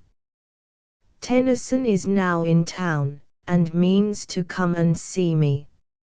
Of this latter result I shall be very glad. Alfred is one of the few British or foreign figures, a not increasing number I think, who are and remain beautiful to me, a true human soul, or some approximation thereto, to whom your own soul can say, "Brother." However, I doubt he will not come. He often skips me, in these brief visits to town, skips everybody indeed, being a man solitary and sad, as certain men are, dwelling in an element of gloom, carrying a bit of chaos about him, in short, which he is manufacturing into cosmos. Alfred is the son of a Lincolnshire gentleman farmer. I think, indeed, you see in his verses that he is a native of moated granges and green fat pastures, not of mountains and their torrents and storms. He had his breeding at Cambridge, as if for the law or church, being master of a small annuity. On his father's decease, he preferred clubbing, with his mother and some sisters, to live unpromoted and write poems. In this way he lives still, now here, now there, the family always within reach of London, never in it, he himself making rare and brief visits, lodging in some old comrade's rooms. I think he must be under 40, not much under it. One of the finest looking men in the world. A great shock of rough dusty dark hair, bright, laughing hazel eyes, massive aquiline face, most massive, yet most delicate, of sallow brown complexion, almost Indian looking, clothes cynically loose, free and easy, smokes infinite tobacco. His voice is musical metallic, fit for loud laughter and piercing wail, and all that may lie between, speech and speculation free and plenteous. I do not meet in these decades such company over a pipe. We shall see what he will grow to. He is often unwell, very chaotic, his way is through chaos and the bottomless and pathless, not handy for making out many miles upon. To this graphic description little need be added of the Tennyson of that time. He was in the midst of his greatest literary successes, and just beginning to reap some of the rewards of his labors. His fame increased rapidly from that time forward, and his fortune with his fame. For many years he has been a rich man, being a sharp and shrewd manager of his worldly affairs. His investments have always proved to be paying ones, and for a long time he has had whatever prices he named for his poems. He has a beautiful place at Farringford, Isle of Wight, and another country seat at Aldworth, in Surrey. He also owns a house in London, although he spends very little time there. He kept up his visits to the Carlyles during his occasional stays in the metropolis, until the death of his old friends. He was very fond of Mrs. Carlyle, her sharp wit amusing him, and her appreciation of his own work flattering him. She gives occasional pleasant mention of him in her letters. Over his later work Carlyle was not enthusiastic, although he retained his friendship for the man. In 1867, after the death of his wife, he gives us his last glimpse of the poet, which is as characteristic as the other. We read at first Tennyson's Idylls with profound recognition of the finely elaborated execution, and also of the inward perfection of vacancy, and, to say truth, with considerable impatience at being treated so very like infants though the lollipops were so superlative. We gladly changed for one Emerson's English Trays, and read that with increasing and ever increasing satisfaction every evening, blessing heaven that there were still books for grown-up people too. According to Carlyle, what Tennyson needed was a task, and wanting that, he almost lost his way among the willow-wisps. High art, in the eyes of Carlyle, was but a poor task for a man like Tennyson.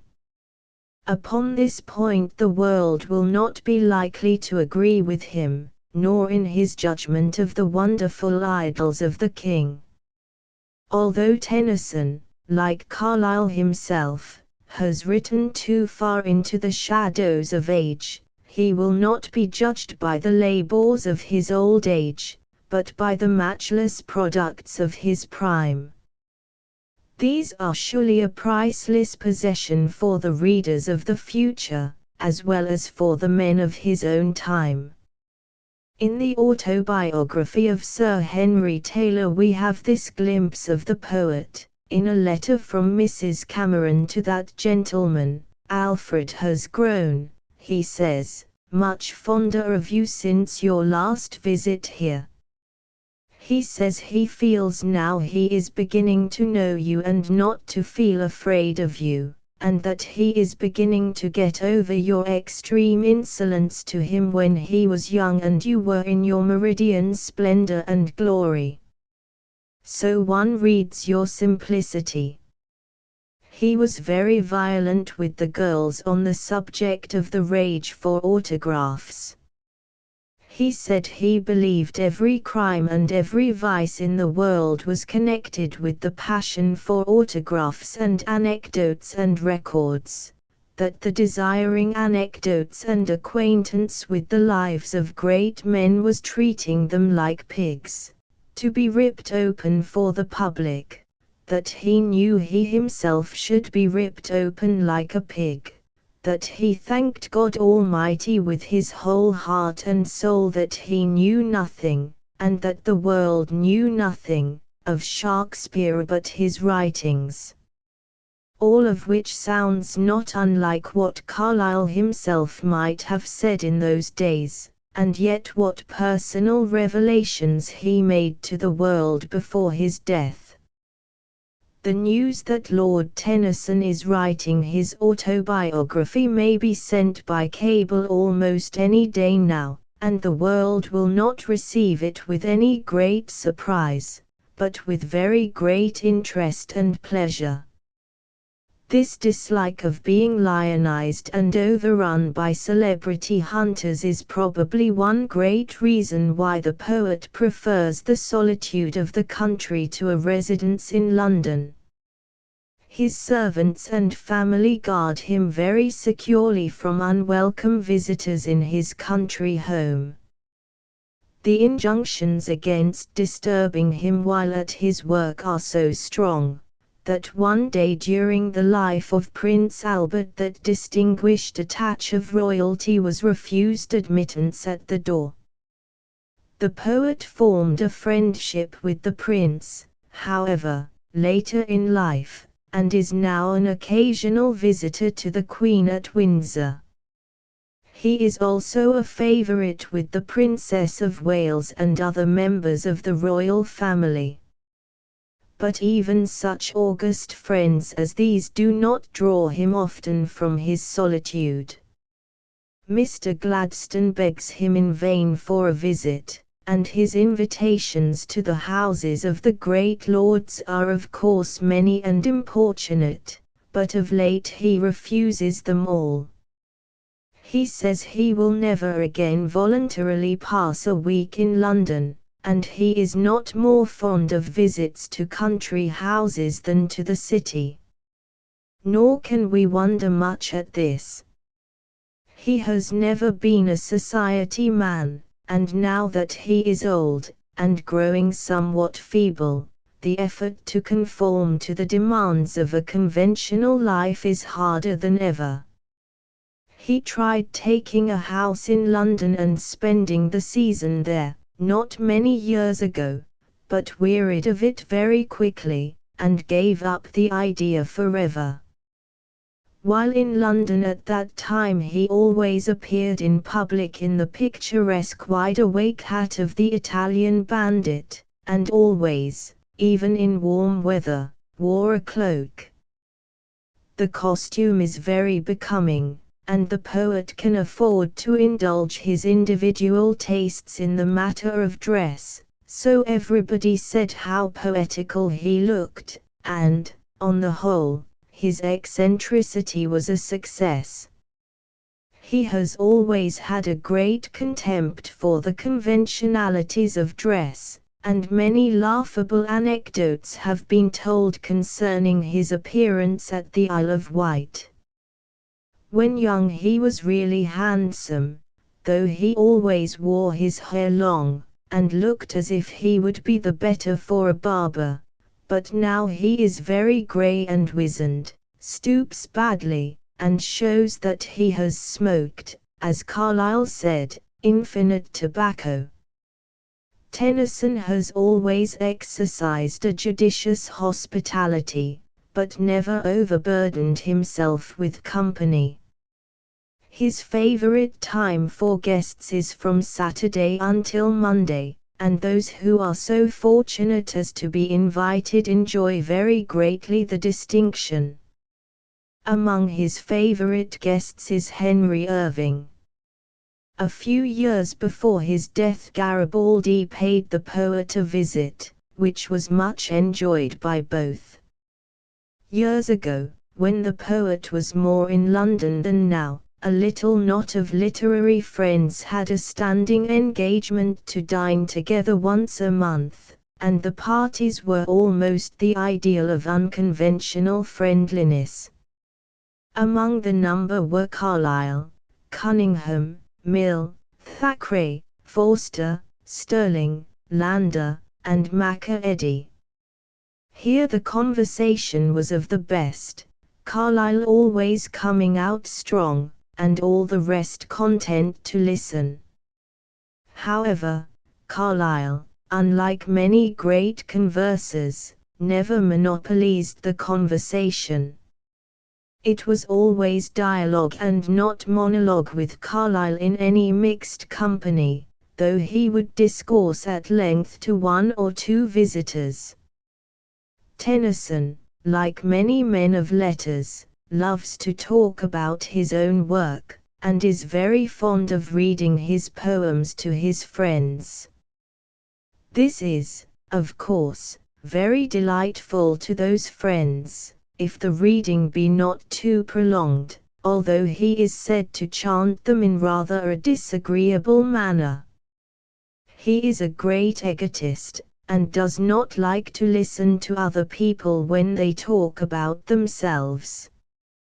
We are told that Charles Sumner once paid him a visit, and bored him very much by a long talk upon American affairs in which Tennyson took no interest. When Sumner finally made a sufficient pause, Tennyson changed the subject by inquiring if his visitor had ever read The Princess. Sumner replied that it was one of his favorite poems, whereupon Tennyson handed him the book and asked him to read. Sumner began, but was soon stopped by Tennyson, who wished to show him how a passage should be read. He went on reading aloud in his high nasal voice, until Sumner grew very weary, but did not dare to move for fear of being thought unappreciative. On and on read the poet, page after page, never making a moment's pause or giving Sumner any chance to escape, until he had read the whole poem. It is said that Sumner never dared pay him another visit. Being a decided egotist himself, it was painfully hard for the distinguished American to subordinate himself for so long a time, and his friends amused themselves very much at the idea. Tennyson undoubtedly has a high opinion of his work, but he does not go quite to the length of Wordsworth in such self-admiration, as Wordsworth would read no poetry but his own, while Tennyson is a generous admirer of the work of fellow poets. Tennyson's married life has been one of the happiest on record. He addresses his wife in these lines: "Dear, near, and true, no trill time himself can prove you, though he make you evermore dearer and nearer." One cannot think, when he witnesses the devotion of the poet to his wife, that he ever regrets the Amy shallow-hearted, the Amy mine no more of his youth, and the reader certainly cannot regret her, if it is really to her that we owe Locksley Hall. Mrs. Tennyson has been something of an invalid, and the poet and his sons, Hallam and Lionel, may often be seen wheeling her on the lawn at Farringford. Of the house at Farringford, Miss Thackeray, who is an old friend of the family, as was her father before her, tells us, "The house itself seemed like a charmed palace, with green walls without and speaking walls within. There hung Dante with his solemn nose and wreath, Italy gleamed over the doorways, friends' faces lined the way, books filled the shelves, and a glow of crimson was everywhere. The great oriel window in the drawing-room was full of green and golden leaves, of the sound of birds, and of the distant sea." She continues, "I first knew the place in the autumn, but perhaps it is even more beautiful in springtime, when all day the lark trills high overhead, and then when the lark has flown out of our hearing the thrushes begin, and the air is sweet with scents from the many fragrant shrubs. The woods are full of anemones and primroses, narcissus grows wild in the lower fields, a lovely creamy stream of flowers flows along the lanes, and lies hidden in the levels, hyacinth pools of blue shine in the woods, and then with a later burst of glory comes the gorse, lighting up the country round about, and blazing round about the Beacon Hill. The Beacon Hill stands behind Farringford. If you follow the little wood of nightingales and thrushes, and follow the lane where the blackthorn hedges shine in springtime, lovely dials that illuminate to show the hour, you come to the downs, and climbing their smooth steps you reach Mr. Tennyson's down, where the beacon staff stands firm upon the mound. Then following the line of the coast you come at last to the Needles, and may look down upon the ridge of rocks that rises crisp, sharp, shining, out of the blue wash of fierce delirious waters. Since Tennyson's elevation to the peerage there has been an infinite amount of squibbing at his expense, and some very good parodies upon his poems have been circulated. The Pall Mall Gazette parodies Lady Clara Vere de Vere thus: "Baron Alfred Vere de Vere, of me you win no new renown. You thought to daze the countryfolk and cockneys when you came to town. See Wordsworth, Shelley, Cowper, Burns, withdraw in scorn, and sit retired. The last of some 600 earls is not a place to be desired. Baron Alfred Vere de Vere, we thought you proud to bear your name, your pride is yet no mate for ours, too proud to think a title fame. We had the genius, not the lord, we love the poet's trill charms, a simple singer with his dreams is worth 100 coats of arms." And so on to the close. Alfred Vere de Vere, if time be heavy on your hands, are there no toilers in our streets, nor any poor in all these lands? Oh, teach the weak to strive and hope, oh, teach the great to help the low, pray heaven for a noble heart, and let the foolish title go. There was undoubtedly much disappointment that Tennyson did not refuse the title bestowed upon him, as he had previously declined to be knighted, and was looked upon as something of a liberal.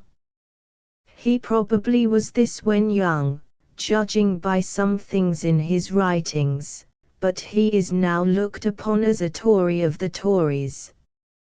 Tennyson has probably received higher prices for his poems than any other poet.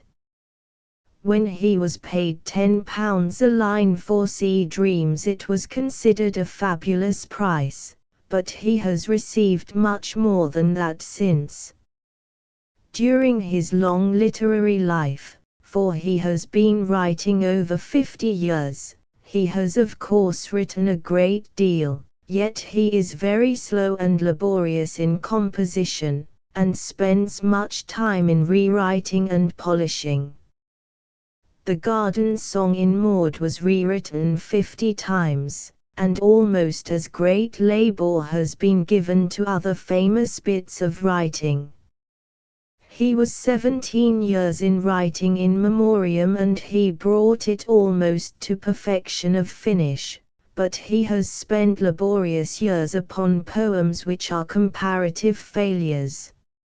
After the inspiration has waned, or if the inspiration is wanting in the first place, the pains taken in revision go for little in the making of a poem which will live. Given the inspiration, and the labor usually, though not always, adds to its chances for immortality. Tennyson, with all his fastidious delicacy in writing, is a robust, manly man, strong, healthy, active, fond of out-of-door life, and not greatly given to study. He spends whole days in the open air, and has all an Englishman's fondness for walking. He is martial in spirit, too, and rejoices in the heroic deeds of his countrymen. He can write a spirited war song, as he proved a few years ago when he thrilled all England with the lyric, "Form, form, rifleman, form, ready, be ready to meet the storm." On the whole, Tennyson must be said to have had a very prosperous and well-ordered life.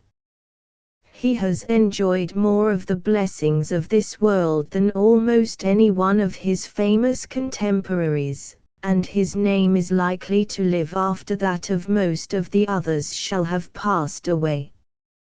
He has had the appreciation and the applause of all of the great men of his time, and the friendship of such as he desired, and his old age is full of honor, and ministered unto by loving and faithful hands. May it still be long before an admiring world shall read at the end of his life's story the words, "In Memoriam, Alfred Tennyson." Nathaniel Hawthorne. "Come to Concord," wrote Ella E. Channing to Hawthorne once upon a time. "Emerson is away, and nobody here to bore you," which sentence contains a gentle hint to the posterity of the two most distinguished men of letters America has produced, that even the mystic and the seer sometimes palled upon the appetites of his personal friends. If any man could be supposed to be a hero to his valet, that man was surely Emerson, but his gifted neighbor seems not to have had any strong relish for his society. Neither did Hawthorne really enjoy Thoreau, who would seem to have been a sufficiently original person to have interested him, merely as a study of character. But it does not appear that Hawthorne was ever particularly fond of the society of men of letters, even though they were also men of genius. He refused to go to the Saturday Club of Authors, but would play cards with sea captains in the smoking room of his boarding house in Liverpool, evening after evening. Indeed, he liked the piquant flavor of what is commonly called low society, when he required any society outside his home, better than that which would have seemed more adapted to his taste. We mean simply by this the society of backwoodsmen, sailors, laborers, and old hard-headed farmers of New England stock, with their strong provincial dialect. Mr. Emerson himself liked the raciness of the conversation of such men, and, indeed, we think almost all men of genius have something of the same taste. When we read what Mrs. Hawthorne says of the manner of conversation between her husband and Emerson, it can scarcely be considered remarkable that Hawthorne should not have cared to confine himself to the society of the sage. She says, speaking of Hawthorne, Mr. Emerson delights in him, he talks to him all the time, and Mr. Hawthorne looks answers. He seems to fascinate Emerson. Whenever he comes to see him he takes him away, so that no one may interrupt him in his close and dead-set attack upon his ear. There is a one-sidedness to a conversation of this nature which might well weary a person in the body, and only a disembodied spirit, it may be surmised, could thoroughly enjoy it. A fine thing to do would be to put two of those great conversationalists against each other, as was sometimes done with Sidney Smith and Macaulay. It is said that the two would sit glaring at each other and maintain perfect silence, whereas either one of them apart from the other would discourse for 3 hours without taking breath. Imagine the horrible agony of those among the auditors who were not interested in the subject of the oration, and there must always have been some among the number so situated. One remembers how Shelley got rid of the old woman down in Conway, and wonders why the ruse was never tried upon Macaulay by some of his victims. Shelley, it is said, was once riding in a stage in that region, and the only passenger beside himself was an old woman with 2 huge baskets filled with onions and cabbage respectively. She was huge herself and much encumbered with fat, and the day was excessively warm. Shelley was one of those delicate mortals who have been known to die of a rose in aromatic pains, and after a while the presence of the old woman nearly drove him to distraction. He pretended that it had quite done so, and suddenly throwing himself into the bottom of the stage he glared at the old woman and shouted, "For God's sake let us sit upon the ground, and tell sad stories of the death of kings, how some have been deposed, some slain in war, some haunted by the ghosts they have deposed, some poisoned by their wives, some sleeping killed, all murdered." Before the last 2 words, which he rendered with more than an actor's effect, were fairly out of his mouth, the old woman by her shrieks had summoned the guard, and was released from the company of the madman. Shelley was often induced by his friends to show them how he got rid of the old woman, and the exhibition always called for uproarious applause. There is a hint in it for any well-bred company who may be bored to the point of extinction by a distinguished member. The only wonder is that in some cases the sudden madness is not real rather than assumed. Hawthorne was eminently capable of being bored to this point of desperation, and his mother and elder sister saved themselves from any danger of this kind by voluntarily living the lives of recluses. Julian Hawthorne tells us, his mother, a woman of fine gifts but extreme sensibility, lost her husband in her 28th year, and from an exaggerated, almost Hindu-like, construction of the law of seclusion which the public taste of that day imposed upon widows, she withdrew entirely from society and permitted the habit of solitude to grow upon her to such a degree that she actually remained a strict hermit to the end of her long life, or for more than 40 years after Captain Hawthorne's death. Such behavior on the mother's part could not fail to have its effect upon the children. They had no opportunity to know what social intercourse meant. Their peculiarities and eccentricities were at least negatively encouraged. They grew to regard themselves as something apart from the general world. It is saying much for the sanity and healthfulness of the minds of these 3 children, that their loneliness distorted their judgment, their perception of the relation of things, as little as it did.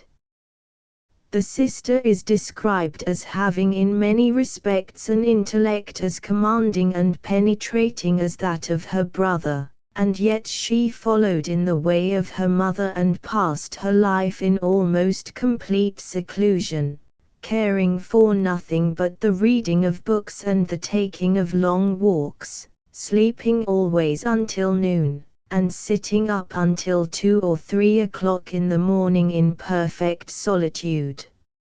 She boarded for many years after her mother's death at a farmhouse on the seashore, and could not be induced to come out, even to attend the funeral of her brother at Concord, although he was her pride and idol throughout life. Had Hawthorne himself been less fortunate in his marriage, there is little doubt that his own peculiarities would have become exaggerated, perhaps even to the extent of those of his sister. But he married a woman who both understood and appreciated him, and whom he idolized. From this union grew all the happiness and success of his life. His son says, to attempt to explain and describe his career without taking this event into consideration would be like trying to imagine a sun without heat or a day without a sun. Nothing seems less likely than that he should have accomplished his work in literature independently of her sympathy and companionship.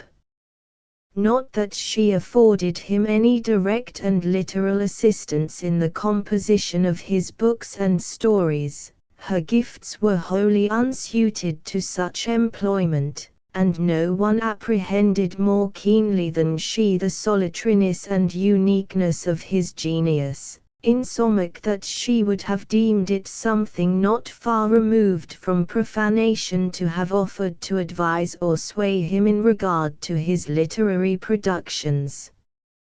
She believed in his inspiration, and her office was to promote, as far as in her lay, the favorableness of the conditions under which it should manifest itself. It was to this that she devoted her life. To comfort, to cheer, to soothe, to inspire, to guard from all outward annoyances, the poetical and sensitive man who believed in her so implicitly and leaned upon her so confidently. They led a very quiet and secluded life during the most of his literary career, and seemed almost to resent any intrusion of the outside world upon them, not only as regarded persons, but even as regarded agitating questions and pressing ideas. They took very slight interest in the questions which stirred New England life in their day, and held entirely aloof from the reforms which shook the social life around them from center to foundation stone. Indeed, he had a deep-seated dislike to the genus reformer, and presented his picture of the whole race in Hollingsworth. Perhaps he had known some individual reformer of that odious type, and out of this grew his dislike of the whole species. At any rate, the men, of whom New England was full at that time, who blew the fiery breath of storm through the hoarse trumpet of reform, never received much aid or sympathy from Nathaniel Hawthorne or his wife. Nor will they, apparently, from his son, who says of his father, "He was not a teetotaler any more than he was an abolitionist or a thug." But if their sympathies did not go out very widely to the outside world, there was the most perfect sympathy and companionship in the home life, and no more beautiful record of a perfect marriage has ever been made than this life of the Hawthornes' presents. Yes, it was a happy life they led, these two in their married isolation, despite poverty and obscurity and a lack of appreciation in the early time, and of trial, from ill health and other causes, in later years. He lived like Carlyle, a good deal in the shadows of his famous books, and was sometimes for months in the possession of the demon of composition. While composing the Marble Faun he thus writes in a letter, "I sternly shut myself up, and come to close grips with the romance which I am trying to tear from my brain." He was always discouraged about his work, and needed a deal of cheering regarding it. He says in one place, "My own individual taste is for an altogether different class of books from what I write. If I were to meet with such books as mine by another writer, I do not believe I should be able to get through with them." And again, "I will try to write a more genial book, but the devil himself always gets into my inkstand, and I can only get him out by penfuls. Still again, Heaven sees fit to visit me with the unshakable conviction that all this series of articles is good for nothing. I don't think that the public will bear with much more of this sort of thing." His letters are often full of this moody discouragement, though lighted up always by some gleams of his humor. For instance, he writes to Fields, "Do make some inquiries about Portugal, in what part of the world it lies, and whether it is a kingdom, an empire, or a republic. Also the expenses of living there, and whether the minister would be much pestered with his own countrymen." And later, when he was in Rome, "I bitterly detest this Rome, and shall rejoice to bid it adieu forever, and I fully acquiesce in all the mischief and ruin that has ever happened to it from Nero's conflagration downward. In fact, I wish the very sight of it had been obliterated before I ever saw it." His complaints about his pens are really very amusing to those people, and their name is legion, who have had a like difficulty in pleasing themselves. He writes to Fields, "If you want me to write you a good novel, send me a good pen, not a gold one, but one which will not get stiff and rheumatic the moment I get attached to it." I never met with a good pen in my life. To this last sentiment we think that a great multitude which no man can number will respond Amen. He says of them again, "Nobody ever suffered more from pens than I have, and I am glad that my labor with the abominable little tool is drawing to a close." In private conversation he enlivened his more serious thoughts often with vivid surprises of expression, and he had a mild way of making a severe remark, which reminded Charlotte Cushman of a man she once saw making such a disturbance in the gallery of a theatre that the play could hardly proceed. Cries of "Throw him over!" arose from all parts of the house, and the noise became furious. All was tumultuous chaos until a sweet and gentle female voice was heard in the pit, when all grew silent to hear. "No, I pray you, my friends, don't throw him over. I beg that you will not throw him over, but kill him where he is." It was only in the company of intimate personal friends, from whom all restraint was removed, that Hawthorne ever indulged in his natural buoyancy of spirits. Among them he occasionally condescended to uproarious fun. But he was like Dr. Johnson, who, when indulging in a scene of wild hilarity, suddenly exclaimed to his friends, as Beau Brummel approached, "Let us be grave, here comes a fool."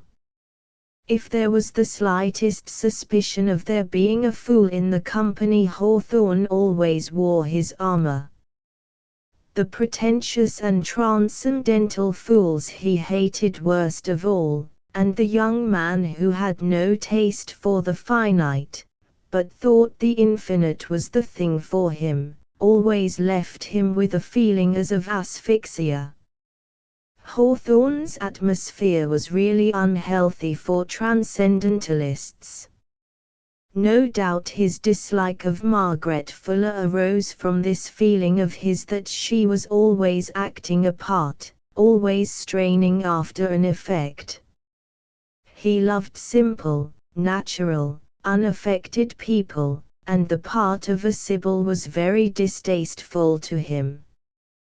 He suspected the inspiration of green tea in much that Margaret said, and very ungallantly pronounced her a humbug. But as he did this only upon the paper of his own private diary, with no thought of it ever being paraded before a critical and captious world, we should not blame him too severely. And if he was mistaken in what he wrote concerning her husband and her life in Rome, as seems to be the fact, no doubt he was deceived by gossip-loving friends in Rome concerning the matter. One does not write gratuitous falsehoods upon the pages of one's private notebook about acquaintances, as a general rule. If he had desired to injure Margaret, he would have put his supposed facts in a different place, no doubt, and not merely written them in a moment of spleen where he never expected them to be seen. The publication of such comment as this, and Carlyle's mention of Charles Lamb and others, seems to be due entirely to the total depravity of literary executors.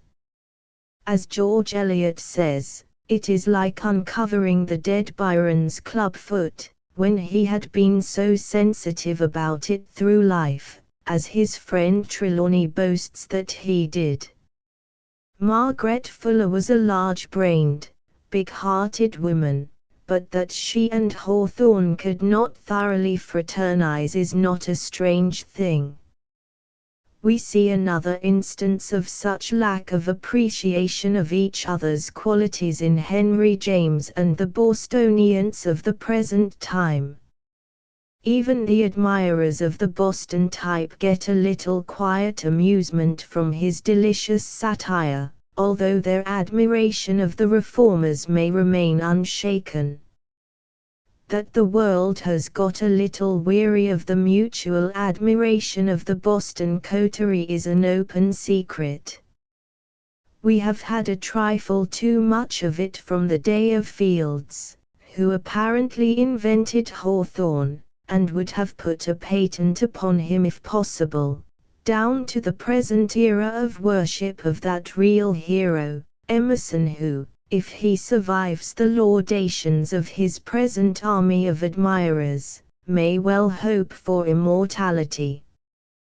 The wife of Hawthorne was so different a person from the noble army of literary and artistic women who are so numerous today, but who in his time had just begun to assert themselves, that, believing her to be the perfect flower of womanhood. As he did, he could scarcely be expected to appreciate the Xenobias of that or of the present time. Mrs. Hawthorne's sister, Elizabeth Peabody, was one of the women of the new era, and has spent her entire life in noble efforts to improve the world into which she was born, and who shall say whether Mrs. Hawthorne or Miss Peabody was the higher type of woman? If we were obliged to compare Mrs. Hawthorne with the caricatures of the strong-minded woman in which novelists so delight, those housekeepers by the wrath of God, like Mrs. Jellyby and similar monstrosities, then the answer would not be hard. We could all cry, Mrs. Hawthorne, now and forever. But when we compare her to the strong-minded women like George Eliot, perfect wives, perfect homemakers, perfectly sympathetic and loyal comrades of their husbands, and lacking nothing of womanly softness or tenderness with all their strength, then the answer is not so simple. But doubtless the fact that God created both types may be accepted as evidence that He saw uses for both, and that even the women whom He made fools to match the men are not without their purpose in the economy of the universe. Such thoughts as the following in regard to her husband, written by Mrs. Hawthorne after 8 years of marriage, sound not unlike the rhapsodies of George Eliot concerning Mr. Lewis. He has perfect dominion over himself in every respect, so that to do the highest, wisest, loveliest thing is not the least effort to him, any more than it is for a baby to be innocent. It is his spontaneous act, and a baby is not more unconscious of its innocence. I never knew such loftiness so simply born. I have never known him to stoop from it in the most trivial household matter any more than in the larger or more public ones. If the hours make out to reach him in his high sphere, their wings are very strong. Happiest is the wife who can bear such and so sincere testimony to her husband after 8 years' intimate union. Such a person can never lose the prestige which commands and fascinates. I cannot possibly conceive of my happiness, but in a kind of blissful confusion live on. If I can only be so great, so high, so noble, so sweet as he, in any phase of my being, I shall be glad. I am not deluded nor mistaken, as the angels know now, and as all my friends will know in open vision. We will quote but this one passage from her letters about him, though the life is filled with similar ones, and will give but one of his love letters to her, and that not entire. He says, "Sometimes during my solitary life in our old Salem house it seemed to me as if I had only life enough to know that I was not alive, for I had no wife then to keep my heart warm. But at length you were revealed to me in the shadow of a seclusion as deep as my own. I drew nearer and nearer to you, and opened my heart to you, and you came to me, and will remain forever, keeping my heart warm, and renewing my life with your own.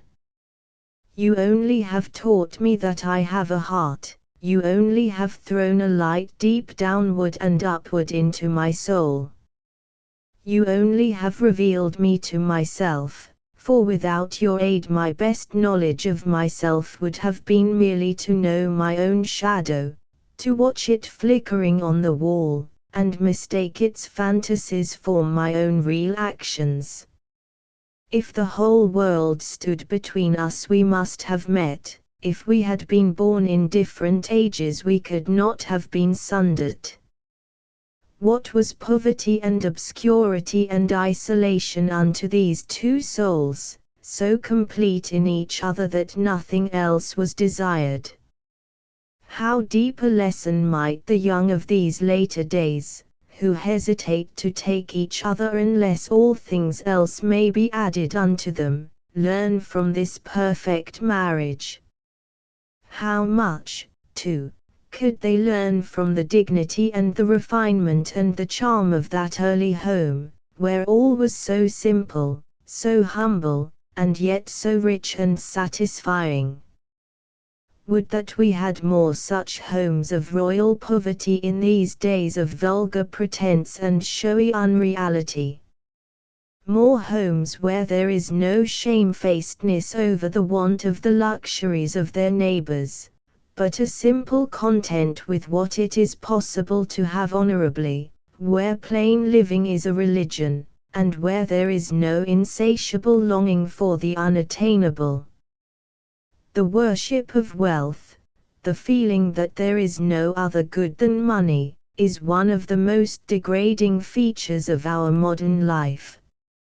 It is a falsehood, too. There is everything good in the world, and the most of the things which are best in life can be had with but a little money. No man is poor unless he feels poor. If a family are willing to live their own noble life, pitched in a high key, and with little regard for what their neighbors may say and think, it is still possible to be happy in this goodly world, though the bank account may be small, or there be no bank account in the case. The Ways and Means Committee of which Mrs. Hawthorne was chairman in her day could impart a world of wisdom to the fretful and ambitious wives of a generation of young men now upon the stage of action, who strive so hard to live like the people who have wealth at their command that they spoil the beautiful homes they might enjoy by an unceasing strife to appear to live better than they can afford to do. When fortune began to smile upon the Hawthorns, after the immortal Scarlet Letter had been written and the Blithedale romance had been added to it, they received her favors with thankful hearts, and knew how to spend wisely and well what came to them. But, as so often happens, it does not appear that they were any happier in their easier circumstances than in their poverty, probably not as happy, for the glamour of youth was gone, and the first zest of being had become dulled. Ill health, too, had come upon him, once so strong and perfect in body, and their home was measurably broken up after they first went abroad. The days at the old manse comprised the idyll of their lives. Here is what Hawthorne himself says of this time: "My wife is in the strictest sense my sole companion, and I need no other. There is no vacancy in my mind any more than in my heart. In truth, I have spent so many years in total seclusion from all human society that it is no wonder if now I feel all my desires satisfied by this sole intercourse. But she has come to me from the midst of many friends and acquaintances, yet she lives from day to day in this solitude, seeing nobody but myself and our Molly, while the snow of our avenue is untrodden for weeks by any footstep save mine. Yet she is always cheerful. Thank God that I suffice for her boundless heart." And, again, to her he writes, "Dear little wife, after finishing my record in the journal, I sat a long time in grandmother's chair thinking of many things, but the thought of thee, the great thought of thee, was among all other thoughts, like the pervading sunshine falling through the boughs and branches of a tree and tinging every separate leaf. and surely thou shouldst not have deserted me without manufacturing a sufficient quantity of sunshine to last till thy return. Art thou not ashamed? Concord was never the same to them after their return from Rome. The shadow of the coming separation was already around them. He writes, after the appearance of Longfellow's poem, I, too, am weary, and look forward to the wayside inn. And, spite of the most loving ministrations of family and friends, he was soon brought to the rest which awaited him there. None could really regret that he had found the peace he sought, but the world seemed more thinly populated when it was known that the hand which had written the scarlet letter, the House of the Seven Gables and the Marble Faun, would write no more. We carried him, said Fields, through the blossoming orchards of Concord, and laid him down under a group of pines on a hillside overlooking historic fields, the unfinished romance which had cost him such anxiety laid upon his coffin.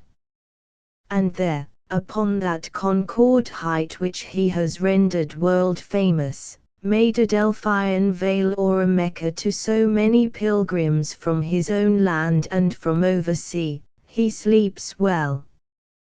There the sweet spring flowers of dear old New England bloom for him, there the Mayflower pierces the melting snow, and the shy, sweet violet gems the earliest green, there the dandelion glows in golden splendor, and the snowy daisies star the grass, and all the sweet succession of summer flowers troop in orderly array, until autumn waves her torch, and the sumac and the goldenrod blaze out in wild magnificence, and the blue-fringed gentian hides in secret coverts. These are the fitting decorations of that grave. Piled marble or towering granite would lie too heavy on the heart of this child of nature. And as the years shall pass, still will the humble grave continue to be visited. Forgotten will never be written upon the tombstone of Nathaniel Hawthorne. Still through the clear brilliance of New England winter nights will the stars look down tenderly upon it. Arcturus will stand guard over it, golden-belted Orion will send down quivering lances of light to illumine it, the pomp of blazing Jupiter shall envelop it, and the first radiance of the dawn shall silver its sacred slopes forever. Henry W. Longfellow. In the city of Portland, that beautiful town that is seated by the sea, in the year 1807 Henry Wadsworth Longfellow was born, and in the delightful old ancestral home there he passed his youth. The house had been his mother's home since early childhood, in it she was married, and in it passed almost her entire life. It had been built by Mrs. Longfellow's father, General Peleg Wadsworth, in the year 1784, and was one of the finest mansions in the city at that time, standing, not as now, in the heart of the city, but out in the open fields. Mr. and Mrs. Longfellow passed here a long, beautiful, and happy life, devotedly attached to each other, fond and proud of their children, and much given to good works. Mr. Longfellow was a man of consequence in the community, much honored for his learning and ability, and much esteemed for his integrity, his cordial and kind manners, and his generous hospitality.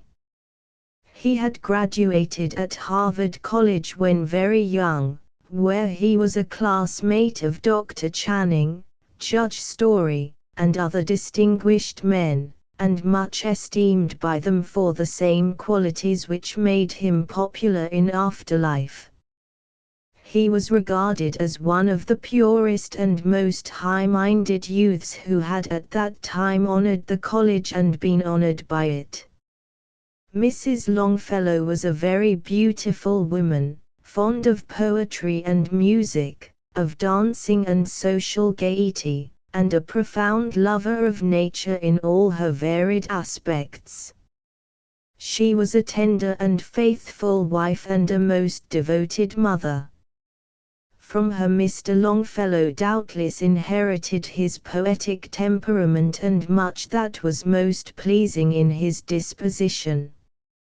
Longfellow's childhood seems to have been a very happy one, passed in this beautiful home, with such parents, and surrounded by a delightful group of young friends.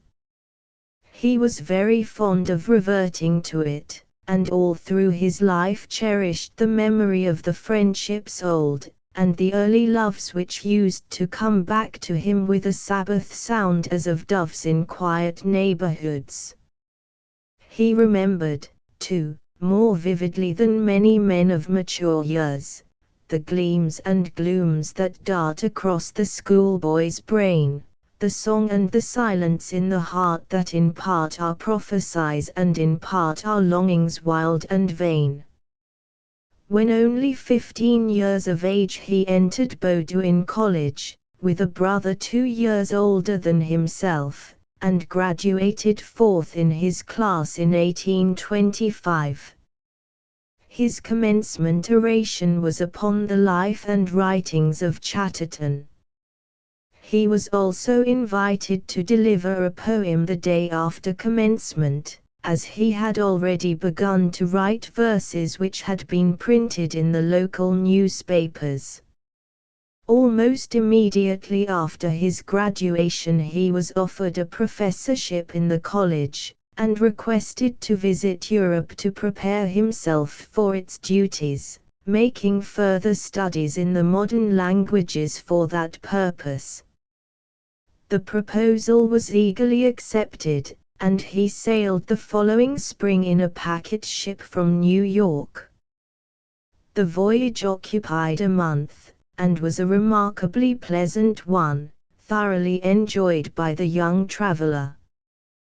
There is nothing remarkable in the letters he wrote home during this first trip to Europe, when he visited France, Spain, Germany, Italy, where he spent a year, and England. He assumed the duties of his professorship immediately upon his return, at a salary of $1,000 a year. He was very popular with the students from the first, and became quite a power in the university. At this time he became a contributor to the North American Review and may be said to have fairly begun his literary career. In the year 1831 he was married to Mary Storer Potter, a young lady of Portland, to whom he had long been attached. She was one of the famous beauties of that town, noted for its beautiful women, and a member of the social circle in which the Longfellows moved. The marriage was in every way suitable, and pleasing to the friends of both parties. She was a lady highly educated for that day, and possessed of a mind of unusual power. She was also of a most cheerful and amiable disposition, and the world opened very brightly before the young professor. They began housekeeping in Brunswick in a house still standing in Federal Street. He gives this picture of a morning there: "I can almost fancy myself in Spain, the morning is so soft and beautiful. The tessellated shadow of the honeysuckle lies motionless upon my study floor, as if it were a figure in the carpet, and through the open window comes the fragrance of the wild briar and the mock orange. The birds are caroling in the trees, and their shadows flit across the window as they dart to and fro in the sunshine, while the murmur of the bee, the cooing of doves from the eaves, and the whirring of a little hummingbird that has its nest in the honeysuckle, send up a sound of joy to meet the rising sun. Here was passed a very busy and happy period of Mr. Longfellow's life. He was young, gifted, fortunately situated, and beloved, and as yet no shadow had darkened his life. He employed his leisure in writing a series of sketches of travel which were afterwards published as Outama, and he began to write poetry again after an interval of nearly 8 years. He also began a scrapbook devoted to notices of his writings, which he christened Puffs and Counterblasts, and kept for the greater part of his life. He passed 5.5 years in Brunswick, perhaps the happiest years of his life, for he had youth and health and high hope at this time, and then he began to long for a somewhat wider sphere. Very opportunely came the offer of a professorship in Harvard University, which was at once accepted, in April, 1835. He sailed for Europe to make himself familiar with the Scandinavian tongues and to pass some further time in Germany. He was accompanied by his wife and 2 of her young lady friends. They remained in London for a few weeks, and made acquaintance with many distinguished people, among others the Carlyles, to whom they had brought an introduction from Mr. Emerson. They paid a visit to the Seer at Chelsea, of which Mrs. Longfellow wrote, "Mr. Carlyle of Craigenputtock was soon after announced, and passed a half-hour with us much to our delight. He has very unpolished manners, and a broad Scottish accent, but such fine language and beautiful thoughts that it is truly delightful to listen to him. He invited us to take tea with them at Chelsea, where they now reside. We were as much charmed with Mrs. C. as with her husband. She is a lovely woman with very simple and pleasing manners. She is also very talented and accomplished, and how delightful it is to see such modesty combined with such power to please." They left London for Copenhagen and Stockholm in June, and were much delighted with the new land they visited. To read in the public square at midnight, to pass through groves of pine and fir with rose-colored cones, to hear the watchman call from the church tower 4 times toward the 4 quarters of the heaven, "Ho, watchman, ho! 12 the clock hath stricken. God keep our town from fire and brand, and enemy's hand," to have boys and girls run before to open the gates, to hear the peasants cry, "God bless you," when you sneezed. All these little things gave them the delight which young travelers alone can experience. But alas! That delight was of short duration. Mrs. Longfellow was taken sick in Amsterdam in October, and they were detained there for a month. She seemed to recover, and they journeyed on to Rotterdam, where she fell ill again and died the 29th of November. Her husband wrote of her that she closed her peaceful life by a still more peaceful death, and though called away when life was brightest, went without a murmur and in perfect willingness to the bosom of her God. Mr. Longfellow immediately resumed his journey, going on to Dusseldorf and from there to Bonn. He took a carriage and journeyed along the banks of the Rhine, by the castled crag of Drachenfels and the other storied places of that famous river, in complete silence, though with a pleasant companion by his side. They visited castles and cathedrals, and wonderful ruins, and some of the most picturesque points of that picturesque land, but in a gloom which nothing could break or even lighten. So on to Heidelberg, where they were to sojourn for a time, and where Mr. Longfellow was to pursue his studies. Here he found Mr. Bryant, whom he had never met, but who cheered and soothed him as only a fellow countryman and a man like-minded with himself could have done. Mr. Bryant did not remain long in Heidelberg, however, though his wife and daughters stayed through the winter and continued to cheer Mr. Longfellow's loneliness. He made work his chief consoler, however, and accomplished a great deal in the line of his chosen career. Like Paul Fleming, into whose story he wove many of the experiences of this part of his life, he buried himself in books, in old dusty books. He worked his way diligently through the ancient poetic lore of Germany into the bright sunny land where walk the modern bards and sing. Into the silent land he walked with Saulys, he wept with the melancholy Werther, or laughed with the gentle Meister, he pondered deeply over the congenial Schiller, but delighted most of all in Jean Paul the Only, in whose prodigal fancy he lost for a time the memory of his sorrows.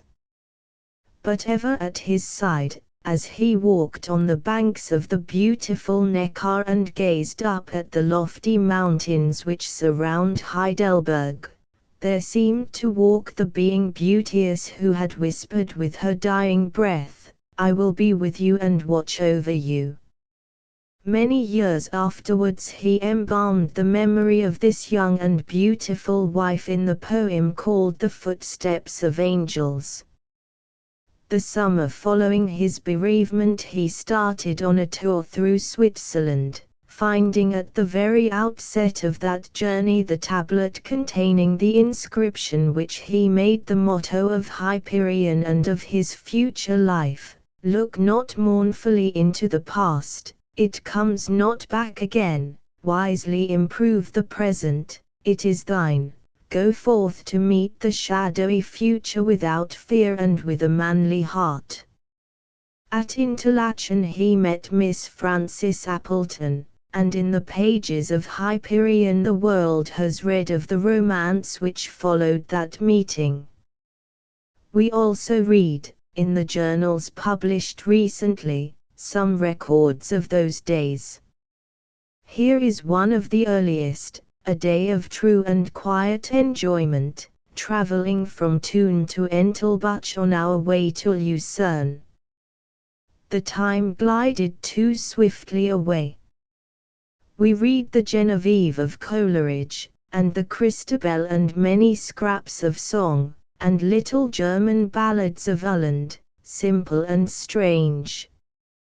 At noon we stopped at Langnau, and walked into the fields, and sat down by a stream of pure water that turned a mill, and a little girl came out of the mill and brought us cherries, and the shadow of the trees was pleasant, and my soul was filled with peace and gladness. And a little later, took a carriage to Street Germanie-en-Laye to see the Fête des Lays. The day was pleasant, with shifting clouds and sunshine. They told me I was in good spirits. It was the surface only, stirred by the passing breeze and catching the sunshine of the moment. I have often observed, amid a chorus of 100 voices and the sound of 100 instruments, amid all this whirlwind of the vexed air, that I could distinguish the melancholy vibration of a single string touched by a finger. It had a mournful, sobbing sound. Thus amid the splendor of a festival, the rushing crowd, and song, and sounds of gladness, and 1,000 mingling emotions, distinctly audible to the mind's ear are the pulsations of some melancholy chord of the heart, touched by the finger of memory. And it has a mournful, sobbing sound. But tearing himself away from the sadness of the old memory and the fascination of the new presence alike, Mr. Longfellow returned to America in December 1836, and assumed the duties of his professorship at Cambridge. Here he soon formed those friendships which were to him a lifelong blessing and delight. They fall naturally into two groups, the earlier and later, though some of the most intimate of these friendships formed in youth lasted until near the close of Mr. Longfellow's life. Among the early friends were George W. Green, with whom he corresponded most affectionately for many years, Mr. Samuel Ward, a brother of Mrs. Julia Ward Howe, Professor Felton, Hilliard, Mr. Sumner's law partner, Cleveland, a scholar living at ease in Brookline, Hawthorne, and always and ever Mr. Sumner himself. Emerson, also, and Prescott were his friends, but not so intimate as the others. Here is a glimpse of the author of that series of fascinating histories, since so popular, in a letter to Green. This morning, as I was sitting at breakfast, a gentleman on horseback sent up word that I should come down to him. It was Prescott, author of Ferdinand and Isabella. He is an early riser, and rides about the country. There on his horse sat the great author. He is one of the best fellows in the world, and much my friend, handsome and 40, a great diner out, gentle, companionable, and modest, quite astonished to find himself famous. Then comes a glimpse of the as yet unknown author of the Scarlet Letter. I shall see Hawthorne tomorrow. He lives in Salem, and we meet and sup together tomorrow evening at the Tremont House. Your health shall be remembered.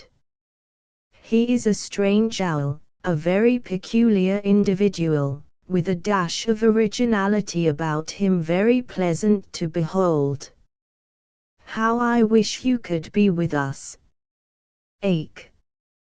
My beloved friend, when I one day sit with you in Italy again, with nothing on the snow-white tablecloth save bread still whiter, and fruit, and that most delicate wine in beakers full of the warm south, will we pledge the happy present time and those sorrows and disappointments which are our schoolmasters. Sumner is the nearest and warmest thing I can send you. When you have him you will think you have me, he can tell you so much of me. To this early group were added, later on, Agassiz, Lowell, Dana, James T. Fields, Norton, Dr. Holmes, and others, but those mentioned were his real intimates throughout life. With Emerson he maintained a calm and admiring friendship, but saw less of him than of the others.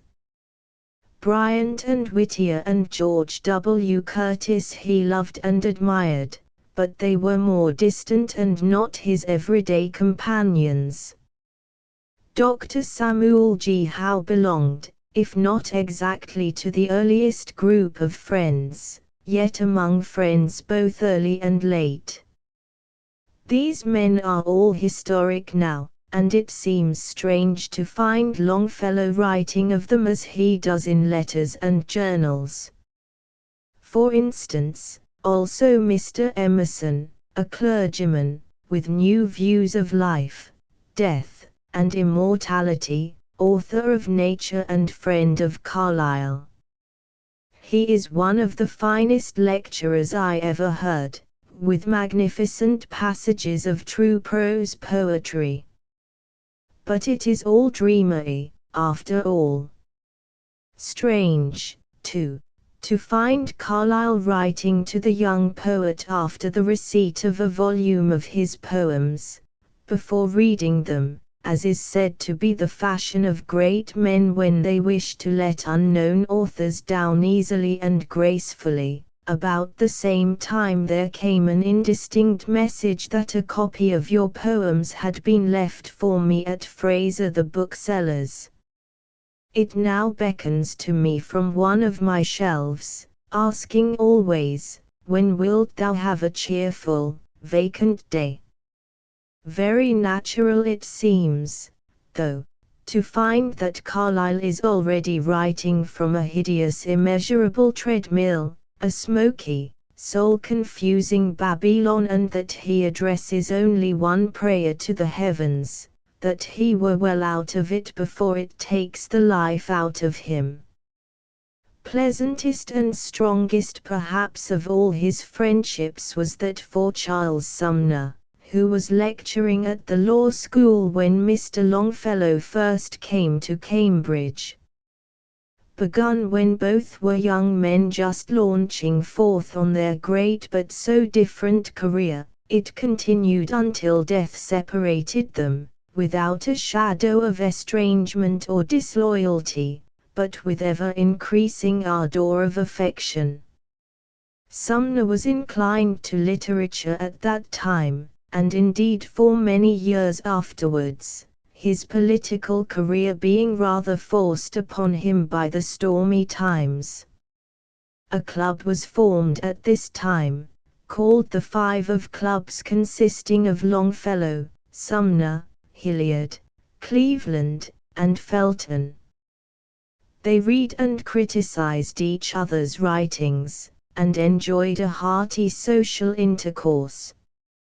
A while afterwards, when they began to speak well of each other's articles in the reviews, the newspapers gave them the name of the Mutual Admiration Society. Not inapplicable, probably, but applicable to the literary men of all time.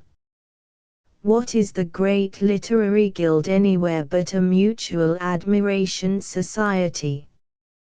What a large portion of our best literature would be blotted out if what one great writer has said of another should be destroyed. Would we have this so? Nay, verily.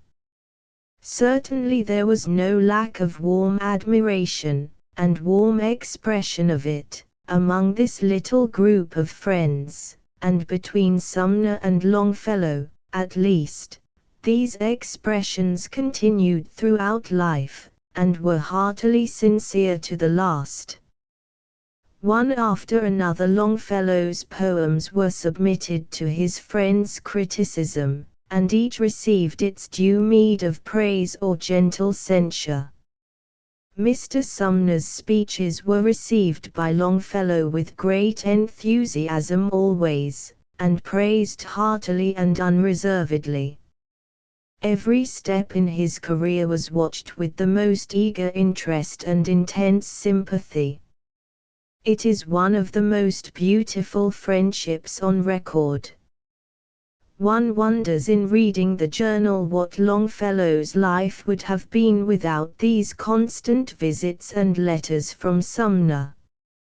Every Sabbath was spent by the statesman at the poet's house, when the former was in the vicinity of Boston, and many other records during the week, Sumner to dine, Sumner to tea, Sumner to pass the night, and always some note made of the late and pleasant talk the pair had together.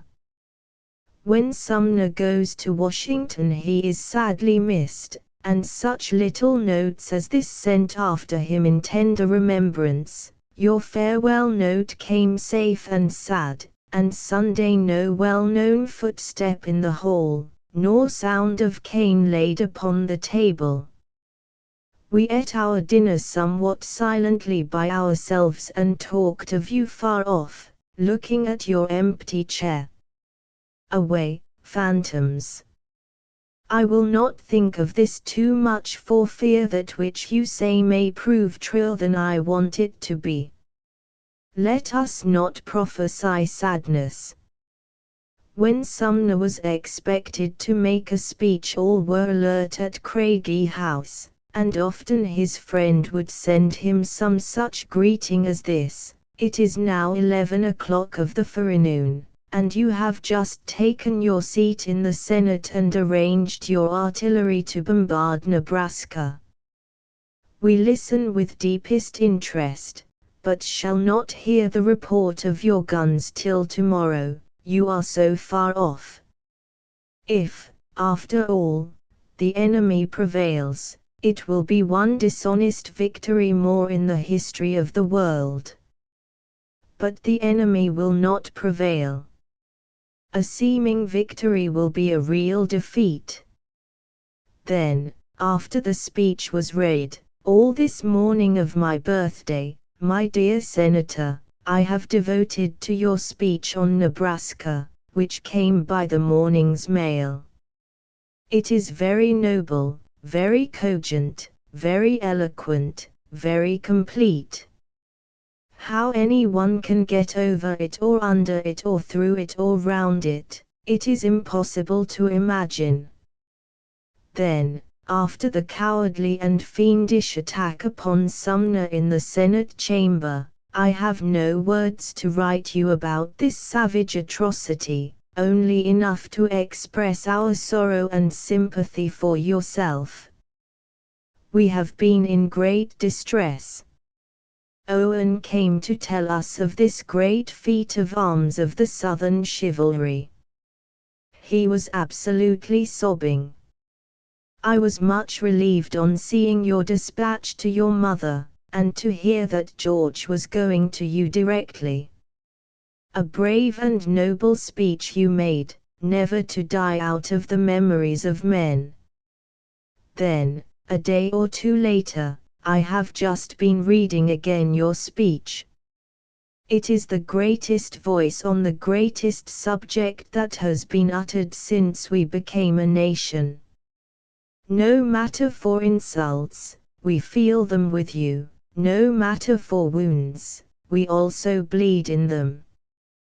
But in the days of which we are writing, all these stormy troublous times were yet far in the future, and the world looked bright and pleasant to these afterward saddened friends." The acquaintance with Miss Appleton had been renewed after her return to Boston, and the poet was by this time deeply devoted to her, and hopeful of one day winning her for his own. He became something of a dandy in those days, and showed a fondness for color in coats, waistcoats, and neckties, and the ladies looked at him a little doubtfully, thinking perhaps, as they had done of Paul Fleming, that his gloves were a shade too light for a strictly virtuous man. 6 years passed after the first meeting with Miss Appleton in Europe before Mr. Longfellow finally claimed her for his bride. He had been a patient as well as an ardent lover, and was rewarded in 1843 by the hand of her he sought. She was now a woman of 25, of stately presence, cultivated mind, and calm but gracious manners. Her face was not faultily faultless nor icily regular but both beautiful and expressive. Mr. Longfellow was now 36 years old, and a man of rapidly widening fame.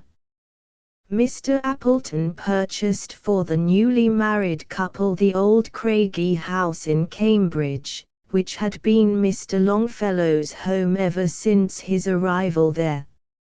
Most visitors to Cambridge are familiar with this old colonial mansion which had once been the headquarters of General Washington. It stands far back in the ample grounds which surround it, and is painted in yellow and white. It is on Brattle Street as one goes from Harvard College to Mount Auburn. The front is about 80 feet in length, including the verandas, and a wooden railing extends around the roof. There is an Italian balustrade along the first terrace, and a hedge of lilacs leads up to the door. Old historic elms throw their broad arms all about the place. The interior of the house is very handsome, and is considered a fine specimen of the old colonial style. Altogether it made a most delightful home for the poet and his bride, and there they spent the remainder of their lives. About the time of his marriage Mr. Longfellow's eyes failed him on account of overstraining them, and one of Mrs. Longfellow's first wifely duties was to furnish eyes for her husband. She read to him and wrote for him a great deal for several years, and the close companionship which this required was very pleasant to both. He was a very busy man in those days, for, contrary to the popular impression, Mr. Longfellow did a great deal of hard work at the college for a good many years. His was no honorary position, but a genuine working professorship, involving the preparation of a great number of lectures during each year and close class work besides. He enjoyed this work very much for the first few years, but long before he resigned his position it became exceedingly burdensome to him. The college should have relieved him of the drudgery of his professorship, and allowed him time for the preparation of special lectures upon really scholarly themes, but it had not the wisdom to do so, and exacted the labours of a dray horse from this chained Pegasus. In the journal are many entries like the following: I seriously think of resigning my professorship. My time is so fully taken up by its lectures and other duties that I have none left for writing. Then my eyes are suffering, and the years are precious, and if I wish to do anything in literature it must be done now. Few men have written good poetry after 50. Again, I get very tired of the routine of this life. The bright autumn weather draws me away from study, and the brown branches of the leafless trees are more beautiful than books. We lead but one life here on earth. We must make that beautiful. And to do this, health and elasticity of mind are needful, and whatever endangers or impedes these must be avoided. And again, the day of rest, the truce of God between contending cares, is over, and the world begins again to swing round with clash and clang, like the wings of a windmill. Grind, grind, grind. Some hint of real work may be found in this. The 70 lectures to which I am doomed next year hang over me like a dark curtain. 70 lectures. Who will have the patience to hear them? If my eyes were strong I should delight in it. But it will eat up a whole year, and I was just beginning so cheerily on my poem and looking forward to pleasant work on it next year. Oh, the pity of it! Many men could have lectured to college boys on the modern languages and literature, if not as well as Longfellow, at least well enough, but who was there who could write his poems? That he should drudge on through his best years, giving only the odds and ends of his time to his real-life work, seems an infinite pity. What might he not have done in those earlier years could he have gone fresh and untired to his musings and his dreams? Emerson was wiser than he, when early in life he resolved to be content with the most modest means and to have possession of himself. He never drudged in a profession, but gave his full strength to his literary work. Longfellow should have done this at least 10 years before he did. But 5 children had come into the family during the years of his last marriage, and poetry has not long been a paying investment in this country, although Longfellow in the later years received large sums for his work. He probably dropped his college work as soon as he felt that he could afford to do so, and after that, much of his important work was done. But it was not done with the buoyancy and freshness which the earlier years might have furnished, although some of his best poems were written after the change. But the last 20 years of Mr. Longfellow's life were saddened inexpressibly by the loss of his wife, and all his later work is of a somber hue, filled through and through, unconsciously, with his own sadness. Unconsciously we say, for he never intentionally rhymed his own sorrows. There is no personal mention of his griefs in all his later poems. The death of his wife occurred on the 9th of July in 1861, and was caused by burns received from having her clothing ignited by a match upon which she trod in their library, where she had been sealing up some packages of the children's curls, which she had just cut. Mr. Longfellow was badly burned in trying to save her, and when the funeral took place was confined to his bed. She was buried upon the anniversary of her marriage day, and was crowned with a wreath of orange blossoms. She was long remembered in Cambridge as the most beautiful woman of her time, beautiful not alone in body, but in spirit and life. Mr. Longfellow never recovered from the tragedy, but mourned her in silence for 20 years. Heartbreaking are the entries in the journal during all this time, entries telling at frequent intervals of his ever-increasing desolation. Little was known of all this by the world until the publication of his journal, for it was one of the peculiarities of his grief that he could speak of it to no one. Only after months had passed did he allude to it in his letters even to his brothers, and then in the briefest fashion, and now of what we both are thinking I can write no word. God's will be done. The first entry in the journal after the break made at the time of her death is this: "Sleep sweetly, tender heart, in peace. Sleep, Holy Spirit, blessed soul. While the stars burn, the moons increase, and the great ages onward roll." The entries in the journal are all brief, but they are frequent and like these: "Walk before breakfast with thee, and afterward alone.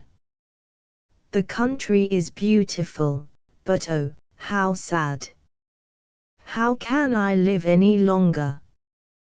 The glimmer of golden leaves in the sunshine, the lilac hedge shot with the crimson creeper, the river writing its silver S in the meadow, everything without full of loveliness. But within me the hunger, the famine of the heart. Another walk under the pines, in the bright morning sunshine. Known and unknown, human, divine, sweet human hand and lip and eye, dear heavenly friend, who canst not die, mine, mine forever, ever mine." How inexpressibly sad are all holidays. But the dear little girls had their Christmas tree last night, and an unseen presence blessed the scene. No mention of his loss was ever made in his published verse, though the whole of his poetry was much sadder after that loss, but after his own death the following poem was found in his desk, written 18 years after his wife's death. In the long, sleepless watches of the night a gentle face, the face of one long dead, looks at me from the wall, where round its head the night lamp casts a halo of pale light. Here in this room she died, and soul more white never through martyrdom of fire was led to its repose, nor can in books be read the legend of a life more benedict. There is a mountain in the distant west that, sun-defying in its deep ravines, displays a cross of snow upon its side. Such is the cross I wear upon my breast these 18 years, through all the changing scenes and seasons changeless since the day she died. It was a long time before he could work again. When he felt that he could do so, he began his translation of Dante, and frequently produced a canto in a day, finding in this absorbing occupation the first alleviation of his sorrow. In a sonnet on translating Dante he said, "I enter here from day to day, and leave my burden at this minster gate." But when his work was done he always found that his burden was still awaiting him on the outside, and he took it up and bore it as patiently as he could. But he began earnestly to long for the wayside inn, where toil should cease and rest begin, and to feel that the approach of old age without the beloved companionship was hard indeed to contemplate. But his children were beautiful and promising and affectionate, and he a most loving and conscientious father, so they gradually came to occupy his thoughts and much to cheer his solitude.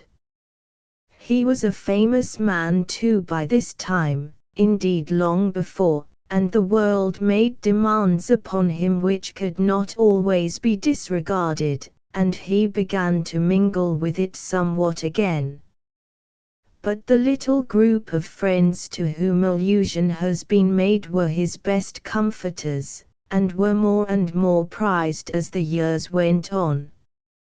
During the translation of Dante they assembled at very short intervals to listen to the reading of the work, and to criticize, and suggest such changes as were deemed advisable, and these occasions were much enjoyed. As the years went by, one after another of the early friends fell by the way, leaving gaps in his life which could never be filled. Felton was the first to go, and he was very deeply mourned by Longfellow, who felt as if the world were reeling and sinking under his feet. His death made, as his friend expressed it, a chasm which not only nothing can fill up, but which nothing has a tendency to fill up. Hawthorne and Agassiz followed soon after Felton, and later Charles Sumner, most deeply mourned of all. He said, in allusion to these friends, in one of his most beautiful sonnets, "I also wait. But they will come no more, those friends of mine, whose presence satisfied the thirst and hunger of my heart. Ah me! They have forgotten the pathway to my door. Something is gone from nature since they died, and summer is not summer, nor can be." Mr. Longfellow made a final visit to Europe in 1868, accompanied by his children, 2 sisters, and a brother, and his brother-in-law Thomas Appleton. This journey was much enjoyed by all, although Mr. Longfellow was not a very good sightseer, and impatient of delays. The remainder of his life passed placidly at his old home, and he died at the age of 75, in the midst of his family and friends. Upon his coffin they placed a palm branch and a spray of passion flower, symbols of victory and the glory of suffering, and he was buried at Mount Auburn, beside her he had so long mourned. What his work was we may tell in the eloquent words of his brother poet and most appreciative critic, Mr. Stidman. His song was a household service, the ritual of our feastings and mournings, and often it rehearsed for us the tales of many lands, or, best of all, the legends of our own. I see him, a silver-haired minstrel, touching melodious keys, playing and singing in the twilight, within sound of the rote of the sea. There he lingers late, the curfew bell has tolled and the darkness closes round, till at last that tender voice is silent, and he softly moves unto his rest. John G. Whittier. The poet Whittier always calls to mind the prophet bards of the olden time. There is much of the old Semitic fire about him, and ethical and religious subjects seem to occupy his entire mind. Like his own Tola, he walks abroad, constantly pondering the solemn miracle of life, as one who, wandering in a starless night, feels momently the jar of unseen waves, and hears the thunder of an unknown sea breaking along an unimagined shore. His poems are so thoroughly imbued with this religious spirit that they seem to us almost like the sacred writings of the different times and nations of the world. They come to the lips upon all occasions of deep feeling almost as naturally as the scriptures do. They are current coin with reformers the world over. They are the alpha and omega of deep, strong religious faith. Whoever would best express his entire confidence in the triumph of the right, and his reliance upon God's power against the devices of men, finds the words of Whittier upon his lips, and to those who mourn and seek for consolation, how naturally and involuntarily come back lines from his poems they have long treasured, but which perhaps never had a personal application until now. To the wronged, the downtrodden, and the suffering they appeal as strongly as the Psalms of David. He is the great high priest of literature.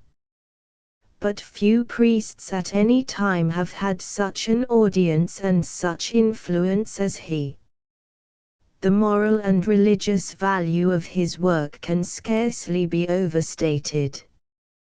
Who can ever estimate the power which his strong words had in the days that are now but a fading memory, in the great conflict which freed the bodies of so many million slaves? And who can ever estimate the power his strong words have had throughout his whole career in freeing the minds of other millions from the shackles of unworthy old beliefs? His blows have been strong, steady, persistent. He has never had the fear of man before his eyes. No man has done more for freedom, fellowship, and character in religion than he. Hypocrisy and falsehood and cant have been his dearest foes, and he has ridden at them early and late with his lance poised and his steed at full tilt. Indeed, for a Quaker, Mr. Whittier must be said to have a great deal of the martial spirit. The fiery, fighting zeal of the old reformers is in his blood. You can imagine him as upon occasion enjoying the imprecatory psalms. In his anti-slavery poems there is a depth of passionate earnestness which shows that he could have gone to the stake for his opinions had he lived in an earlier age than ours. That he did risk his life for them, even in our own day, is well known. During the intense heat of the anti-slavery conflict he was mobbed once and again by excited crowds, but he was not to be intimidated by all the powers of evil, and continued to speak his strong words and to sing his inspiring songs, whether men would hear or whether they would forbear. And those voices of freedom, whatever may be thought of them by mere critics and litterateurs, will outlast any poems of their day, and sound down the ringing grooves of time when much that is now honored has been forgotten. He will be known as the poet of a great cause, the bard of freedom, as long as the great anti-slavery conflict is remembered. He is a part, and an important part, of the history of his country, a central figure in the battalions of the brave. Those wild, stirring bugle calls of his cheered the little army, and held it together many a time when the cause was only a forlorn hope, and they came with their stern defiance into the camp of the enemy with such masterful power that some gallant enemies deserted to his side. They were afraid to be found fighting against God, as Whittier had convinced them they were doing. There is the roll of drums and the clash of spears in these stirring strains. There are echoes from Thermopylae and Marathon, and the breath of the old Greek heroes is in the air. There is a hint of the old border battle cries from Scotland's hills and tarns. From Jura's rocky wall we can catch the cheers of Tell, and the voice of Cromwell can often be distinguished in the strain. There is also the sweep of the winds through the pine woods, and the mountain blasts of New England, and the strong fresh breath of the salt sea, all tonic influences, in short, which braced up the minds of the men of those days to a fixed and heroic purpose, from which they never receded until their end was achieved. It has become the fashion in these days of dilettanteism to say that earnestness and moral purpose have no place in poetry, and small critics have arisen who claim that Mr. Whittier has been spoiled as a poet by his moral teachings.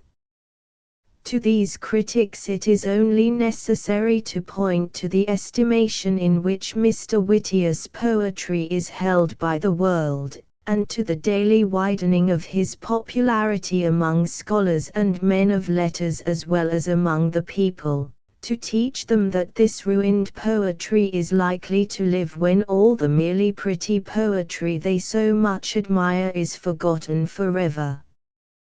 The small poets who are afraid of touching a moral question for fear of ruining their poems would do well to compare Poe, who is the leader of their school and its best exponent, with Mr. Whittier, and to ask themselves which is the more likely to survive the test of time.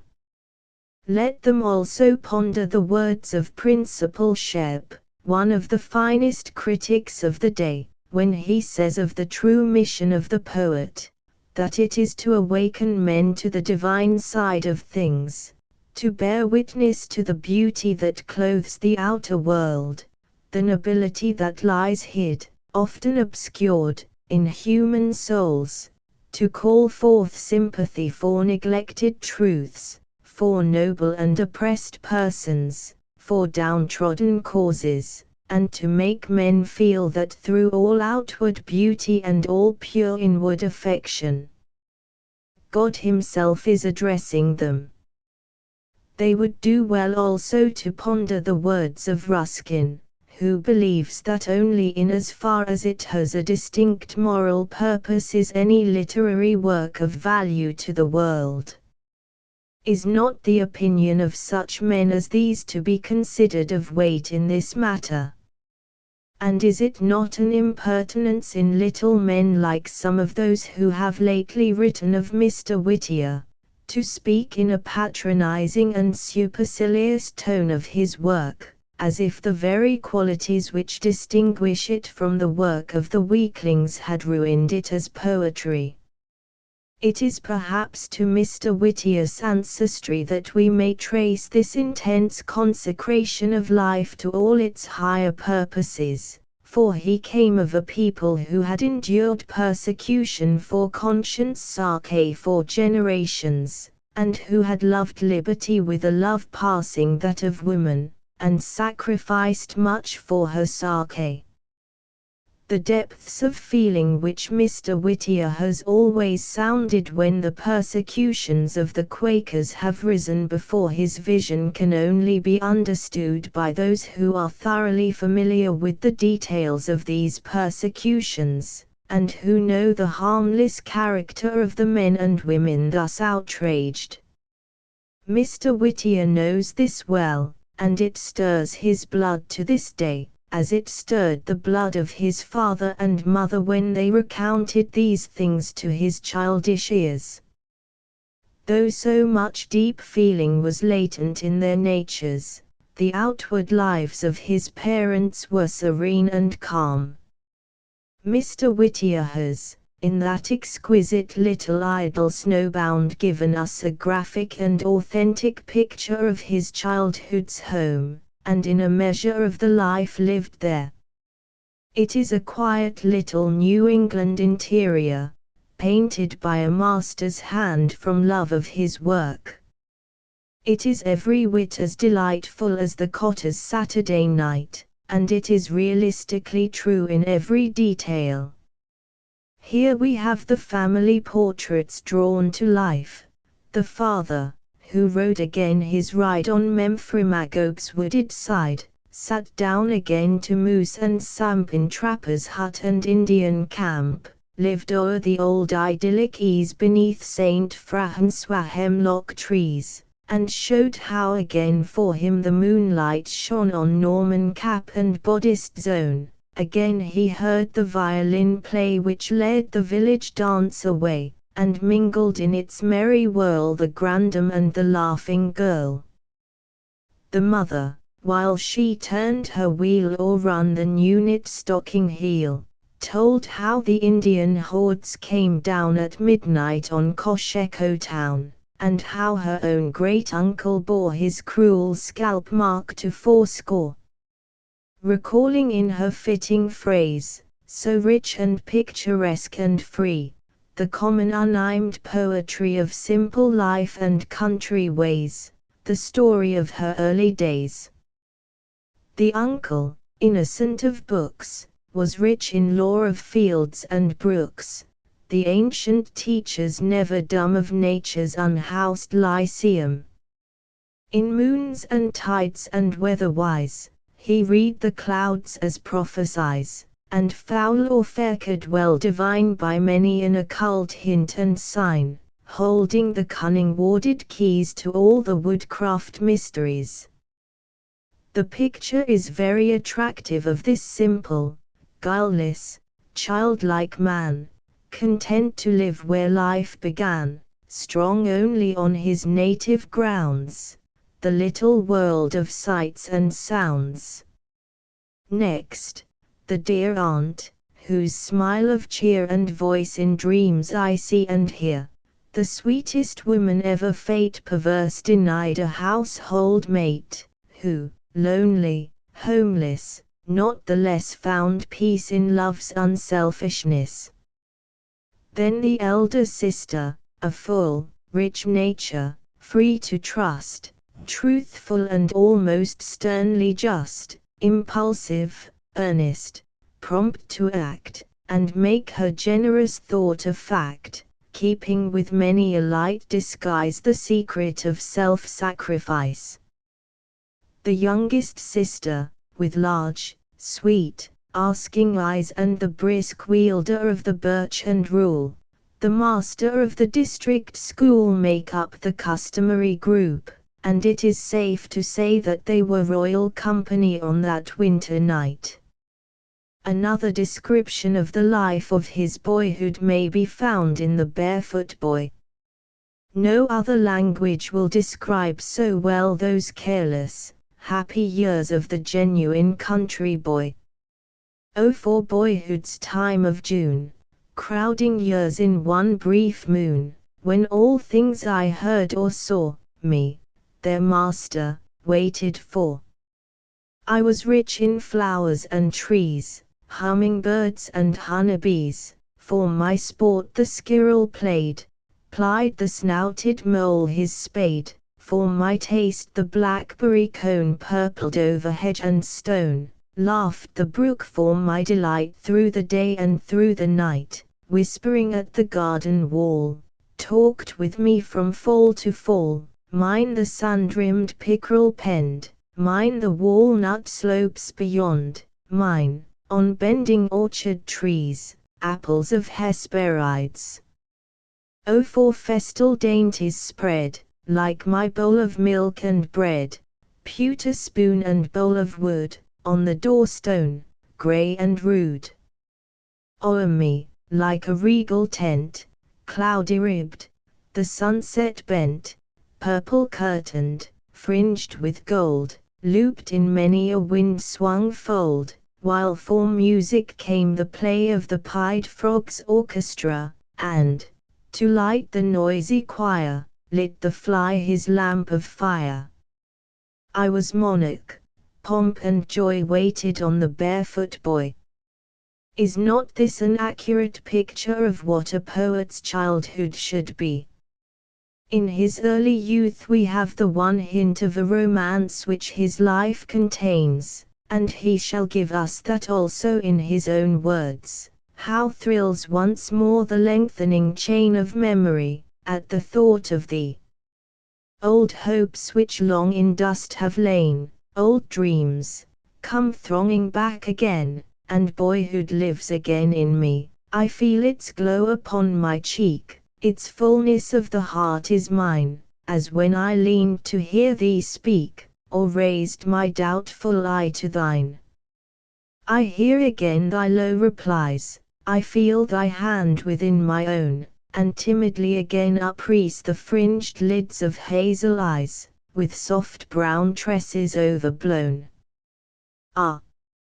Memories of sweet summer eves, of moonlit wave and willowy way, of stars and flowers and dewy leaves, and smiles and tones more dear than they. It is very tender, very beautiful and touching, and, doubtless, it left on him an impress time has worn not out. And we doubt if even yet, when the shadows of age are gathering very deeply around the gentle poet, that memory has faded. Not yet has time's dull footstep worn to common dust that path of flowers. We cannot but wonder who the favored playmate of the poet was, and we sympathize with him when he asks, I wonder if she thinks of them, and how the old time seems, if ever the pines of Ramoth Wood are sounding in her dreams. I see her face, I hear her voice, does she remember mine? And what to her is now the boy who fed her father's kine? And we feel an intense interest in knowing whether or not she cares, when he tells her, the winds so sweet with birch and fern, a sweeter memory blow, and there in spring the veeries sing the song of long ago. And still the pines of Ramoth Wood are moaning like the sea, the moaning of the sea of change between myself and thee. Mr. Whittier has never married, and his favourite sister long presided over his home in Amesbury, where his mother and the dear aunt also came after the father's death. It was the bitterest loss of his life when this beautiful sister died, and he has written nothing more touching than his tribute to her in Snowbound: with me one little year ago, the chill weight of the winter snow for months upon her grave has lain, and now, when summer south winds blow and briar and harebell bloom again, I tread the pleasant paths we trod, I see the violet-sprinkled sod whereon she leaned, too frail and weak the hillside flowers she loved to seek, yet following me. Whereas she went with dark eyes full of love's content. The birds are glad, the briar rose fills the air with sweetness, all the hills stretch green to June's unclouded sky, but still I wait with ear and eye for something gone which should be nigh, a loss in all familiar things, in flower that blooms, and bird that sings. And while in life's late afternoon, where cool and long the shadows grow, I walk to meet the night that soon shall shape and shadow overflow, I cannot feel that thou art far, since near at need the angels are, and when the sunset gates unbar, shall I not see thee waiting stand, and, white against the evening star, the welcome of thy beckoning hand. This Sister Elizabeth was herself a remarkable woman, and one of whom the world would have heard more but for her great modesty. She was gifted with a fine poetic taste, and was not only appreciative, but might have been creative as well. A few of her poems appear in her brother's collected works. She was beautiful in person, delicate and dark-eyed, and possessed of exquisite taste in everything. The village of Amesbury still cherishes her memory and recounts her virtues. The tie between the sister and brother was of the closest kind, and their home life together for so many years as beautiful as any recorded in literature. After her death a niece kept his house for some time, but though she was all devotion to him, the old home was never home after the dear sister had left it. Mr. Whittier is a man to feel very much the loneliness of his later life, bereft as he has been of all his family friends except one brother. But he is very lovingly and tenderly cared for by some distant relatives, who live at Oak Knoll, Danvers, Mass., where he has passed the most of his time the last few years. It is a most beautiful place, and the poet takes great delight in it, preferring it even to his own home at Amesbury, where he lived so long and where the greater part of his literary work was done. The house and grounds remind one of an old English manor house and its surroundings. The old forest trees still beautify it, while clumps of evergreens have been planted here and there, with many shrubs and flowers. In the distance rise the blue hills of Essex and Middlesex, and near at hand babbles a noisy brook, seeking the not distant sea. All the beautiful trees of New England grow here, hickories, chestnuts, maples, birches, pines, and beeches, and Whittier, who is a famous lover of trees, passes much time in these shady coverts. Mr. Whittier's own house at Amesbury is a plain white painted wooden house, consisting of an upright and ell, like many old-fashioned farmhouses, and surrounded by a picket fence. It is roomy and comfortable, and the study is a very cosy and attractive place, with its open wood fire and its well-filled bookshelves. One familiar with its appearance thus describes it: one side is filled with a desk and books, among which Irish ballads have a place of honor, and an old-fashioned Franklin fireplace with polished brasses throws its cheerful blaze over carpet, lounge, and easy-chairs, and on walls covered with many souvenirs, a watercolor of Harry Fenn's Hill's picture of the early home, fringed gentians painted by Lucy Larcom, and other trifles which give character to the room. In this nook the lords of thought have been made welcome. Here came Alice and Phoebe Carey on their romantic pilgrimage, and here have come many others of the illustrious women of the day, most of whom he reckons as his friends in this generation as he did Lydia Maria Child and Lucretia Mott and their contemporaries in the last. Mr. Whittier's personal appearance is thus described by George W. Bungay in his Crayon Sketches. His temperament is nervous bilious, he is tall, slender, and straight as an Indian, has a superb head, his brow looks like a white cloud under his raven hair, eyes large, black as sloes, and glowing with expression, those star-like eyes flashing under such a magnificent forehead. Another writer tells of the fine intellectual beauty of his expression, the blending brightness and softness of the clear dark eye, the union of manly firmness and courage with womanly sweetness and tenderness alike in countenance and character. That clear and bright observer Mr. Wasson says, the high cranium, so lofty, especially in the dome, the slight and symmetrical backward slope of the whole head, the powerful level brows, and beneath these the dark, deep eyes, so fun of shadowed fire, the Arabian complexion, the sharp-cut, intense lines of the face, the light, tall, erect stature, the quick, axial poise of the movement, all these traits reveal the fiery Semitic prophet. His smile is spoken of by all as irradiating his whole face. He is the most modest and one of the shyest of men. He can rarely be exhibited as a lion in Boston, though the celebrity hunters often try to induce him thus to show himself.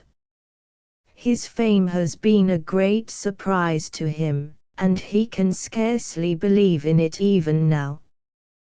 When his 70th birthday was celebrated by the publishers of the Atlantic Monthly by a Whittier banquet, to which all the great writers in the country were invited, and where many fine tributes were paid to his genius, he especially wondered that all this honor was for him.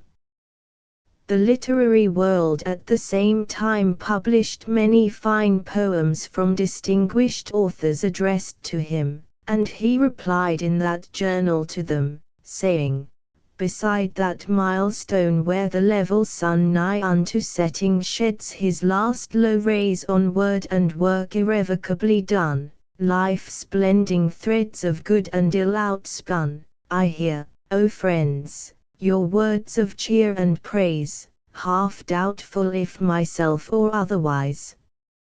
Like him who in the old Athenian days a beggar slept, and crowned caliph woke." Although shy in formal society, Mr. Whittier is of a social nature, and very much enjoys unrestrained intercourse with his friends.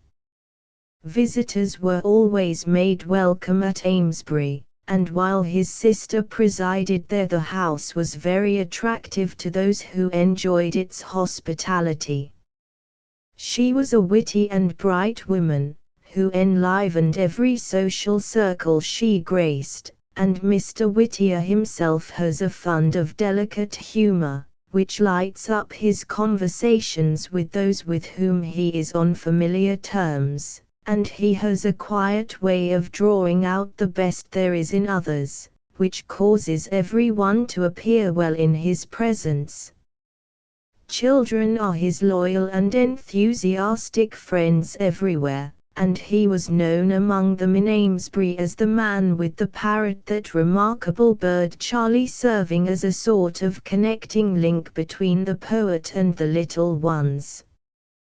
He is always ready for a game of romps with the children even now, and they very much admire the stately old man who condescends to them so kindly.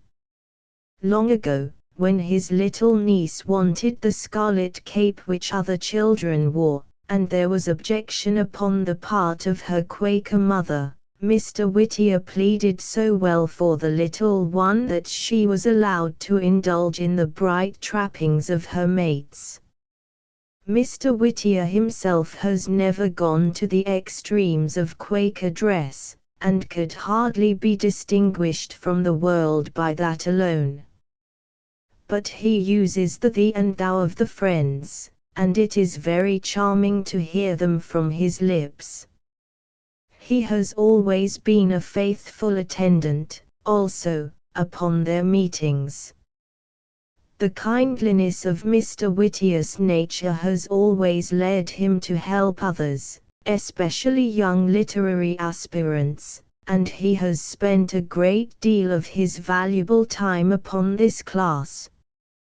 He cannot bear to leave a letter unanswered or a request ungranted, and his correspondence has become very burdensome these latter years. He has long been subject to very severe neuralgic headaches, and can write now but a few minutes at a time, and those few precious minutes he often wastes on some impertinent stranger who has sent a great mass of manuscripts to him for criticism. The little time which these insatiable correspondents leave to him, he occupies very pleasantly in and about the grounds at Oak Knoll. He enjoys working in the fine flower garden, feeding the squirrels, playing with the dogs, and driving the fine horses.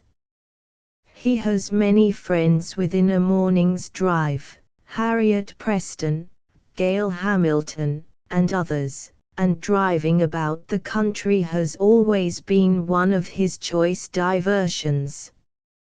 He is now 78 years old, a cheerful, kindly, essentially lovable old man. He still goes up to Boston occasionally to meet friends and look about the city, and runs over to Amesbury, where friends occupy his house and make him welcome, but for the most part he remains in his quiet retreat, cheerfully awaiting the change which must be near. Oliver Wendell Holmes. The genial autocrat of the breakfast table was born in the city of Cambridge, in Massachusetts, in the year 1809, upon the day given to the commencement exercises of Harvard College. It was the day of small things in that institution, and the day of small things in American literature. The child who was born that day was destined to add much to the estimation in which both were held. He occupied a professor's chair in the university for 35 years, and did good work in it too, and he is one of the little group of illustrious men who have helped to make a distinctively American literature, which is now honored throughout the world. As we believe with Dr. Holmes that it is an ungenerous silence which leaves all the fair words of honestly earned praise to the writer of obituary notices and the marble worker, we shall endeavor to set forth in this paper some of the good points in the character and work of this distinguished man, perhaps the best beloved of our native authors. The Reverend Abiel Holmes, the father of our hero, was one of the typical New England ministers of that day. The mother, Sarah Wendell, was from a Dutch family, who came to Boston from Albany in the 18th century. The old gambrel-roofed house where the poet was born stood close to the buildings of Harvard University, and to the south flows the Charles River, so often celebrated by Holmes and Longfellow and Lowell. The environs of Cambridge are particularly beautiful, and have been the subjects of many charming descriptions by all these writers. The old yellow hip-roofed house was about 160 years old when it was moved away to make room for modern improvements. The New England colonists knew how to build a house, and the work of their hands puts to shame the sham edifices of the present day, which come up like Jonah's gourd in a night. The mansion houses of New England are among her most precious inheritances, and we can scarcely blame the families, in whose hands they have remained until this time, for feeling a certain pride in them. The study was the great attraction to Oliver and his brother John. It was a large heavy-beamed room, lined upon all sides with books, which was almost an unheard-of thing in this country at that time. Here the boys were allowed to choose for themselves what they would read, and here they doubtless formed the scholarly tastes of after days. The contrast between this library and that of the Whittier household, with its less than a dozen books, is a great one, and has something to do with the distinctive flavor of the work of the two men. There is a wildwoodsy flavor about Whittier to this day, pungent and stimulating, and about all that Holmes has written is the atmosphere of books, a smell of Russia leather, as it were, and the mustiness of old tomes. The childhood of Oliver was very happy, and the memory of it has lingered with him through life. He has always been very fond of talking of it and writing about it. Of the old garden surrounding the manse, he has written eloquently, and one can almost see it for himself from his description, with its lilac bushes, its pear trees, its peaches, for they raised peaches in New England in those days, its lovely nectarines, and white grapes. Old-fashioned flowers grew in the borders, hyacinths, coming up even through the snow, tulips, adding their flaming splendor to the spring, although they are so much more like autumn flowers, peonies, of mammoth size and gorgeous coloring, flower de luce, lilies, roses, damask, blush, and cinnamon, larkspurs, lupines, and royal hollyhocks. Then there were the vegetables growing with the flowers, beets, with their handsome dark red leaves, carrots, with their elegant filigree foliage, parsley, that clung to the earth like mandrakes, radishes, illustrations of total depravity, a prey to every evil underground emissary of the powers of darkness. The Holmes boys were lively and frolicsome, not unlike what we have been accustomed to hear of ministers' sons in general, and some of their pranks were remembered in Cambridge for many a year. In one of Dr. Holmes's college poems he hints at some of these high old times. I am not well tonight, methinks the fumes of overheated punch have something dimmed the cerebellum or pineal gland, or where the soul sits regnant. Still, there was nothing worse than boyish fun in any of their larks, and they were studious beyond their years. Among their schoolmates was Margaret Fuller. Dr. Holmes says of her, her air to her schoolmates was marked by a certain stateliness and distance, as if she had other thoughts than theirs, and was not of them. I remember her so well, as she appeared at school and later, that I regret that she had not been faithfully given to canvas or marble in the day of her best looks. None know her aspect who have not seen her living. Margaret, as I remember her at school and afterwards, was tall, fair-complexioned, with a watery aquamarine luster in her light eyes, which she used to make small, as one does who looks at the sunshine. A remarkable point about her was that long flexible neck, arching and undulating in strange sinuous movements, which one who loved her would compare to those of a swan, and one who loved her not, to those of the ophidian who tempted our common mother. Her talk was affluent, magisterial, de haughty en base, some would say euphuistic, but surpassing the talk of women in breadth and audacity.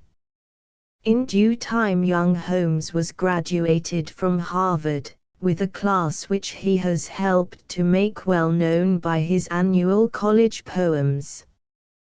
The boys of 29 were a noble and talented set of men, and quite a number of them still live among our most honored citizens.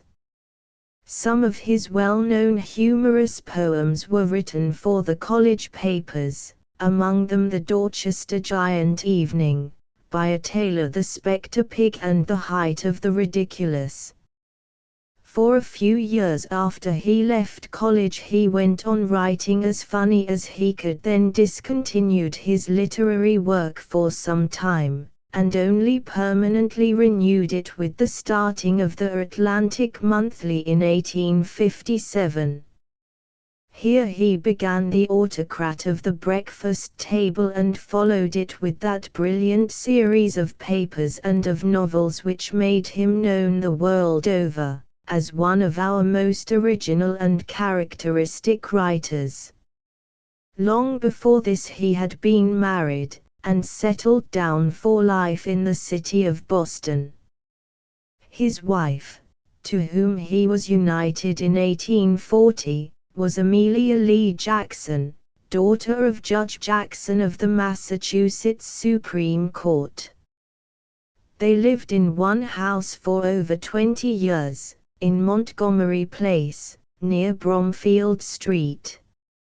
Holmes says of it, in The Professor at the Breakfast Table, when he entered that door, 2 shadows glided over the threshold, 5 lingered in the doorway when he passed through it for the last time, and one of the shadows was claimed by its owner to be longer than his own.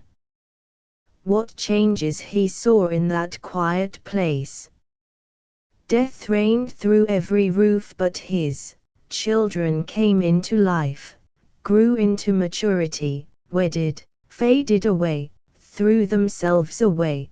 The whole drama of life was played in that stock company's theatre of a dozen houses, one of which was his, and no deep sorrow or severe calamity ever entered his dwelling. Peace be to those walls forever, for the many pleasant years he passed in them. The 3 children born to him were Oliver Wendell, Amelia Jackson, and Edward. They all live near the old home, and the second generation is beginning to be a prominent factor in the family affairs. The daughter is Mrs. John T. Sargent, of Beverly Farms, near Boston, where Dr. Holmes has passed the summer months for several years past. All readers will remember the doctor's famous hunt after the captain published in the Atlantic during the war, and the thrilling interest the country took in it. The captain was the elder son, then just graduated from Harvard, and belonging to the 4th Battalion of Infantry. He was thrice wounded, and the terror and anxiety of his friends at home cannot be described in words. He is now an Associate Justice of the Supreme Court of Massachusetts. For a few years Dr. Holmes was much in demand as a lecturer, but he never enjoyed that business very well, and after a while refused to go upon any terms. In 1856 he thus defined his terms to an applicant for a lecture: "My terms, when I stay overnight, are $15 and expenses, a room with a fire in it, in a public house, and a mattress to sleep on, not a feather bed." As you write in your individual capacity, I tell you at once all my habitual exigencies. I am afraid to sleep in a cold room, I can't sleep on a feather bed, I will not go to private houses. In the Autocrat there is an account of his lecturing experiences by the landlady, which gives a pretty good idea of some of his personal traits. He was a man who loved to stick around home, as much as any cat you ever see in your life. He used to say he'd as lief have a tooth pulled as go anywheres.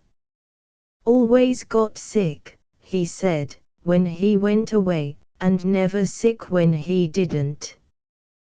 Pretty nigh killed himself going about lecturing 2 or 3 winters, talking in cold country lyceums, as he used to say, going home to cold parlors and being treated to cold apples and cold water, and then going up into a cold bed in a cold chamber, and coming home next morning with a cold in his head as bad as a horse distemper.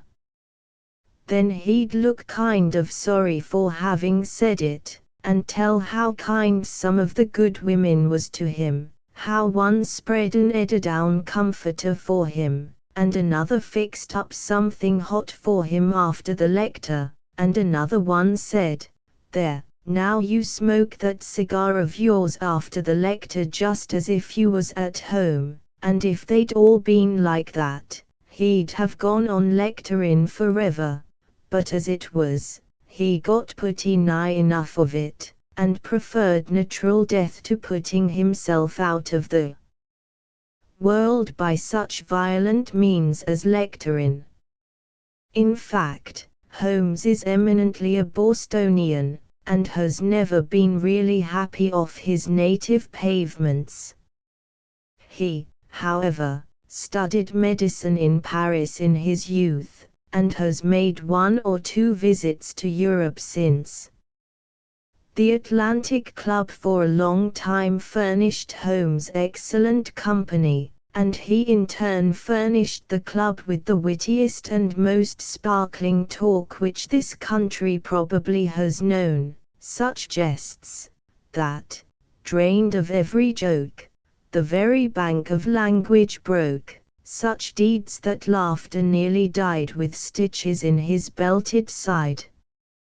Among those who took part in these delightful reunions were Emerson, Longfellow, Felton, Holmes, Agassiz, Lowell, Whipple, Motley, Charles Eliot Norton, Edmund Quincy, Francis H. Underwood, Judge Hoar, J. Eliot Cabot, and others. Lowell and Holmes were the wits par excellence, though Judge Hoar did not fall far behind.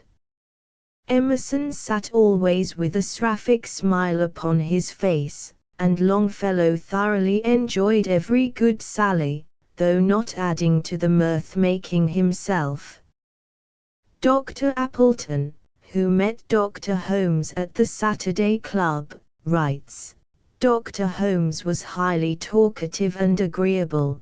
He converses very much like the autocrat at the breakfast table, wittily, and in a literary way, but perhaps with too great an infusion of physiological and medical metaphor. He is a little deaf, and has a mouth like the beak of a bird. Indeed, he is, with his small body and quick movements, very like a bird in his general aspect." When Charles Kingsley was in Boston he met Holmes, who came in, frisked about, and talked incessantly, Kingsley intervening with a few words only occasionally. At last Holmes whisked himself away, saying, "And now I must go." "He is an INSPSPSPI'd JJJH actor," said Kingsley. Mr. Kennedy, in his Life of the Poet, thus describes him: "In person Holmes is a little under the medium height, though it does not strike you so when you see him, especially on the street, where he wears a tall silk hat and carries a cane. As a young man, he was, like Longfellow, a good deal of an exquisite in dress, and he has always been very neat and careful in his attire. He is quick and nervous in his movements, and conveys, in speaking, the impression of energy and intense vitality, and yet he has a poet's sensitiveness to noises, and a dread of persons of superabundant vitality and aggressiveness. When the fountain of laughter and smiles is stirred within him, his face lights up with a winning expression, and a laughing, kindly glance of the eye. When he warms up to a subject in conversation, he is a very rapid, vivacious speaker. Dr. Holmes has been accused of being an egotist, and he undoubtedly does like to talk of himself, but he talks always in such charming fashion that nobody regrets the subject of his discourse, but would fain have him go on and on without pause or limit.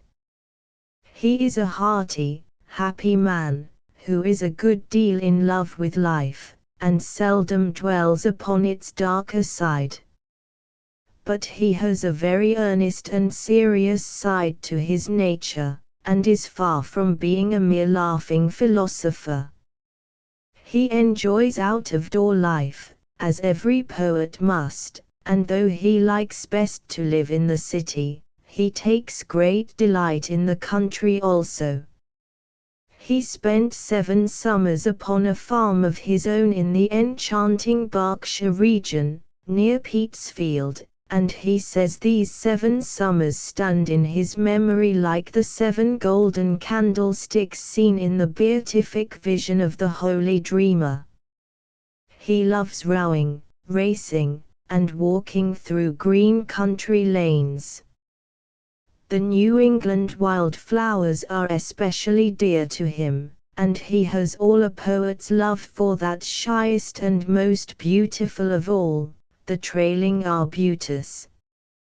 He is very fond also of perfumes, and likes the odorous blossoms best. He has always had his dream of fair women, and he is a great favorite with women of all ages.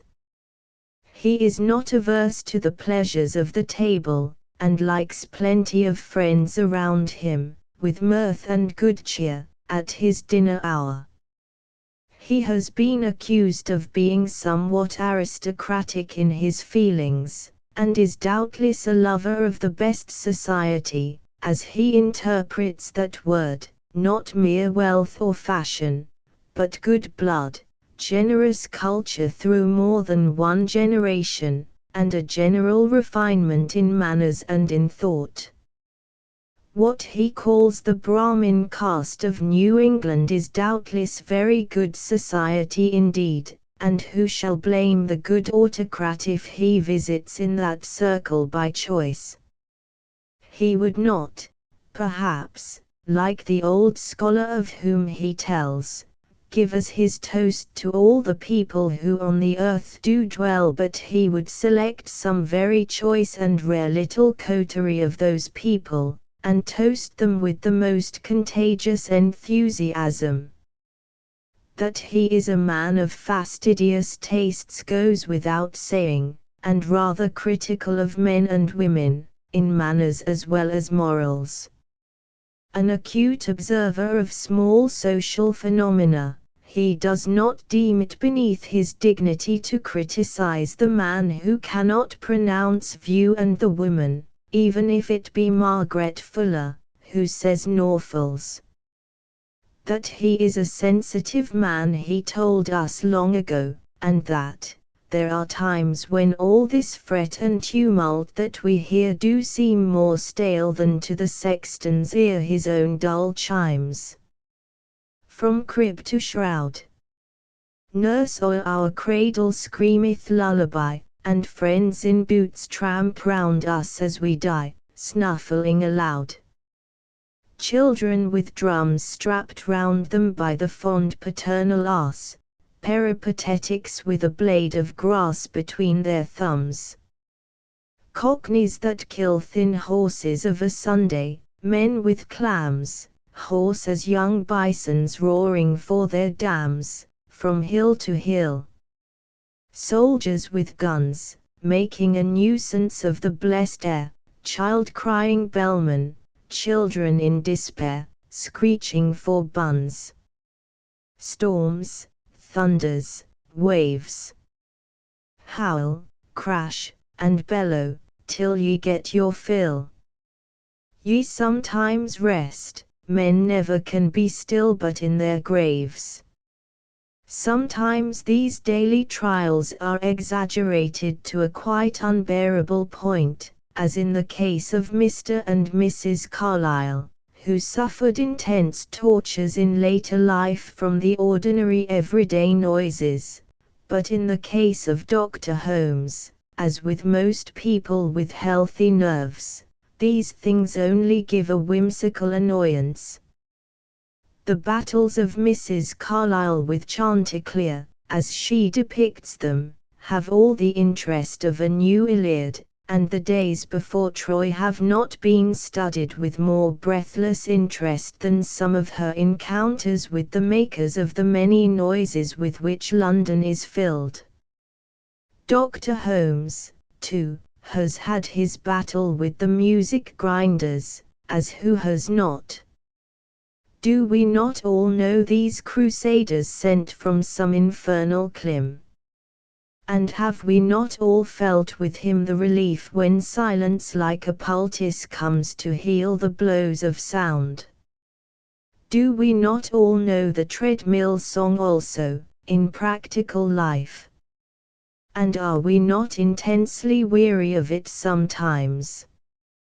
Not many of us can say with him, at the close of one of our treadmill days, "It's pretty sport, suppose we take a round or two for fun, or add, if ever they should turn me out when I have better grown, now hang me, but I mean to have a treadmill of my own." But this has been the good doctor's spirit through life.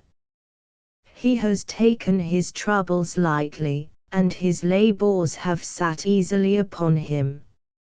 He has laughed where many would have wept, and he has joked where some would have been serious, if not savage. But that he has done serious work, and that it has been work which has borne fruit, who can doubt? His professional labours are perhaps least known of any of his various activities, but they were many and varied, and not barren of good results. As a single illustration, take his treatise upon the contagiousness of puerperal fever, concerning which he has said, "When, by permission of Providence, I held up to the professional public the damnable facts connected with the conveyance of poison from one young mother's chamber to another's, for doing which humble office I desire to be thankful that I have lived, though nothing else good should ever come of my life, I had to bear the sneers of those whose position I had assailed, and, as I believe, have at last demolished, so that nothing but the ghosts of dead women stir among the ruins." He fought homeopathy in the liveliest manner for many years, and latterly threw some hot shot into the ranks of the allopathists themselves, in an attack upon the excessive use of drugs in medical practice. The medical society were considerably excited by this vigorous onslaught, the ripe result of 30 years' study and experience, and disclaimed all responsibility for its sentiments. "Throw out opium," said Dr. Holmes, "throw out a few specifics which a physician is hardly needed to apply, throw out wine, which is a food, and the vapors of ether producing anesthesia, and then sink the whole materia medica, as now used, to the bottom of the sea, the result would be all the better for mankind, and all the worse for the fishes. Of his lifelong battle against the Calvinistic theology all his readers know. He has never lost an opportunity of declaring his antipathy to the theology of his fathers, and of pouring sarcasm and ridicule upon it. His father was a Calvinistic divine of the strictest sect, but Dr. Holmes himself has been a lifelong Unitarian, and an aggressive one. He owns a pew in King's Chapel and is a regular attendant. Perhaps he is a little of a fatalist. At any rate he always has eyes for the two streams. Behold the rocky wall that down its sloping sides pours the swift rain drops, blending as they fall in rushing river tides. Yon stream, whose sources run turned by a pebble's edge, is Athabasca, rolling toward the sun through the cleft mountain ledge. The slender rill had strayed, but for the slanting stone, to evening's ocean, with the tangled braid of foam-flecked Oregon. So from the heights of will life's parting stream descends, and, as a moment turns its slender rill, each widening torrent bends. From the same cradle's side, from the same mother's knee, one to long darkness and the frozen tide, one to the peaceful sea. James Russell Lowell. In the old manor house of Elmwood in Cambridge, close to what is now Mount Auburn Cemetery, our finest representative man of letters, James Russell Lowell, was born and bred. His father and his grandfather before him lived here, the former a Unitarian clergyman of the old school, well-read, earnest, somewhat narrow, but an essentially religious man. His mother was a gifted woman, and a woman of high culture for those days. She read foreign languages, was a musician, and a woman of high breeding, and she stamped her own individuality strongly upon at least 3 of her children. The house is a large 3-story structure, built of wood, and is eminently picturesque. The tone of the rooms is somber, and the furniture is antique and solid. Nearly everything remains as it was in the poet's childhood, although the study has been removed from the 2nd floor to 2 connected rooms on the 1st, spacious and impressive, and lined with well-selected books. The poet has lived in this house throughout his entire life, a thing which seldom happens to an American citizen. In the hall are ancestral portraits, a stately Dutch clock, and the portraits of Mr. and Mrs. Lowell taken by Page in their youth. The grounds about Elmwood have been kept as nearly as possible in a state of nature. They are ample, and filled with magnificent trees. The elms of Cambridge are among the most beautiful to be found anywhere, and on this estate, though not very numerous, there are fine specimens. In front of the house are splendid ash trees, and a thick hedge of trees surrounds the whole enclosure. This hedge bristles with pines, droops with willows, and is overtopped by gigantic horse chestnuts. Near the house are pines, elms, lilacs, syringas, and at the back, apple and pear trees. Huge masses of striped grass light up the thick turf here and there, and all over the grounds the birds, unmolested from time immemorial, build and sing in perfect freedom and content. Long ago Longfellow sang of the herons of Elmwood, and they are still to be found in the wooded slopes behind the house, where the Lowell children played in their happy childhood. Mr. Lowell entered Harvard College in his 16th year, and, though never what was called a brilliant student, was graduated in due time, and entered upon the study of law. He passed through the usual course and took his degree of LL.B., but he was not noted for his love of study in the law school, more than in college. He was noted for his love of reading in both places, but it was of books outside the established course. His literary bent was strongly marked from the first, and his poetic talent developed itself at an early day. When only 22 years of age he published his first volume of poems, much like the youthful poems of other bards, and far inferior to the work of Bryant at the same age. 3 years later he put forth a volume of verses much more worthy of his genius, some of them being favorites still, like The Shepherd of King Admetus the Forlorn, The Heritage which achieved the immortality of the school books, and a few others. There was not a large sale for books of poetry in this country at that time, and these first ventures of Lowell fared much like other books of that day. If he was not quite as badly off as poor Thoreau, who, a year after his first 1,000 was printed, wrote to a friend that he was now the owner of a library of about 1,000 volumes, over 900 of which he wrote himself, he certainly was not far ahead of that original writer in the matter of sales.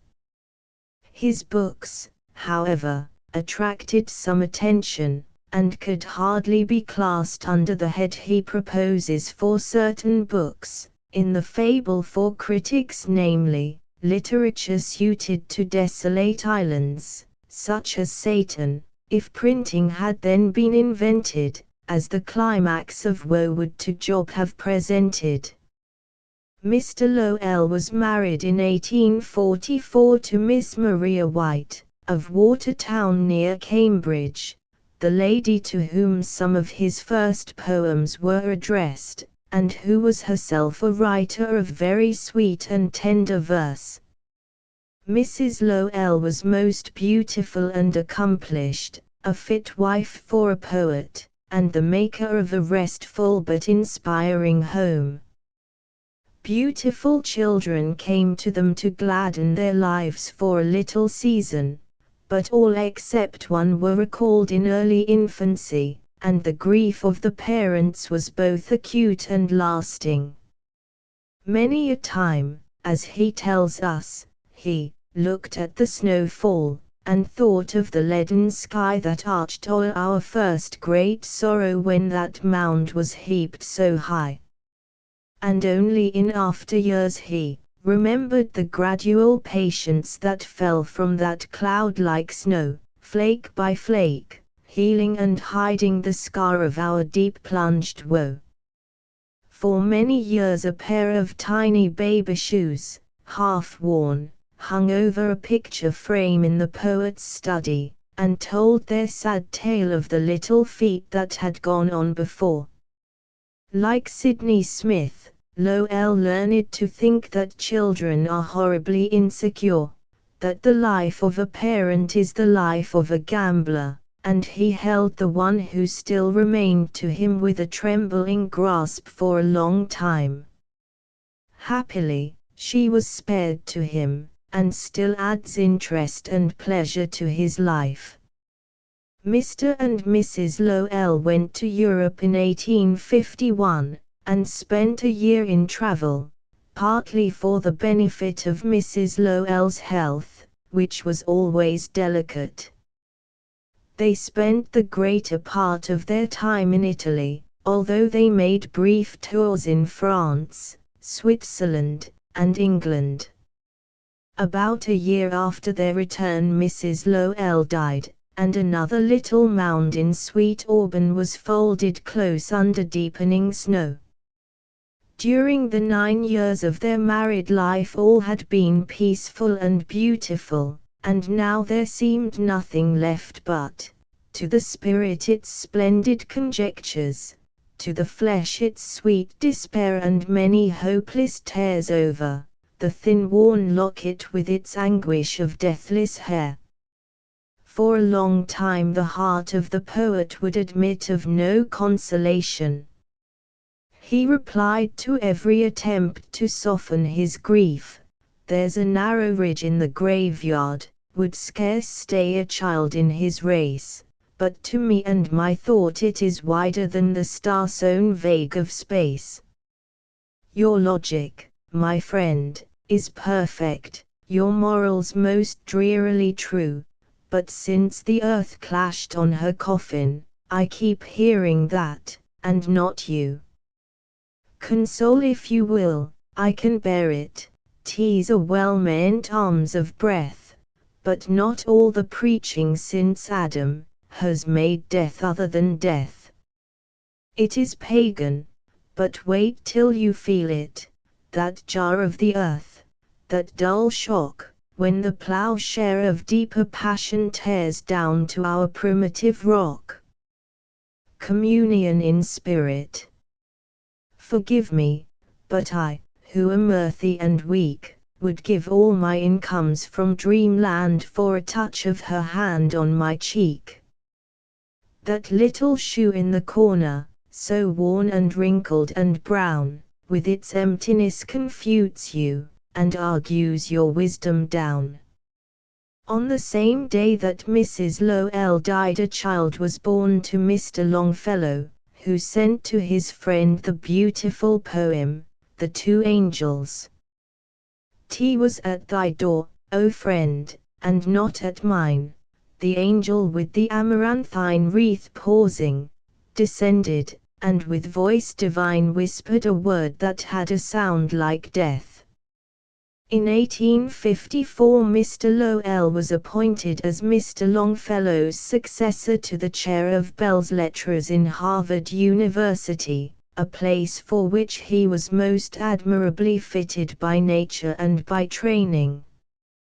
He went abroad again and studied for 2 years, chiefly in Dresden, when he returned and began his lectures, which were much enjoyed by his cultivated audience. He dwelt with loving care upon Dante, Chaucer, Shakespeare, and servants, in particular, and made a deep impression upon all who listened to him. In 1857 Mr. Lowell was married for the second time, to Miss Frances Dunlap of Portland, Maine, who had had charge of the education of his daughter while he was abroad. They returned to the ancestral home at Elmwood soon after the marriage, and continued to reside there until the poet was appointed minister to Spain by President Hayes, when they repaired together to that country. Upon his transfer to the court of St. James, they removed to London, where both were universally and justly popular. Few ladies have received such warm encomiums in England as Mrs. Lowell, and few have as richly deserved them. No man whom our nation has sent to represent us in England has been so highly praised by the English press as Mr. Lowell, and probably no one has been so much liked by the class of people with whom he came chiefly in contact. There seemed to be much wonder in court circles there that America could produce so finished a gentleman as Mr. Lowell, and perhaps they had had some reason to doubt this, if they judged by the average American tourist. They wondered, too, at his delightful public speaking, a thing to which Englishmen are not as much accustomed as Americans. They have a heavy, laboured way of speaking, extremely painful to listeners accustomed to the ease of American speakers, and they were never weary of listening to the pleasing and graceful oratory of Mr. Lowell. He was called upon constantly to address the people, upon all sorts of occasions, and invariably received the highest praise for his efforts. Much regret was felt in England when he was called home, much also in this country by those who had the honor of the nation at heart, although the whole people were glad to welcome him back to his native land once more. Mrs. Lowell died during their residence in London, and the sympathies of the world went out to the husband in his affliction.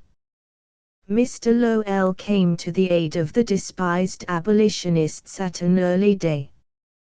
While it was still inviting social ostracism and public indignity to do so, he bravely lifted up his voice in their defense, and began lending his vigorous and powerful pen to the cause they represented. All the traditions of his life seemed to bind him to the conservative classes, but he broke away from them, and boldly faced their derision and their sneers, to do what seemed right in his own eyes. As far back as the publication of the Fable for Critics he had dared to praise Whittier, whom all the conservatives affected to despise, for singing and striking in front of the war, and hitting his foes with the mallet of Thor.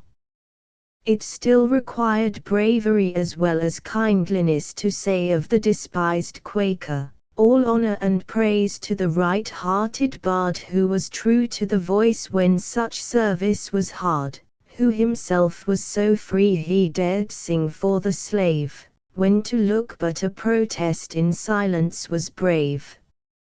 All honor and praise to the women and men who spoke out for the dumb and the downtrodden then." And greater bravery still was required in those days to dare introduce the name of Parker into literature without denunciation or derision. Of the church which had put its ban upon the orson of parsons he said, "They had formerly damned the pontifical see, and the same thing, they thought, would do nicely for P. But he turned up his nose at their murmuring and shamming, and cared, shall I say, not for their damning. So they first read him out of their church, and next minute turned round and declared he had never been in it. But the ban was too small, or the man was too big, for he recks not their bells, books, and candles a fig. He don't look like a man who would stay treated shabbily. Sophronicus' son's head o'er the features of Rabelais, he bangs and bethwacks them, their backs he salutes with the whole tree of knowledge torn up by the roots." He concluded his long description of the great arch-heretic in these words: "Every word that he speaks has been fierily furnaced in the blast of a life that has struggled in earnest.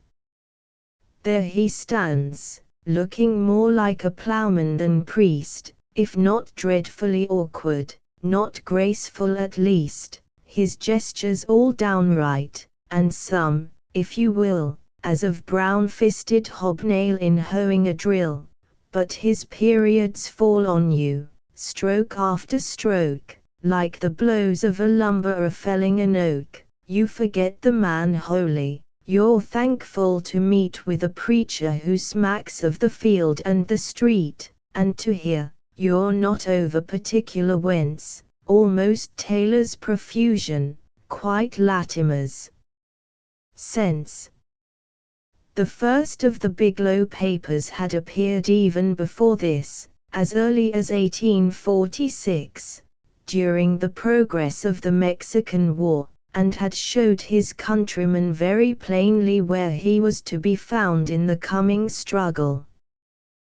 These brilliant coruscations of wit were the first gleams of light which irradiated the somber anti-slavery struggle. The abolitionists were men too much in earnest to enliven their arguments with wit or humor, and the whole conflict thus far had been stern and solemn in the extreme.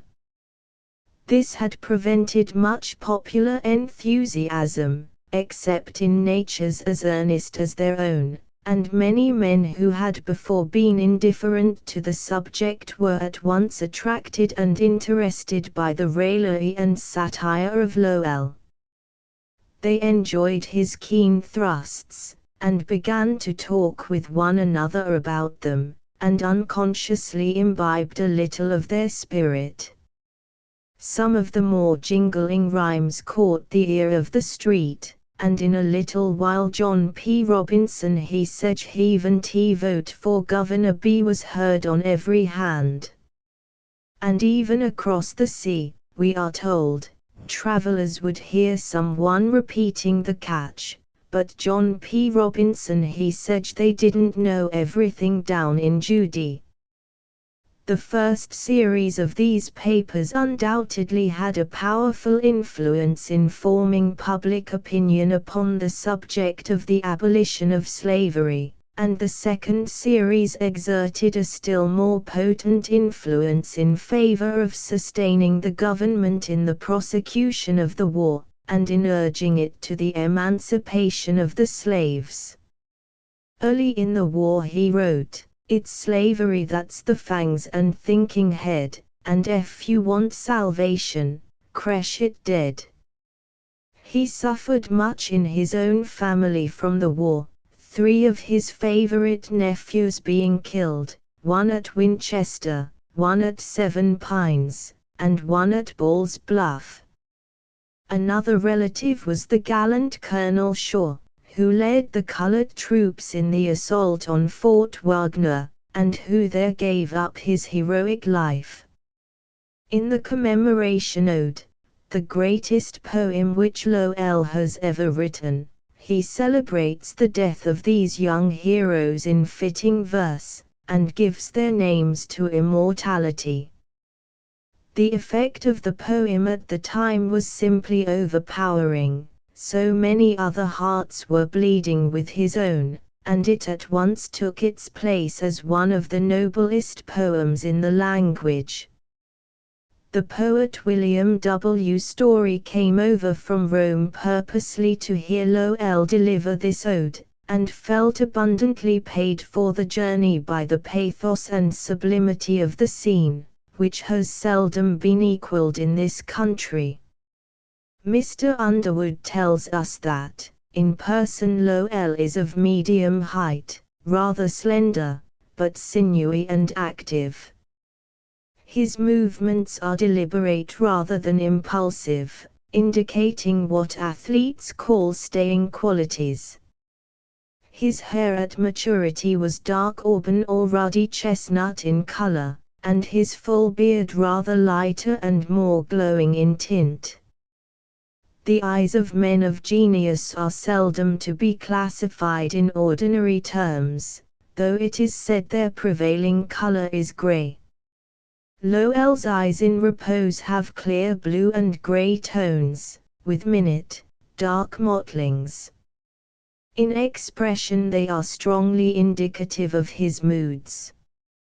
When fixed upon study, or while listening to serious discourse, they are grave and penetrating. In ordinary conversation they are bright and cheery. In moments of excitement they have a wonderful luster.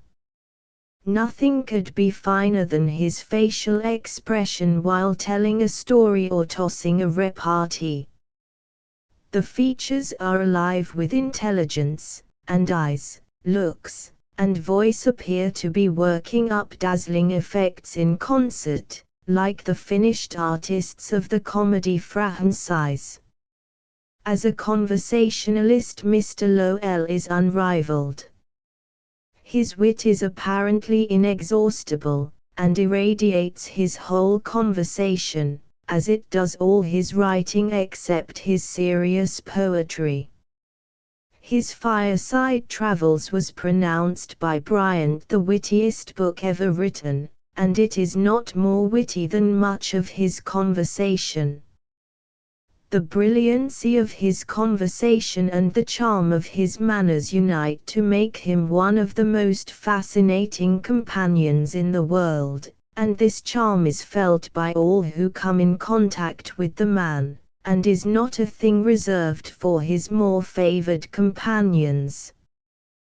One who has witnessed an encounter of wit between Lowell and Dr. Holmes has witnessed one of the finest exhibitions of mental pyrotechnics of the day. His reading has been wide and varied, and he has all his resources at command. His observation of men and things has also been keen, and every variety of anecdote and illustration come forth from apparently inexhaustible sources as the needs of the moment demand.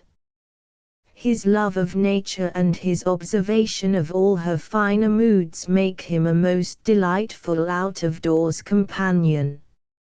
In the beautiful environs of Cambridge he used to take those long walks which furnished him with such a fund of accurate observation of the sights and sounds of the natural world. No man has a keener eye for a bird than he, nor a quicker ear to distinguish between their songs, and no unusual sound of insect life escapes his scrutiny. He is keenly alert to know what is going on under his feet as well as over his head.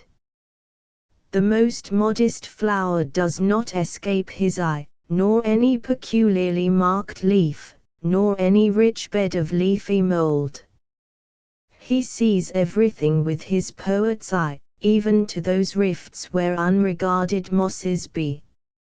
He has never been what is called a society man, though latterly he has gone more into general society. Formerly, dinner parties and balls were his pet aversions, as one might suspect from his poem Without and Within. My coachman, in the moonlight there, looks through the side light of the door. I hear him with his brethren swear, as I could do, but only more. Flattening his nose against the pane, he envies me my brilliant lot, blows on his aching fists in vain, and dooms me to a place more hot. Meanwhile, I inly curse the bore of hunting still the same old coon, and envy him outside the door, in golden quiets of the moon. I envy him the ungived prance by which his freezing feet he warms, and drag my lady's chain and dance, the galley slave of dreary forms. Oh, could he have my share of din, and I his quiet, past a doubt, he would still be one man bored within, and just another bored without. But he was always fond of good company, and collected around him in Cambridge, in the old days, a brilliant circle of congenial friends.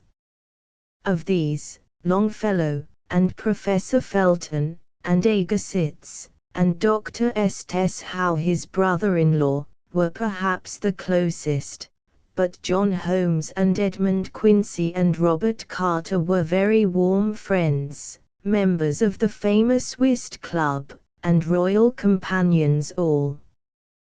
Dr. Holmes was not far away, and always a constant visitor at Cambridge, and James T. Fields was a cherished friend. William Page, the painter, and W. W. Story, the sculptor, were also among his earlier friends. It was to the latter that the series of letters collected under the title of Fireside Travels were addressed. But there is scarcely a man of note in the literary world whom he has not known in the course of his life, and he has made friends of nearly all he has known. He has been a busy worker, too, all his life, industrious, concentrated, and indefatigable. A man who could write the whole of Sir Launfal in 2 days knows how to toil, and has been accustomed to concentrate his faculties. Mr. Lowell has an utter disbelief in the materialistic theory of the universe, and expresses it many times in his later poems. He at least envies science not her feat to make a twice-told tale of God. And to his reverential eyes, the age is one great minster seam, that throbs with praise and prayer. And his hope for the world is expressed in Godminster chimes, where he says, "O chime of sweet Saint Charity, peal soon that Easter morn when Christ for all shall risen be, and in all hearts new born. That Pentecost when utterance clear to all men shall be given, when all shall say my brother here, and here my son in heaven." Of his own personal trust he gives a picture in seaweed. The drooping seaweed hears, in night abyss, far and more far the waves' receding shocks, nor doubts, for all the darkness and the mist, that the pale shepherdess will keep her tryst, and shoreward lead again her foam-fleeced flocks.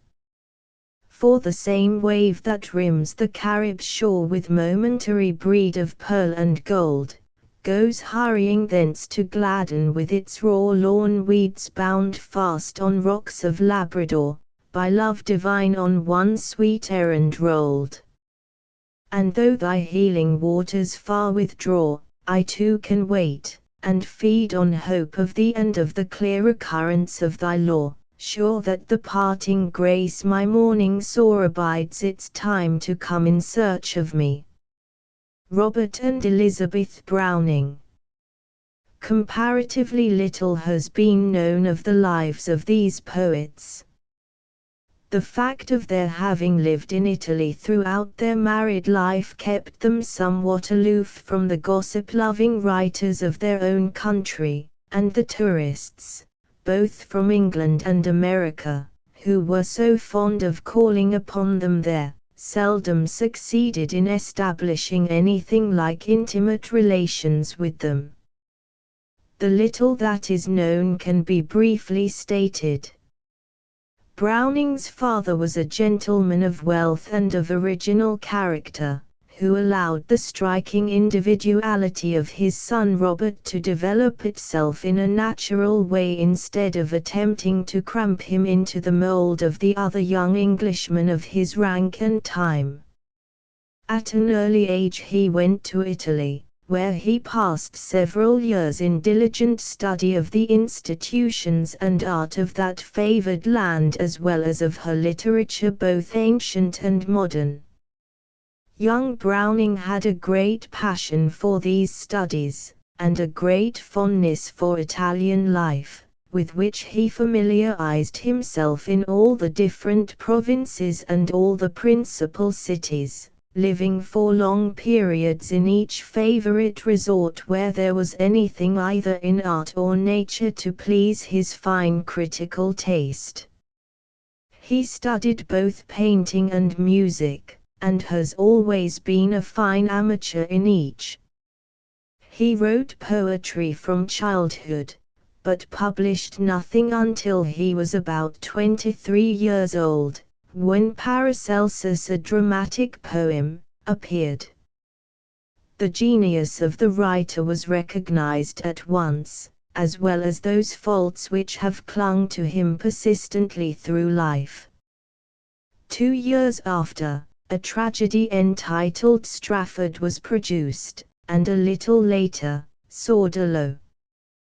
We are interested in these, for the purposes of this article, only as they made him known to Elizabeth Barrett, a young invalid in England, who at once felt the power of the high genius which had appeared in the literary world. She had written some poems herself, but was almost unknown, and, indeed, expected to live but a very short time. Returning to England at this time, Browning, through some knowledge of her poems, made her acquaintance, and a mutual attachment followed, which proved very strong and lasting. This love between two poets of such high rank is unique in the annals of literature. At first she is afraid of her own love, and bids him go from me. Yet I feel that I shall stand henceforward in thy shadow. Never more alone upon the threshold of my door of individual life, I shall command the uses of my soul, nor lift my hand serenely in the sunshine as before, without the sense of that which I forbore. Thy touch upon the palm. The widest land doom takes to part us, leaves thy heart in mine with pulses that beat double. What I do and what I dream, include thee as the wine must taste of its own grapes. And when I sue God for myself, he hears that name of thine and sees within my eyes the tears of two.